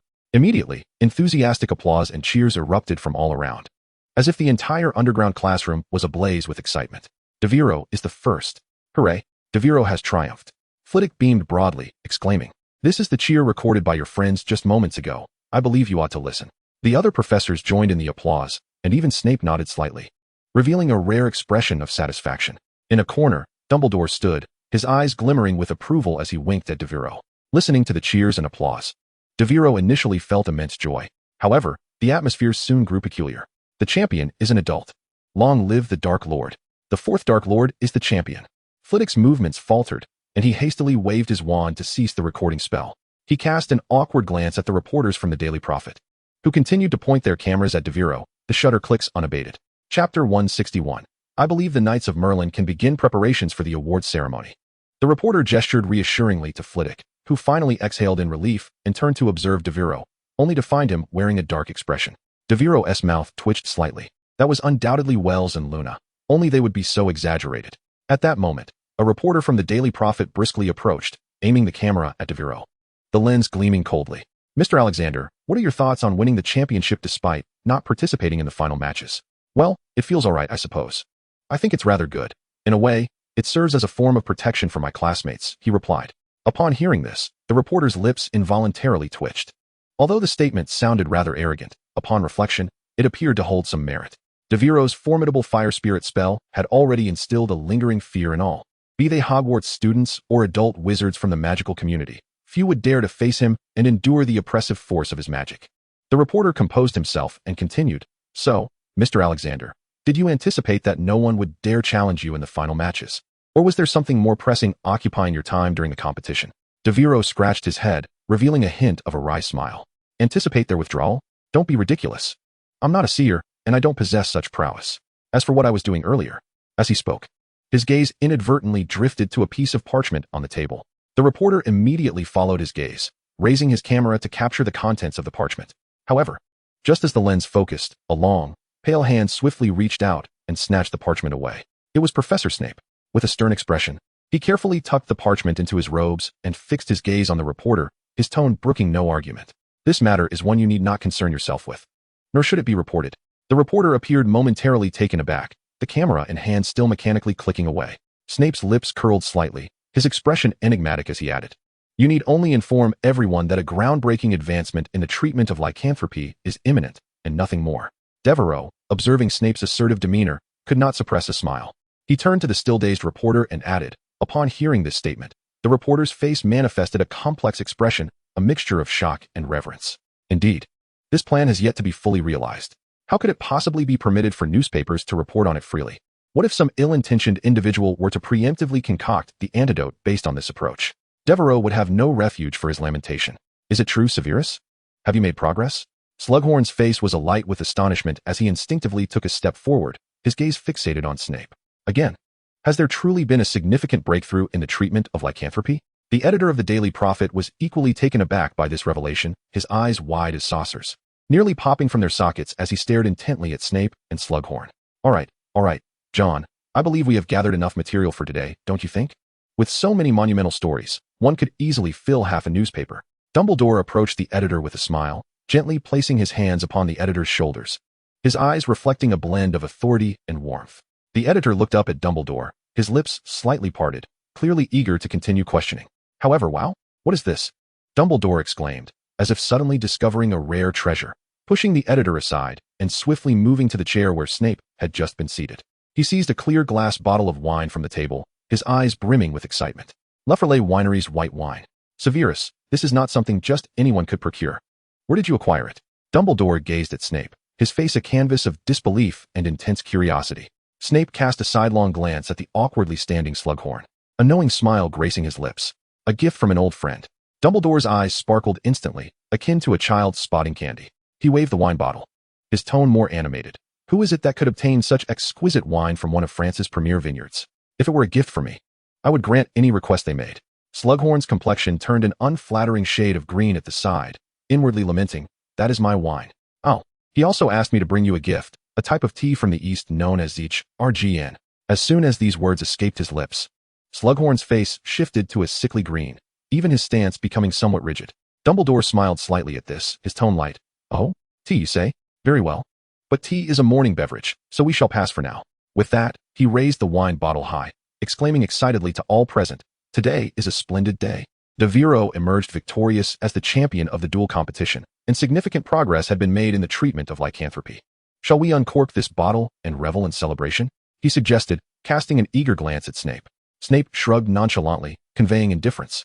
Flitwick raised his hands high in enthusiastic approval. Professor McGonagall, however, furrowed her brow in hesitation, yet ultimately nodded in agreement under Dumbledore's fervent gaze. As for Slughorn, he forced a smile.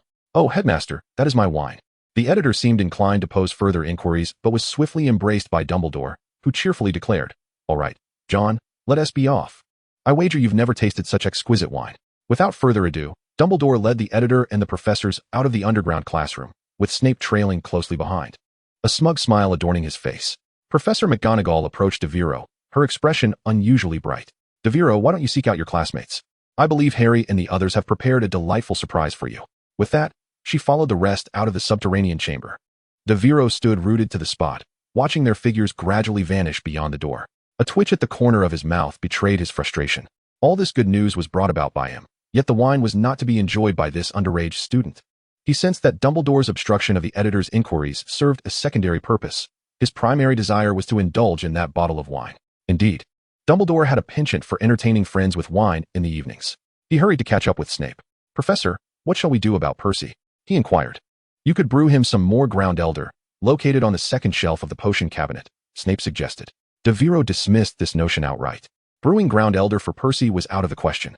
Nevertheless, Snape subsequently proposed a more reasonable course of action, keeping Percy in the laboratory until the symptoms of his lycanthropy subsided.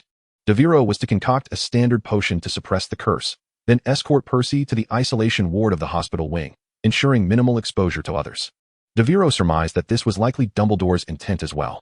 The impromptu celebration earlier might have served, in part, to divert attention and mitigate the risk of Percy being discovered.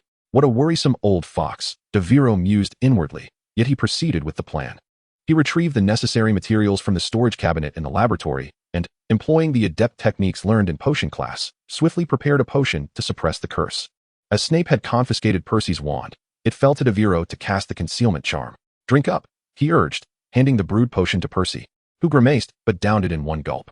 After casting a precise disillusionment charm to mask Percy's appearance and ensuring the spell's efficacy, he cautiously guided Percy to the hospital wing's isolation room.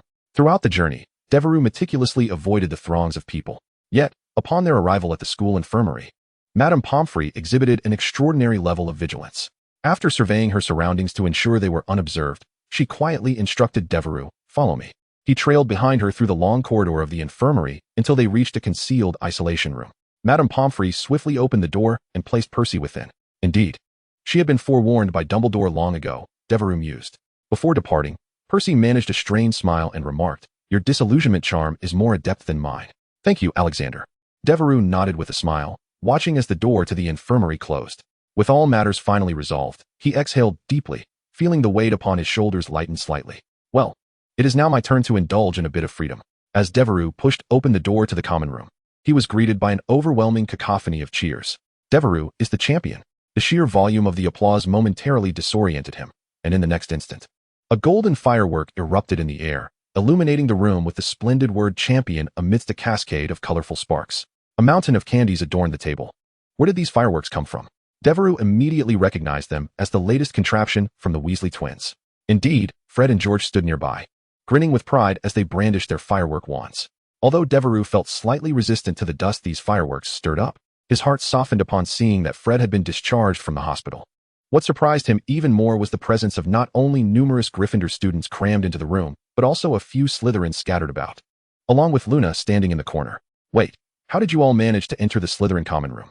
Devero asked Fred in astonishment, lowering his voice to continue. "And how could they possibly permit such a ruckus?" Fred grinned widely and pointed toward a nearby group. This bloke overheard from the Slytherin side, claiming he gathered all the common room passwords to assist you at any moment. Following his finger, Devero instantly grasped the situation. It was Wells, the upperclassman from Ravenclaw who considered him the next Dark Lord. He was seated in a corner of the common room, animatedly recounting Devero's illustrious deeds to a cluster of Gryffindor cubs, his tone laced with blind adoration that elevated Devero to heroic heights. Devero's lips twitched as he cast a glance at Wells, ultimately opting to ignore him. Let him have his fun, he thought. As for why Slytherin allowed this, Fred chuckled slyly, his eyes glinting with mischief. We just told them we are followers of the third Dark Lord. They were all too frightened to utter a sound. Devero could only facepalm at this, a dull ache forming in his head. And today, Snape seems to be nowhere to be found. They hardly have anyone to keep them in line. George added, laughing unabashedly. This is utterly ridiculous. Devero shook his head, about to utter a few words when he heard Luna's ethereal voice behind him. It's the fourth generation Dark Lord, she corrected, her tone so earnest that Devero found himself momentarily speechless. Let us wait a bit longer. I shall inform her once it is fully formed. Noticing Devero's unwavering gaze upon her, Luna tilted her head and suddenly wore an expression of enlightenment. What is it? Is there something on my face? She exclaimed, her eyes widening with a hint of terror. I know. It's a pesky fly. It's latched onto me. Without hesitation, she began to perform a peculiar dance, her exaggerated movements rendering her actions utterly incomprehensible. However, the surrounding students soon caught the infectious spirit of her antics, gathering around to join in song, with some even attempting to mimic Luna's dance. Devero initially intended to intervene, but upon witnessing the joy radiating from everyone, he could only smile wryly and shake his head. Thus, they spent the entire afternoon celebrating his triumph. It wasn't until 6 o'clock that Devero finally became aware of the time. He glanced at his watch, realizing that Hagrid's predicted dragon egg hatching was imminent. Rising to his feet, he waved his hand to signal for silence. All right, everyone, let the celebration come to a close. I have matters to attend to. Although some in the crowd urged him to stay, Devero's insistence brought the festivities to an end. He dispersed the gathering and called for Harry, Hermione, and Ron, leading them toward Hagrid's hut. Chapter 163, The Hatching of the Little Dragon. A minor change? Huh. I never imagined I would have the opportunity to witness a dragon hatching in my lifetime, Ron exclaimed, exuberantly leading the way, his voice brimming with excitement. He skipped along as if he were a child who had just received a confection. In stark contrast, Hermione's demeanor was one of palpable tension. She constantly glanced around, as if fearful of being caught engaging in such a blatant violation of school rules. Devero, are you truly all right? Were you injured during the competition? She inquired in a hushed tone, her concern evident. During the earlier festivities, Devero had been surrounded by a throng, leaving Hermione no chance to voice her worries. Devero chuckled lightly, dismissing her concerns with a wave of his hand. Rest assured, I am fine. Harry, on the other hand, wore a calm expression, his face reflecting a mixture of anticipation and serenity. Initially, Hermione had fervently opposed their excursion, arguing with Ron right up until their departure. Yet Devero held absolute authority over the matter, and knowing she could not sway him, Hermione ultimately decided to accompany them under the guise of keeping an eye on them. They hurriedly traversed the grounds, heading toward the edge of the Forbidden Forest. Hagrid greeted them with a beaming smile, his excitement evident, almost splitting his beard with joy. It's about to hatch, he proclaimed, leading them into the cellar that Devero had previously expanded with a non-spell charm. He closed the cellar door behind them. Inside were dozens of wooden barrels and several live chickens. Relying on his keen observational skills, Devero deduced that one of the barrels contained whiskey. In the center of the cellar stood a table. The egg lay upon the table, adorned with a profound crack. Within it, something stirred incessantly, producing a delightful clicking sound. They all shifted their chairs closer to the table, holding their breath as they observed intently. Devero pointed to the egg S panel. Species, Norwegian Ridgeback. Status, on the verge of hatching. Entries, none. Devero eagerly anticipated what entries would be revealed. Suddenly, with a harsh scraping noise, the egg split open. The hatchling dragon floundered unsteadily on the table. To be candid, Devero found the creature rather unappealing. It resembled a crumpled black umbrella. Its spiny wings seemed disproportionately large compared to its slender, dark body. It sported a long, prominent snout with white nostrils, and its head was adorned with bumpy horns. While its orange-red eyes bulged outward, it sneezed, sending a few sparks flying from its nose. Isn't it beautiful?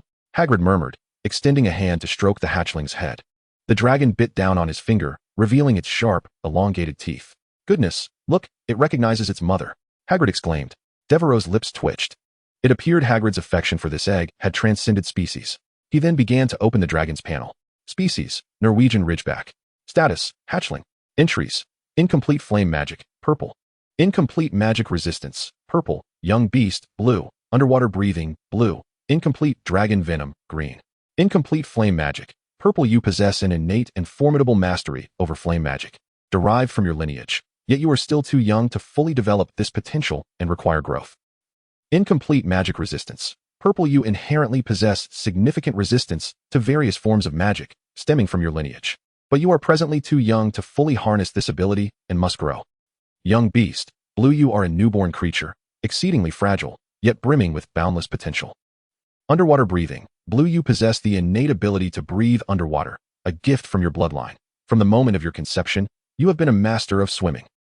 Incomplete dragon venom. Green as a dragon. You have the capability of venom among your kind, inherited from your lineage.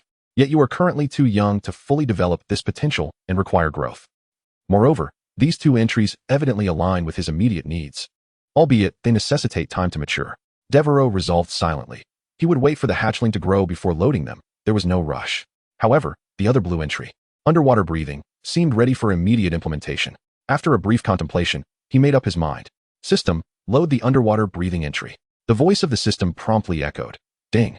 Please note that loading this entry will result in minor physiological changes to the host. Do you wish to proceed? Devero raised an eyebrow. Minor changes? This is the first instance of such a statement from the system. System, what constitutes a minor change? What specific effects might it entail? Minor changes refer to slight adjustments in local physiological functions that do not alter the host's overall physiological structure. The system's explanation momentarily eased Devero's concerns. After all, it was merely a blue entry, likely devoid of any severe repercussions. Confirmation of loading. Ding. Loading entry. Underwater breathing. Blue. Loading complete. The instant the loading concluded, Devero found himself momentarily stunned. He had anticipated some extraordinary sensation. However, apart from a slight itch along the sides of his trachea, there were no other anomalies. Oh, so this is what the system refers to as a minor change? It appears to be inconsequential. Devero gently touched his neck, secretly relieved. While excitedly contemplating, I shall test the effects at Black Lake tonight. He fully comprehended the system's explanation of minor changes. At that moment, Hagrid and Hermione inquired, how rapidly does a Norwegian ridgeback grow? Hagrid was cautiously caressing the newly hatched dragon, and upon hearing the question, he smiled broadly. The book states that young dragons grow at an astonishing rate, tripling in size within a week. However, with Devero around, there is no cause for concern. No sooner had he spoken than Hagrid's expression suddenly turned pale. He sprang up and dashed towards the entrance of the cellar. What is the matter? Harry asked anxiously. A shadow just peeked through the door crack. I don't know where it went now. Hagrid growled softly, his voice laced with anger and tension. Harry, Ron. And Hermione immediately rushed to the cellar entrance, peering outside. The area was desolate, and the inky darkness revealed no abnormalities. Devero. Harry called back urgently. Come quick. Someone might be watching us. Yet, Devero did not respond. Harry swiftly turned around and saw Devero's face flushed, his hands struggling to reach for his wand at his waist, seemingly attempting to cast a spell upon his own neck. Devero, what has happened to you? Before Harry could react, Devero swayed and suddenly collapsed to the ground, unconscious. Devero, the others exclaimed, rushing forward, their faces betraying their horror. The cellar descended into chaos. Chapter 164. Secret Meeting, Conspiracy? The Hogwarts staff lounge was a long room filled with mismatched old chairs. At this moment, it appeared as though a battle had just taken place.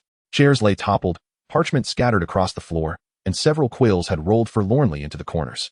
A few empty bottles lay carelessly on a side table, one bottle of white wine particularly conspicuous, clearly insufficient for a group of exuberant professors. The air still carried the faint scent of half-eaten snacks, butterbeer, and gingerbread. The fire in the hearth had dwindled to mere embers, occasionally flickering to illuminate the surrounding disarray, casting a glow upon the languorous figures in the portraits adorning the walls. Most of them had their eyes half open, seemingly still immersed in the previous revelry. Now, the room contained but a solitary figure. Albus Dumbledore sat upon the only chair still steadfast, his demeanor somewhat relaxed, and his cheeks tinged with a faint blush from the effects of alcohol. His gaze traversed the surrounding chaos, a subtle smile playing at the corners of his lips. So, has this place been ravaged by a tornado? A deep voice shattered the silence, accompanied by the soft flutter of wings. Dumbledore lifted his head, his smile unwavering. Good evening, Tom. His tone was gentle, as though welcoming an old friend. I imagine tomorrow's Daily Prophet may feature a trivial tidbit in an inconspicuous corner. Hogwarts headmaster inebriated. Perched upon a toppled chair leg was an owl, steady and composed. It was Vega, the very owl that had earlier attacked Devero in the infirmary. Its gaze was sharp, feathers sleek as ink, exuding a disquieting authority. The owl's eyes were frigid, its tone as cutting as a blade. I am Voldemort, sir. Dumbledore's smile softened further, akin to soothing a child. Very well, Tom. Vega's gaze sharpened instantly, yet it refrained from lingering on titles. Let us speak of business, then. Its voice was low and chilling, cutting straight to the heart of the matter. You are well aware of my intentions. So what are your terms? Dumbledore's expression gradually turned serious as he fixed his unwavering gaze upon Vega, or rather, Voldemort. Tom, he said calmly, I require your allegiance to Devero after my departure. The owl gently shook its wings, preening its glossy feathers, its eyes glimmering with disdain. So, that black fool truly referred to me as filth? Dumbledore sat back, his fingers lightly tapping the armrest, a faint smile lingering on his lips. You know he is watching. Vega emitted a low, cruel laugh, filled with malice. Huh. I intend for him to hear it. Its eyes pierced the void as if transcending the very room itself. If not for him, would I have become this way? Did you hear that, black fool? Dumbledore's brow furrowed slightly, yet his tone remained serene. Enough, Tom. His gaze fell upon the owl's eyes, as if striving to penetrate this facade and glimpse the soul beneath. Offending a deity that walks among men will yield you no advantage. He paused, his tone growing more serious. Nor will it benefit the endeavor we are undertaking. Upon hearing these words, Voldemort's wings quivered violently, producing a flurry of sound. He uttered no further words, soaring toward the faculty lounge door, vanishing into the night. Dumbledore watched him depart, his expression as tranquil as an ancient well, seemingly lost in contemplation. However, before the room could settle into silence, the fluttering of wings echoed from outside once more. Thus, he spoke, his tone icy. Has Hogwarts now permitted the keeping of dragons? Dumbledore chuckled softly. They will be departing next month. Voldemort snorted disdainfully. That great oaf still fails to learn his lesson. Upon his utterance, he seemed poised to depart once more, yet at the very moment he spread his wings, Dumbledore suddenly interjected. Tom, do not harm that child. The common room fell silent once again, the flickering glow of the fireplace illuminating Dumbledore's visage. He rose slowly, his gaze shifting toward an ancient brass mirror mounted on the wall. Came, he spoke in a tone both deep and gentle. What is your perspective? The surface of the mirror rippled slightly, akin to water being gently disturbed. A vague countenance began to materialize, a dark visage adorned with a profound and sinister smile. Oh. The figure within the mirror chuckled softly, its voice hoarse and laced with mockery. Is the act of voluntarily severing one's own soul not sufficiently vile? What he desires is far beyond what he has merely suggested. There was an ineffable amusement in Morsefellow's voice, as if all was well within his control. I believe what he truly seeks is something you would never concede. Dumbledore's eyes momentarily glinted with sharpness. Continue. Morsefellow's grinned, a hint of cunning gracing his expression. For this, he has already seduced a confidant, a person you hold in high esteem. Dumbledore's gaze sharpened, fixating on the abyssal eyes within the mirror. Who? Morsefellow's leisurely raised an eyebrow, his smile growing ever more playful. Shall I divulge this to you? Is it still a captivating tale then? The mirror's undulations gradually subsided, its surface returning to tranquility, reflecting only Dumbledore's solitary figure. The white ceiling loomed above. How many times this semester had he awakened on the hospital bed? Devero slowly opened his eyes, consciousness emerging from an unfathomable dreamscape. He raised a hand to his throat, feeling the swelling there akin to the size of a bowl. Although the near-asphyxiating sensation had abated, his chest still felt burdened by a heavy stone. He attempted to sit up with great difficulty, cursing the system internally. A minor change? Who would believe this was a minor change? Just as he contemplated further grievances, the system's notification chimed unexpectedly, due to the host activating underwater breathing capabilities on land. The current condition has arisen. Why did you not mention such a significant detail earlier? You nearly led me to my demise. Devero seethed inwardly, while gently pressing on his throat, feeling the swelling gradually recede. He exhaled in relief, estimating that within a day, his neck should return to its normal state. He lifted his arm to discern the time on the bedside clock, but was abruptly interrupted by a loud sound of the door swinging open. Devero, you're awake. Chapter 165, The Third Attack by Dark Wizards? Upon hearing that familiar voice, Devero did not need to glance up to ascertain who had arrived. Indeed, Tonks breezed in, a broad smile adorning her face, arms laden with a veritable bounty of snacks, her movements as lively as ever. Madame Pomfrey said you would need to rest for a week to recover, and you might still be contagious, hence the prohibition on other students visiting you. I encountered your friends, a pair of brothers, whom I can never seem to distinguish between. They insisted on filling my bag with an abundance of snacks, claiming the ground had collapsed and they were unable to visit you, while exclaiming long live the Dark Lord. Haha, they appeared to be in remarkably good spirits. Tonks was busily stacking snacks on the cabinet beside the hospital bed, animatedly recounting the circumstances surrounding Devereau's fainting episode. Upon hearing this, Devereau's lips twitched slightly. He recalled Madame Pomfrey's suggestion that he might be contagious, a suspicion that certainly seemed plausible. Tonks, evidently unaware of Devereau's silence and helplessness, began rummaging through her pockets to retrieve a small notebook, presumably the list of Auror-related inquiries she had compiled. All right, now that you finally have some leisure time, I have a few questions to ask you, but please refrain from speaking just yet. She opened the first page, brandishing the notebook towards Devero, her smile radiant and warm. Devero managed a wry smile, picked up a quill from the bedside, and prepared to respond to her questions in writing. The following day, the Hogwarts dining hall was eerily empty, sunlight streaming through the tall windows and illuminating the long table. The stillness so profound that one could almost hear the birds chirping outside. Devero, however, was already seated at the Gryffindor table, contentedly cradling a bowl of steaming oatmeal. For him, the hospital had long ceased to confine him. Early that morning, he had ingeniously fashioned a decoy of himself using the vast assortment of snacks gifted by the Weasley twins. He had even instructed his family to occasionally shift positions, sufficient to deceive Madame Pomfrey. Everything seemed manageable. Just then, he heard rapid footsteps approaching. Looking up, he saw Hermione. At that moment, the great hall contained only Devero. While Hermione appeared to have just risen from her slumber, clutching a hefty copy of Beginner's Transfiguration. Upon spotting Devero, she paused for a brief moment, then hurried over, her face etched with concern. Devero, what are you doing here? Did Madame Pomfrey permit your discharge? Hermione set her book down, placing her hands on the table. Scrutinizing him closely, her brows knitted tightly.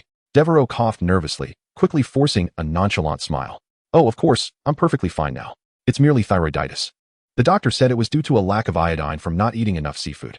Thyroiditis? The doctor said yesterday you had a contagious disease. Hermione clearly harbored doubts. Her arms crossed, poised to expose his ruse. Her gaze swept over his neck, seemingly searching for any unusual marks. Devero felt unnerved under her scrutiny and hastily grabbed the nearby Daily Prophet, flipping through it aimlessly, feigning earnestness. Hermione, look at this, he exclaimed with exaggerated surprise. Just the other day, there was another attack by dark wizards at St. Mungo's. Hermione was indeed drawn in, her expression softening as she turned her focus to the newspaper in his hand. An attack by dark wizards at St. Mungo's? What happened? Devero cleared his throat and continued to read theatrically. Last Friday evening, an unidentified dark wizard launched an assault on St. Mungo's, resulting in severe injuries to a patient. A spokesperson from the Ministry of Magic stated that the precise motive remains unclear and an investigation is ongoing. As he spoke, he could not suppress his inner musings. Ordinarily, he should not be at the hospital. There was no reason for the followers of Tindalos to attack St. Mungo's. It must indeed be a genuine dark wizard. Yet, what could they possibly seek by targeting St. Mungo's? Devero found himself perplexed. At that moment, Hermione slightly furrowed her brow, seemingly deep in thought, and slowly began to speak. In that case, it seems that Neville's abrupt departure from Hogwarts was also related to the incident at St. Mungo's, right? Devero paused at her words and turned to look at Hermione. Neville, what does this have to do with him? Hermione lifted her head. A hint of concern etched on her face, her tone laced with uncertainty. He told Harry that a relative of his had recently fallen ill and was admitted to St. Mungo's, which necessitated his visit. He couldn't participate in the duel competition, perhaps indicating a connection to the recent attack by the Dark Wizard. Devereaux's brow furrowed intensely, an unsettling feeling rising within him. He clearly recalled that Neville's parents were confined in the permanent injury ward at St. Mungo's. If the Dark Wizard's target involved that area, could it be that this event truly affected them? But why would they do such a thing? What motives lie behind an assault on a hospital, even endangering patients unable to defend themselves? Devero pressed his lips together, his thoughts whirling like a carousel. After a moment, he helplessly shook his head, temporarily suppressing these notions. In any case, there were more pressing matters to clarify. He raised his head and turned to Hermione. By the way, Hermione, what happened in the cellar after I fainted yesterday? Did Hagrid mention who was peering in? Upon hearing this, Hermione's expression lightened slightly as she began recounting the events of the previous night. It was quite chaotic. Hagrid had us stay behind to care for the baby dragon while he rushed you to the hospital wing. I imagine, given his strength and speed, Madame Pomfrey must have been quite startled. Hearing this, Devero could not help but smile, vividly picturing Hagrid bursting into the hospital, shouting. And what happened next? Were they able to catch the voyeur? Devero asked tentatively, mentally calculating. If it were Malfoy, it would be simple, a memory charm would suffice. However, Hermione shook her head, her expression turning slightly perplexed. No, we remained in the cellar but found no one. Or, more accurately, we felt that whoever was watching us might not even be human. Devero was taken aback, then revealed a playful smile, feigning nonchalance as he jested. Could it be some foul creature? Hermione shot him an exasperated look. Chapter 166, A Month's Holiday. A new professor? All right, enough procrastination. Let's head to the classroom. Perhaps an owl will arrive shortly with a letter for you. Hermione urged, her voice tinged with impatience. Devero swallowed the last spoonful of his milk oatmeal, casually wiped his mouth with a napkin, and swiftly tidied up his space before rising to walk toward the classroom alongside Hermione. He waved his hand with a smile, reassuring her, do not fret. I did not choose this situation myself. Besides, The hospital cannot truly confine me. Hermione shook her head in resignation. Just then, a familiar dark figure approached, his countenance grim. With dark circles under his eyes, Snape. Oh no, the misfortune of the day was arriving prematurely. Devero inwardly lamented. Snape had evidently spotted him, his keen gaze locking onto the target in an instant. Before Devero could utter a word, a low, thunderous roar erupted from Snape's lips. Devero, how dare you feign serious illness and then roam about the school? Without waiting for a reply, Snape seized Devero by the arm, dragging him away forcefully. Hermione stood rooted to the spot, momentarily stunned, before displaying an expression of knowing resignation and waved goodbye to Devero. Good luck, I will head to the classroom now. Professor, Devero said, mustering his courage, his voice tinged with a hint of pleading. I still have a class to attend shortly. You are aware, it is already October, and my class schedule is not as ample as that of my peers. If I miss more classes, I truly shall fall behind. He immediately felt that his appeal lacked conviction, awkwardly scratching his head. How could he possibly fall behind? He was more than qualified to teach seventh-year students at this point. Nevertheless, the right to attend class was worth fighting for. As he pondered how to continue his struggle, Snape abruptly produced a piece of paper from within his robes and handed it over. Devero instinctively took it, looking down to find himself rendered speechless. A leave of absence? Upon scrutinizing the contents, his expression transformed from shock to bewilderment, ultimately settling into a subtle joy. It was clearly stated that he was granted a month's leave, justified by his involvement in a significant research project. Devero widened his eyes, unable to refrain from confirming it repeatedly, his gaze finally resting on the signature. As expected, Severus Snape's name was neatly inscribed at the bottom of the page. Still grappling with the new information, his steps hesitant, Devero was led by Snape to the underground laboratory. Pushing open the heavy wooden door, the familiar acrid scent of potions assaulted him, causing him to wrinkle his nose. The central area of the lab remained as cluttered with various bottles and jars as it had been during his last visit. However, this time, an additional bed was conspicuously placed against the wall, alongside another new one. It was the very bed that had previously been conjured for Percy. Snape gestured toward the bed that had been prepared for Percy. For the next month, you may very well be spending your nights here. We have much to accomplish. The invention of potions is inherently a formidable endeavor, let alone the development of an entirely new treatment regimen. His tone was cold and resolute, akin to sentencing Devero to an indefinite term of confinement, which made the latter's face contort into an expression of dismay. Sleep in the laboratory? Devero nearly shouted, his face contorted with resistance. Professor, Hogwarts has dormitories. Why must I stay here? Snape's lips curled into a faint smirk, revealing a hint of derision. Ah, it seems you have yet to endure a day of only 2 hours of sleep. Fear not, you shall soon grasp the essence of true potion research. Devero felt a shiver run down his spine and waved his hands frantically. Professor, I am merely an 11-year-old child. This is nothing short of labor exploitation. Snape chuckled coldly, clearly dismissive of his protests, poised to deliver a retort when suddenly, bang, bang, bang, a heavy knock resonated, interrupting their exchange. Snape's demeanor instantly shifted. He turned and strode toward the door. Upon opening it and recognizing the visitor, his tone softened, a rare gentleness gracing his voice. Victor, I am pleased you could accept my invitation. Please, come in. He stepped aside slightly to allow the guest to enter the laboratory. Devero hesitated, his gaze falling upon the figure at the threshold, a middle-aged witch clad in a gray robe, adorned with rimless glasses. She appeared somewhat familiar. Devero recalled having seen her from a distance during the opening ceremony and a few dueling matches, but beyond that, his memory of her was blank. His mind raced. Who is this? Ah, she must be a professor of an upper-level elective course. After all, he was still engaged in foundational studies, such as Transfiguration, Charms, and Defense against the Dark Arts, and had yet to encounter any elective subjects. Thus, it was entirely reasonable that he had not met her before. Yet, upon reflection, a slight smile crept upon Devero's lips. Having not met her meant there were new entries to unlock. Chapter 167, The Mathematical Logic Prodigy. I find this rather undemanding. As Snape guided Professor Victor into the laboratory, he introduced her in a manner that was both formal and somewhat detached. This is Professor Septima Victor, responsible for teaching arithmancy. I have invited her to assist in documenting our experimental progress. He then turned to Devero, adding in a rather formulaic tone, this is my student, Devero Alexander, the proposer of this experiment. Alexander? Devero raised an eyebrow, a teasing thought flickering in his mind. It seemed Snape was aware of his full name. He had never witnessed him use it in such a formal context before. Even the surname Alexander was rarely uttered by Snape. Such a formal introduction was indeed a rarity. Nevertheless, surprise aside, manners must not be neglected. Devero stepped forward, slightly bowing in greeting. Professor Victor, it is a pleasure to meet you. I look forward to your guidance. Professor Victor scrutinized Devero for a moment, a spark of interest flashing in her eyes before she broke into a warm smile and nodded slightly. Your performance yesterday was truly impressive. Frankly, I find it hard to believe that a first-year student could exhibit such caliber. Devero offered a polite smile in response. He completely overlooked the compliments from the other party and was now engrossed in the panel before him. Name, Setamavic Victor. Age, 37 years. Spell library, calculation spell, mastery.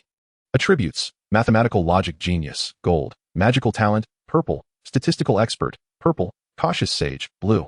Mathematical logic genius, gold. You possess profound abstract thinking and extraordinary insight.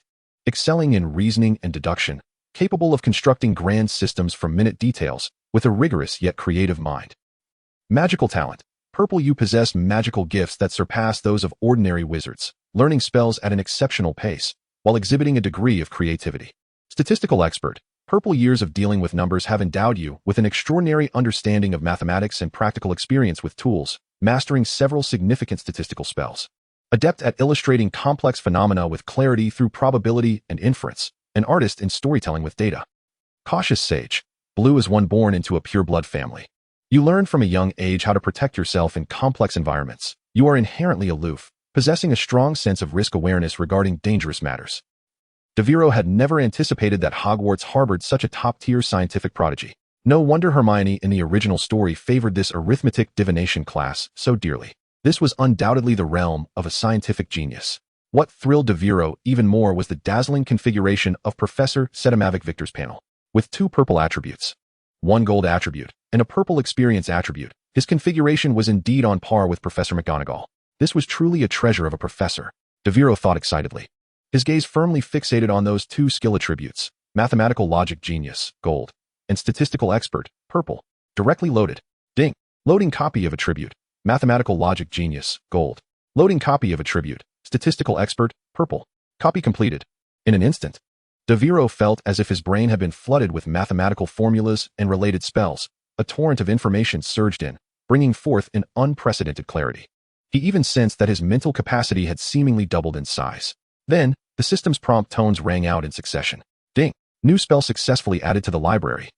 New spell successfully added to the library. New spell successfully added to the library. This sensation was remarkably different from the previous acquisition of King of Exams. King of Exams enhanced Devero's memory and examination skills, such as speed and linguistic organization. However, the most significant transformation brought by mathematical logic genius was to his logical and reasoning abilities. The most immediate effect was that Devero perceived the digestibility of the recently acquired experience attribute from Professor Victor, statistical expert, surged from 0 to approximately 50. In other words, Devero, with these 2 entries, can indeed be considered a relatively experienced statistical worker. In the realm of efficacy assessment, we may employ specialized statistical incantations, akin to the medical examination spells. These incantations efficiently gather data, ensuring accuracy. Professor Victor spoke with a distinctly rigorous tone. Initially, we require a small group of volunteers for experimentation, focusing on evaluating safety, dosage ranges, and potential side effects. Subsequently, we shall gradually expand the subject pool, a process that will take at least a year. Upon collecting sufficient data, if the results are promising, an application can be submitted to the Ministry of Magic, ultimately leading to formal implementation at St. Mungo's. Snape nodded slightly in agreement. However, Victor then raised a pivotal question. Professor Snape, when do you anticipate that the initial potion samples could be completed at the earliest? Victor furrowed his brow slightly. Yet, calculating this way, time may indeed be insufficient. To obtain the initial data, it would take at least a month, making it impossible to present the results at the upcoming international exchange, as you previously mentioned. Snape's brow furrowed in response. He then turned to glance at Devero. Devero recoiled slightly. Why was Snape looking at him? What could a mere student accomplish that a professor could not? Observing Devero's expression, Snape sighed and shook his head. Very well, then we shall not present this result. Our samples primarily concern the interchange between the Confundus charm and the Confundus potion, which is rather intricate. Testing each one individually will require several days at the very least. Victor nodded slightly. All right, then we shall conduct the first experiment in 5 days. I shall take my leave. Snape nodded in acknowledgement. Just as Victor turned to depart, Devero raised his hand to speak. Professors, actually, I prepared the Confundus potion yesterday. Instantly, 2 pairs of eyes widened in astonishment. What? Devero replied earnestly. When I brewed the potion to mitigate the effects of the curse for Percy yesterday, I made it simultaneously. I hadn't had the chance to inform you. Snape quickly approached Devero. But I have yet to demonstrate that particular Confundus charm to you. Devero scratched his head. Professor, your description at that time was not difficult to replicate. Chapter 168. Alchemy that revives the dead. Snape was momentarily taken aback, as if petrified, staring at Devero, seemingly struggling to confirm whether he had indeed heard such absurd answers. After several seconds, he finally spoke, his voice low yet tinged with incredulity. "Where did you put it?" Devero casually pointed toward the herb cabinet on one side of the laboratory, speaking quite naturally. "It's on the second shelf of the cabinet, right next to the fiddlehead ferns." Professor Victor stood by, observing the dialogue between the two, his expression transitioning from confusion to bewilderment, ultimately settling into a kind of resigned daze. "If I understand correctly, you are saying that your samples are ready?" Devero approached, a proud smile illuminating his face as he explained, "Professor, I utilized a blend of poison hemlock essence and a touch of dragon liver to simulate the core effects of the Confundus charm. This inspiration struck me from the Tome St. Mungo's Hospital for Magical Maladies and Injuries. However, these ingredients alone would not suffice against potent curses, so I added a hint of venomous tentaculatail to enhance its efficacy. Finally, I incorporated some Bistord as a finishing touch." Listening to Devero's explanation, Snape's furrowed brow relaxed slightly, evidently in agreement with his logical reasoning. Yet, upon hearing the last statement, he frowned and directed a penetrating gaze at him. "Why add Bistord?" Devero replied nonchalantly, "Professor, I believe our potions for treating wolf transformation should maintain a certain character. Since the Wolfsbane potion is notoriously unpalatable, it stands to reason that this Confundus potion should be similarly distasteful, hence my inclusion of Bistord." Upon hearing Devero's words, Snape fell silent, coldly turning away to retrieve an entire box of Bistord from the cabinet, thrusting it into Devero's arms. "You enjoy drinking it, do you?" His voice was icy enough to chill the air. "This is a gift for you. Starting today, you shall consume a cup daily." Professor Victor, unable to suppress a chuckle, raised a hand to cover her mouth, her shoulders trembling slightly as she battled to contain her amusement. However, she quickly regained her serious demeanor, pretending to have heard nothing, and continued to scrutinize the bottle of Confundus potion. Before Devero could react further to the large box of Bistord in his arms, Snape coldly turned back to Professor Victor, stating, "All is well, Victor, the sample is complete. I shall now seek volunteers." With that, he shifted his gaze to Devero, observing the latter's disdainful expression towards the box of herbs. Snape raised an eyebrow, his tone laced with impatience. "Your alchemical apparatus is ready, I presume?" Devero shrugged, casually placing the Bistord on the workbench, and pointed his wand at the nearby L. With a flash of light from the wand's tip, L obediently opened his mouth, evidently accustomed to such procedures. Then, to the astonishment of all present, Devero reached into L's wide maw as if retrieving something, pulling out a massive glass dome with a vigorous tug. The dome was nearly as tall as Devero's torso, encasing a formless, writhing mass that resembled a chunk of meat the size of an adult rooster. Devero, beaming with pride, patted the glass dome and declared, "I managed to extract this while preparing the Confundus potion. This creation is rather effortless, provided there is ample gold." He then carefully placed the glass dome at the center of the workbench, akin to presenting a cherished treasure. Professor Victor stepped closer, her gaze fixated on the grotesque mass within the glass dome, a complex expression crossing her features as she could not help but inquire, "What exactly is this?" Devero eagerly explained, "Professor, this is a mindless entity I crafted using alchemy, essentially an artificial body devoid of nerves and sensory perception. Its purpose is to serve as a target for curse transference. In simpler terms, it is designed to bear the confounding curse of lycanthropy. The creation of such a being requires an equivalent of 3 gallons of gold, but with the aid of transfiguration, mass production subsequently poses no challenge." He spoke with great assurance, proudly displaying the mass of flesh encased within the glass dome, seemingly intoxicated by his own ingenuity. However, Victor's expression grew increasingly nuanced. She appeared to be on the verge of articulating something, yet restrained herself. "I will head to the infirmary to fetch Percy." Upon witnessing this, Victor abruptly followed suit. "Professor Snape, I coincidentally have some matters to discuss as well. I shall accompany you." Snape momentarily hesitated, casting a glance her way, and though puzzled, he nodded in acknowledgement without further comment. Thus, the laboratory was left with only Devero and his substantial mass of flesh. Devero evidently relished his solitude, stretching languidly before turning his attention to L, who was perched upon his shoulder. His eyes gleamed as if a sudden thought struck him. Perhaps he could experiment with the statistical spell he had learned from the entries on L. He seized his wand, waved it towards L, and murmured, "Data measurement." They ventured into a dimly lit corner, devoid of onlookers. Snape abruptly halted, pivoting to fix his gaze upon Victor. "Victor, what is it you wish to convey?" His voice was low, tinged with a hint of severity. "Is there an issue with that alchemical creation?" Victor paused, exhaling deeply. She lifted her gaze, her eyes betraying a tumult of emotions. After a brief moment, she spoke with grave earnestness.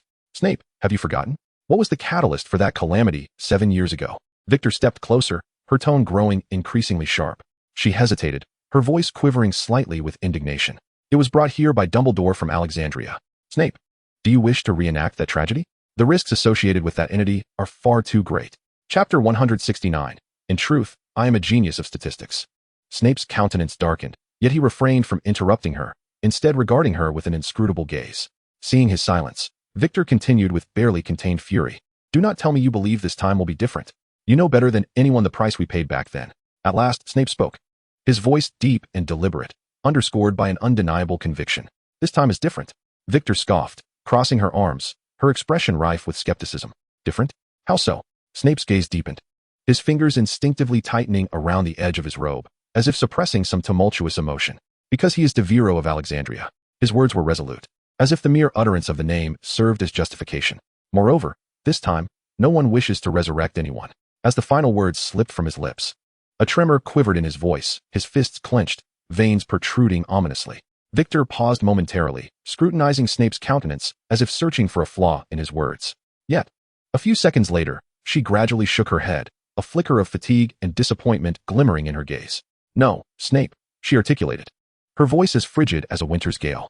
I do not believe you. I regret to inform you that I shall withdraw from this experiment.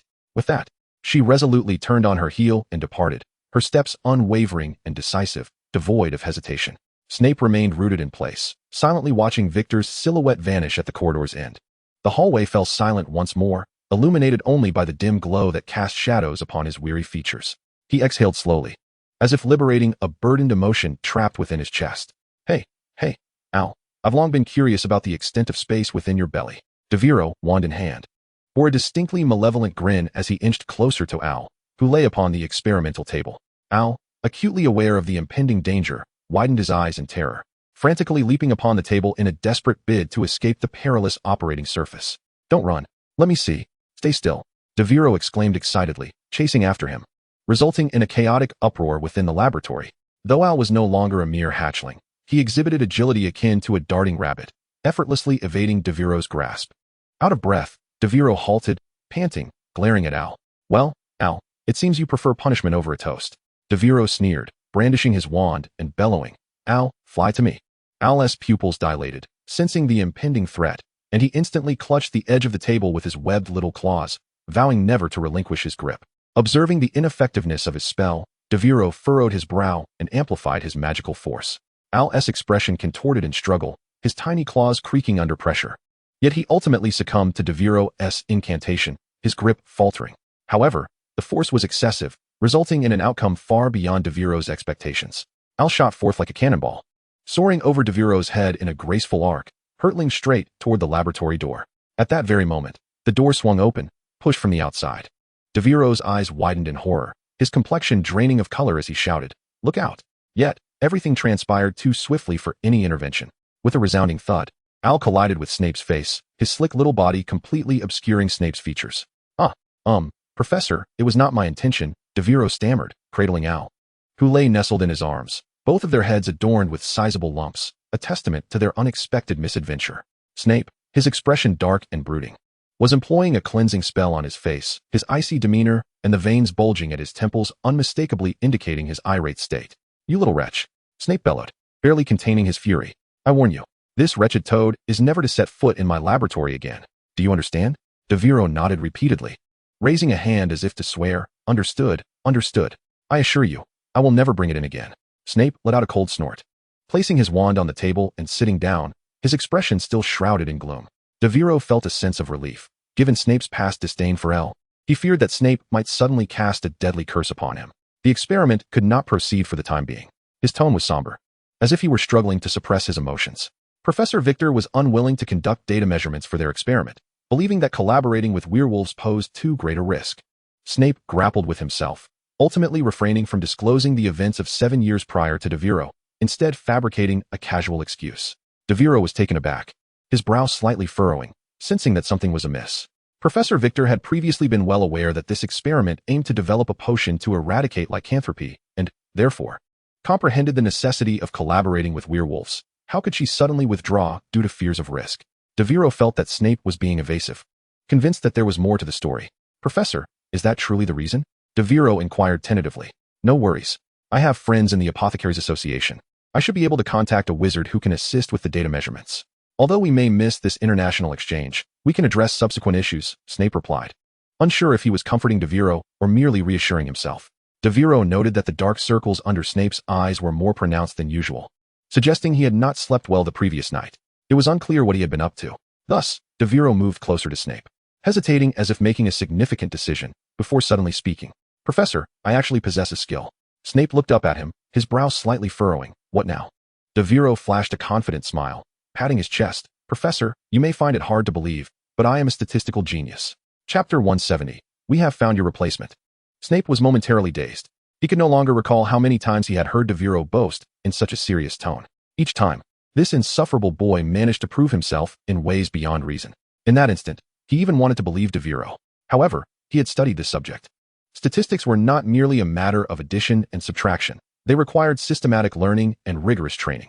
Moreover, the statistical analysis involved in this treatment plan was not limited to ordinary data organization. It necessitated an analysis related to complex magical traits. Without the corresponding physical indicators and statistical incantations, how could it proceed smoothly? Snape shook his head, extinguishing the fleeting thought that perhaps this boy was indeed capable. He sighed wearily, raising his hand with a hint of self-deprecation. Well then, why don't you measure my ailments first? What is wrong with me? Snape, feeling somewhat defeated in this situation, decided to lower his guard and indulge Devero, knowing that today's experiment could not continue. Devero, however, bore no hint of jest. He nodded solemnly, grasping his wand with an expression as grave as if he were partaking in a momentous ritual. Very well, Professor, I shall commence. No sooner had he spoken than he gently waved his wand, casting a diagnostic spell commonly employed by Madame Pomfrey upon severe Snape. A soft wave of magical energy coursed through Snape's body, causing him to shudder slightly. Instinctively, he took a half-step back, staring in astonishment at Devero. Devero, completely engrossed, was oblivious to Snape's reaction. He murmured to himself, as if preparing for the next phase of his spell. Next is the data transcription. He waved his wand again, directing it towards a scroll of parchment on the workbench. This was a rare statistical spell, capable of quantifying and recording the subject's bodily metrics in magical form, presenting them directly upon the parchment. Snape stood by, flabbergasted, as he beheld the scroll, his eyes brimming with disbelief. This was impossible. His mind was a tumultuous whirlwind, as if a fleet of enchanted brooms were roaring past. He understood that the precision of such data statistics could not be achieved by ordinary diagnostic spells. It necessitated intricate spellcasting techniques and profound theoretical knowledge. How had this insufferable brat acquired such advanced skills? Completed, Devero declared, stowing his wand and picking up the parchment, narrowing his eyes as he scrutinized it. Professor, according to this data, your sleep quality is subpar, and you have been under considerable stress recently. Furthermore, your cholesterol levels are slightly elevated. Snape gazed down at the parchment in his hands, his expression a complex tapestry woven with threads of entangled fog. He meticulously examined the astonishingly precise data, his brow furrowing and then relaxing intermittently, until he finally sank into his chair, utterly drained. He lifted his gaze to meet Devero's steady stare. His lips moved as if to utter something, yet ultimately, he merely exhaled a long sigh, placing the parchment upon the table. Very well, he said, his tone laced with profound resignation. I find myself at a loss for words. From this point forward, I shall entrust the statistical work to you. With that, he seemed to acquiesce to an inescapable fate, rising slowly, wiping his face with his hand and adjusting his robes. I shall go and fetch our volunteer. As Snape's words hung in the air, he strode towards the laboratory door, his steps somewhat heavy, yet his posture remained upright. Devero watched him depart, a faint smile gracing his lips. It appeared that Snape had relinquished any desire to probe into his formidable learning abilities. In short, it was exhausting. Stepping out from the laboratory, Snape lightly tapped the back of his head against the wooden door, closing his eyes and taking a deep breath, then slowly exhaling. As if to release the weariness and frustration of the day, he mumbled quietly, his voice barely audible. Lee, he is far more intimidating than you and Annabelle combined. Just as he finished speaking, a somewhat hesitant voice echoed from a distance. Snape, are you all right? Snape suddenly opened his eyes, his body instantly erect, and his expression returned to its customary coldness, as if the momentary lapse had never occurred. Internally, he cursed the lack of perception of the individual who had stumbled into this mortifying scene. He slowly turned around, and upon recognizing the visitor, raised an eyebrow, his tone reverting to its usual somber and acerbic quality. Victor, what brings you here? Standing in the corridor was none other than Professor Victor, with whom he had just had an unfruitful argument. Snape had not anticipated her arrival at this moment, and he was momentarily at a loss regarding her intentions. Victor wasted no time, pulling out a thick stack of parchment from her robes and offering it to Snape. Contact information for some renowned statistical wizards at the Wizarding Statistical Association, she stated calmly, with a hint of nonchalance. Though I am reluctant to collaborate with you, I can at least assist in finding you a successor. With my curated list, you are less likely to fall into a trap. Snape did not take the parchment. Instead, he clasped his hands behind his back, slightly arching an eyebrow as he coldly replied, "You are unwilling to cooperate with us. Yet you intend to push others into this perilous situation?" Victor shrugged indifferently. "I do indeed worry about potential life-threatening risks, but that does not prevent others from being willing to engage in this business. Moreover, I would prefer not to sour my relationship with the youngest professor in potions. Wouldn't you agree?" She shifted her approach, once again extending the parchment towards Snape, her gaze betraying a hint of subtle cunning. Yet Snape merely sidestepped, allowing her hand to pass without taking the document. "We have already secured a statistician to replace you, Victor. There is no need for your assistance," he stated with a calm demeanor, yet the finality of his rejection was unmistakable. He then proceeded towards the exit of the underground classroom. Observing Snape ascend the stairs, Victor, unwilling to relent, hurried after him, a flicker of urgency crossing her features. "Snape, who exactly are you seeking?" She raised her voice, evident dissatisfaction lacing her tone. "I must inform you, if you recruit unreliable individuals for this experiment, it would be akin to leaping into the flames." This statement struck a nerve with Victor, her expression shifting rapidly to one of anger. "Snape," she called, hastening to block his path, her gaze sharp and penetrating. "What do you mean by brushing aside academic resources? Clarify your words." Snape halted, slightly lifting his chin, his dark eyes fixed on her, a hint of a cold smirk playing on his lips. "Ah, Victor, the contacts you provided me, without exception, are all your fellow Slytherin alumni, are they not? Do you believe I could not discern that?" He let out a soft scoff, his tone laced with disdain. "You wish to use our experiment to pave the way for them, thinking that I, Snape, am merely a resource at your disposal?" Victor's complexion rapidly shifted from pale to flushed, her mouth opening as she struggled to find words. Each of Snape's remarks struck her like a precise arrow, hitting her vulnerabilities. After a prolonged silence, she finally managed to retort, her voice tinged with bitter sarcasm. "Ah, so who did you invite this time? I refuse to believe that you can find anyone more reliable than the list I possess. Given the high stakes of the experiment, if I were to disclose these risks to others, would you still find support?" Snape regarded her with a hint of derision flickering in his eyes. He slightly raised one eyebrow, the corners of his mouth curling into a disdainful smirk. "Very well, let me enlighten you." He leaned forward, his tone dripping with mockery for her ignorance. "We have enlisted Devero Alexander." With that, he adjusted his robes and coldly bypassed Victor, leaving him standing there. A complex expression etched across his face. "Devero Alexander?" she whispered, her brow furrowed, murmuring to herself. "Who is this person? I've never heard of such a figure in our circles, yet this name sounds oddly familiar." Suddenly, a roar echoed from the underground classroom. "Snape, how dare you toy with a child? Just wait. At the Department of Magical Law Enforcement's Potion Examination Defense, I shall see how you present data that can pass the scrutiny." Devero carefully held a small vial, emitting a faint mist of a confusing potion, and approached Percy. "Percy, remember, you must drink every last drop. Not a single drop should remain." Devero endeavored to infuse his voice with levity, yet he inadvertently reiterated his warning. Percy hesitated before accepting the vial, lowering his gaze to sniff it, his nose wrinkling in immediate distaste. He looked up at Devero with a face full of disdain, his tone laden with skepticism. "Why does this smell identical to that suppressive potion? No, this scent is even stronger." Devero chuckled awkwardly, a slight twitch at the corner of his mouth. Was he to confess that he had carelessly added a hint of a wild herb, inadvertently complicating matters? Such a confession was unfathomable. "Well, this potion indeed draws inspiration from that suppressive formula. Consider it an upgraded version." He waved his hand nonchalantly, feigning indifference. "Do not overthink it, just drink it. The taste, one becomes accustomed to it after a while." Percy regarded him with skepticism, yet ultimately surrendered with a resigned sigh, pinching his nose with one hand. He closed his eyes, tilting his head back to consume the entire vial in one swift motion. Upon finishing, he exhibited a look of nausea stifled by necessity. Meanwhile, Devero promptly turned and walked to the other side of the partition. He nodded gravely at Snape, his expression carrying a weight of seriousness. Snape asked no further questions, swiftly and efficiently lifting the glass cover from the alchemical creation resting on another bed. From his pocket, he produced a small test tube, carefully dripping a drop of the earlier confusion potion onto the peculiar mass of flesh. The mass quivered slightly, as if alive, gently writhing. Snape's gaze was cold and focused as he observed it. "Percy, lie down." He raised his wand, directing it at Percy's temple, murmuring a spell under his breath. As magic flowed, Percy's eyelids grew heavy, and he soon succumbed to slumber. "Good, he is asleep." Devero exhaled a long sigh of relief. slightly turning his head to glance at Snape. Now, they awaited the outcome. May fortune favor them this time. Devero stood beside the experimental table, a piece of parchment in hand, intently scrutinizing the data inscribed upon it. This was the first comprehensive assessment he had just completed for Percy, with numbers and charts clearly documenting Percy's current physical condition.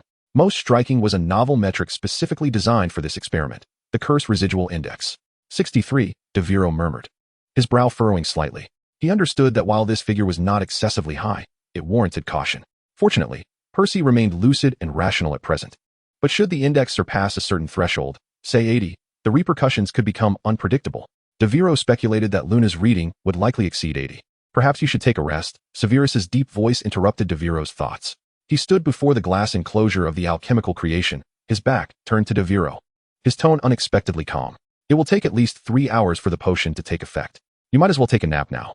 Devero, incredulous, lifted his gaze, staring at Severus in astonishment. Are you suggesting I rest? Severus turned his head, casting a cold glance at him, as if dismissing his overreaction. What? Do you not wish to? Instantly, Devero felt as if a tender spot had been prodded. He sprang to his feet, waving his hands emphatically. No. I absolutely do, he exclaimed, swiftly scooping up the dozing owl beside the experimental table and hurriedly making his way toward the exit. Professor, I shall take my leave. Severus observed the flurry of Devero's departure from the laboratory, a faint smile tugging at the corners of his mouth. However, he remained oblivious to the subtle growth of light-colored fuzz emerging on the surface of the lump he could not see, while Percy's hair gradually thinned. Chapter 172. The coverage of the Daily Prophet. The heroes of Hogwarts.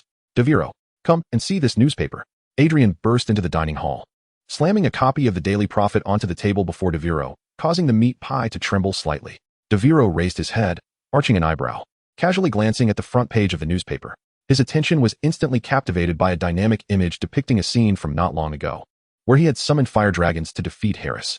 2 colossal fire dragons roared menacingly, as if poised to overturn the entire hall.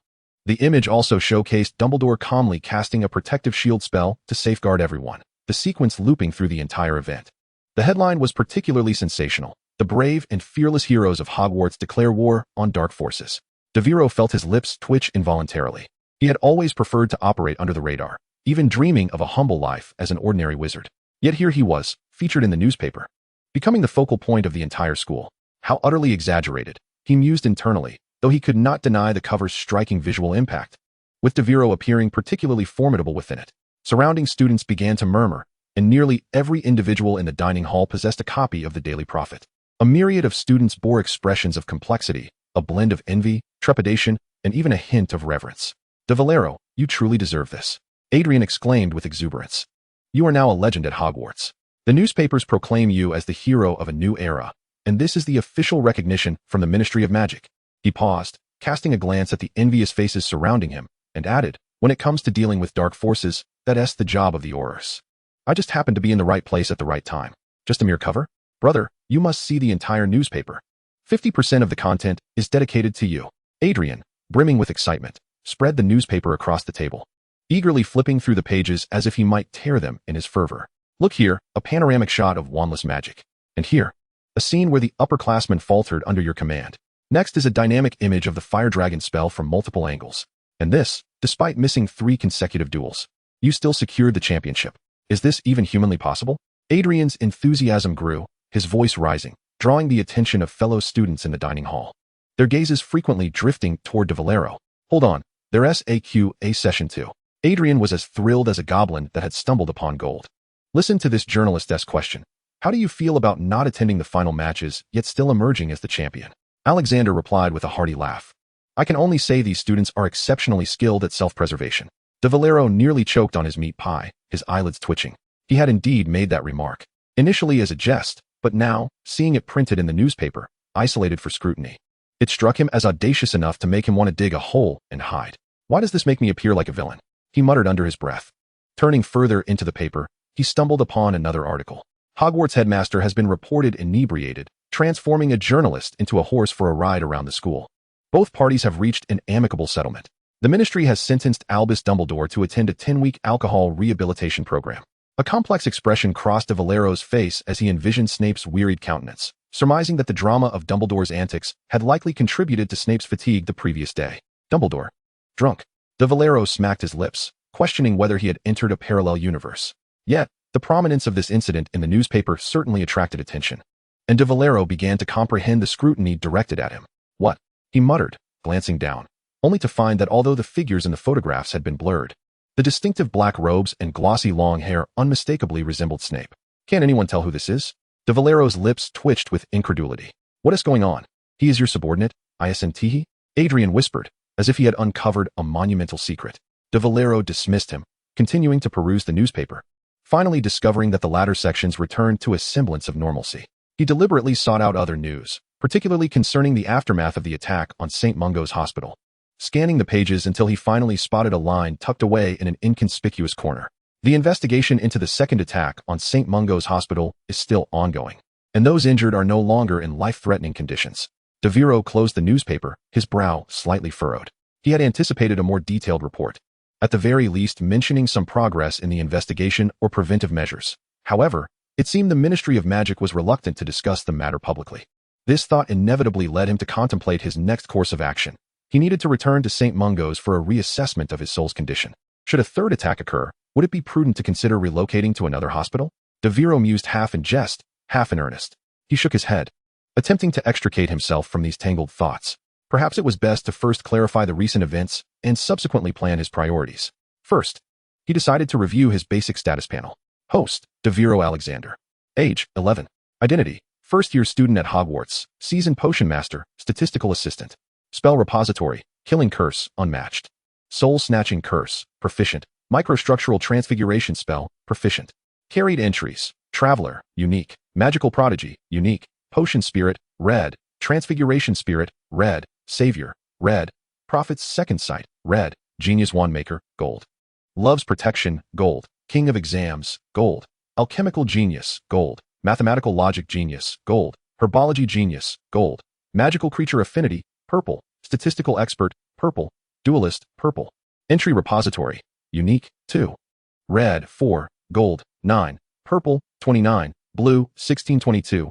Green, 33278. White, 156112. Pets, owl, pouch toad. Norbert, Norwegian ridgeback. Items, wand, rosewood. Troll gloves. Wisdom of the ancients. Meditation technique of the revered sound. Number of magical realm explorations, 4. Chapter 173. Future planning? As Devero gazed at his panel, he felt compelled to rub his forehead. He had amassed an impressive array of entries. Undeniably, his power and skills had reached a commendably high level. In a confrontation against the three heads of houses, Snape, Flitwick, and McGonagall, while he could not claim absolute victory, he would at least hold his own. Such prowess, within the walls of Hogwarts, could likely rival all but Dumbledore himself. Yet, what was the allure of the reward being 500 galleons? Devero consoled himself with self-deprecating humor. After all, he had wisely allocated this prize to support his alchemical experiments. It was hardly unearned. From the notes on his entry system, it was evident that his advancements in power were indeed attributable to these remarkable entries. Currently, Devero had activated a total of 9 golden entries, and with just one more week of perseverance, he would unlock the 10th, affording him the opportunity to upgrade an entry. This anticipation inexplicably uplifted his spirits. Moreover, the cooldown period for the red entries was nearing its conclusion.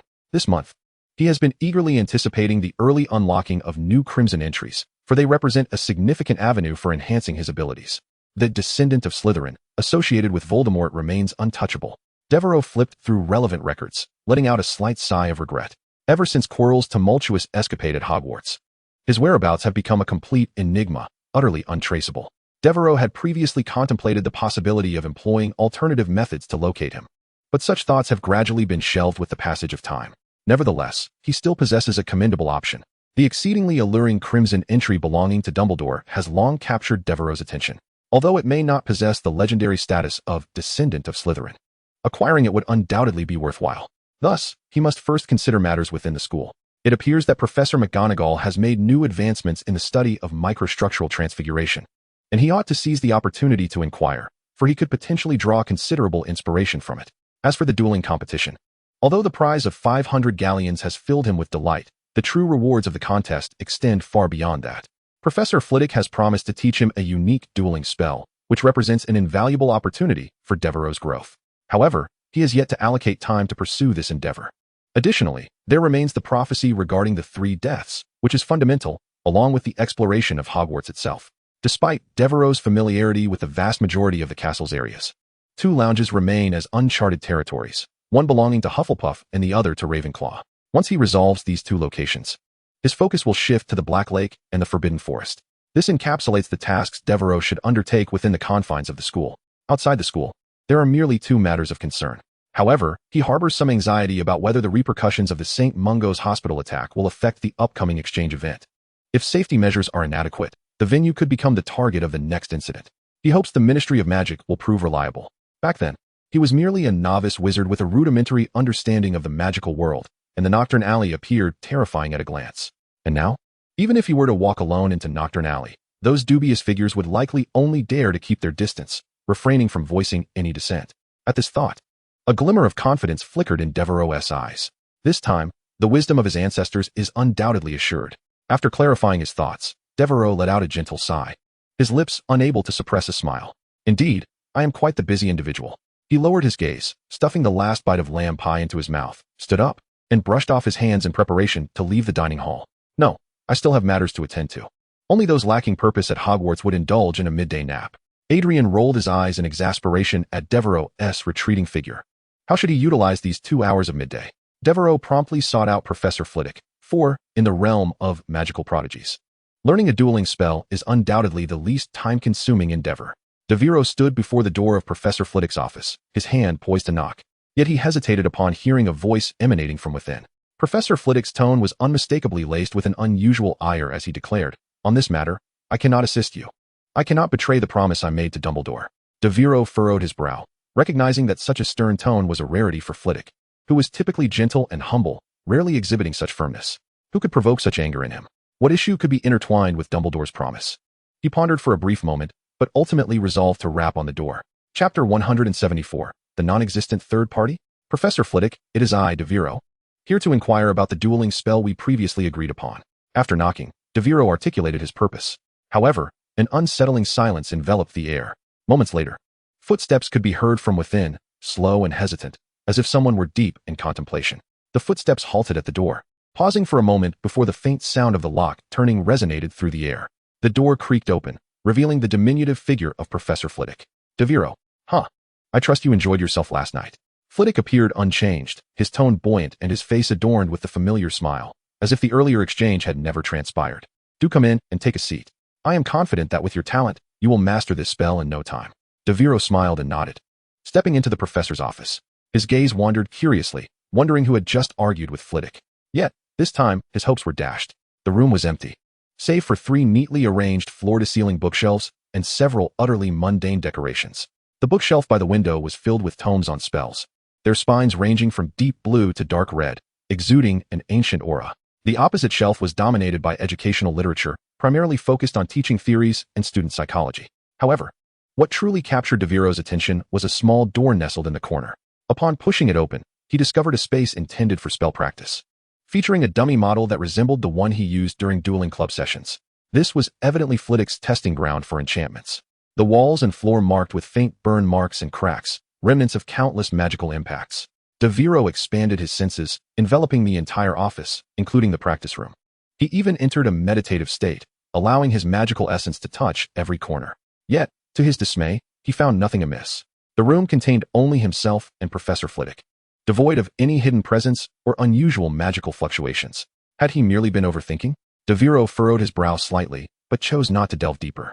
He retracted his senses, casting a casual glance at Flitwick's desk, which held merely 2 books. One book is a standard spellbook for advanced students at Hogwarts, its cover slightly faded from wear. The other is quite unique, bound in a cerulean hue, yet its title remains obscured, seemingly concealed by enchantment. Even when Devero entered a meditative state, extending his perception throughout the office and the room designated for spell practice, he found no indication of concealed presence within the space. Devero furrowed his brow slightly, but dismissed the thought. Very well, Devero, Flitwick said with a cheerful demeanor. Today I shall teach you a remarkably potent binding spell. He raised his wand, a glint of enthusiasm flickering in his eyes. This incantation differs from the typical full-body bind. It not only restrains tangible entities, but also ensnares the intangible. For instance, it can capture ghosts, vengeful spirits, and even formidable ethereal beings. After all, basic spells like the petrification charm are well within your grasp, wouldn't you agree? Devero raised an eyebrow, maintaining an outward focus while his internal senses heightened. The professor's demeanor appeared more exuberant than usual. He refrained from interrupting and silently expanded his panel, swiftly scanning Flitwick's condition. The results were entirely normal. It was indeed Flitwick himself, devoid of any signs of disguise, and his attributes exhibited no peculiar alterations. Everything seemed as it should be. This alleviated some of the weight in Devereau's mind, allowing him to concentrate on the new spell. The complexity of this incantation was astounding. Even Devero, possessing considerable skill, could only grasp the core principles after meticulously observing Flitwick's demonstrations twice. All shall be confined. The tip of his wand instantly emitted several translucent threads, which twisted in the air like hunting vines, swiftly ensnaring the practiced dummies within the room. These threads, though seemingly ethereal, embodied immense binding power. They formed an invisible net, securing the dummies in place. Even the high-intensity struggles simulated by the dummies could not yield an inch of freedom. Devero focused intently on the threads, acutely sensing the flow of magic. Each strand exuded a peculiar vibration, as if tracking something elusive. Truly, this spell was designed specifically for ethereal entities, Devero mused, surpassing ordinary full-body binding charms in both strength and efficacy. Remarkable work, Devero. I knew I had not erred in my judgment. Flitwick exclaimed, and Devero nodded slightly in gratitude. Before departing, Devero once more scanned the entire office with his perceptive abilities, including the practice room behind the small door. However, the results yielded no new findings. Reluctantly, he accepted this and bid farewell to Professor Flitwick as he exited the office. Once Devero had departed and his footsteps faded into the distance, Flitwick slowly approached his desk and took a seat. His expression shifted from joviality to one of apprehension. Flitwick, you are well aware that I can easily dispel the protective enchantments. This is your opportunity. Do not disappoint me. Chapter 175, Conspiracy Theory Magazine. He gently waved his wand, and a lunchbox materialized in his hand. Inside, several neatly arranged lamb meat pies were accompanied by a few unique hot dishes from Hogwarts. Exuding an enticing aroma, Devero surveyed the lunchbox with satisfaction, a faint smile gracing his lips. This was a special meal he had prepared in the dining hall. Not for himself, but for someone truly special. The old bat had not slept well last night, and had spent so long in the laboratory today that he hadn't even taken a lunch break. If left unattended, he might very well collapse next to the cauldron. Devero shook his head, murmuring to himself, while he spoke with a hint of jest. Genuine concern for Snape's health lingered in his heart. Ever since arriving at Hogwarts, despite the potion master's continued sarcasm, their relationship had gradually evolved over time. It might be an exaggeration to label it as a mentor-mentee or a friendship, yet Devero felt that Snape was beginning to recognize him as someone worthy of esteem, rather than merely the bothersome student he once was. With this thought, a subtle smile appeared on Devereau's lips. Given Snape's sharp tongue and steely demeanor, Devero considered their rapport to be quite amicable.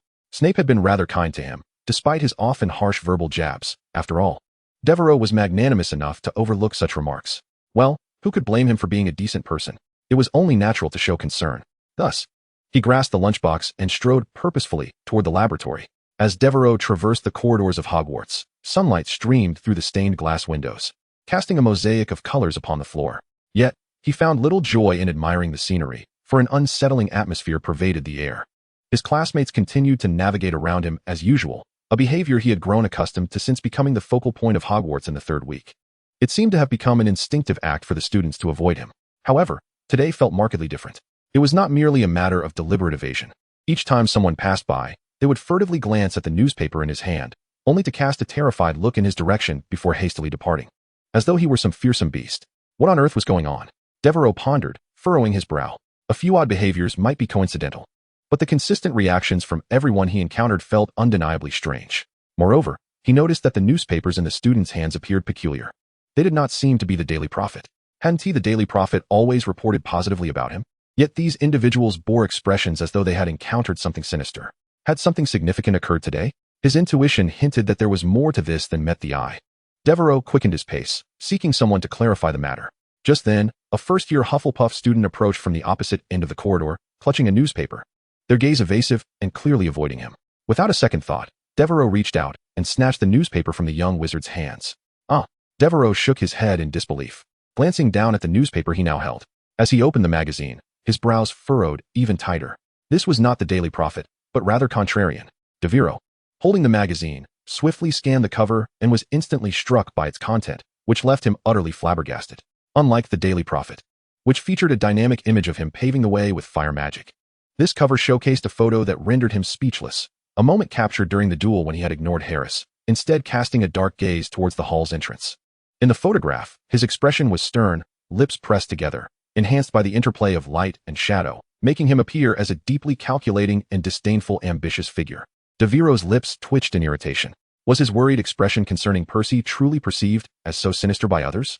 Upon glancing at the prominent headline on the cover, he nearly choked. The Rise of a New King. The French Dark Lord dominates Scotland? His hand lingered on the magazine's cover for a brief moment, fighting the impulse to tear it to shreds. Taking a deep breath, he turned the pages. As expected, the entire magazine was filled with various sensational and exaggerated conspiracy theory headlines. Who is the fourth-generation Dark Lord? The untold secrets behind the Hogwarts duel tournament. Is Devero Alexander, the fourth-generation Dark Lord, breaking the norm by casting spells without a wand, paving the way for a new trend? What conspiracies lie in the close ties between the third and fourth Dark Lords? Should one follow the fourth-generation Dark Lord? A critical choice awaits Hogwarts students. Devero could only commend the contrarian for its audacity. It had effectively turned the entire duel tournament on its head with conspiracy theories. He closed the magazine and exhaled sharply, attempting to suppress the rising anger within him. Yet, he soon noticed something peculiar. Wasn't Contrarian a niche publication? Why did it seem that nearly every student in the corridor held a copy? Frowning, he tightened his grip on the magazine, a troubling premonition swelling within him. With questions lingering in his mind, Devero continued toward the laboratory. After only a few steps, he encountered a scene that sent his blood pressure soaring. A familiar figure stood beside a pile of magazines, animatedly distributing free copies of Contrarian to the students. Without a doubt, it was Wells. Devero's expression darkened immediately, almost dripping with displeasure. He quickened his pace, closing the distance, as Wells's boisterous voice reached his ears. Come. Free magazines. No cost at all. Get a glimpse of Hogwarts' future. See how our Lord Devero ascends to greatness step by step. By the time he rules Hogwarts next year, you won't be caught off guard. Listening to Wells's fabricated promotions, Devero's countenance darkened like the bottom of a cauldron. What rule over Hogwarts? What greatness? What nonsense was this fool spouting? Suppressing his fury, he hastened to confront Wells directly. The fellow continued his incessant rambling, brandishing a magazine while attempting to melodramatically market it to several evidently intimidated lower-year students. Wells finally took notice of Devero's arrival. He halted mid-sentence, lifted his gaze, and a look of delight instantly illuminated his countenance. Sir, what brings you here? Bang! Wells, caught entirely off guard, was struck by a beam of magical light. And in an instant, his form began to undergo a rapid metamorphosis from paws to snout. His bones retracted, fur sprouted, and within mere seconds, he had transformed into a lustrous brown dog. Before Wells, now in canine form, could fathom what had transpired, Devero waved his wand once more. The magazine in his grasp transfigured into a sturdy rope, one end adorned with a collar.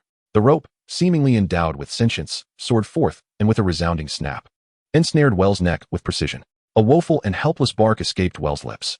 Devero advanced with purposeful strides, unceremoniously seizing the other end of the rope, his expression as frigid as ice. He lowered his gaze to meet Wells' dog eyes, speaking in a chilling tone. Come now, sir is in good spirits today. Let us indulge in some amusement. Devero descended the winding staircase towards the underground classroom, one hand clutching a lunchbox, his face etched with disdain. As he walked, he waved his wand, meticulously eradicating the remnants of a viscous substance from his shoes. Once satisfied with the cleanliness, he glanced at his watch, his brow furrowing slightly. 1 minute late. He exhaled deeply, steadied his demeanor, and pushed open the laboratory door. As anticipated, no sooner had he crossed the threshold than Snape's icy voice resonated through the air. What took you so long?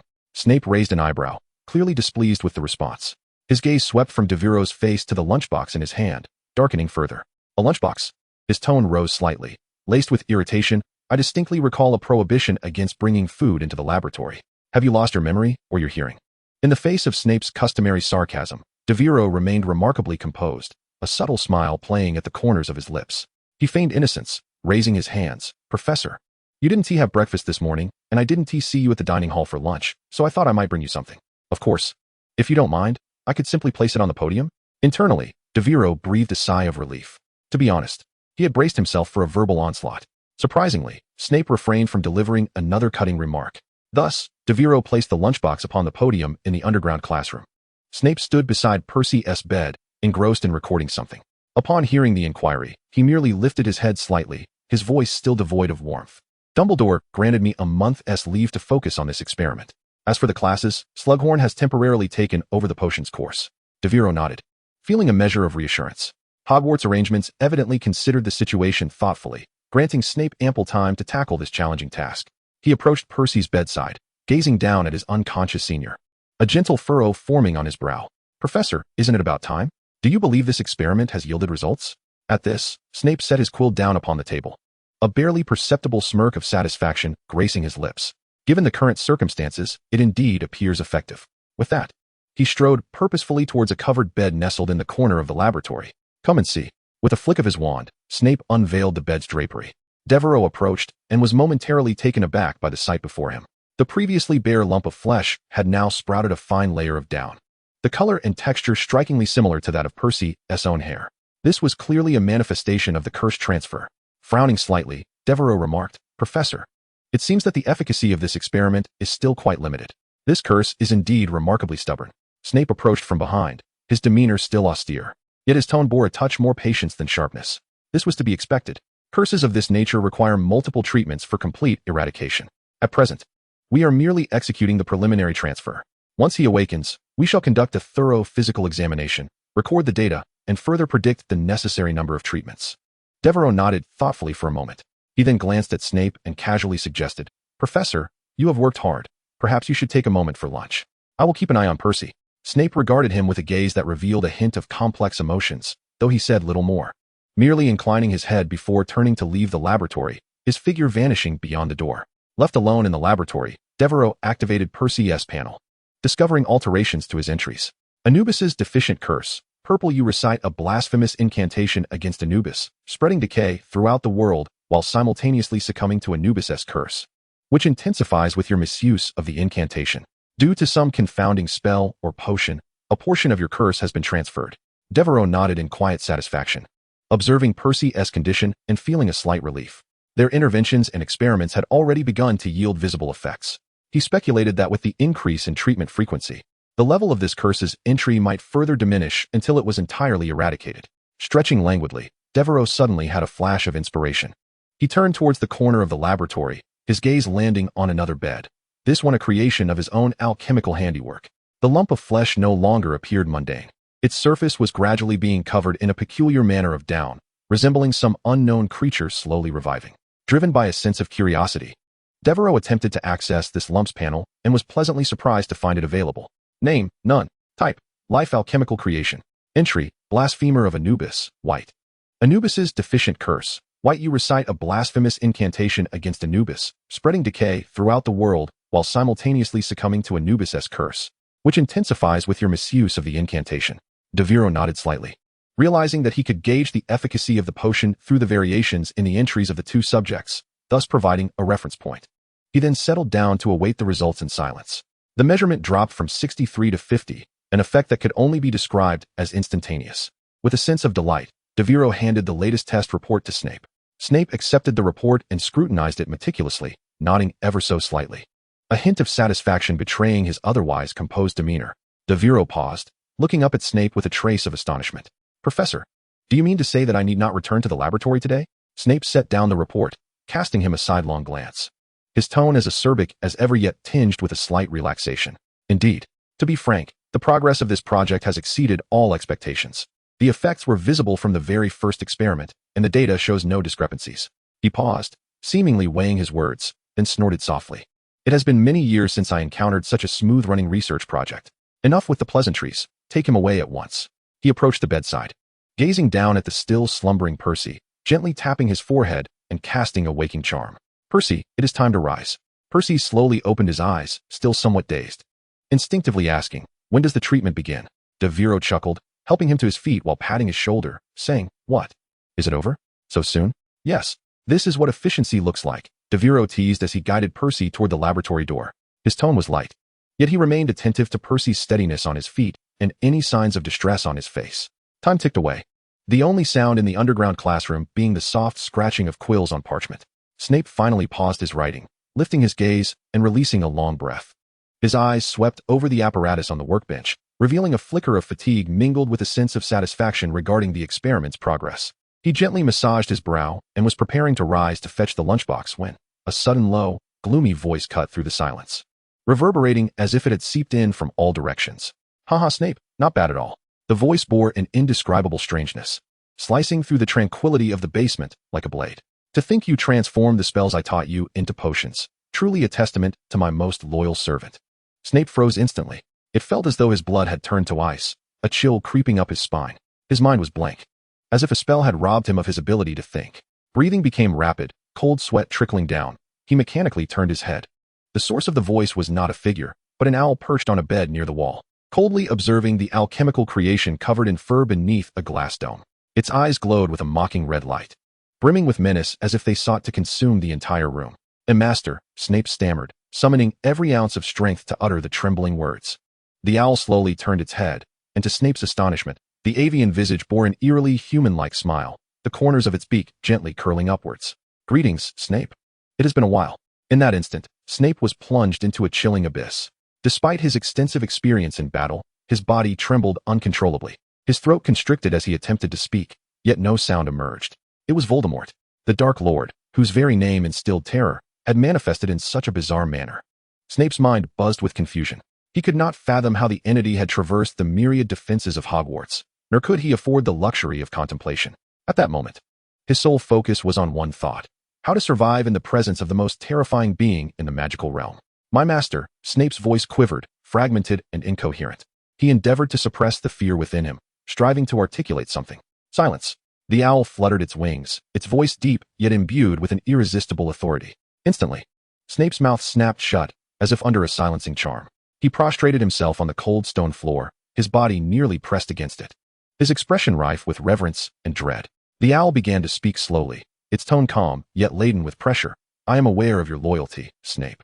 I have never doubted it. It paused, its voice taking on a more sinister chill. However, this time, I am not here to question why you have not sought me out over the years, nor to hold you accountable for your past transgressions against Quirrell, which interfered with my plans. Snape bowed his head, too fearful to utter a sound. Now, you have an opportunity to atone. Voldemort's voice softened. Yet it was even more chilling.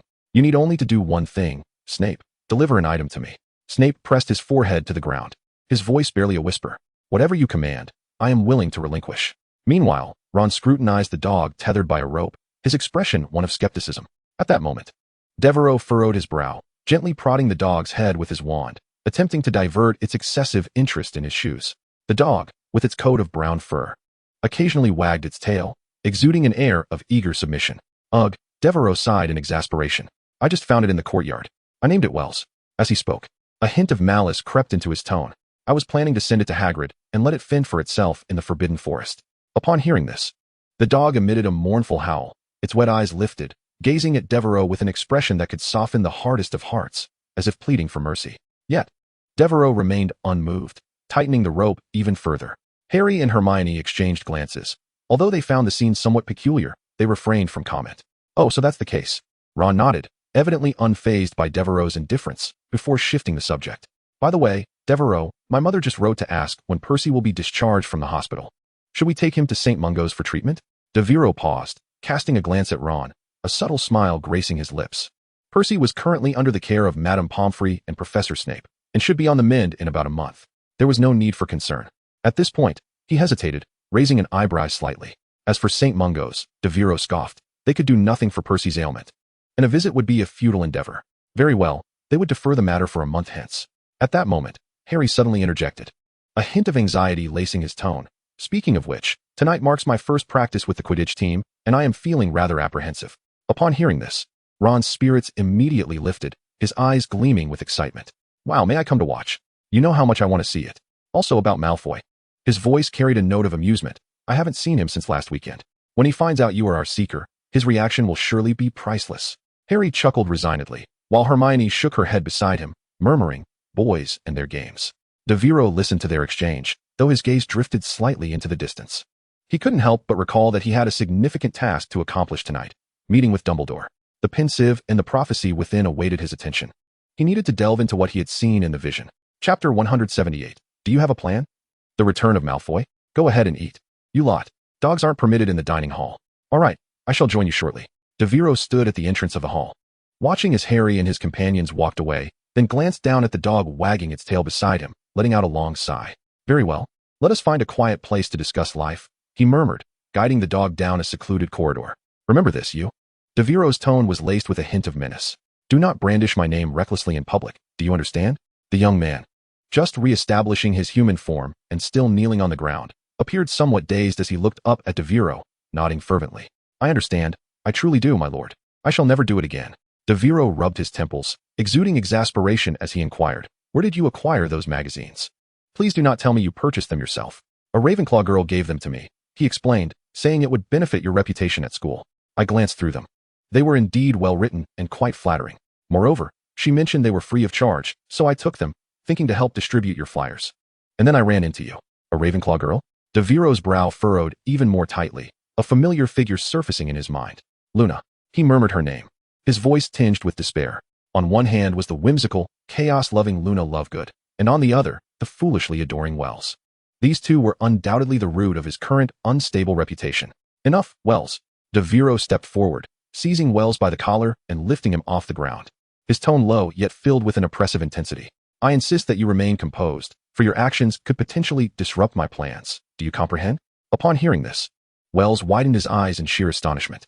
Plans? You have plans. Devero inwardly rolled his eyes. What plans could possibly exist? It was merely a casual excuse he concocted to prevent Wells from causing further chaos. Of course I do. He raised his voice, feigning an air of certainty. Yet, they are not to be executed at this moment. Think for yourself. Which dark wizard in history began their machinations while still in school? Grindelwald only emerged after being expelled from Durmstrang. As for the Dark Lord, he did not fully develop his power until nearly his 30s. How old am I now? Do you understand the importance of accumulation? Wells, seemingly enlightened, nodded fervently. I see, my lord. So you are biding your time and gathering strength. Quite astute. Observing his vacant expression, Devero finally released his grip on Wells' collar, exhaling slowly, his tone tinged with fatigue. Enough of this, let us dine. Do not cause me any more trouble. My lord, you could actually change your shoes, it would be. Before he could finish, Devero shot him a cold glare. Wells recoiled, scurrying away in haste, fearing that another word would earn him a reprimand. After Wells' figure vanished at the corridor's end, Devero shook his head slowly. He rubbed his temples, feeling that this day had been more exasperating than brewing a failed potion. Just as he was about to turn toward the dining hall, he heard hurried footsteps approaching from behind. As he turned to glance, a figure dashed past him, almost creating a gust of wind. Instinctively, Devero looked back. But the silhouette had already sped into the dining hall, leaving no time to catch a clear glimpse of their face. However, the unmistakable platinum hair was all too familiar. Draco Malfoy. Devero furrowed his brow, his gaze lingering on the receding figure. Logically, he should not be present at Hogwarts at this hour. More curiously, Malfoy appeared somewhat flustered, even uncharacteristically disheveled, a stark contrast to his usual haughty demeanor. Was he evading someone, or was he rushing to meet another? Devero's thoughts were abruptly disrupted by this unforeseen incident. Various possibilities flickered in his mind, yet they remained obscured by a veil of uncertainty, eluding clarity. He bowed his head in contemplation for a moment before gently shaking it. Never mind, he murmured. I shall first address my hunger, after dining. I will seek out Dumbledore to ascertain the true meaning of that prophecy. That evening, in the Gryffindor common room at Hogwarts, the girls' dormitory, the evening chill seeped through the window's crevices, enveloping Hermione as she curled up on the soft cushion by the window, draped in a blanket. Her gaze transcending the darkness outside, resting upon the indistinct horizon. The moon's outline was momentarily obscured by a passing cloud, its gentle silver light flickering through the gaps, mirroring the fluctuations of her current emotions. Her fingertips lightly traced the wooden edge of the windowsill, as if it were an outlet for her thoughts. The boy's shadow repeatedly surfaced in her mind. If you keep staring out the window like that, the moon might just blush, a light-hearted voice interrupted Hermione's thoughts. Parvati had silently leaned against the bedpost, smiling at her. Startled, Hermione sat up straight, instinctively wrapping the blanket tighter around herself. I'm just getting some fresh air, she mumbled, her voice somewhat muddled, her gaze avoiding lavender. Parvati raised an eyebrow, letting out a soft hum, before sitting beside her and studying her face against the window's edge. You seem a bit off, Hermione. Hermione bit her lip in silence, burying herself deeper into the blanket. I'm here to borrow the pensive, Professor. Devero gently pushed open the door to the headmaster's office, entering with his customary politeness. As soon as he approached the office, a hidden door swung open as if it had been waiting for him. Inside, Dumbledore sat behind his desk, peering at him through half-moon spectacles. He smiled gently, his tone soothing. Good evening, Devero. In need of the pensive, are we? Devero nodded, offering a polite greeting. Yes, Professor. Without further inquiries, Dumbledore raised his right hand slightly. Moments later, the pensive floated out from a nearby storage cabinet, hovering between them. All right, Dumbledore smiled, gesturing. It is now yours. Consider me absent. You may begin. Chapter 179, The Non-Functional Spells in Diagon Alley? Devero remained silent, his fingers tightening slightly as he retrieved a small vial from the shelf. The transparent liquid inside shimmered gently under the light. Standing before the pensive, he took a deep breath to steady his nerves. A sidelong glance at Dumbledore revealed him still seated, calm and composed, giving a slight nod of encouragement. With a pop, the cork was removed, and the memory liquid slowly poured into the basin. The silvery substance rippled, then began to swirl at an unusual speed. Taking another deep breath, Devero plunged into the pensive. Thud! The moment his feet touched the ground, a familiar yet foreign sensation washed over him. Devero found himself on a cobblestone path, the firmness beneath his feet assuring him he was not dreaming. A gray mist enveloped the surroundings. The cold air seemed to freeze sound, creating an oppressive atmosphere. He held his breath, straining to listen, faintly detecting a distant rumble. Tap, tap, tap. The sound grew clearer. It was gunfire. Devero's body jolted, and he swiftly drew his wand from his waist, gripping it tightly, his palms slightly sweaty. His first instinct was to use magic to disperse the suffocating mist. Revelio! He exclaimed, waving his wand vehemently. However, there was no response. The mist still clung to him, heavy as an invisible cage, making it hard to breathe. Damn it! Devero muttered under his breath, his brow furrowed. He realized that the place he occupied was not the real world, but rather fragments of memory, clearly distorted by some unseen force. The sharp and continuous sound of gunfire grew ever closer, seemingly tearing through the gray fog and instilling a sense of unsettling urgency. Devero's heart tightened as he swiftly raised his wand. Armorous! He commanded, yet there was still no response. How dreadful! Could it be that magic held no power here? Clenching his wand, he muttered under his breath, his heart racing violently. What on earth is happening? The gunfire was now alarmingly near. Devero sheathed his wand and bolted away. His boots echoed with urgent clattering against the cobblestone path, his mind fixated on a singular thought: escape the gunfire. Within the gray mist, his vision remained limited, the air tinged with the acrid scent of gunpowder. Yet one truth was unmistakable. Here, the Muggle firearms posed the greatest threat. Gritting his teeth, he cursed inwardly. What kind of wretched place is this? With each footfall, he felt the tremors in his body. His lungs ablaze as breaths came in ragged gasps, as if he might rend the very air itself. His mind was a blank slate, save for a singular command: run.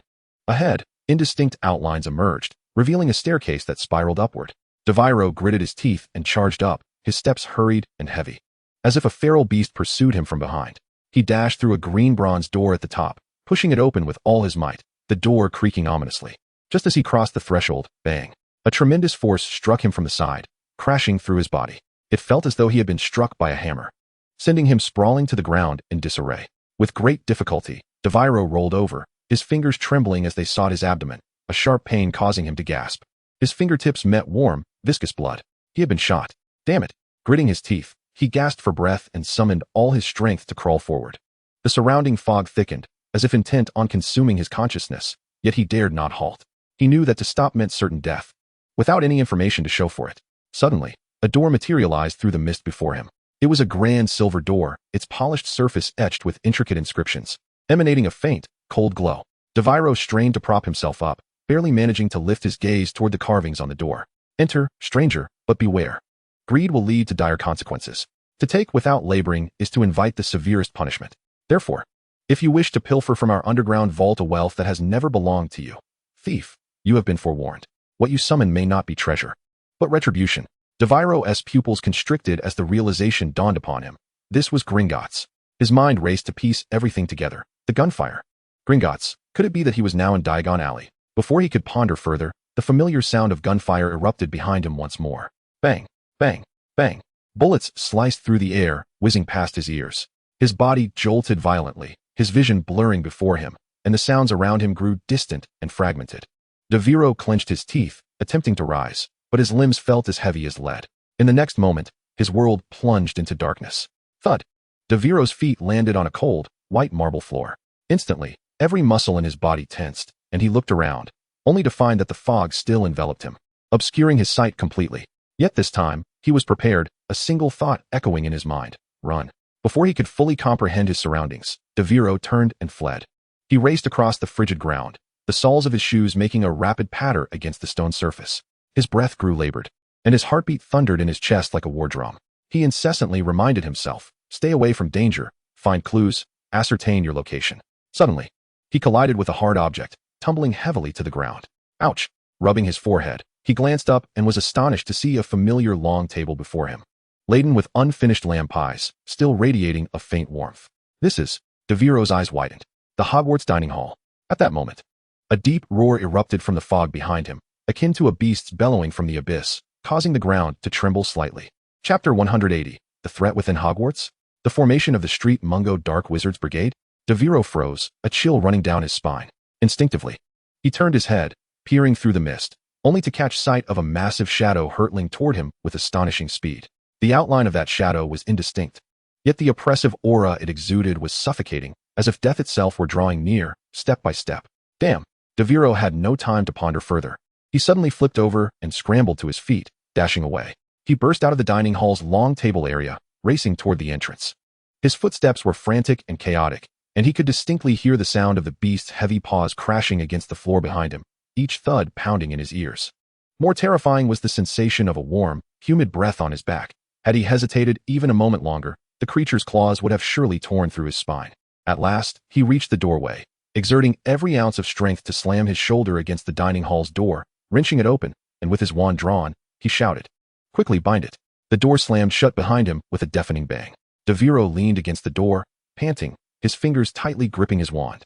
Beads of cold sweat cascading down his brow. He felt as though his heart might leap from his chest, but he was, for the moment, safe. "Thank goodness magic still works here," he murmured, only to furrow his brow again. Before he could ponder further, the door behind him shuddered violently. Bang! Something crashed against it. The door vibrated, followed by an enraged roar, the sound low and menacing, a warning of impending death.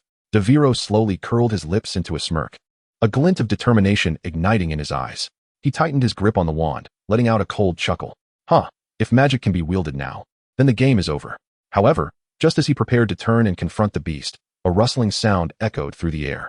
A subtle rustling sound emanated from behind him, faint yet piercing, reminiscent of countless insects crawling upon the ground or the breath of some unknown creature. Alarm bells rang in Devero's mind as he swiftly turned, his wand aimed at the source of the sound, his vigilant eyes scanning the mist ahead. Deep within the fog, something glimmered with a golden hue. What in the world is that? A cold sweat trickled down Devero's forehead as he slowly raised his wand, poised to cast a spell.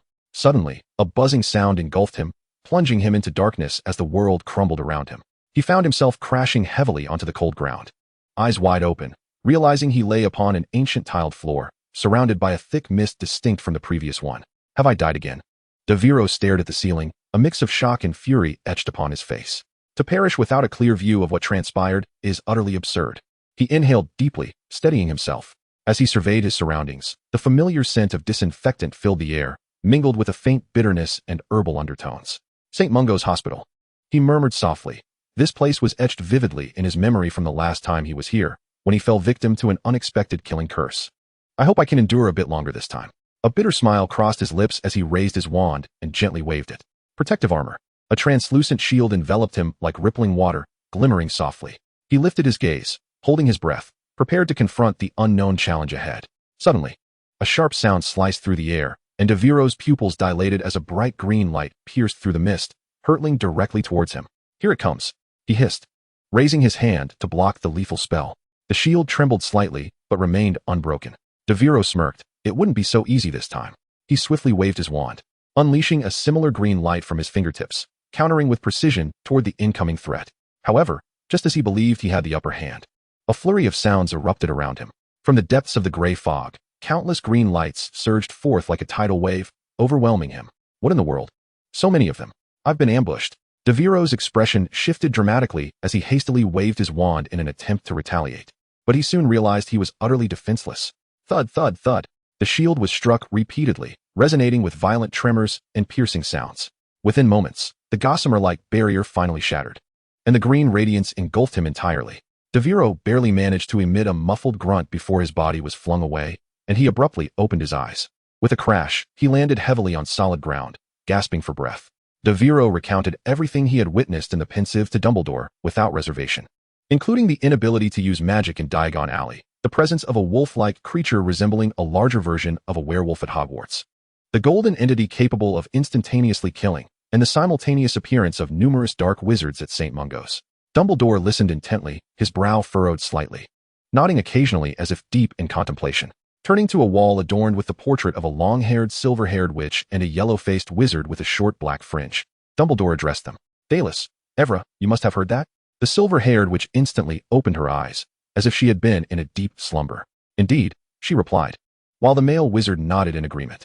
Dumbledore then shifted his gaze and instructed, "Dallas, I need you to inform the head of St. Mungo's. The prophecy indicates a potential attack by dark wizards on the hospital, so they must be prepared.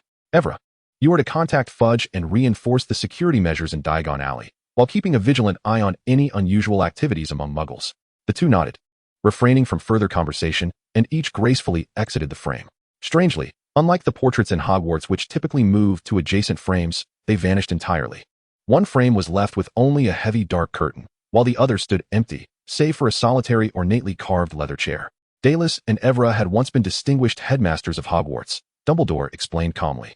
Their portraits were hung in many significant wizard institutions, allowing them to traverse freely and relay messages as needed.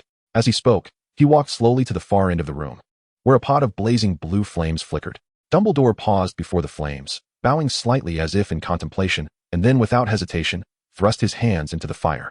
Devero gasped in shock, but quickly realized that Dumbledore's hands remained unscathed, seemingly probing for some information through the flames. After a moment, Dumbledore withdrew his hands, a pensive expression gracing his features. "Let us conclude for the night, Devero. Your insights regarding the prophecy of Hogwarts are of utmost importance. I shall commence my investigation immediately. However, the experiences from the pensive, particularly those involving repeated confrontations with death, are immensely taxing on the soul. Adequate rest is vital for you." Devero nodded, yet lingered, raising his gaze to inquire, "Professor, do you have any speculations regarding the potential occurrences at Hogwarts?" Dumbledore shook his head, an elusive tone in his voice. "Everything remains quite nebulous. I possess only some nascent conjectures, but perhaps by tomorrow, we shall attain a clearer understanding." Devero rose to bid farewell and exited the office. The wooden door gently closed behind him, emitting a faint click. Chapter 181, The Mouse and the Owl. Arf, in a fit of anger, struck the red-hot coal in his hand against his thigh, producing a sizzling sound. Despite the pain causing him to gasp, he furrowed his brow fiercely, feeling it was a just punishment for his negligence. "Accursed rat," he muttered under his breath, turning to face the wooden barrel before him, which had been gnawed open, spilling its contents onto the floor, forming a small pool of amber liquid that exuded a rich aroma of fine wine, now thoroughly wasted. He flung the coal aside, rose to his feet, and with a gentle wave of his hand, the barrel began to float languidly. As he cast a spell to cleanse the wine stains from the floor, he muttered to himself, "Alas, why have these pest-repelling potions suddenly ceased to work? They were perfectly effective last semester." He wiped the beads of sweat from his brow with his sleeve, continuing to grumble. Could it be that these mice have become more cunning? Have they learned to counteract the potions? I hope I don't catch one again. Alfie's silhouette gradually faded from the doorway of the storage room as he departed, dragging the dampened floor behind him, causing the light at the entrance to extinguish. Yet, in the most concealed corner of the storage room, a pair of tiny paws stirred gently. It was a filthy mouse, its fur soaked and glistening from the wine, exuding a scent reminiscent of having just emerged from a barrel of spirits. This mouse was none other than Ron's pet, Scabbers, who, unbeknownst to all, was actually Peter Pettigrew, the traitor who had betrayed Harry's parents many years ago. Scabbers shook his head, as if attempting to dispel the fog of inebriation clouding his mind. Yet the intoxication clung to him like creeping vines. His damp fur clung to his body, and he struggled to groom himself with his small paws, murmuring in frustration, "Lately, life has become overwhelmingly suffocating. I must constantly evade those righteous gazes, masquerading as an utterly ordinary pet mouse. The pressure is maddening." He sighed, flicking his tail in an attempt to cast off his agitation. The barrel of wine he had just consumed had provided a fleeting sense of relaxation. What a foolish mistake, he mused, pressing his paw against his nose and letting out a small belch, before lazily resting on the floor for a moment. Though he had his reasons, as these days had indeed been stifling, it was not unreasonable to seek a breath of fresh air. However, reason reminded him that such reckless behavior could not be repeated. After all, he still had to honor his profession. He continued to murmur to himself, gently nibbling at his paw. Thus, Peter Pettigrew traversed through the passages of Hogwarts, accessible only to small creatures, from the kitchen storage room to the hidden path. Emerging from the tunnel, he scurried along the corridors of Hogwarts, his form shadowed by the dim moonlight, his paws softly patted against the cold floor. Suddenly, he halted, ears perked, as an eerie silence enveloped him. As if even the air had thickened, he sensed something watching him, though he was uncertain of how to react. He forced himself to inhale deeply, reassuring himself. It's merely an illusion, just an illusion. This is Hogwarts. I have hidden here for so many years, what danger could possibly lurk? Despite such self-soothing thoughts, the unease in his chest refused to subside. He quickened his pace, darting along the route to Gryffindor Tower, as recalled from memory. Yet, The sensation of being observed lingered persistently. His heartbeat quickened, and his steps grew increasingly frantic. His eyes scanned the shadows, yet clarity eluded him. Nevertheless, the feeling intensified, resembling not the gaze of a human, but rather the oppressive stare of a famished beast fixating on its prey. Moreover, this sensation felt less like the scrutiny of a human and more akin to that of a wild beast. The diminutive figure trembled, shivering as it swiftly turned to flee. Its breath came in rapid gasps, claws skimming across the cold floor, producing a sharp, grating sound. Suddenly, an excruciatingly piercing noise erupted in the corridor, as metal scraped against an unyielding surface, sharp enough to rupture eardrums. In an instant, the small creature expended all its strength to dash forward. I do not wish to perish. I do not wish to perish. I, the diminutive Peter, absolutely refused to meet my end. Yet, in the next heartbeat, a shadow plummeted from above. A chilling claw sliced through the air, securing a precise grip upon him. He barely had time to emit a shrill scream before his body was yanked from the ground, hurtling towards the darkness at the corridor's end. Squeak, squeak, squeak. The small creature writhed and screamed, its tail thrashing wildly, for paws flailing in a futile attempt to escape the iron-like grip. However, his struggles appeared utterly ludicrous before such a presence. The shadow gradually came to a halt, revealing an owl, yet it was no ordinary bird. Its feathers were as black as ink, and its eyes glowed with a profound crimson light, exuding a sinister chill. Those eyes did not regard the thrashing creature, but instead fixated upon a distant shadow, as if there were larger prey lurking there. Intriguing. The owl-like figure of the Dark Lord spoke coldly, its voice seemingly invading the very recesses of the small creature's mind, imbued with a chilling resonance. It seems my plans may yet hold further possibilities. With that, it slowly lowered its head, directing its crimson gaze towards the mouse ensnared in its talons. A faint, disquieting smile crept upon its lips. Long time no see, my loyal servant. Terror instantly filled the small creature's eyes. Its screams grew ever more harrowing, and its body twisted in a frenzy, as if it were on the brink of collapse from sheer fright. The following day, Devero yawned as he entered the dining hall. The three prophecies from the previous night clung to him like a haunting nightmare. Diagon Alley, Hogwarts, St. Mungo's. 3 locations, 3 keys, yet no clear answers. The thoughts swirling in Devereaux's mind felt like an entangled ball of yarn. The more he pondered, the more chaotic it became. The only certainty was that the horrifying events foretold in the prophecies would transpire in one of those 3 places. Today, there was no comforting bowl of milk oatmeal that he favored. He carelessly grabbed some toast and pumpkin juice, seated himself at the far end of the long table, and rested his head in his hands, striving to untangle his thoughts. He prodded the fried egg on his plate with his fork, muttering to himself, "It remains too nebulous. The previous night's information was insufficient. Tonight, I must endeavor once more, hoping to uncover more clues." Shaking his head, he felt a rising dizziness from contemplating these matters. After draining the pumpkin juice, a more urgent thought emerged in his mind. The Hogwarts Exploration Level 60 upgrade card and the Wisdom of Ancestors from St. Mungo's. These 2 items were of paramount importance at present. If I can obtain them, my power will experience a qualitative enhancement, granting me greater assurance in the face of unknown threats. Upon contemplating this, Devero's eyes finally sparkled with a hint of vitality. He quickly cleared the remnants of his meal, set down his cutlery, and directed his gaze towards the entrance. In his mind, he had already devised a plan to swiftly accomplish the task in Snape's laboratory today, preparing to delve into the pensive in the evening to uncover further truths. After finishing his breakfast, he rose, ready to venture into Snape's laboratory to commence today's experiments. Chapter 182. The Patronus Charm? An uninvited guest at the Leaky Cauldron? Today, it was unusual not to see Hermione, who typically rose early, in the dining hall. This struck him as slightly odd, though he did not dwell on it. Just as he was lost in thought regarding his experimental plans for the day, a familiar, yet disconcerting laughter interrupted his musings. He lifted his head to behold a figure approaching from the front, a peculiar smile gracing his lips, hands casually tucked into the voluminous pockets of his black robes. It was Camus Philos, the newly appointed defense against the dark arts professor at Hogwarts, a man who remained an enigma to Devero.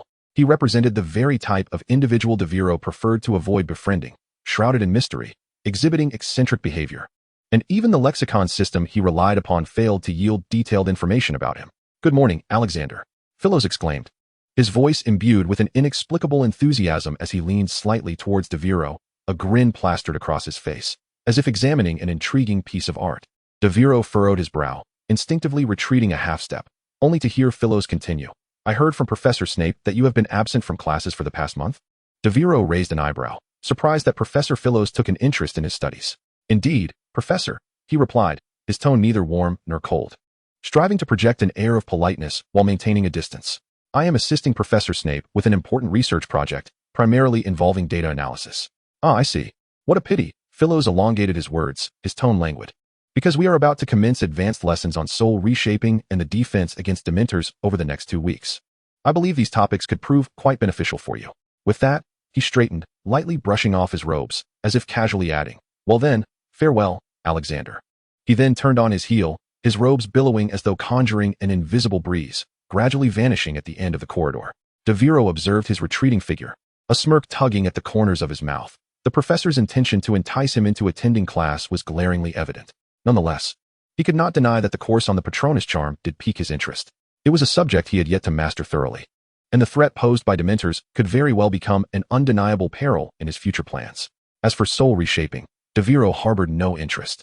The very name evoked notions of danger and disquieting magic. Very well. I shall find the time this week to request a leave of absence from Professor Snape and focus on learning the Patronus charm. Devero contemplated as he made his way towards the laboratory. Upon his early arrival, he halted at the entrance, where a note imbued with an air of enchantment floated before him. The note bore the familiar, delicate handwriting of Severus Snape, which read, "Young man, I have matters to attend to today. The statistical analysis of Luna Lovegood's treatment data is entrusted to you." A wave of frustration washed over Devero, and he could not help but mutter under his breath, "Snape, are you skipping work on the very next day?" Reluctantly, he tucked the note into his pocket, letting out a sigh. Complaining aside, the task at hand must be addressed. Very well, I shall concoct some new potions of confusion first and seek out Luna at noon. Devero murmured to himself, swiftly organizing his schedule for the day ahead. The morning timetable for Ravenclaw should consist of Charms class, which conveniently allows him to approach Professor McGonagall regarding the progress of his research on microstructural deformation. He paused, crossing his arms and furrowing his brow, mentally strategizing. Should he manage to cure Luna's ailment swiftly, the issue of werewolves at Hogwarts would be alleviated by half. As for Percy Weasley, ensuring the subsequent treatment proceeds smoothly might just avert the dire predictions foretold. This thought provided a modicum of relief to his spirits. Taking a deep breath, he resolved to focus on the task before him. With his mind set, Devero busied himself, advancing towards the large mass of alchemical creation he had treated Percy with yesterday, now covered in a fine layer of fuzz. Contemplating how to address this peculiar substance, he shook his head, deciding that a humane disposal would suffice when the time came. Thus, he immersed himself in his work. Meanwhile, at 5 in the morning in London, at the Leaky Cauldron, the sky had yet to fully brighten, with Diagon Alley enveloped in a thin veil of morning mist, rendering it particularly serene. Inside the pub, Tom busied himself with reconciling the previous night's accounts and polishing the bar. Despite his advancing years, the veteran pub owner remained nimble. As he hung the last glass on the shelf and prepared to pour himself a cup of hot tea, a light chime sounded at the door. A glass of moonstone liquor, a low, gravelly voice resonated clearly within the empty establishment. Tom looked up to see a weary-looking man push open the door, disregarding the closed sign hanging on it, and stride directly to the bar, placing a black leather case atop it. Tom squinted, assessing the newcomer, noting his wide-brimmed hat, deep scars across his face, and a military-cut golden crew cut that exuded a sense of discipline. His black travel cloak was speckled with mud, a testament to his hurried journey. "How rare it is to find someone seeking moonstone liquor at this hour," Tom remarked with a professional smile, skillfully retrieving a box of moonstone powder from beneath the counter. The man nodded slightly, removing his hat to reveal a more formidable visage. Indeed, Tom feigned indifference as he began to prepare the drink, casually engaging in conversation. "Sir, that case of yours appears rather heavy. What might it contain?" The man cast a glance at the case, his tone unperturbed. 1,300 galleons. Tom was taken aback for a moment, then erupted into hearty laughter. "Sir, you truly have a knack for humor." He shook his head, continuing to add a silvery viscous liquid into the drink. As he spoke, a blend of mockery and disdain danced across his face. "How ludicrous. In all my years of running this bar, I have scarcely heard of a wizard being slain by a muggle. If muggles could truly harm wizards, that would be utterly absurd." As he spoke, Tom poured moonstone powder into the cup, followed by another peculiar viscous substance, his expression one of disbelief. "Indeed, how could a wizard possibly be harmed by a muggle?" The burly man nodded in agreement, his voice deep and gravelly. Chapter 183. I do not eat beef, incapable of casting spells. Before long, an international magical exchange conference will be held here, with throngs of people, and I suspect our business will be greatly affected. Truly, one troublesome matter after another. He shook his head and handed the cup to the burly man. "Here you go, your moonstone elixir, the perfect choice for restoring vitality and spirit. Drink up, and you shall feel splendid," Tom said with a cheerful smile. The burly man nodded but did not lift the drink. Instead, he looked toward Tom. "Do you serve breakfast here?" Tom was slightly taken aback. The question was unexpected, causing him to instinctively grasp the bar cloth and rub it. Well? Not at this moment. He instinctively began to say that they had not yet started serving food, but midway through, he altered his response, forcing a professional smile. Oh, of course we do. After all, it's nearly 5 o'clock. Speaking of which, there was a little boy who stayed here before and asked me if I had a steak breakfast. You know, he even liked to tug at my hair. Haha. I barely have any as it is, and with him pulling, I'm practically bald now. He regarded Tom with a cold stare, his gaze sharp as a knife. Well then, I will have a steak. Very well, just a moment, sir. He turned and headed toward the kitchen, his hand subtly reaching for the wand at his waist. The cold touch of the wand provided a slight comfort, though he could not discern whether it was for cooking or for defense. At that moment, the burly man's voice cut through the air again, frigid as a wind emerging from the abyss. Hey, Tom, do you truly not recognize me, or is it an act? Tom's spine stiffened, his steps halted. He slowly turned around, maintaining a smile that felt unnaturally rigid. His hand remained gripping the wand, though he did not draw it. Haha, how could that be, sir? If you had visited before, I would surely remember. However, as you know, this bar sees hundreds of patrons daily. It's hard to keep up. Haha, your steak will be ready shortly. I do not eat beef, Tom. The burly man's tone carried a suffocating intensity. His hand slowly reaching into his coat, searching for something. You needn't concern yourself with sending any signals to the Ministry of Magic. They will not receive them. With that, he produced an oddly shaped hourglass from his coat and placed it heavily upon the bar. The sand inside the hourglass was an eerie dark red, cascading downward with gravity, resembling droplets of blood in motion. The gaze of the towering figure fixed upon Tom like a blade, devoid of any hint of mirth, radiating a chilling indifference. Tom's hands began to tremble slightly, yet he clutched his wand resolutely, his throat constricting as he forced a smile. Ah, sir, your hourglass is truly remarkable. What is it? Time is slipping away, Tom. How long do you believe you can endure? Tom's hand quaked uncontrollably, but he suddenly brandished his wand, his voice hoarse and urgent. Sleep now. The instant the incantation escaped his lips, he anticipated the familiar brilliance striking his adversary. However, nothing transpired. Tom's complexion drained of color as he gazed down at his wand, now resembling a mere stick of wood. This cannot be, he murmured, a flicker of terror flashing in his eyes. A sinister smile crept across the man's lips, his tone as frigid as a winter gale. Ah, Tom. What did you call me the first time we met 12 years ago? Clenching his teeth, Tom swung his wand once more, spells tumbling from his lips in rapid succession. Sleep now. Shatter into pieces. Petrify all. Yet, the wand remained inert, as though its magical abilities had been irrevocably sealed. Cold sweat beaded on his forehead, his palms whitening from the tight grip. The man observed with a disdainful gaze, his eyes reflecting an arrogant superiority. He slowly raised his right hand, brushing his palm over the golden bracelet. Impossible? Before me, everything is possible. In the next moment, a dark Tokarev 33 pistol appeared in his hand, its muzzle aimed directly at Tom. Tom's eyes widened, his breath quickening. He had never envisioned confronting a muggle weapon. The ominous barrel seemed to devour his very soul. He glared at the man, his expression a tumult of rage and fear, his teeth chattering as he growled. Alchemy was indeed your doing, Muhammad Alexander. You are not dead. Muhammad's eyes betrayed no emotion, his tone cold and flat. Of course not, Tom. I have even attained redemption, accepted the will of God, and become his messenger to spread the gospel. Tom wasted no time in idle chatter. He turned and fled. But could he outrun a bullet? Bang, bang. The two gunshots shattered the silence of the bar. Blood erupted, and Tom screamed as he collapsed to the ground. His legs had been pierced by bullets, blood streaming down his trousers in a crimson cascade. He lay on the floor, struggling like a wounded beast, desperate to rise. Yet Muhammad's footsteps drew nearer. The man seized Tom by the collar, dragging him like a lifeless dog to the bar's edge before tossing him into a chair. Trembling in pain, Tom barely had a moment to catch his breath when Muhammad opened the black handbag he had brought. Inside, as he had claimed, it was stuffed with glimmering gold galore, each coin radiating a dazzling luster. Muhammad casually picked up a coin, approaching Tom. He spun the coin on his fingertips before tossing it carelessly. It landed on the bar with a bright, crisp chime. He covered his hand over the coin, lowered his head, and spoke in a voice devoid of emotion. Guess aside. Tom's breath quickened, his eyes widened as he fixed his gaze on the coin, a tempest of fear and anger swirling within him. He clenched his teeth and shouted, "If you're going to kill me, just do it. What are you waiting for?" Muhammad raised his eyes, calmly regarding Tom, his gaze as still as stagnant water. Tom's eyes brimmed with rage and terror, staring at Muhammad as if he were a madman. Growling through gritted teeth, "What do you want?" Muhammad's expression was as cold and indifferent as a statue, and he repeated softly, with a chilling undertone, "Guess aside, fool. Only he can determine your fate." Suppressing the searing pain in his legs, Tom let out a cold laugh, his defiance eclipsing his fear. "I want to guess. Alexander." You are nothing but a coward. That's what I think of you. Mohammed remained unfazed, as if untouched by Tom's aggression, mechanically repeating, guess. A-side. Chapter 184. The Leaky Cauldron. Nothing happens. Tom's fury ignited fully. He swung his arms as if to cast off the fear and humiliation weighing upon him. Roaring at Mohammed, my opening time is right now. The Ministry of Magic will arrive soon. You're finished. Mohammed ceased to speak. He slowly pocketed the coin. His movements as composed as a judge announcing the verdict. He coldly remarked, his voice like a chilling wind from the abyss. Failing to choose is akin to failure. Suddenly, he forcefully pressed Tom's face, the intensity so great it felt as if he might peel Tom's entire face away. Tom screamed in anguish, struggling. Yet Mohammed held him firmly, rendering him immobile. His hands flailed desperately against Mohammed's arm, but it was futile.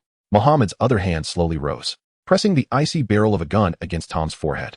His gaze held not a trace of compassion, only an unfathomable indifference. You should know. I have 100 ways to keep that bunch at the ministry from discovering what transpires here. Terror finally gripped Tom's expression, his body trembling, words stuck in his throat. Only fragmented whimpers escaping. The air seemed to freeze, each second stretching unbearably long. Bang! In the early morning of Diagon Alley. The air still carried a hint of the night's lingering chill. The door of the Leaky Cauldron swung open, the bell ringing out a clear tone. Tom, a butterbeer, please. An official clad in ministry attire entered, weariness etched across his face. He waved his hand as if to dispel the fatigue of the night, grumbling, damn it. Finally made it to Diagon Alley, and they one tea let me drink. Behind the bar, Tom polished a gleaming glass, not lifting his gaze, his tone laced with mockery. So you plan to drink something only children would have? Well, it can't be helped. The official smiled wearily and pulled out a high stool to sit down. The suspension and salary penalty were no trifles. Life was already challenging enough. Tom approached a container at the back, straining to turn a switch. He connected a jug of butterbeer and handed it to the official, lamenting in a regretful tone, what a pity. I just received some potent stuff from Russia last night. One sip could set your mouth ablaze. He did not lift his head throughout the exchange. Bang! A loud explosion erupted in the laboratory, sending smoke billowing. Luna, do not touch those things. You are here to heal, not to wreak havoc. Just lie still and prepare to take your medicine. Luna was pressed down onto the bed, looking at him with an innocent expression, her golden hair slightly tousled. Yet her eyes sparkled with playful mischief. I just wanted to see if there are little fairies hidden in those bottles. If you keep messing around, I assure you, your classmates won't see you again, you'll be moving away. Devero frowned, shook off the dust from his lab coat, and turned to pick up a vial emitting a faint blue glow, offering it to Luna. Drink this. He fixed his gaze upon her, his tone leaving no room for dissent. I've made it as palatable as possible. It should be sweet. Luna took the cup, leaned in to sniff it, and raised an eyebrow slightly.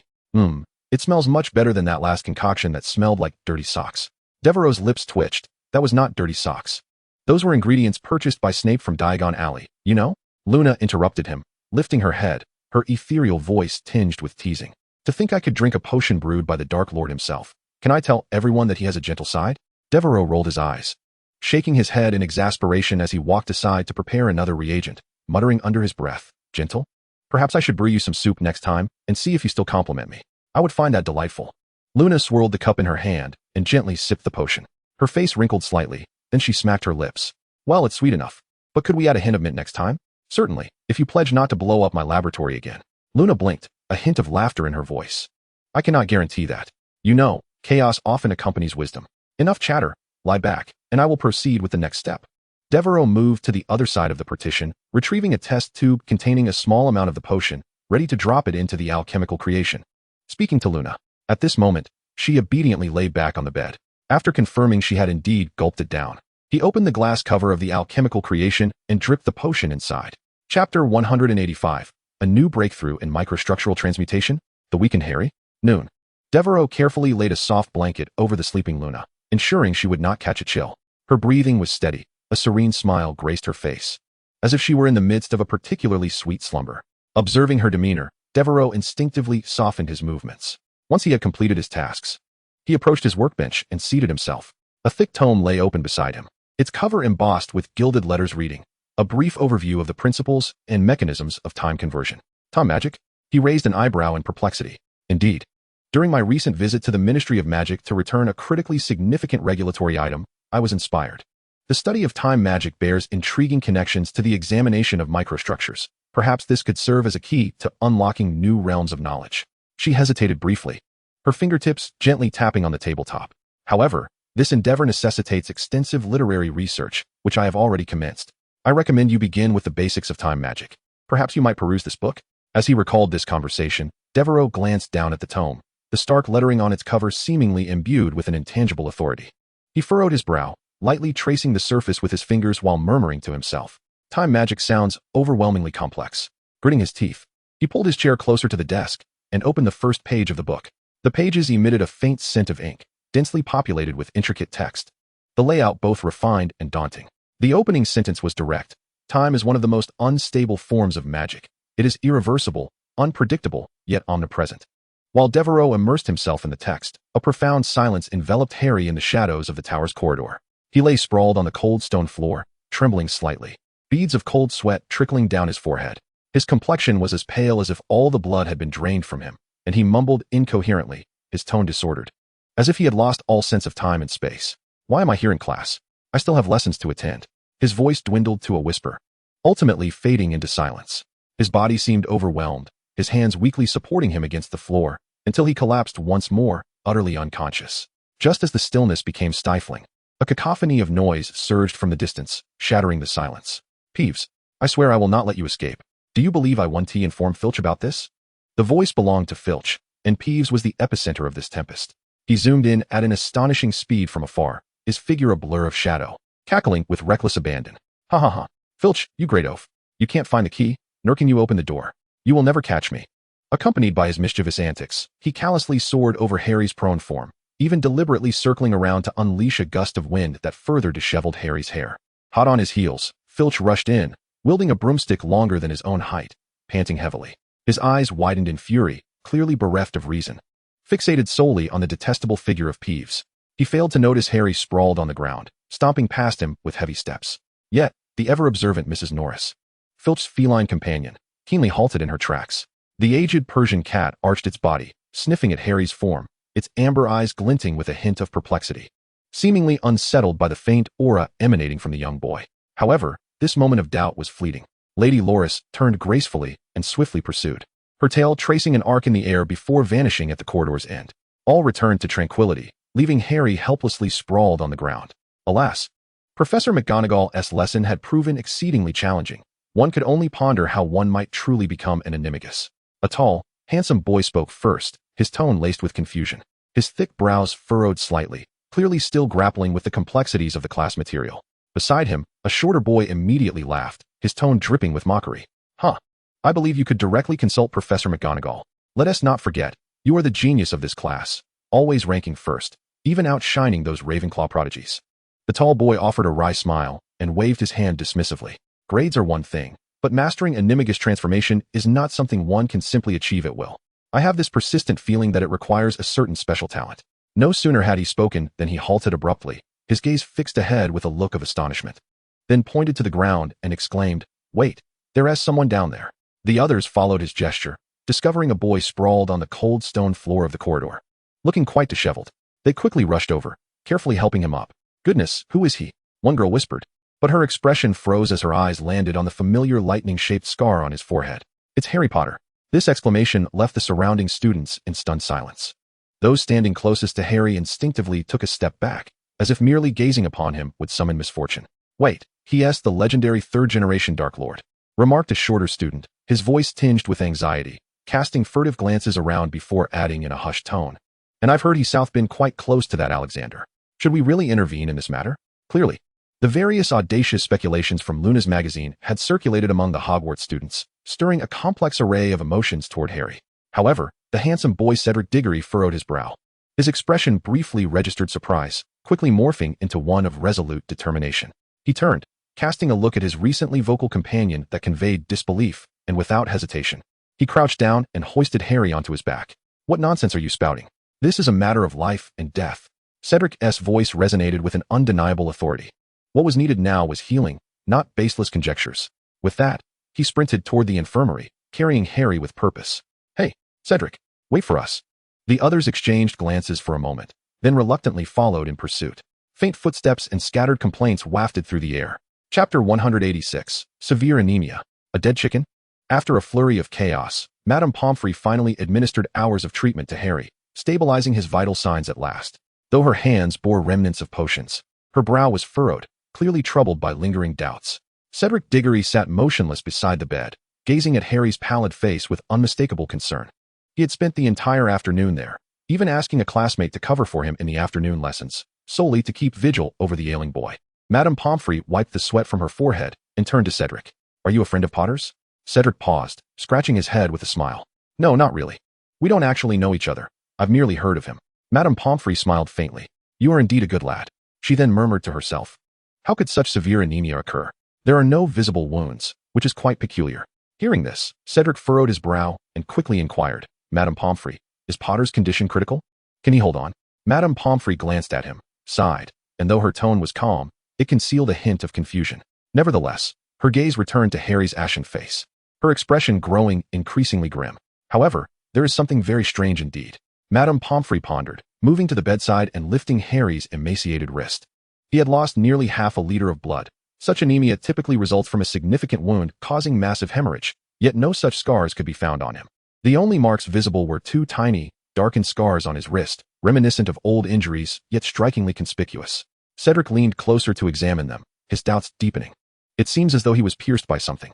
Madame Pomfrey nodded, then shook her head, adding, "What is more peculiar is that, logically, malnutrition or mere magical influence could not possibly result in such a substantial loss of blood."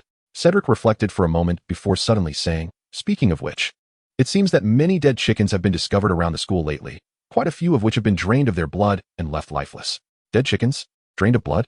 At that moment, Harry, lying in bed, suddenly opened his eyes. Yet, they were no longer the familiar green. Instead, they had transformed into deep, cold slits. Like a serpent, they were frigid, sharp, emanating a chilling ferocity. 4:30 in the afternoon. At the edge of the forbidden forest, the waning sunlight filtered through the dense foliage, casting dappled shadows on the ground. Beside Hagrid's hut, a complex odor wafted from the cellar's entrance, prompting a frown. "Ha, thank you, Dewey." Hagrid's voice boomed as always, his face beaming with satisfaction. "Without you, I wouldn't know how to handle the stench from this cellar. Every time I open the door, the smell rushes out. Even Fong runs far away." Devero stood at the entrance of the cellar, his expression impassive as he waved his wand, a stream of azure light gracefully carving an arc through the air. In an instant, the long stagnant, murky air was swiftly replaced by a refreshing breeze. However, the sounds emanating from within the cellar were a far cry from tranquility. Nobber was busily creating a ruckus, his sharp roars mingling with the flurry of movement that echoed outward. Luna's healing had concluded swiftly, yielding commendable results, as her index plummeted from 80 to 70 in one fell swoop. Yet, unlike the unsightly growth on Percy's lump of flesh, Luna's specimen appeared remarkably healthy, showing no signs of change. From the entries, it was evident that this mass had already succumbed to lycanthropy, affirming the effectiveness of the experiment. Delighted with his data compilation, Devero intended to retreat to the library for some reading when he encountered Hagrid seeking assistance. "Not a problem, Hagrid. It's but a trifling effort," Devero replied nonchalantly, casting a cursory glance at the towering figure beside him. "How is Nobber faring?" "Oh, splendidly," Hagrid exclaimed, patting his belt with evident pride. "He particularly adores the chicken blood whiskey I've concocted. However, the feathers are quite a headache to manage." Devero raised an eyebrow, glancing down at the feathers strewn about his feet. Indeed, the ground was carpeted with a thick layer of feathers, reminiscent of a downy blanket following a snowfall. A peculiar aroma pervaded the air, a pungent fusion of raw meat and liquor. "The scent is rather unpleasant," he remarked, pinching his nose as he ventured into the cellar. Within the expansive confines, the small fire dragon, Nobber, scuttled about restlessly, his tail thrashing against the floor, occasionally emitting low growls as if showcasing his presence. "He's growing remarkably well," Devero observed, scrutinizing Nobber, who had doubled in size since hatching, his body adorned with resilient scales, and the fire sac above his neck slightly swollen, indicating a building reservoir of power within. He approached closer, attempting to ascertain any changes relevant to the entries. "None apparent," he murmured softly, his expression unchanged. He had not harbored high hopes. After all, Nobber had only been hatched for 3 days. And to witness significant progress in such a brief span was, indeed, a fanciful notion. Nevertheless, the rate of growth was astonishing. Devero muttered to himself, jotting down several lines of data before inspecting the cellar's layout to ensure there were no safety hazards. Straightening up, he stated, "All set, Hagrid," as he exited the cellar. "The odor has been addressed.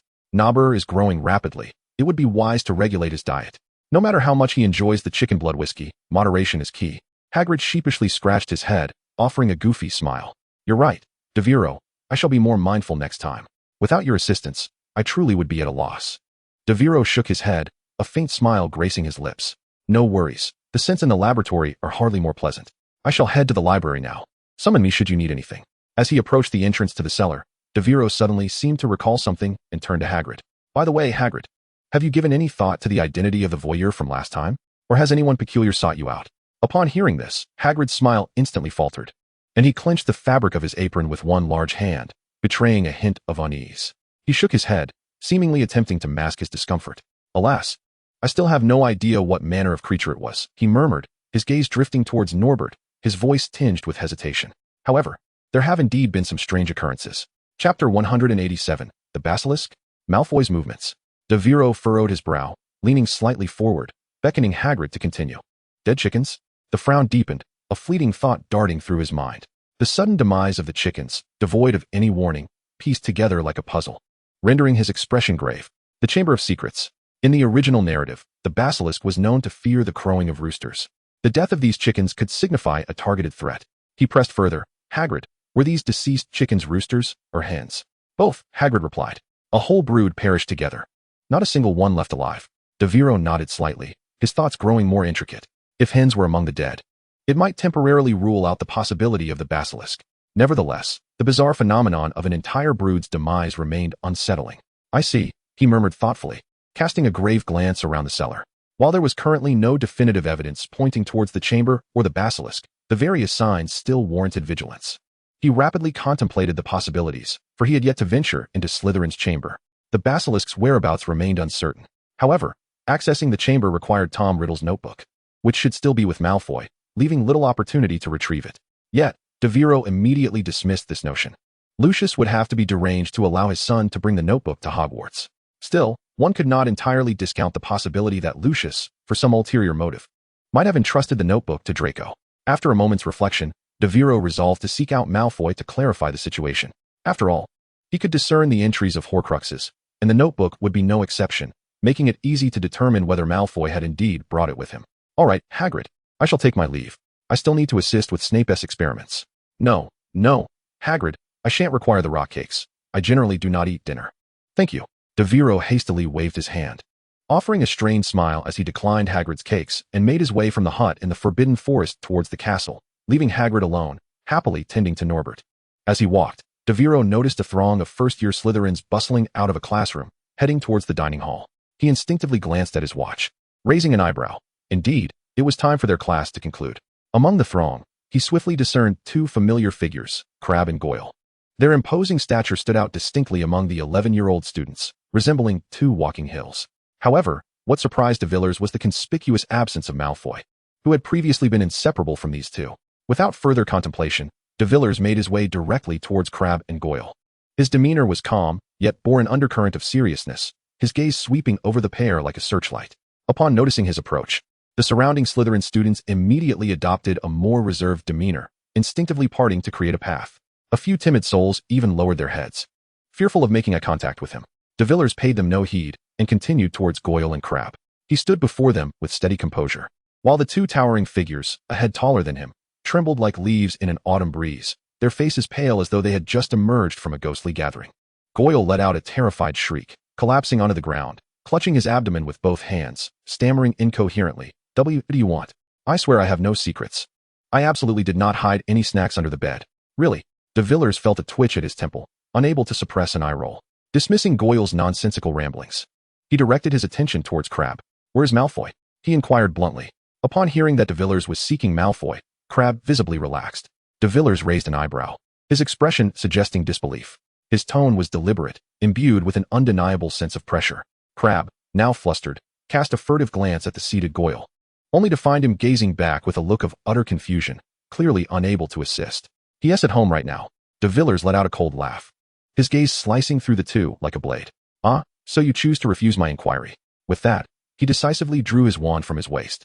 This action elicited gasps from the surrounding students, some even retreating several steps. Crabbe and Goyle's reactions were even more dramatic. Crabbe, petrified, stiffened, his legs giving way as he joined Goyle on the ground, tears welling in his eyes as he looked up at de Villers. Goyle, upon hearing this, widened his eyes in shock. You ate it too. I wasn't he the only one. Silence. De Villers found the absurdity of the situation somewhat amusing. As the two blubbering giants bickered amongst themselves, He had little patience for further idle chatter and raised his wand, aiming it at Crabbe's forehead.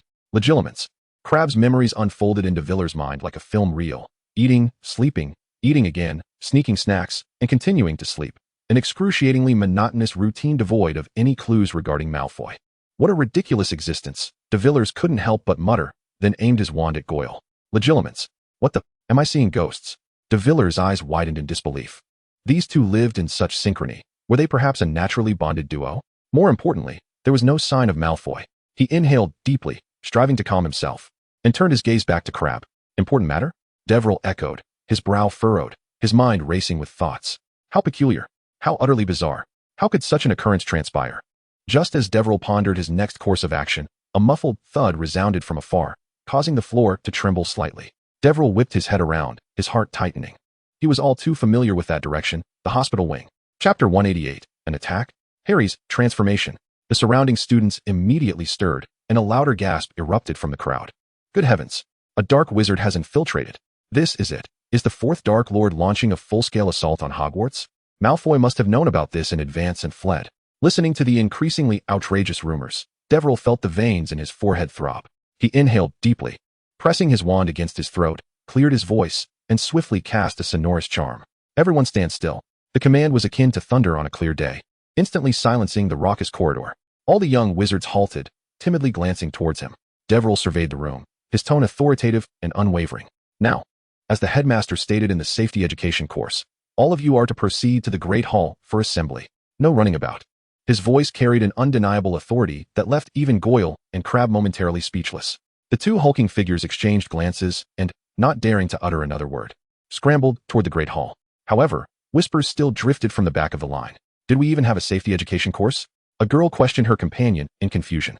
I don't recall, but the Great Hall must be the safest place. Let us hurry. Her companion appeared equally bewildered, yet their feet did not falter.